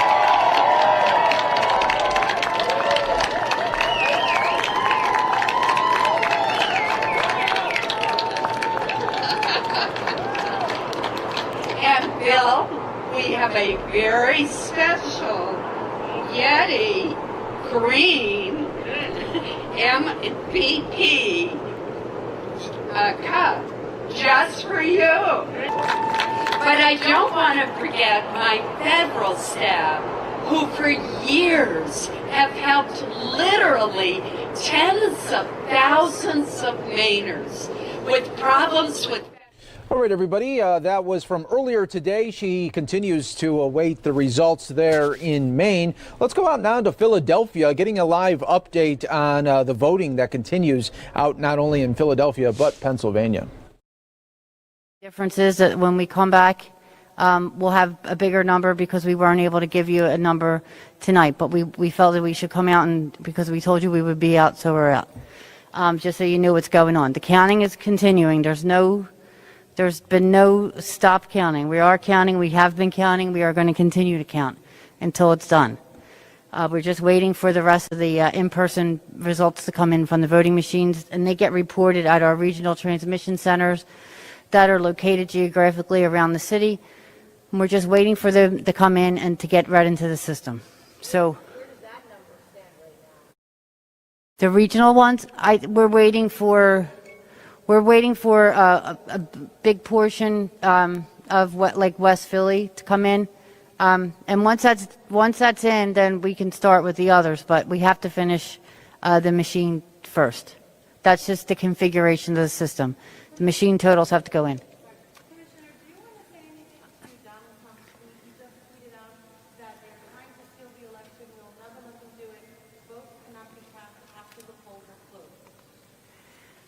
We're going to keep counting until all the votes are counted. updated number you had said earlier this evening of the 350. I think you said you've got 70,000 counted so far. Is there an updated? We'll have an update in the morning. Yes. Hopefully, yeah, 9 o'clock. Yeah.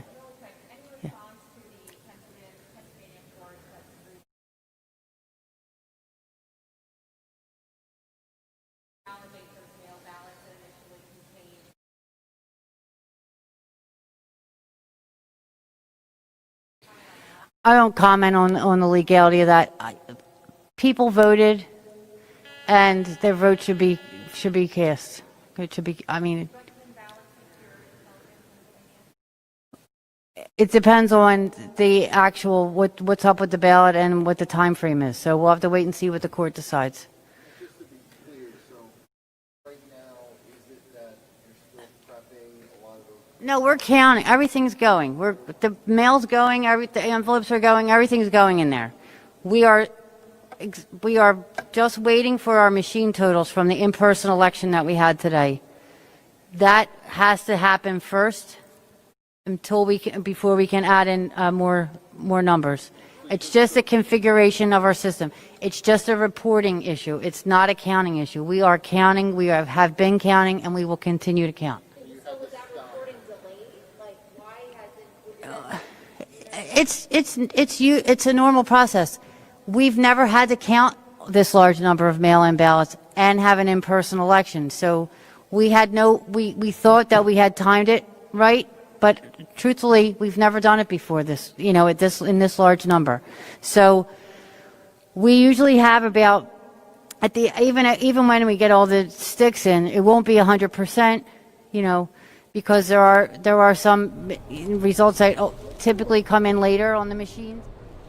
All right, so those are the updates there in Philadelphia as they continue to count, and it'll be counting all day tomorrow for the most part. Let's go to some breaking news that we are getting in right now. We're going to go to our very own Andrew Kraft. He has an update on another race that was just called.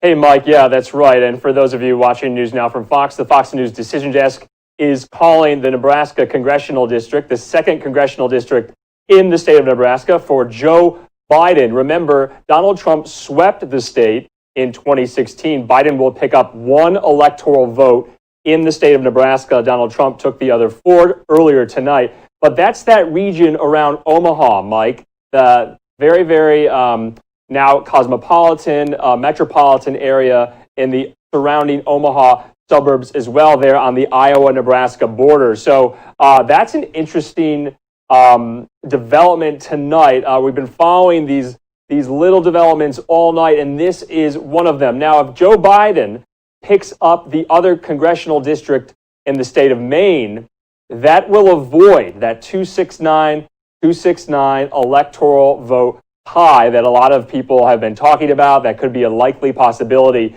So, like I said, we've been following these states that split electoral votes by congressional district, Maine and Nebraska, and there the Fox News Decision Desk is calling to the second congressional district in Nebraska for Joe Biden. That's a Dem pickup from last cycle, and that's one electoral vote. Those Omaha suburbs, it'll be interesting to see the demographics and how they've performed with Biden and Trump. All right, Andrew, thank you for breaking that down for us. Getting another update. Hey, if we have to go electoral vote by vote here, we'll do it all night tonight. That's right. And into the early morning there. Andrew Kraft, thank you so much. Do want to show you some of the remarks that Lindsey Graham made, Senator Lindsey Graham, after winning South Carolina for 6 more years as a senator. There's always a perfect play. So we had our seasoned team. All right, folks, let me just grab that audio just a little bit better here. Hold on 1 second. Incredible.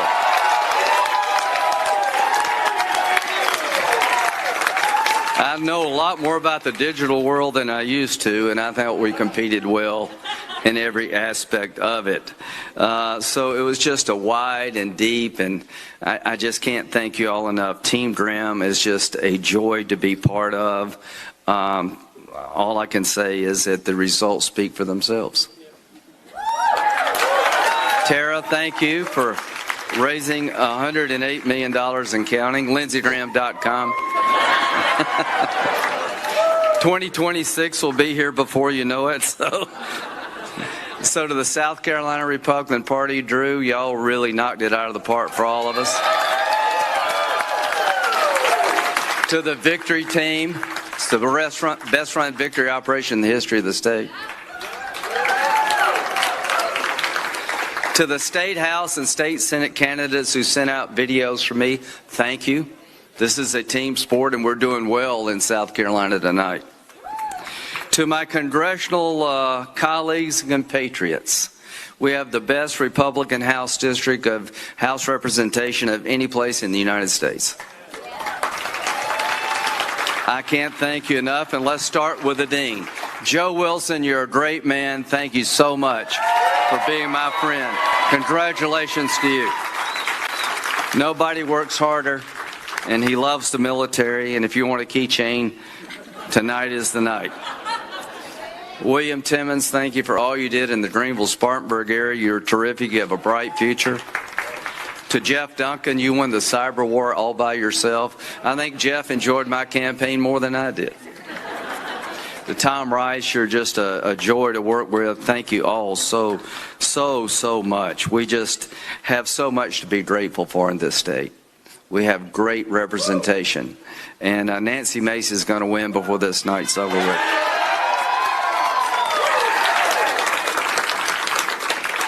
So the bottom line is this is a team sport, and I am lucky to have the support I have. It is wide and it is deep, and to all who prayed for me, I felt it. But let me say, when Nikki came forward, I appreciated the heck out of it. Thank you, Nikki Haley. So here's a quick Nikki story. Her mom and dad sent an absentee ballot. They never got acknowledgement that it was received. So they made Michael get in a car, drive from Charleston to Richland. They're 84 and 87. They stood in line 2 hours to vote for me. Now that's a heck of a story. To the Haley family, thank you. To Tim Scott, you're the best partner anybody could have in the United States Senate.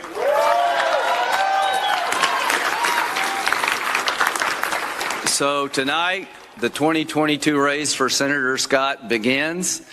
TimScott.com. TimScott.com. Tim is a national treasure and a blessing to the Republican Party and to all who know him. So the job is to be a senator, right? Not to just run a campaign. I think I am the most blessed man on Capitol Hill. I have the best Senate staff of anybody in the country. Richard, wherever you may be, you've been with me since day one. You've been a heck of a chief of staff. And Strom Thurmond told me something that sticks with me to this day. If you'll take care of people, they'll take care of you. And Richard, we take care of people. We treat every constituent like a customer. Matt, all of you, Van, the constituent service in this state is second to none. We give you an answer. It's not the answer maybe you want sometimes, but we try to give you a good, honest answer, and we go to bat for you, and we work hard. So all I can say is this has been overwhelming. I've never been challenged like this, and I've never had more support than I do tonight. There are people all of this country came to my aid. There are people who had never given 15 cents, gave me what they could. Ted Cruz's mother sent me $30. Ted said he never gave her anything. I cannot tell you how touching it is and how humbled I am to have over 2 million people want to invest in my campaign, Pam. This has just been an incredible experience. God works in the most mysterious ways, doesn't he? I never saw this coming, did you? I never believed that we would be the center of attention for the Senate races in the entire nation. And I think it had a lot to do with just being in the right place at the right time, but more than anything else, speaking up when I needed to. speaking up for Judge Kavanaugh when he needed somebody to speak up for him.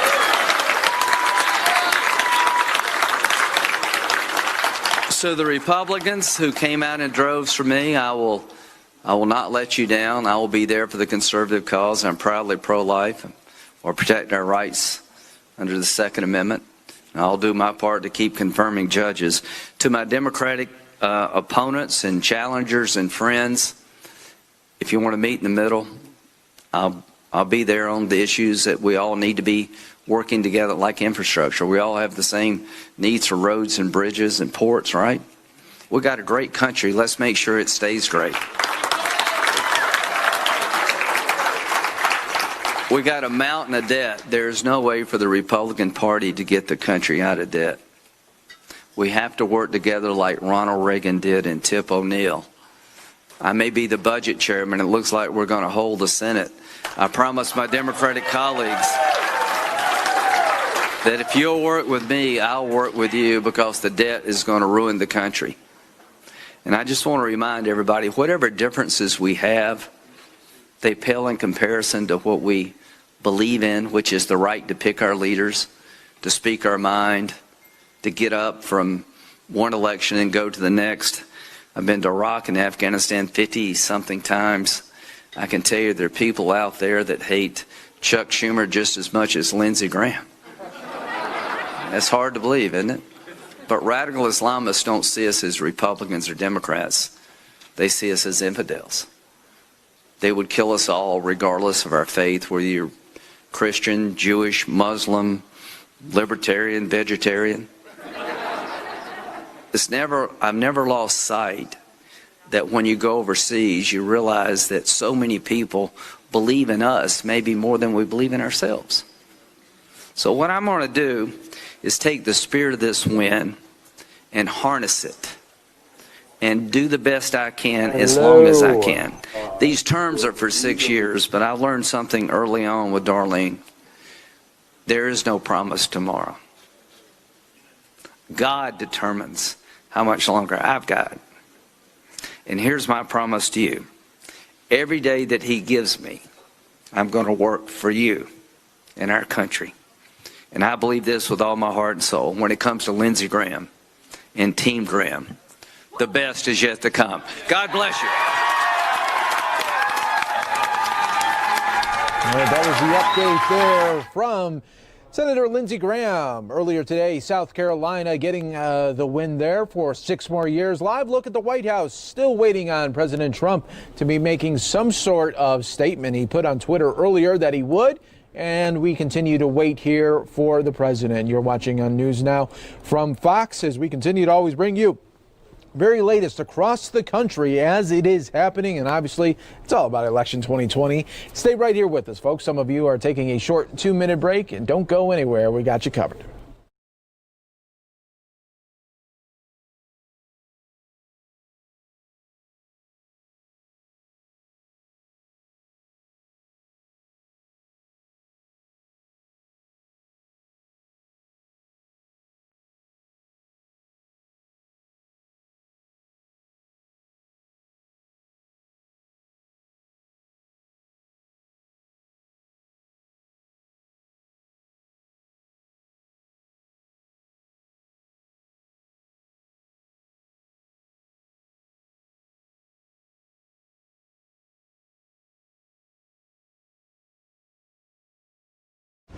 Good afternoon and welcome to Fox News Now. I'm Fox 13 Tampa Bay's Jennifer Holton, and joining us today to talk about the Electoral College is Dr. Susan McManus from USF. Thank you so much for joining us.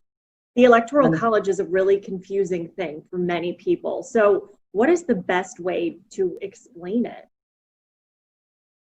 The Electoral College gives each state, regardless of its size, input into the election of the president. And it goes back to the formation of the country when there was a compromise between large and small states to come up with a plan that would give each type of state representation in the selection of the president. Each state gets a number of members of Congress based upon their population size, plus 2 senators. So each state's makeup in the Electoral College is the number of House of Representatives seats that they have in Congress based on population, plus there are 2 U.S. senators, and every state gets 2 U.S. senators. Florida has 29 electoral college votes, which is a very large number. In fact, it's 11% of the 270 electoral college votes needed to elect a president.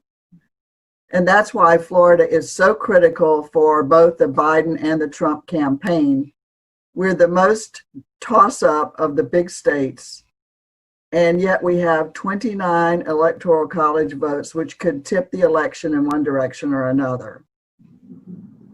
And there's always been this sort of frustration over the Electoral College. A lot of times people say they want to do away with it, but it's never happened. How come? Because it would require, to do away with the Electoral College would require a constitutional amendment. And it's going to be very hard to convince some of the smaller or moderate sized states to give up their representation in the selection of the president, and in a way cede most of the attention to the 4 or 5, 6 states that have the large number of people living on them. So it would sort of tamp down the voice of smaller places, and to then require 3/4 of the states to amend the Constitution to change that, you can see is somewhat of an uphill battle. But is it confusing? Yes. Do a majority of the polls show that people would rather have the popular vote? Yes. But once it's explained to them, might they change their minds? Yes. Do you think it'll ever be done away with? There might be a push for something in between, which would be to do something like give the state's overall popular vote to the candidate that the 2 Senate seats, and then decide what the other divvying up of votes would be based upon the congressional districts. So in Florida right now, 14 congressional districts are controlled by Republicans and 13 by Democrats, but that could change as a consequence of a number of competitive congressional races that we have on the ballot today. And so there's some states that already do that. There's the state of Maine does it with 1 congressional district, and Nebraska does it as well. So there's a few places that have done that. That would probably be a bit easier to pass than a straight out getting rid of the Electoral College. I know you've already kind of gotten into this, but I'll ask it a different way. But doesn't the Electoral College make it so voters in some states have more of an influence than in other states? And is that fair? It is fair because it's based on population size. Each state's number of delegates to the Electoral College is based upon their population size. So larger states like Florida, we have 27 seats in the U.S. Congress because we have a larger population than some smaller states that only have 1 representative, plus there are 2 senators in the U.S. Congress. And it's all based on population size. Dr. Susan McManus with University of South Florida, thank you so much for joining us today. This has been Jennifer Holton with Fox 13 News for Fox News Now. Thank you.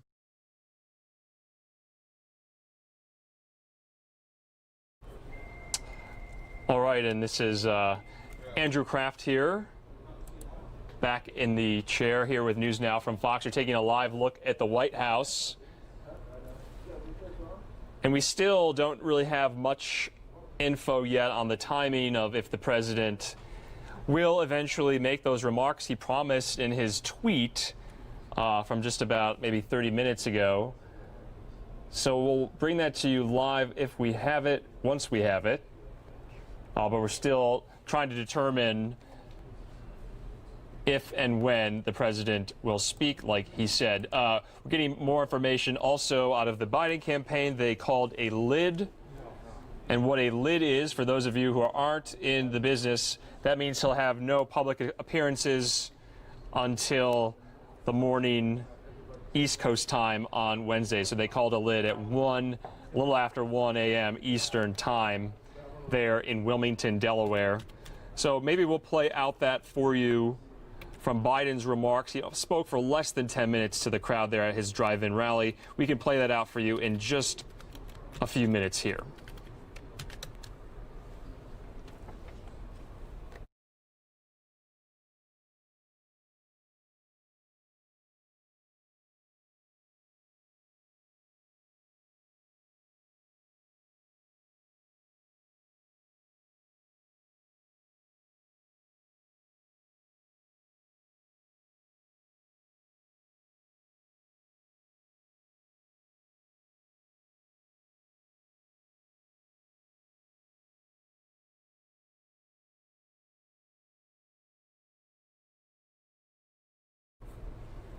Okay, and like I said, this is Andrew Kraft with News Now from Fox. We want to play out Joe Biden's remarks from a little bit earlier. We only play them out once as they were live, so let's hear from them again, he and his wife Jill at the podium there in Wilmington, Delaware.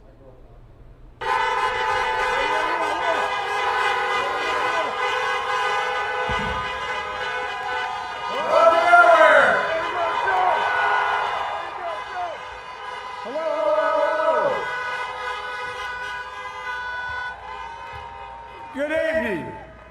Your patience is commendable.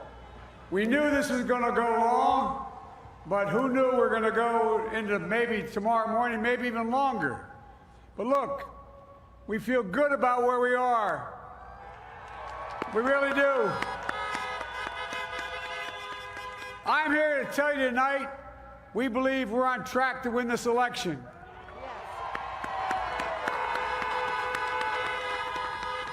We knew because of the unprecedented early vote and the mail-in vote that it was going to take a while. We're going to have to be patient until the hard work of tallying the votes is finished. And it ain't over till every vote is counted, every ballot is counted.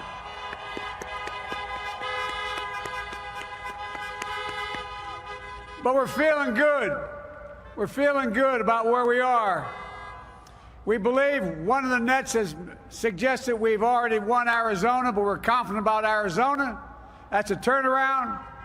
We also just called it for Minnesota, and we're still in the game in Georgia, although that's not one we expected.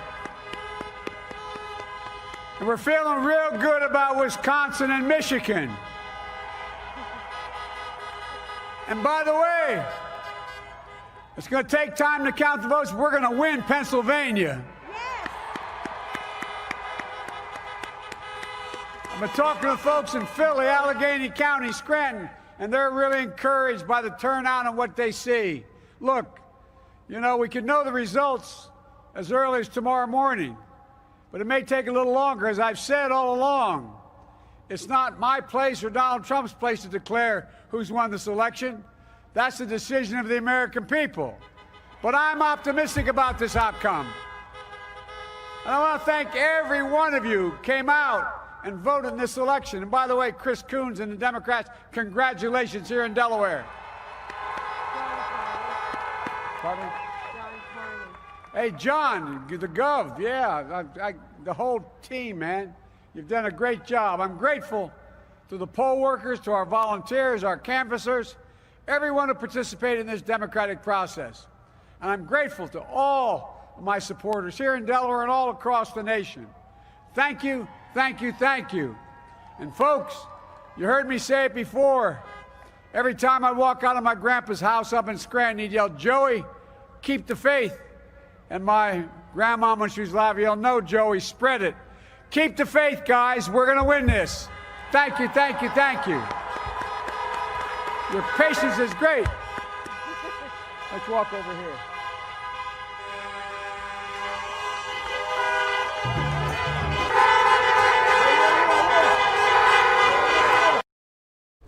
All right, and there was Joe Biden from earlier in Wilmington, Delaware, with his wife Jill, saying that he was optimistic about the states that still have not been counted and the results have not been finalized, especially the state of Pennsylvania. We are at the point now in the night where it's about 20 minutes till November 4th here on the West Coast in Phoenix. It's already almost 2 a.m. there on the East Coast in the very early morning hours of this Wednesday morning. But I think it is very safe to say that it's pretty much official now that we'll not know who the winner of the election is until later Wednesday at the earliest. So a lot of that was already expected going into tonight. A lot of people knew or suspected that we wouldn't know a winner on November 3rd. That is the case. Obviously, President Trump airing his grievances about that fact, that inconvenient truth for the president and his campaign. But Joe Biden saying patience, have patience to his supporters. So we'll be bringing you live updates throughout the night here on News Now from Fox. We want to thank everyone for watching the coverage tonight throughout the early afternoon, late afternoon, into the night. It's been a marathon, several hours, but we will be bringing you it throughout the night. And our Orlando crew on the East Coast will be picking up in just a matter of a few hours. So we want to bring you some live pictures of the White House as well. You'll remember that going into the election, D.C. Metro Police and U.S. Secret Service was installing non-scalable fencing temporarily around the White House perimeter. And that's a little over a city block of additional non-scalable fencing around Lafayette Square. You were seeing a lot of protests outside Lafayette Square, across Pennsylvania Avenue from the White House. So these are just among another set of measures being taken in the nation's capital ahead of these expected demonstrations. We've been seeing in a news conference last week, the D.C. Mayor, Muriel Bowser, discussed those preparations. D.C. Mayor Bowser also said the city will implement parking restrictions, possibly road closures, but said she did not request help from the National Guard. We haven't seen anything too volatile, too out of control, really, from any of the pictures we've been carrying you live. We have something on one of our feeds at the moment. These are aerials of Los Angeles. Getting those for you right now. It's very dark. It's kind of hard to see there in Los Angeles.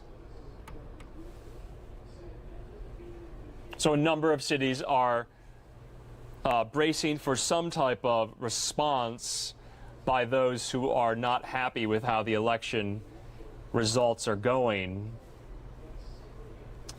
So that's a pretty dark vantage point from our choppers, KTTV, the aerial view from the helicopter there, our sister station Fox 11 in Los Angeles.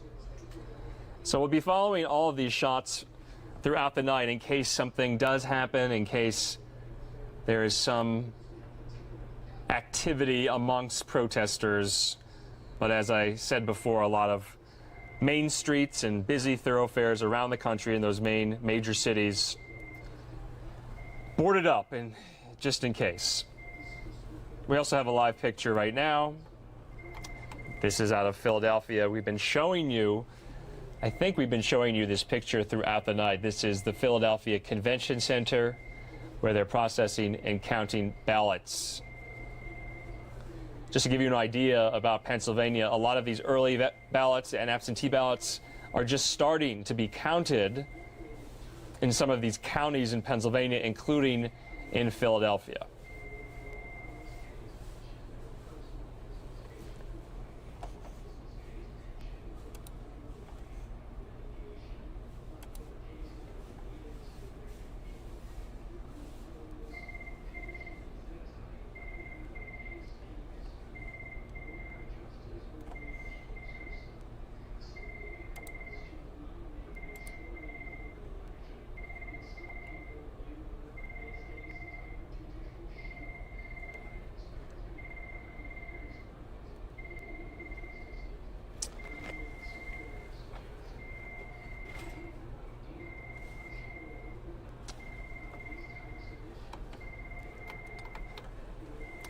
And as we get into the wee hours here in Phoenix, Arizona, let's just take a look as to where the race stands right now with the electoral vote count.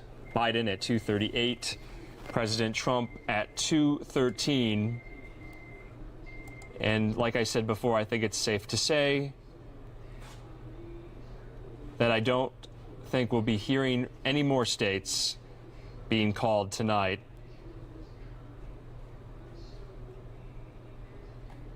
Still awaiting Georgia, still awaiting Pennsylvania, Michigan, and Wisconsin. We may get Alaska soon. Fox News Decision Desk has about 23% of polling precincts reporting their results. Alaska, though, always solidly Republican. And just to give everyone a comparison of where things stood in 2016, Biden has already surpassed Hillary Clinton's electoral vote count of 232, this time around, now at 238. The president ended the 2016 election when he won with 306 electoral votes. So clearly not as close then as it is now.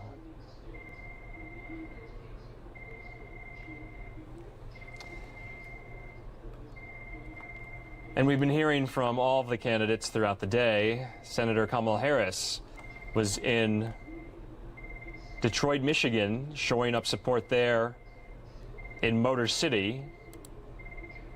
So let's listen into her from earlier.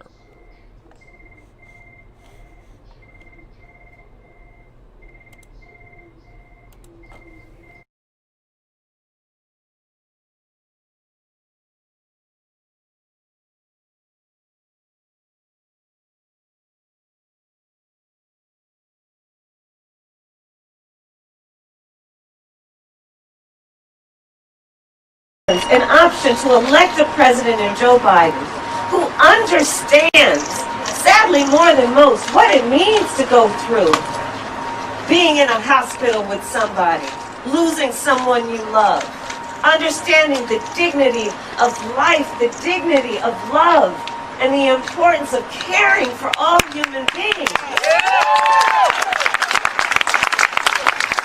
We have in our hands and in our power the choice of electing a president who, in the midst of a mass casualty event of a proportion similar to World War II, who will lead with a sense of compassion and care. In Joe Biden, somebody who says, look, yes, President Obama and I pushed through the Affordable Care Act that brought health care to over 20 million people. Let's build on that, not take it away. We need to continue protecting people with pre-existing conditions. Clap or honk if you know somebody who has diabetes, high blood pressure, or a breast cancer survivor. Or taking care of COVID patients every day. And taking care of COVID patients every day. And so Joe understands that. And he says we got to extend it. We have to bring down the cost of drug prices, bring down the cost of premiums. We should bring eligibility for Medicare down to age 60. Joe says, I understand that when we're talking about health care, the body doesn't just start from the neck down, it includes the neck up. And that's called mental health care. The choice we have right now is in our hands. The power is with us, the people. Think about this economic crisis. It has hit Michigan so hard. Gary and Debbie, Brenda, they talk to me about it all the time. When we're looking at, in America, over 30 million people filed for unemployment in just the last several months. When we're looking at folks standing and parked in food lines, 1 in 5 mothers describing their children under the age of 12 as being hungry. So many people, I think the number is like 1 in 6, who are describing not being able to pay rent last month or concerned they can't pay it next month. And Joe understands this, right? Joe understands that you don't deal with America's economy by doing what these other guys did, which is passing a tax bill that benefits the top 1% and the biggest corporations in America. When Joe is asked, how is the economy doing? You know what Joe says? He says, well, tell me, how are working people doing? How are working families doing? That's why Joe says we're not passing any taxes on anybody making less than $400,000 a year. Joe says we're going to bring down middle class taxes. Joe says we're going to pass a legislation and put in place rules and laws that say that working families shouldn't pay more than 7% of their income in child care. That we're going to have a tax credit of $15,000 for first-time home buyers, understanding how that can help with down payment and closing costs to buy a home. Because Joe cares about building up the middle class. He understands the way to do that is you fight for and protect good union, good paying jobs. And it's so good to be in the House of Labor. We have a choice in front of us, and the power is in our hands. Think about the long overdue reckoning on racial injustice in America. And Joe, being a student of American history, has the courage to speak the phrase, Black Lives Matter. Joe understands, you know, it may be difficult to think about or speak of or hear, but we have to confront the truth of things. We need to deal with racial disparities, yes, in our criminal justice system, and do that by a number of things, including decriminalize marijuana and expunge the records of people who have been convicted of marijuana offenses. Let's get rid of cash bail because people are sitting in jail for days, weeks, months just because they can't afford to get out. That's an economic justice issue as much as it is a criminal justice issue. Joe understands these things. He understands that on COVID, African Americans and Latinos are 3 times as likely to contract it and twice as likely to die from it. And we need to address that. We need to address Black maternal mortality. Brenda Lawrence has been working on that. When Black women are 3 and 4 times more likely to die in connection with childbirth. Joe has the courage to speak up. There are clear choices before us. And so today is election day in America. Today is a day that many of us have been waiting for 4 years. Who would have known we were this patient?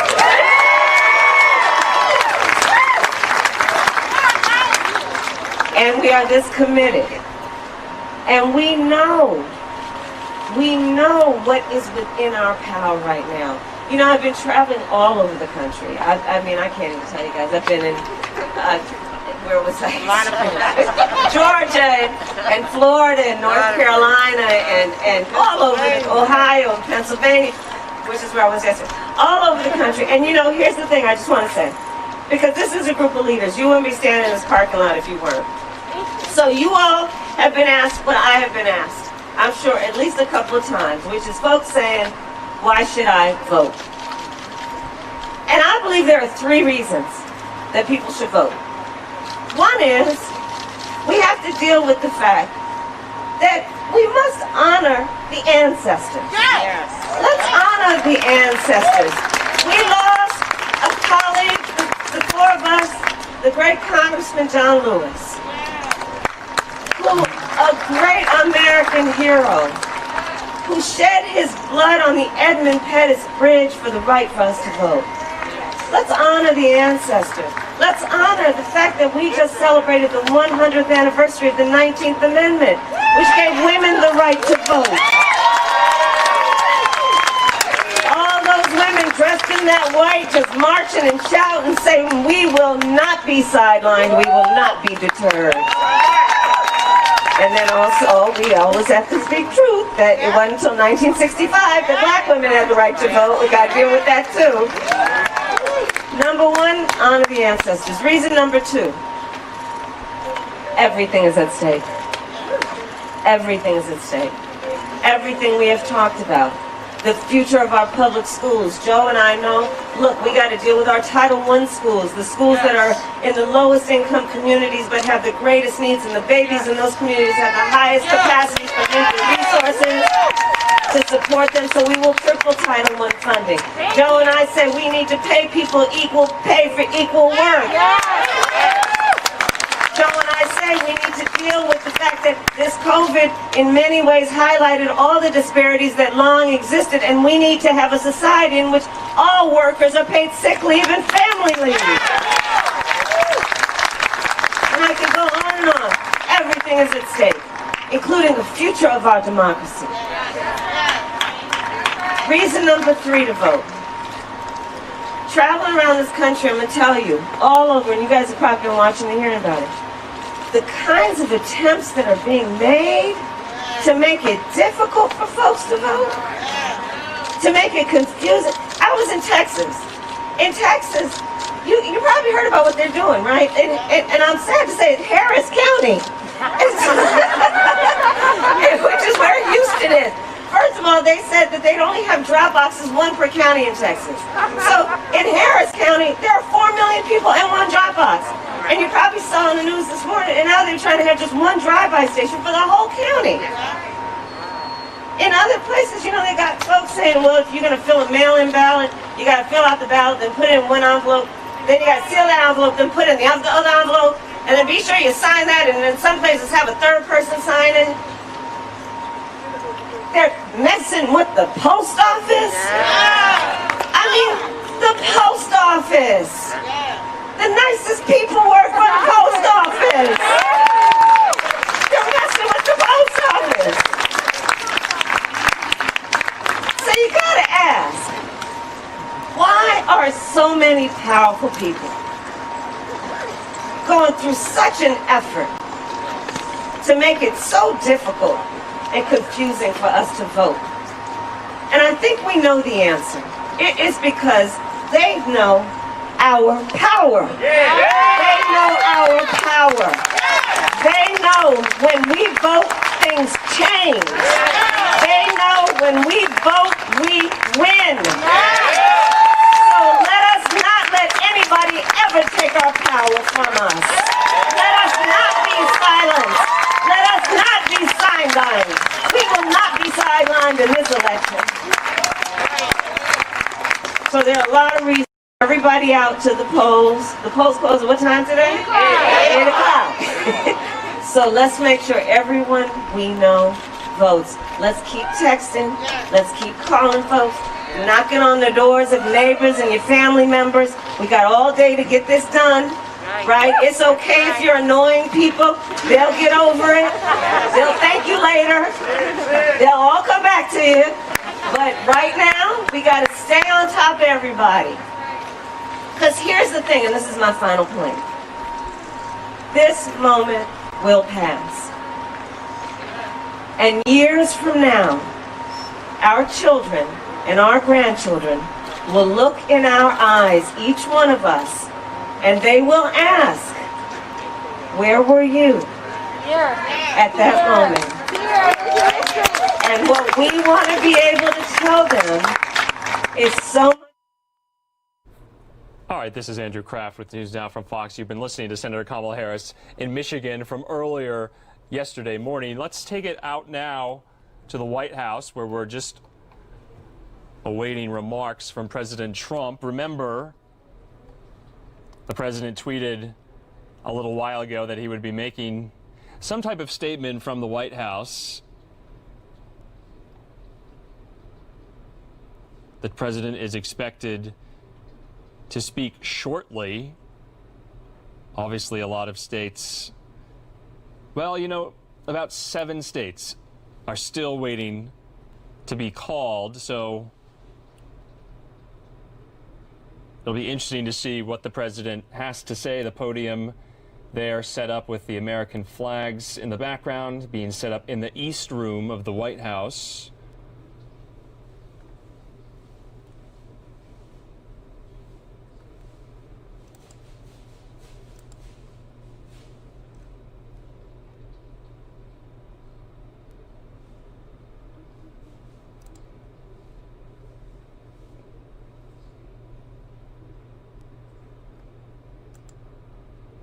The president tweeting,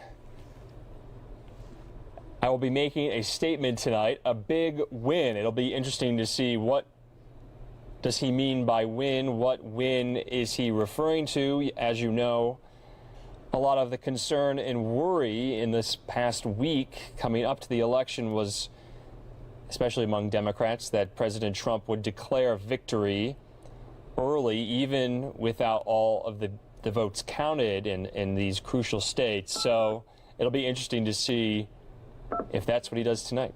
Station, be advised, we are under a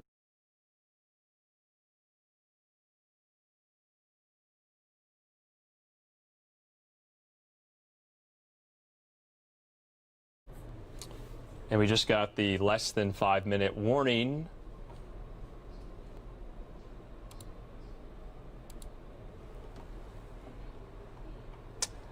So happening soon, the president will be making remarks there from the East Room of the White House. I'm Andrew Kraft. We want to thank everyone for joining News Now from Fox for this election night coverage. We are now at a little after midnight here in Phoenix, Arizona. A little after 2 in the morning on the East Coast there in the nation's capital, in the White House, waiting for President Trump to take the podium.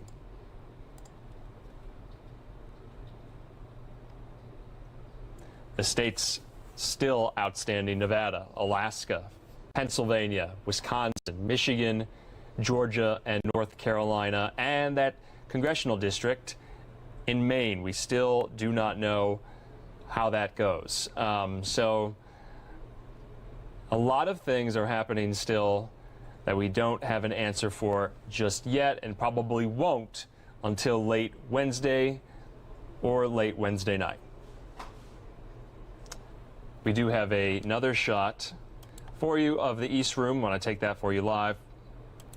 Just another vantage point. We'll see the president come out soon. As I said, we got an under 5-minute warning. And remember, we just played out for you, Joe Biden only spoke for fewer than 10 minutes. So it'll be interesting to see if this will be one of the president's long addresses, or what the gist or the nature of it will be.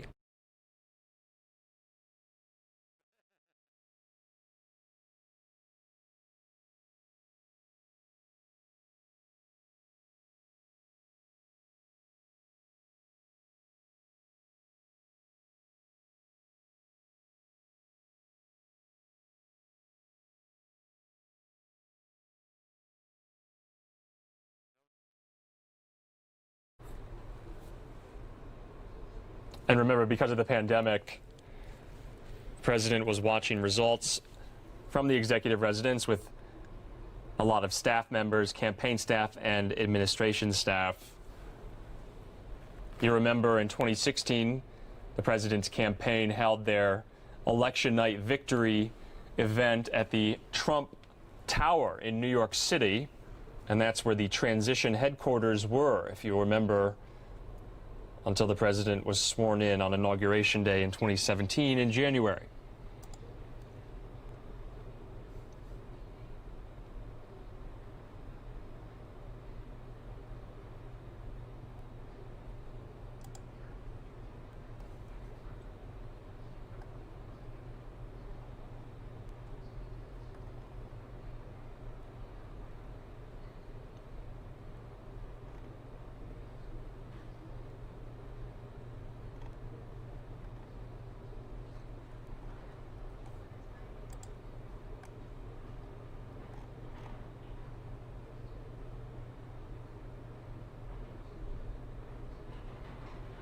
We also want to bring you some of the Senate races we're watching as well.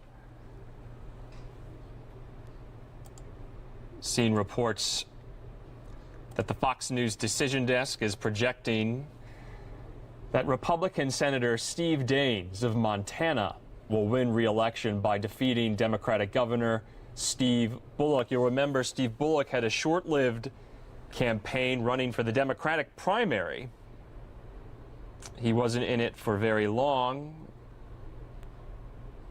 in the summer of 2019, but he was trying to best Joe Biden for that coveted spot, obviously falling short and unsuccessful. So the Dems will not pick up a Senate seat in Montana.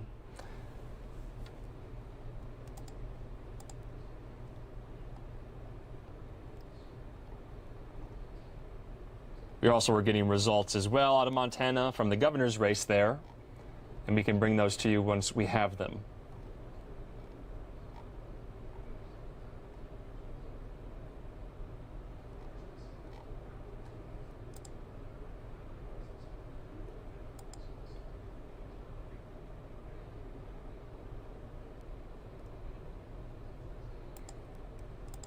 And we'll see if the under 5-minute warning holds true. We're still waiting for the president to come to the podium any minute now.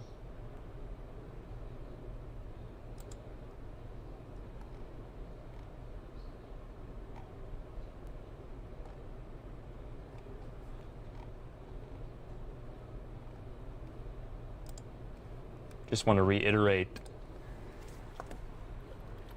some of the tweets the president has sent throughout the night. Not many, not as many as he usually does.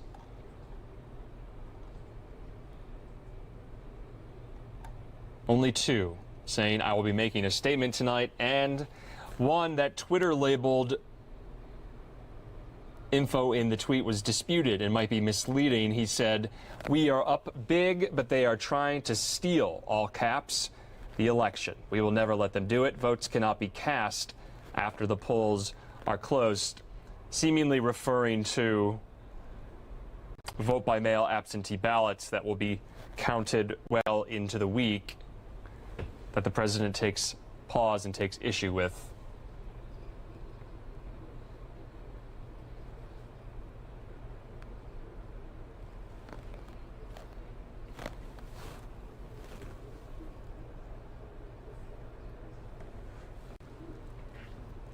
Let's listen in to see if we have any natural sound from those shots that we're seeing right now.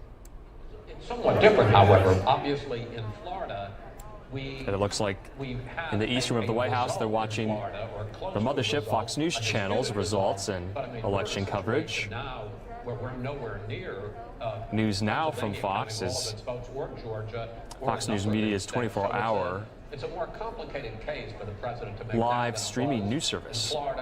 We hope you're enjoying all of our coverage from tonight. At various points. From my fellow digital journalists Mike Page and Daytona Everett, we've been helming the coverage all day for you. Shout out to our stellar producer as well, Britt Zeck. Rescind his concession. Couldn't have done it without her tonight. Famous line where Gore said, "You don't have to be snippy about it." So, I mean, this is going to be a more complicated and tougher case for this president to make than it was for George W. Bush. And it's going to be excruciating for the country.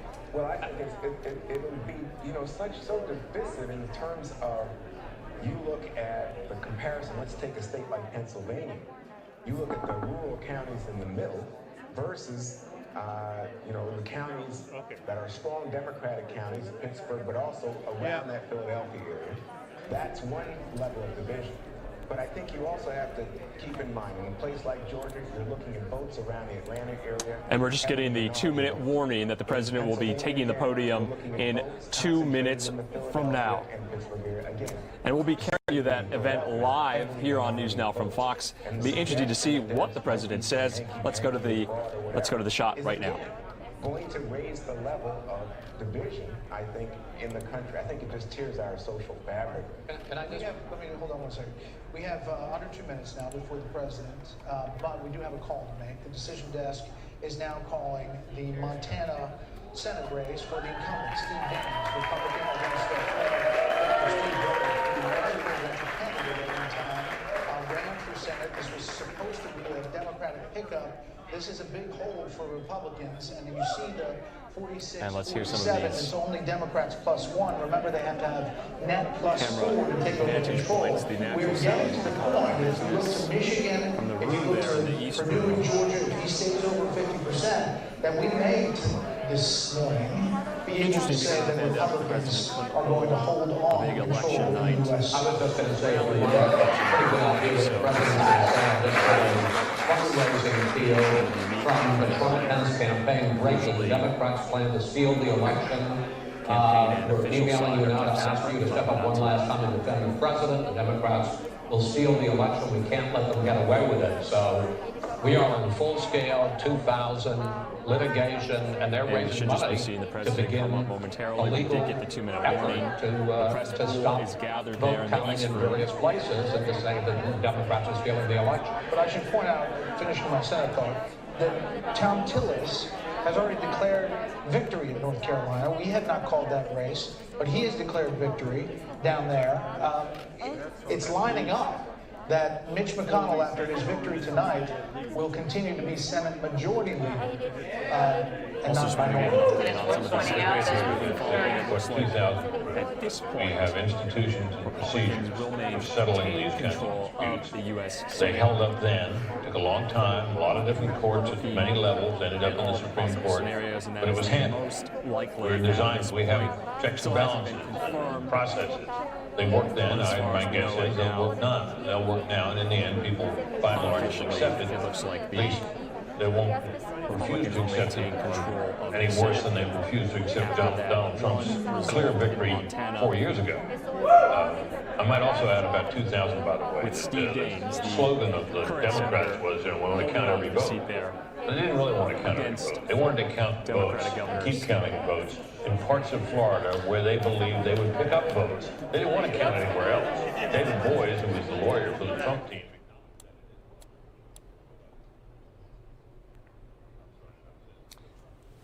trying to see if I can identify anyone in the room there. Don't have a very good vantage point on faces there in the crowd.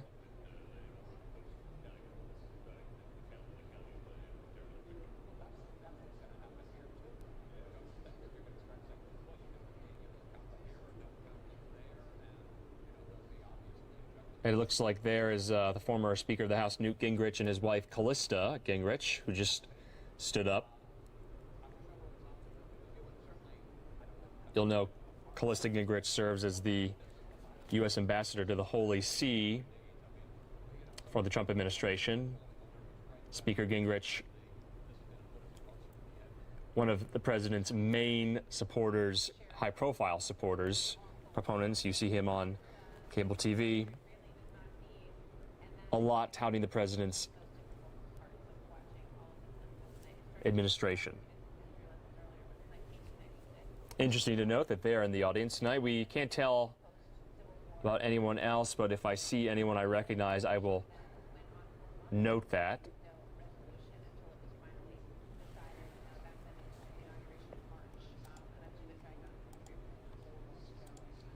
And we're a little past the 2-minute mark here, so clearly the president running a little behind schedule.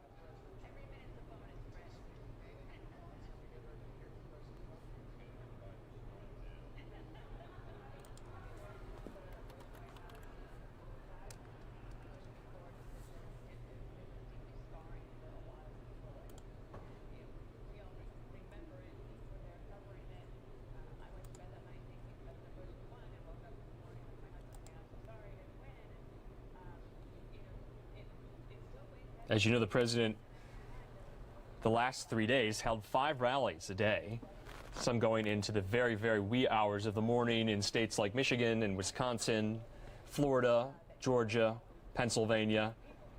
So the president obviously up very, very late again tonight. The Biden campaign has called a lid as of 1:00 a.m. Eastern. We will not be hearing from former Vice President Joe Biden again.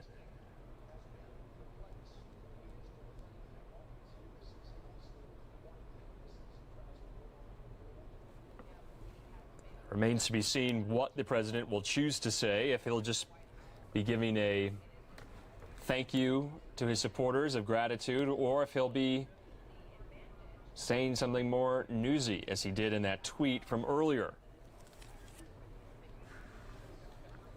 Remember, for those watching, we still have 7 states whose results have not been finalized, and most likely now won't be until late Wednesday afternoon.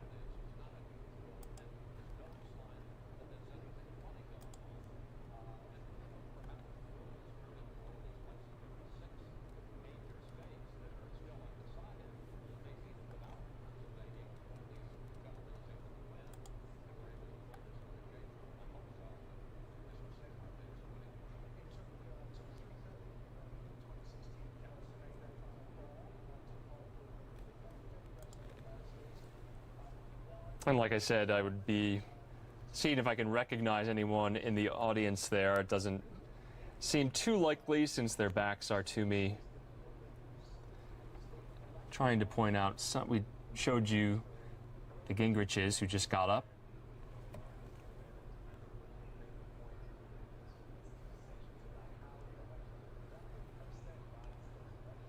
But the mood does, at least amongst the people in the crowd, seem to be somewhat celebratory, a little bit like a party atmosphere, people chanting, shouting, a call and repeat across the room as well, you're seeing in the audience there. So spirits look still high at the White House with the Trump campaign.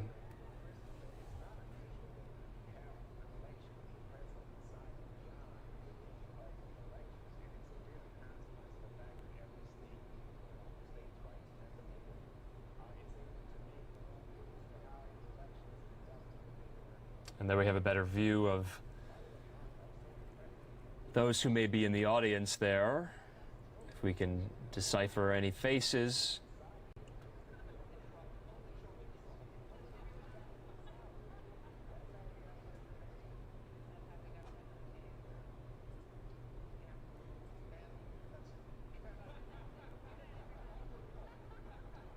While these remarks are quite highly anticipated,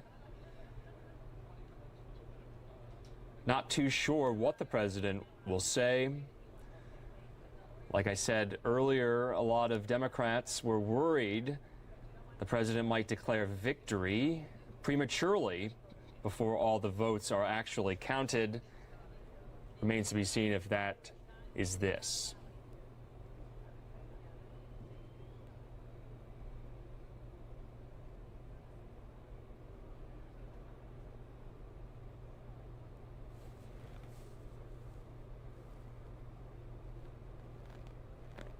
Looks like HHS Secretary Alex Azar is in the audience. One of the president's main deputies handling the coronavirus outbreak and the pandemic response at HHS.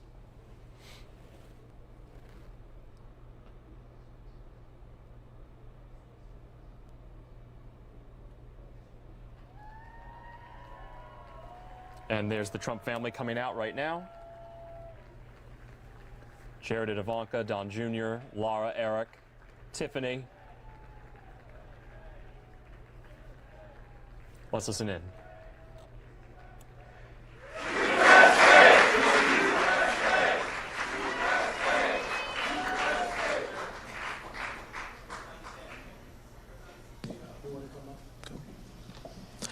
Ladies and gentlemen, United States, Donald J. Trump.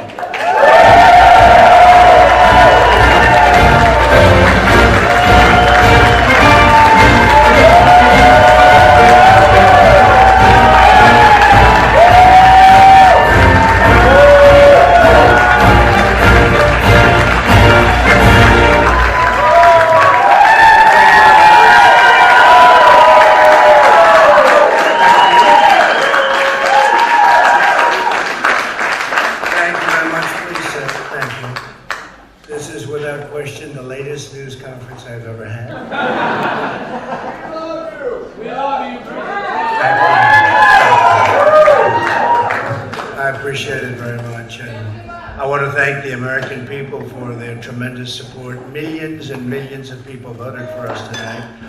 And a very sad group of people is trying to disenfranchise that group of people.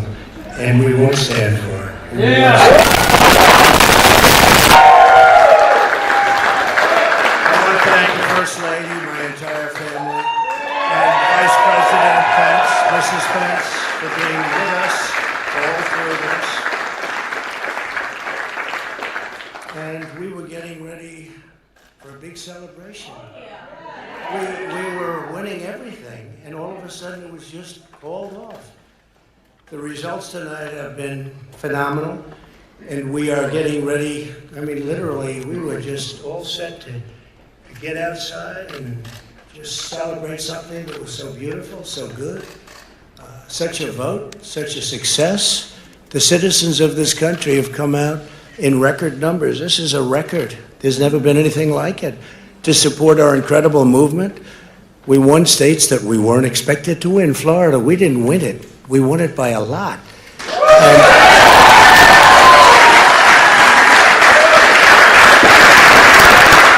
We won the great state of Ohio. We won Texas.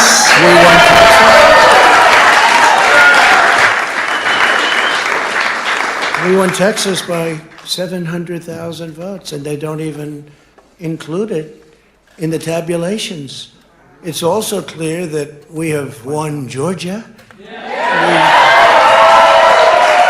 We're up by 2.5% or 117,000 votes with only 7% left. They're never going to catch us. They can't catch us. Likewise, we've clearly won North Carolina, where we're up 1.4% or 77,000 votes with only approximately 5% left. They can't catch us.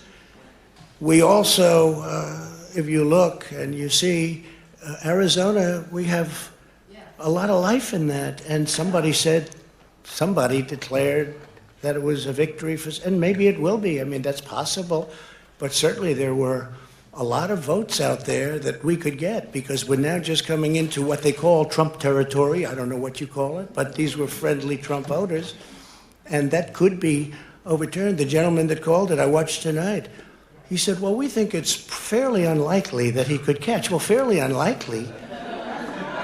And we don't even need it. We don't need that. That was just a state that if we would have gotten it, it would have been nice, Arizona. But there's a possibility, maybe even a good possibility. In fact, since I saw that originally, it's been changed and the numbers have substantially come down just in a small amount of votes. So we want that obviously to stay in play. But most importantly, we're winning Pennsylvania by a tremendous amount of votes.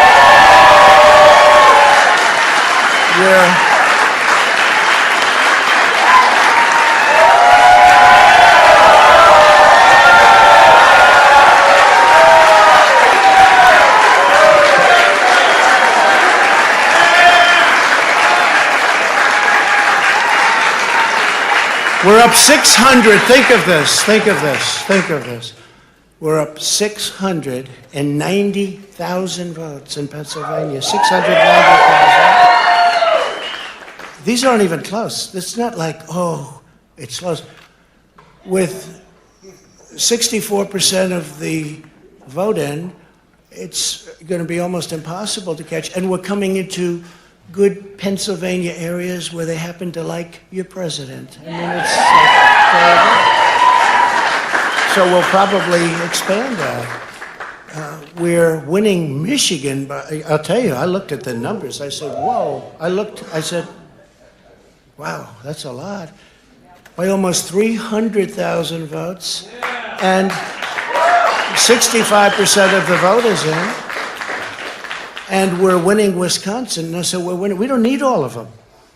We need, because when you add Texas in, which wasn't added, I spoke with the really wonderful governor of Texas just a little while ago, and Greg Abbott, he said, congratulations. He called me to congratulate me on winning Texas. I mean, we won Texas. I don't think they finished quite the tabulation, but there's no way. And it was almost complete, but he congratulated me. Then he said, by the way, what's going on? I've never seen anything like this. Can I tell you what? Nobody has. So we won by 107,000 votes with 81% of the vote. That's Michigan. So when you take those three states in particular, and you take all of the others, I mean, we have so many, we had such a big night. You just take a look at all of these states that we've won tonight, and then you take a look at the kind of margins that we've won them by. And all of a sudden, it's not like we're up 12 votes and we have 60% left. We won states, and all of a sudden, I said, what happened to the election? It's off. And we have all these announcers saying, what happened? And then they said, oh, because you know what happened? They knew they couldn't win. So they said, Let's go to court.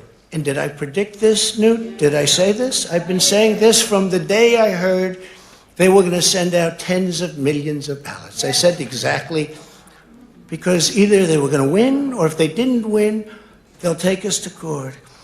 So Florida was a tremendous victory, 377,000. Texas, as we said. Ohio, think of this. Ohio, a tremendous state, a big state. I love Ohio. We won by 8.1%, 461,000. Think of it. Almost 500,000 votes. North Carolina, big victory with North Carolina. And so we won there. We lead by 76,000 votes with almost nothing left. And all of a sudden, everything just stopped. This is a fraud on the American public. This is an embarrassment to our country. We were getting ready to win this election. Frankly, we did win this election.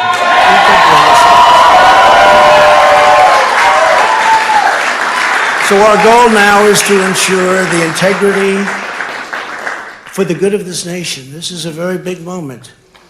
This is a major fraud in our nation. We want the law to be used in a proper manner. So we'll be going to the U.S. Supreme Court.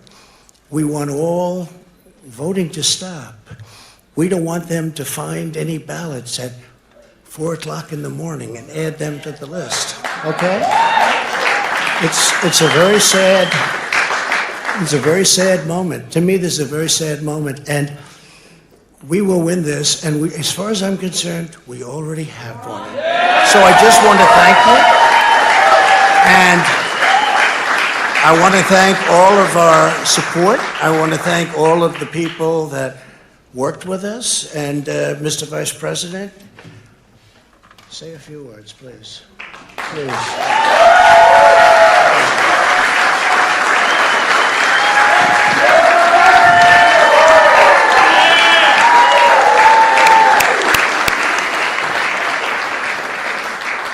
Thank you, Mr. President. I want to join you in thanking more than 60 million Americans who have already cast their vote for 4 more years for President Donald Trump in the White House. And while the votes continue to be counted, we're going to remain vigilant, as the President said. The right to vote has been at the center of our democracy since the founding of this nation, and we're going to protect the integrity of the vote. But I really believe with all of my heart, with the extraordinary margins, Mr. President, that you've inspired in the states that you just described, and the way that you launched this movement across the country to make America great again, I truly do believe, as you do, that we are on the road to victory and we will make America great again. Thank you, Mr. President.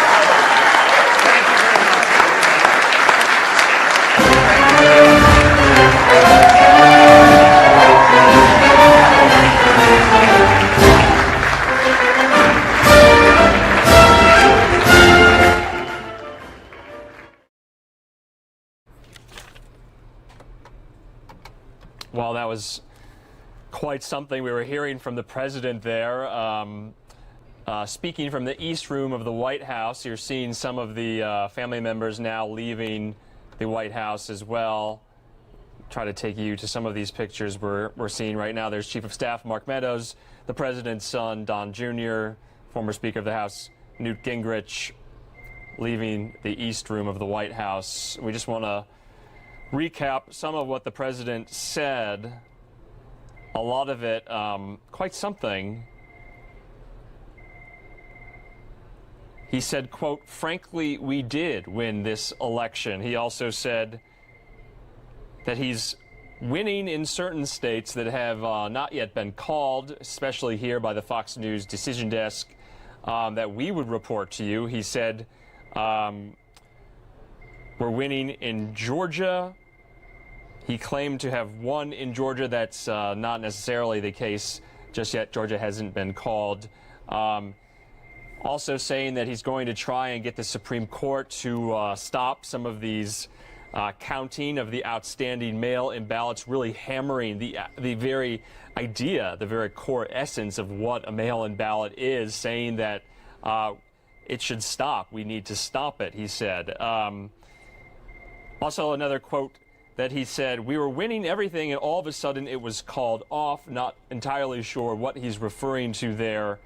But you're seeing right now President Trump, and we heard from the Vice President Mike Pence, definitely say some things about states that aren't necessarily true, that we haven't here on News Now from Fox or the Fox News Decision Desk have not called just yet on those states that are still outstanding. So, as we were kind of previewing for you, this was to be expected of what the president was going to say in this East Room event, to much of the consternation from Democrats that he would say this.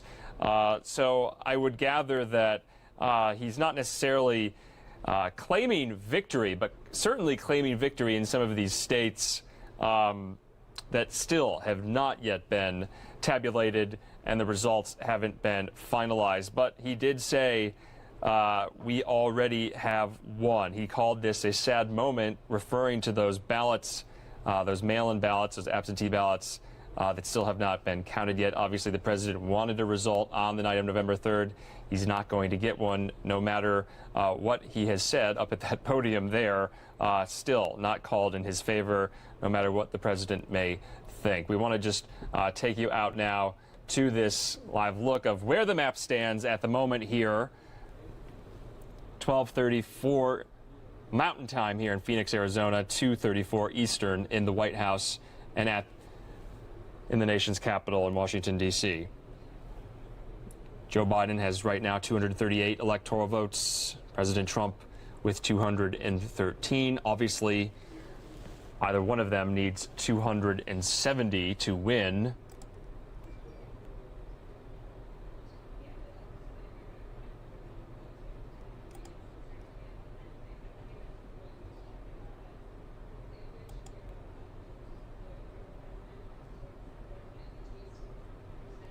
We're getting a lot of reaction now on Twitter from some journalists and pundits about their reaction to the president's speech there. Chris Wallace on Fox News coverage saying this is an extremely flammable situation and the president just threw a match in it.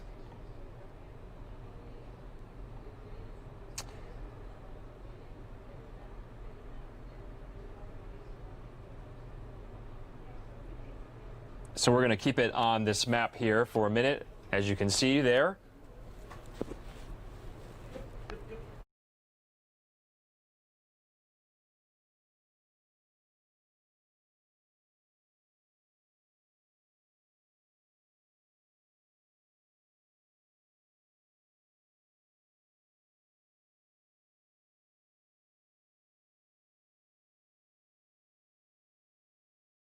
And there we go. As Andrew was pointing out here, the map that we will be looking at for the next day or so, and hopefully it won't be longer than that. We'll get an outcome either way right now, but you're taking a look at where we stand there. Georgia, North Carolina, Pennsylvania, Michigan, Wisconsin, Nevada. Yeah, we would like to know just how it is all going to unfold here on News Now from Fox. We just wrapped up with the president at the White House. We'll play that back for you in just a little bit here on News Now from Fox, just in case maybe you came to the middle or near the end of it and want to see that out one more time. We will get that for you. And don't worry, everyone, because here on News Now from Fox, we are going really wall-to-wall coverage that we will be continuing on. Our friends in Florida will be taking over pretty soon, and they'll have more coverage.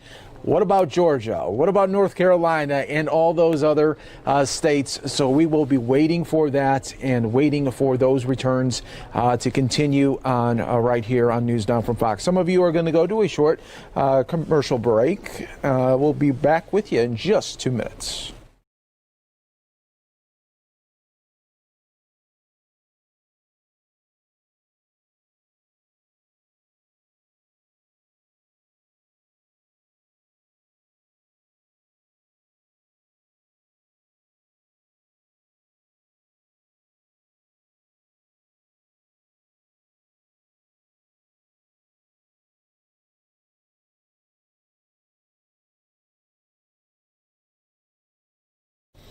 And in the meantime, while we do wait for some maybe more results, who knows? I want to show you, since we saw a little bit of President Trump, let's show you Senator Kamala Harris from a little bit ago.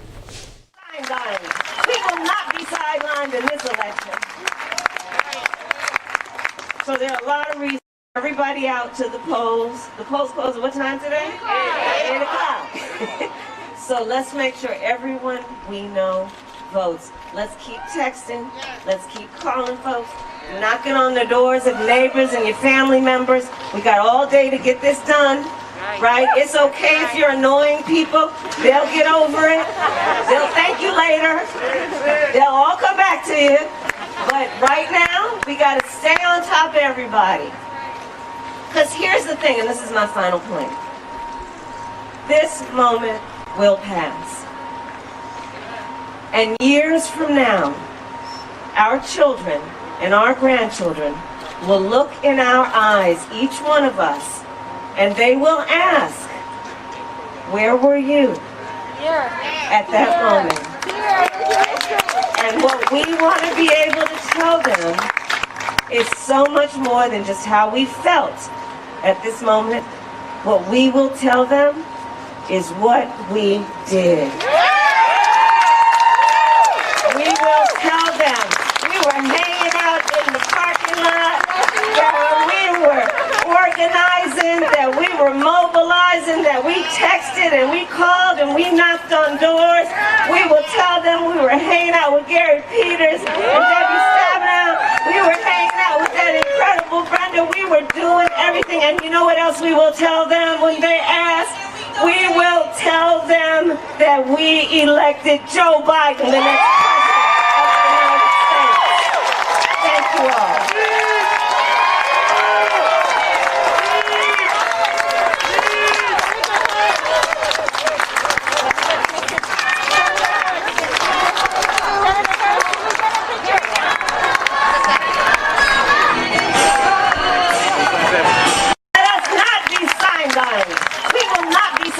In this election. Let us not be sidelined. We will not be sidelined in this election. So there are a lot of reasons. Everybody out to the polls. The polls close at what time today? 8 o'clock. So let's make sure everyone we know votes. Let's keep texting. Let's keep calling folks. Knocking on the doors of neighbors and your family members. We got all day to get this done. Right? It's okay if you're annoying people. They'll get over it. They'll thank you later. They'll all come back to you. But right now, we got to stay on top of everybody. Because here's the thing, and this is my final point. This moment will pass. And years from now, our children and our grandchildren will look in our eyes, each one of us, and they will ask, where were you at that moment? And what we want to be able to tell them is so much more than just how we felt at this moment. What we will tell them is what we did. We will tell them we were hanging out in the parking lot, that we were organizing, that we were mobilizing, that we texted and we called and we knocked on doors. We will tell them we were hanging out with Gary Peters and Debbie Stabenow. We were hanging out with that incredible Brenda. We were doing everything. And you know what else we will tell them when they ask? We will tell them that we elected Joe Biden the next president of the United States. Thank you all.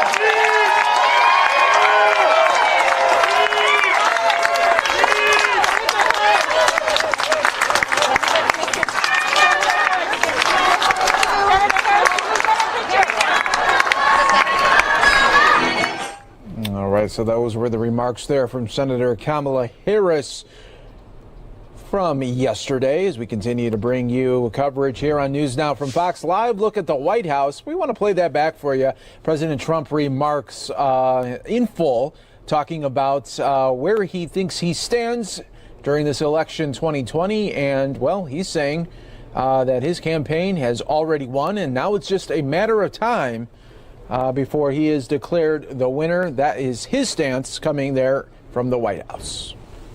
Getting ready for a big celebration. We were winning everything, and all of a sudden it was just called off. The results tonight have been phenomenal, and we are getting ready. I mean, literally, we were just all set to get outside and just celebrate something that was so beautiful, so good, such a vote, such a success. The citizens of this country have come out in record numbers. This is a record. There's never been anything like it.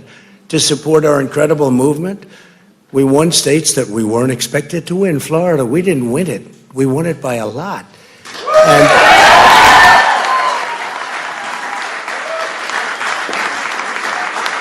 we won the great state of Ohio. We won Texas. We won Texas. We won Texas by 700,000 votes, and they don't even include it in the tabulations.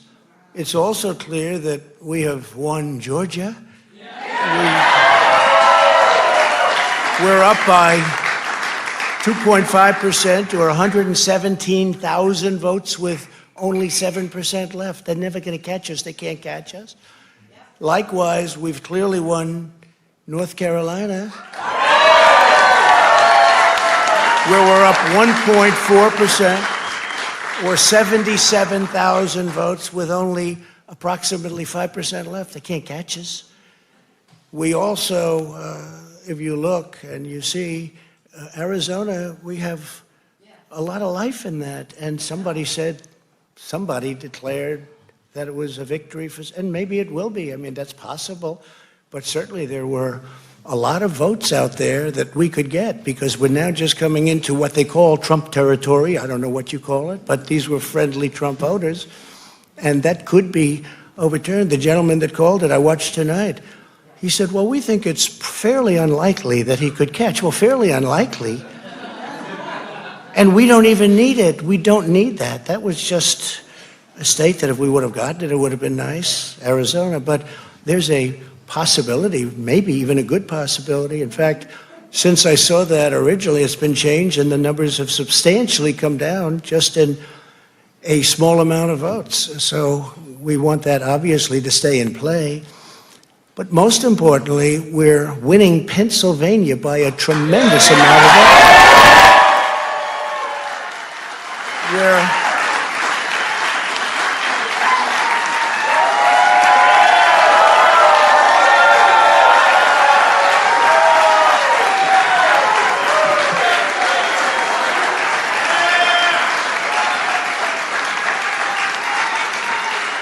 We're up 600. Think of this. Think of this. Think of this. We're up 690,000 votes in Pennsylvania. 690,000. These aren't even close. It's not like, oh, it's close.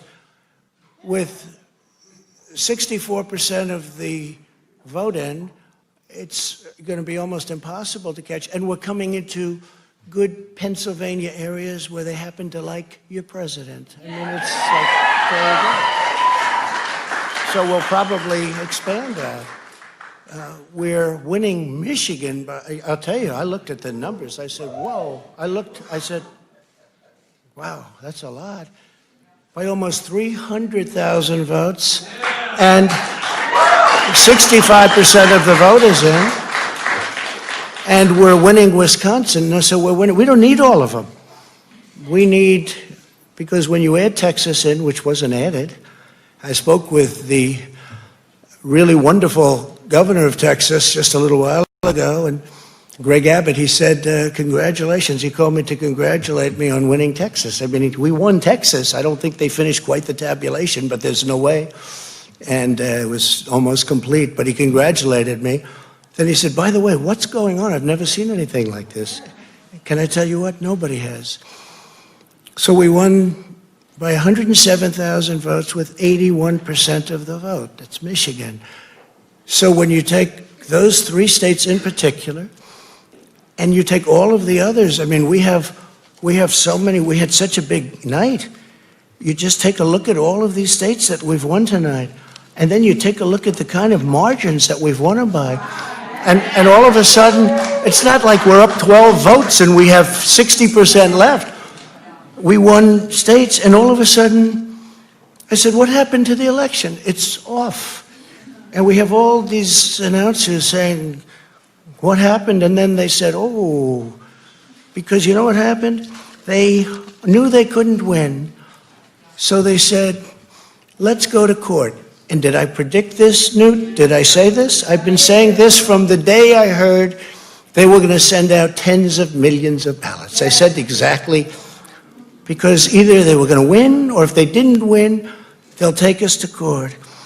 So Florida was a tremendous victory, 377,000. Texas, as we said. Ohio, think of this.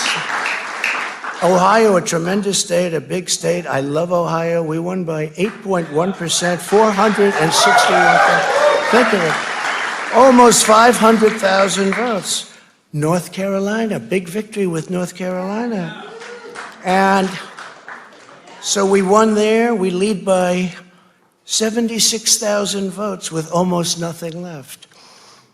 And all of a sudden, everything just stopped. This is a fraud on the American public. This is an embarrassment to our country. We were getting ready to win this election. Frankly, we did win this election. We did win this election. So our goal now is to ensure the integrity for the good of this nation. This is a very big moment. This is a major fraud in our nation. We want the law to be used in a proper manner. So we'll be going to the U.S. Supreme Court. We want all voting to stop. We don't want them to find any ballots at 4 o'clock in the morning and add them to the list, okay? It's a very sad moment. To me, this is a very sad moment, and we will win this, and as far as I'm concerned, we already have won it. So I just want to thank you, and I want to thank all of our support. I want to thank all of the people that worked with us, and Mr. Vice President, say a few words, please. Please.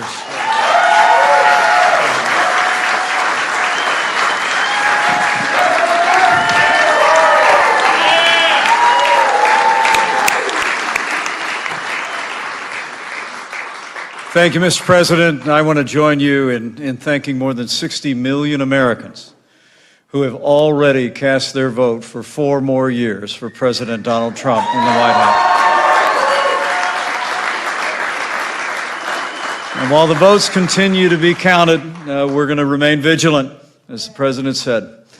The right to vote has been at the center of our democracy since the founding of this nation, and we're going to protect the integrity of the vote. But I really believe with all of my heart, with the extraordinary margins, Mr. President, that you've inspired in the states that you just described, and the way that you launched this movement across the country to make America great again, I truly do believe, as you do, that we are on the road to victory and we will make America great again. Thank you, Mr. President.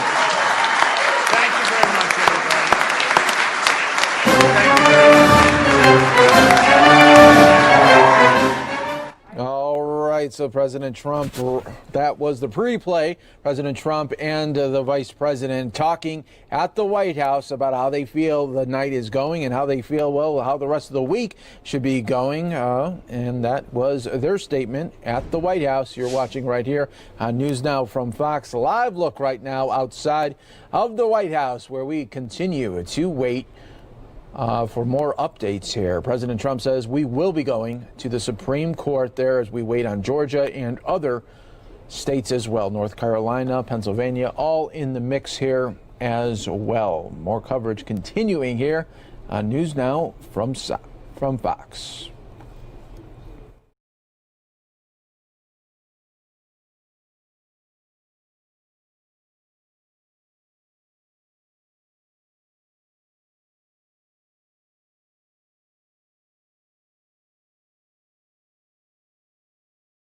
You're watching News Now from Fox. I'm Regina Gonzalez, joined right now by personal development and career coach Katie Sandler. How are you, Ms. Sandler? Thank you for joining us. Hey, Regina, I'm doing great. Thank you for having me today. Well, it's exciting to talk about really a different angle on this political climate that we are feeling right now as Americans.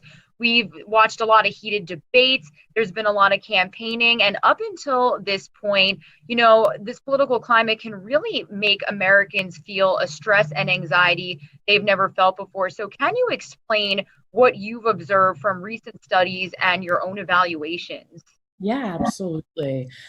Just taking the big picture into consideration, there's so much uncertainty, and with uncertainty comes fear and anxiety. And depending on, you know, where you are and where you stand within our culture and our society, these are very stressful times because we don't know what's ahead in terms of our economy and our healthcare and things that really affect us daily, right? So lately, I've noticed a huge increase in people's levels of anxiety and stress and how it's affecting their daily lives. Now, you mentioned a lot of different factors. Do you feel that the COVID-19 pandemic can definitely add to the stress of politics at this time? Absolutely. I think they're going hand in hand and one's exacerbating the other. So we're coming into this election with a heightened sense of anxiety and uncertainty already. And now you add what's going on within our political climate on top of it. And it's a really well-founded reason for distress and anxiety right now. So first off, what are some symptoms, or for lack of a better term, that people may notice they are feeling or dealing with? How can you kind of explain that? Yeah, I think that one of the number one things I'm noticing is people's sense of irritability is really heightened. So people are getting irritable much more easily. People are feeling a sense of stress that has affected their daily routine. So they're feeling more overwhelmed. You find that your relationships are becoming a bit more strained too. So these are kind of the top factors that seem to be happening. So going off of that, can you break down ways that people can respond and react to these feelings? Yeah, well, I think what you just said is such a key factor, right? Is that there's a difference between reacting and responding. Reactions are typically our innate way of being, and a response is where we can make a choice on how we want to deal with something. So believe it or not, that's probably the first place that we're going to start. And then the second thing that we're going to do might seem simple and something that people already know, but it's to practice gratitude. Gratitude really takes us out of this sense of heightened fear and anxiety, and it makes us live more presently with positive emotion and positive reinforcement. So those are two really important ways of addressing our heightened levels of stress and anxiety right now over this political climate. Now, I think before we even spoke today, you mentioned a really good point. A lot of people, politics right now can affect their personal relationships. Can you explain that? Yeah, I think that unfortunately, we tend to get in a place of defense, right? So whenever we start to talk about our political climate, I think everyone immediately gets on the defense because most of us don't have this conversation with an open and or compassionate way of being. So in order to be able to feel as though we can, ease ourselves here, it's to be able to practice communicating around this in a much more understanding and compassionate way. Otherwise, it starts to really eradicate our relationships. Now, if people feel they are getting to a certain point, do you recommend they seek professional help? Absolutely. I think that if you notice that your climate, whether it be because of COVID, whether it be because of politics, is starting to take a toll on your daily functioning and you're feeling a sense of anxiety and stress that you've never felt before, it's really wonderful to reach out to professionals, whether it be a licensed clinician or a coach to work through these things. Now, do you have anything else to add before we wrap up? No, I think that the biggest thing is to practice gratitude and compassion. It's okay to agree to disagree, and let's try and make this world a better place by moving forward and doing so. Well, thank you so much for your time today and for joining us. Thank you, Regina. I appreciate it. You have a great one.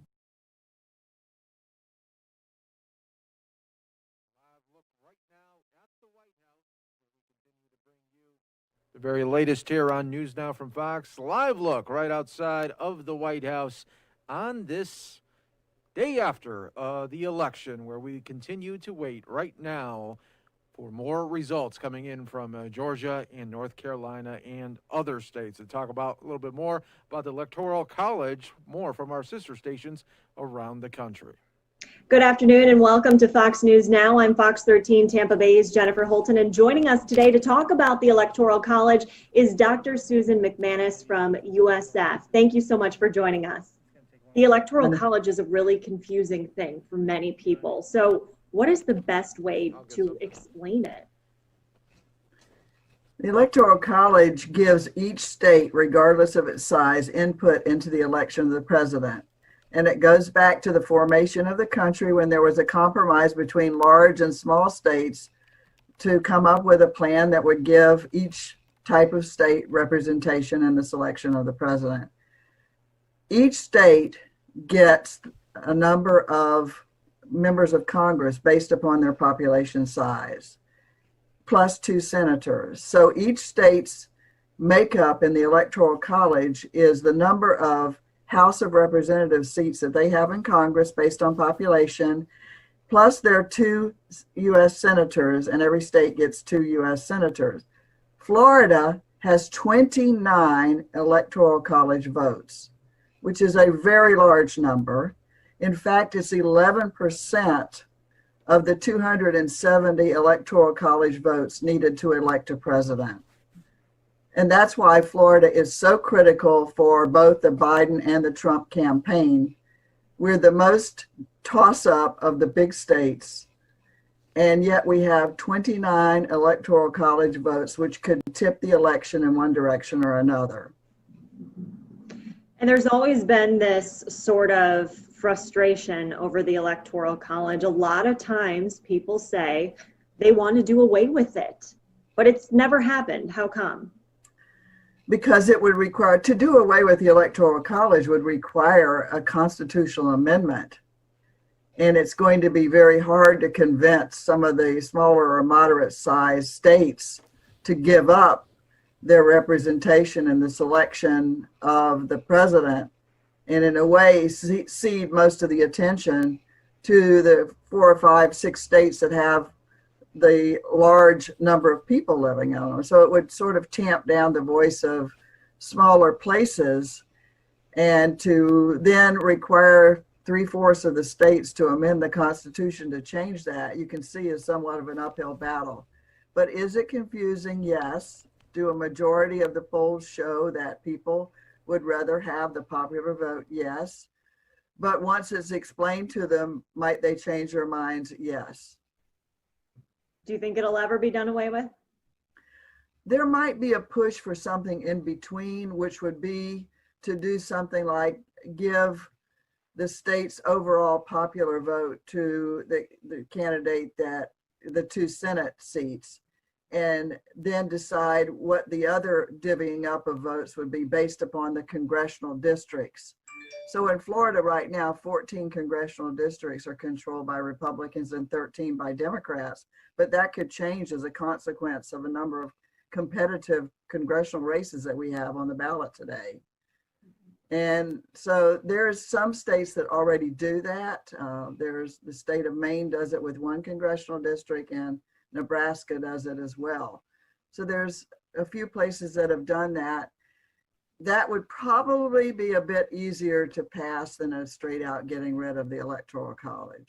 I know you've already kind of gotten into this, but I'll ask it a different way. But doesn't the Electoral College make it so voters in some states have more of an influence than in other states? And is that fair? It is fair because it's based on population size. Each state's number of delegates to the Electoral College is based upon their population size. So larger states like Florida, we have 27 seats in the U.S. Congress because we have a larger population than some smaller states that only have one representative, plus there are 2 senators in the U.S. Congress. And it's all based on population size. Dr. Susan McManus with University of South Florida, thank you so much for joining us today. This has been Jennifer Holton with Fox 13 News for Fox News Now. Good. Think back to your ancestors. All right, everybody. Now we are going to be hearing a little bit from Dan Crenshaw, representative from Texas, talking about his win today. Right? There's indoor plumbing. There's lighting. It's an amazing time. It's an amazing time. You know when human capital really started to thrive? You know when prosperity really started to rise up? It kind of started around the late 1700s. You can look at this statistically. What else happened then? I'm not saying it's all because of this country, but it is because of the ideas that created this country. This idea that there's some form of moral truth, this idea that we can reason our way through our surroundings, this idea that we should have laws that even our leaders are subject to, this idea that individual liberty matters, and this idea that government should protect these truths. This is what America is founded on. This is why people want to come here. For all the hatred that our own citizens spew at this country, what remains true is that America is the #1 destination for all immigrants, no matter where they come from.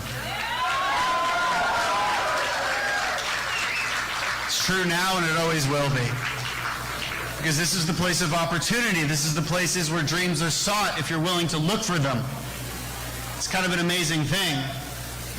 If you want a handout, well, there's other European countries that might be willing to give you that.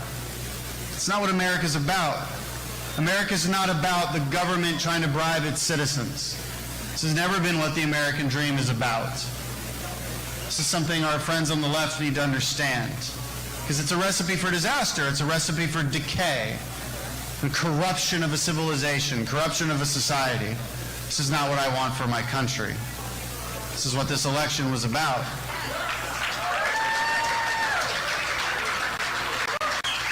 So we share this common philosophy where we believe in a Bill of Rights. You have to believe it, though. You have to believe it. Right? You have to believe that free speech matters. I know it's written down in the Constitution, but you have to believe it. There's an entire political party that doesn't believe it. We saw that last week in the hearings. You had Jack Dorsey up there. Jack Dorsey's got his own problems. I mean, he has a nose ring. Why does he have a nose ring? Don't have a nose ring, Jack Dorsey. Of all the things he's done that are bad, that was weird. My problem, though, was with the Democrat senators that had no interest in talking about free speech during that hearing. They had no interest in it whatsoever. All they cared about was getting more censorship.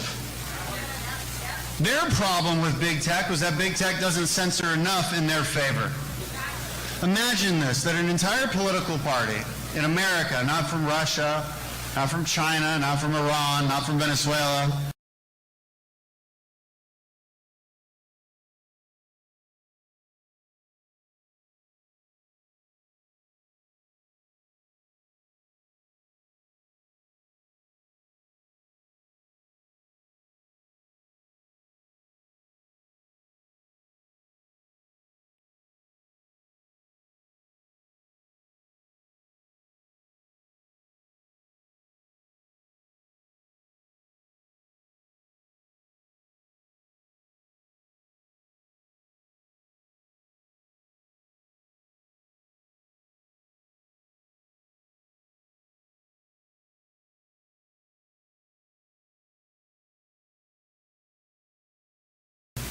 the basic foundations that we share, the basic reasons that people are trying and dying to get to this country.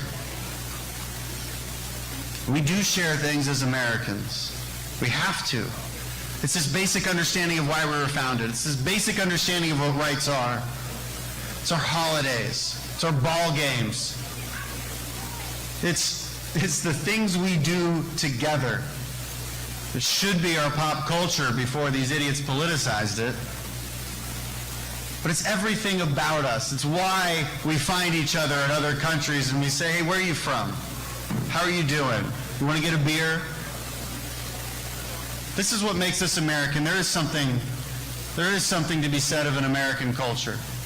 There is something to be said of American exceptionalism. Our story is truly unparalleled. Nobody has created more prosperity and more greatness for human beings than America.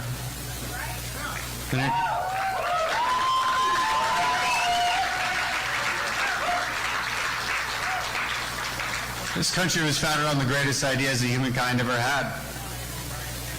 Moral truth from Jerusalem. We gained this understanding that you can't just decide what is right.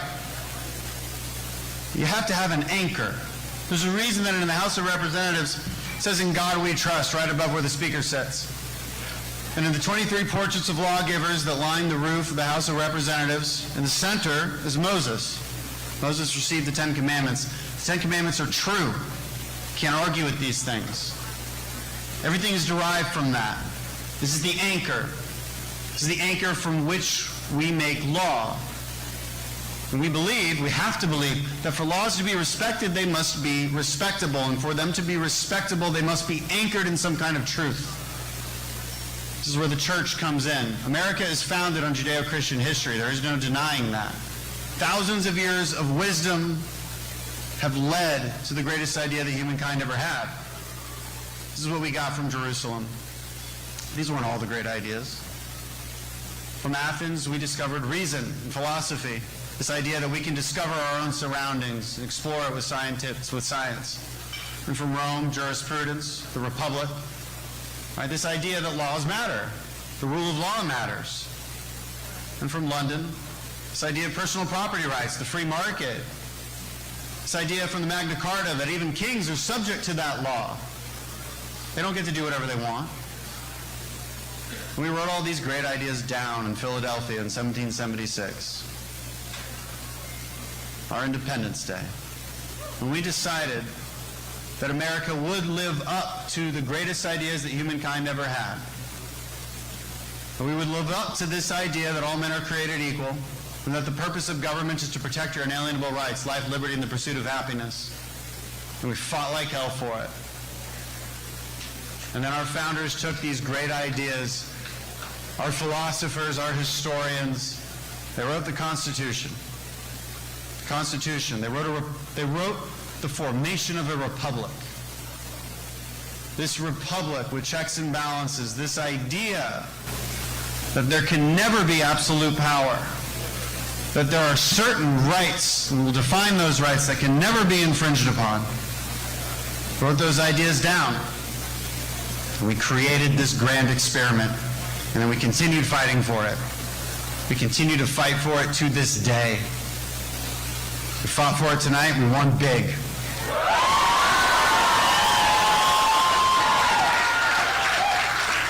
Because as it turns out, whether Americans know it or not, they love this message. They love this idea of freedom. They love this idea that you can prosper, that you can rise up. It's up to you. It's not up to somebody else. It's not up to government. Government's just there. It's there. It creates a stable environment. Protects us from the threats of the Chinese, protects our borders, protects our sovereignty, institutes rules of the game, but then you thrive. This is what America is. This is why people come here. This is why you voted. You voted for freedom.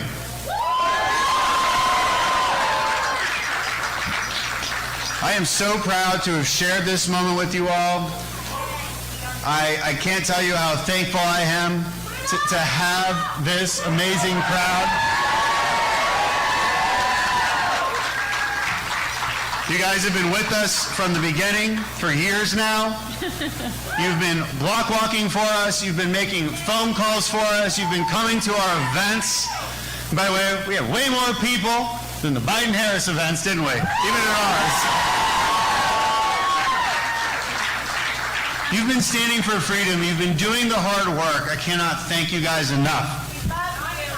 love you. All right, so let's party. Can we do a countdown? Can we do a countdown? We got a little bit of a celebration to get to.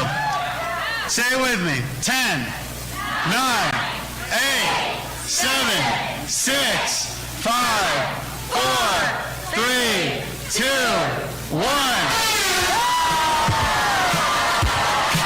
Love you all. Thank you so much. Have a great time.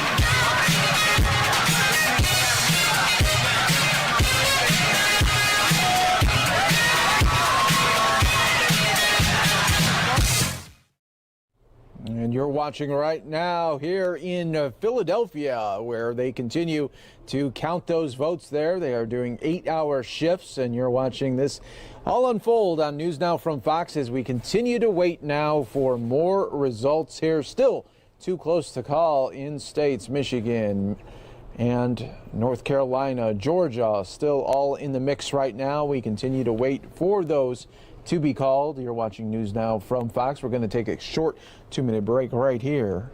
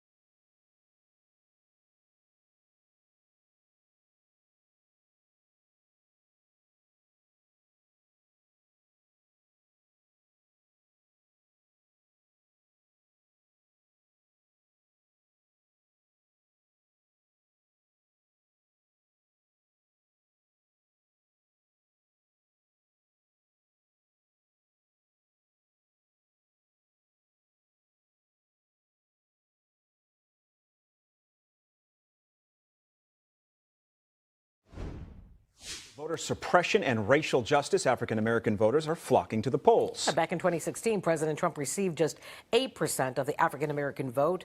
Well, the last 4 years have made a difference in his favor. Joining us to weigh in on all of that right now is Fox political contributor Gianno Caldwell. Hey, thank you so much for coming on the show this morning. Good morning, Anita. And per your earlier assessment in the segment, we don't know who's going to win. Per the cookie analysis in the last segment, is going to be Trump. So I'm just letting you know right now, the cookies told the story. All right. Well, you know, I know you have a podcast, and we'll be talking about that in a moment. But I do want to talk to you right now about this op-ed that you wrote for the New York Post. And you talked about the fact that for African Americans, especially males, that Joe Biden's history should repel them more than Trump's racially insensitive comments, like the ones where he says, look at the Proud Boys, you know, stand back, stand by. So why do you say that?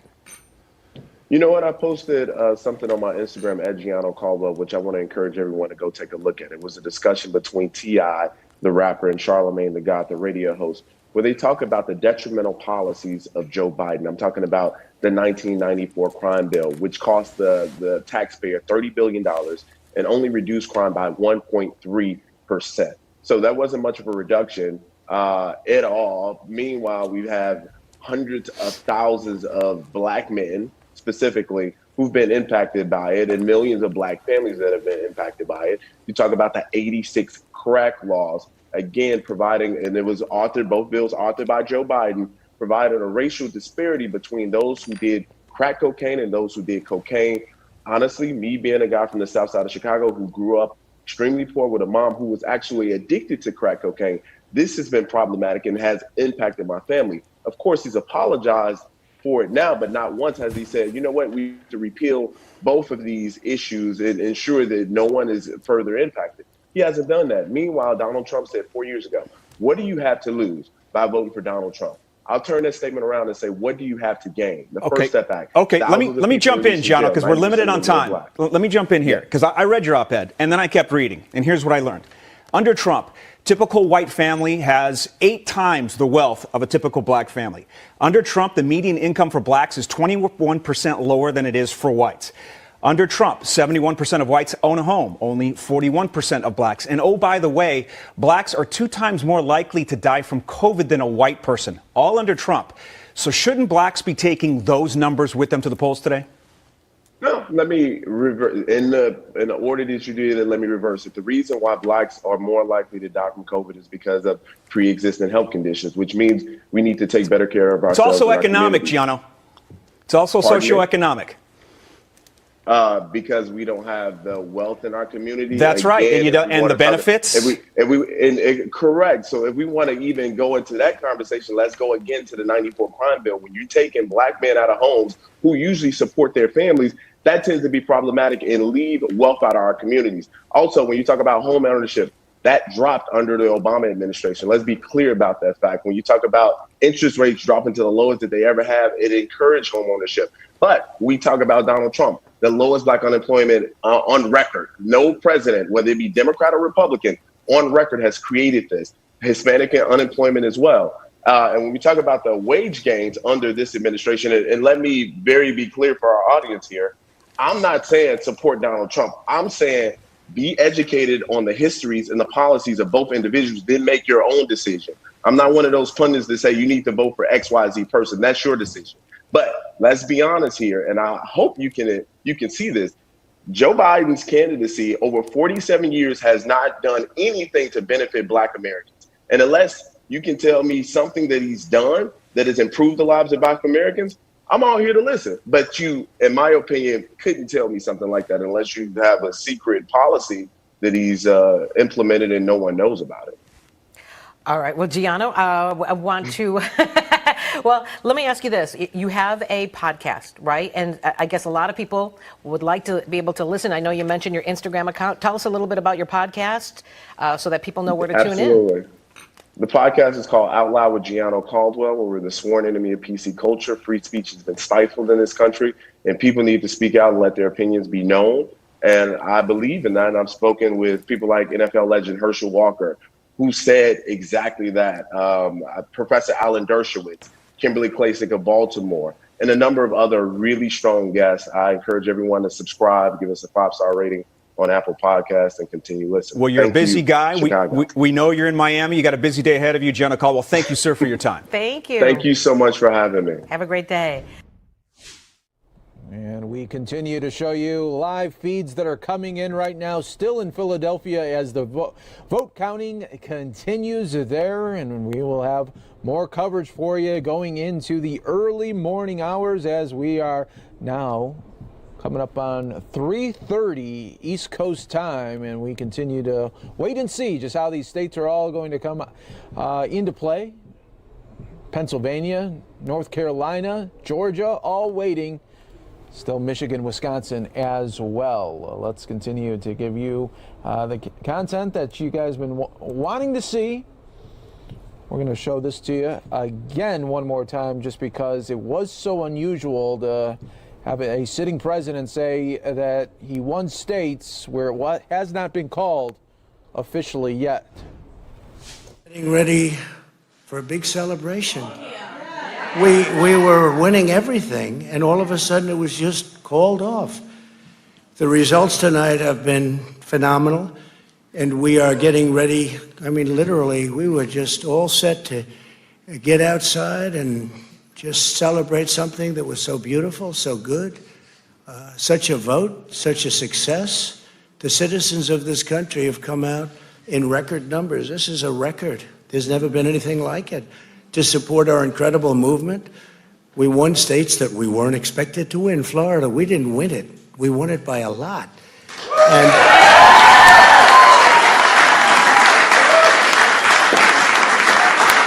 we won the great state of Ohio. We won Texas.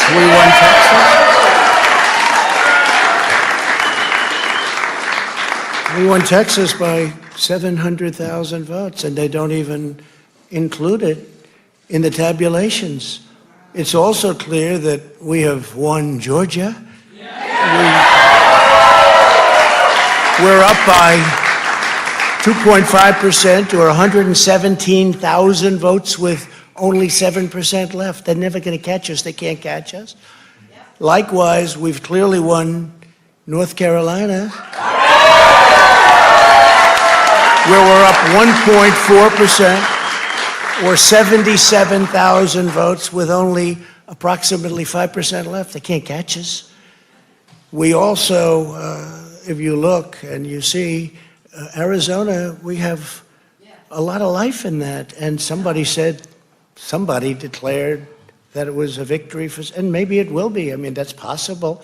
But certainly there were a lot of votes out there that we could get because we're now just coming into what they call Trump territory. I don't know what you call it, but these were friendly Trump voters. And that could be overturned. The gentleman that called it, I watched tonight, he said, well, we think it's fairly unlikely that he could catch. Well, fairly unlikely.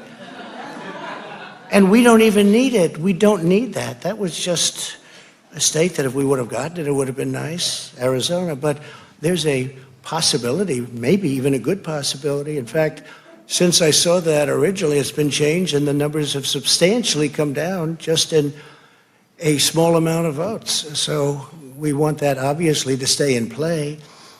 But most importantly, we're winning Pennsylvania by a tremendous amount of votes.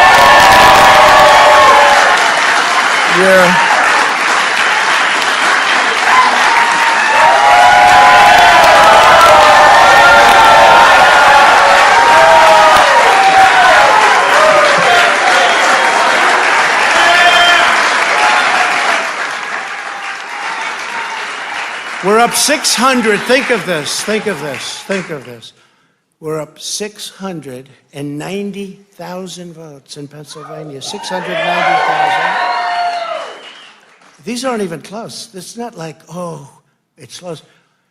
With 64% of the vote in, it's going to be almost impossible to catch. And we're coming into good Pennsylvania areas where they happen to like your president. I mean, it's like very good.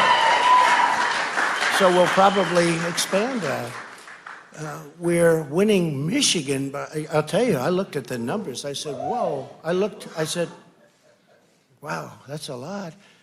By almost 300,000 votes, and 65% of the vote is in. And we're winning Wisconsin, so we're winning. We don't need all of them. We need, because when you add Texas in, which wasn't added, I spoke with the really wonderful governor of Texas just a little while ago, and Greg Abbott, he said, congratulations. He called me to congratulate me on winning Texas. I mean, we won Texas. I don't think they finished quite the tabulation, but there's no way. And it was almost complete, but he congratulated me. Then he said, by the way, what's going on? I've never seen anything like this. Can I tell you what? Nobody has. So we won by 107,000 votes with 81% of the vote. That's Michigan. So when you take those three states in particular, and you take all of the others, I mean, we have so many, we had such a big night. You just take a look at all of these states that we've won tonight, and then you take a look at the kind of margins that we've won them by. And all of a sudden, it's not like we're up 12 votes and we have 60% left. We won states, and all of a sudden, I said, what happened to the election? It's off. And we have all these announcers saying, what happened? And then they said, oh, because you know what happened? They knew they couldn't win. So they said, let's go to court. And did I predict this, Newt? Did I say this? I've been saying this from the day I heard they were going to send out tens of millions of ballots. I said exactly, because either they were going to win, or if they didn't win, they'll take us to court. So Florida was a tremendous victory, 377,000. Texas, as we said. Ohio, think of this. Ohio, a tremendous state, a big state. I love Ohio. We won by 8.1%, 461,000. Think of it. Almost 500,000 votes.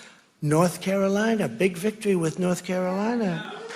And so we won there. We lead by 76,000 votes with almost nothing left. And all of a sudden, everything just stopped. This is a fraud on the American public. This is an embarrassment to our country. We were getting ready to win this election. Frankly, we did win this election. We did win this election. So our goal now is to ensure the integrity for the good of this nation. This is a very big moment. This is a major fraud in our nation. We want the law to be used in a proper manner. So we'll be going to the U.S. Supreme Court. We want all voting to stop. We don't want them to find any ballots at 4 o'clock in the morning and add them to the list, okay? It's a very sad moment. To me, this is a very sad moment, and we will win this, and as far as I'm concerned, we already have won it. So I just want to thank you, and I want to thank all of our support. I want to thank all of the people that worked with us, and Mr. Vice President, say a few words, please. Please.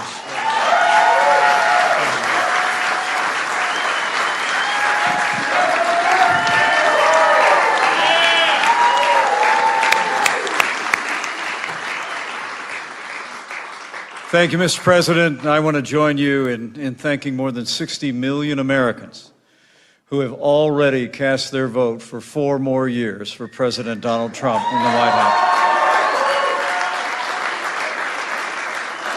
And while the votes continue to be counted, we're going to remain vigilant, as the President said. The right to vote has been at the center of our democracy since the founding of this nation, and we're going to protect the integrity of the vote. But I really believe with all of my heart, with the extraordinary margins, Mr. President, that you've inspired in the states that you just described, and the way that you launched this movement across the country to make America great again, I truly do believe, as you do, that we are on the road to victory and we will make America great again. Thank you, Mr. President.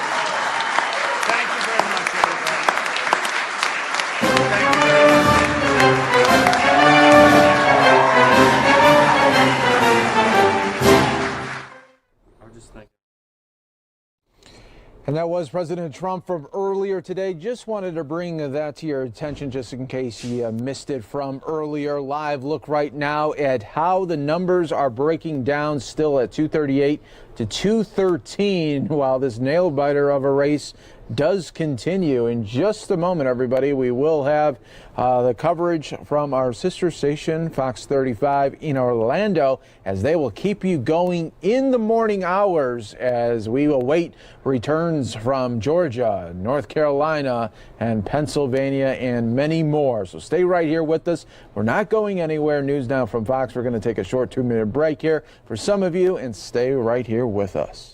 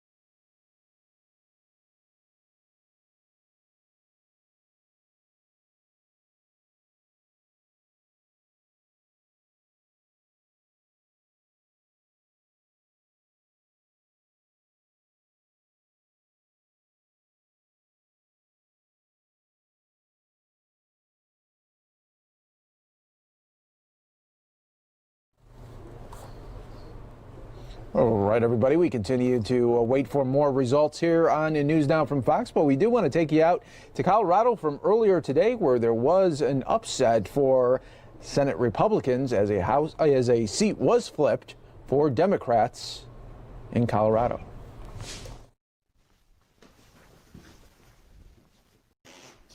Time to put the poisonous politics of this era behind us and come together to move forward.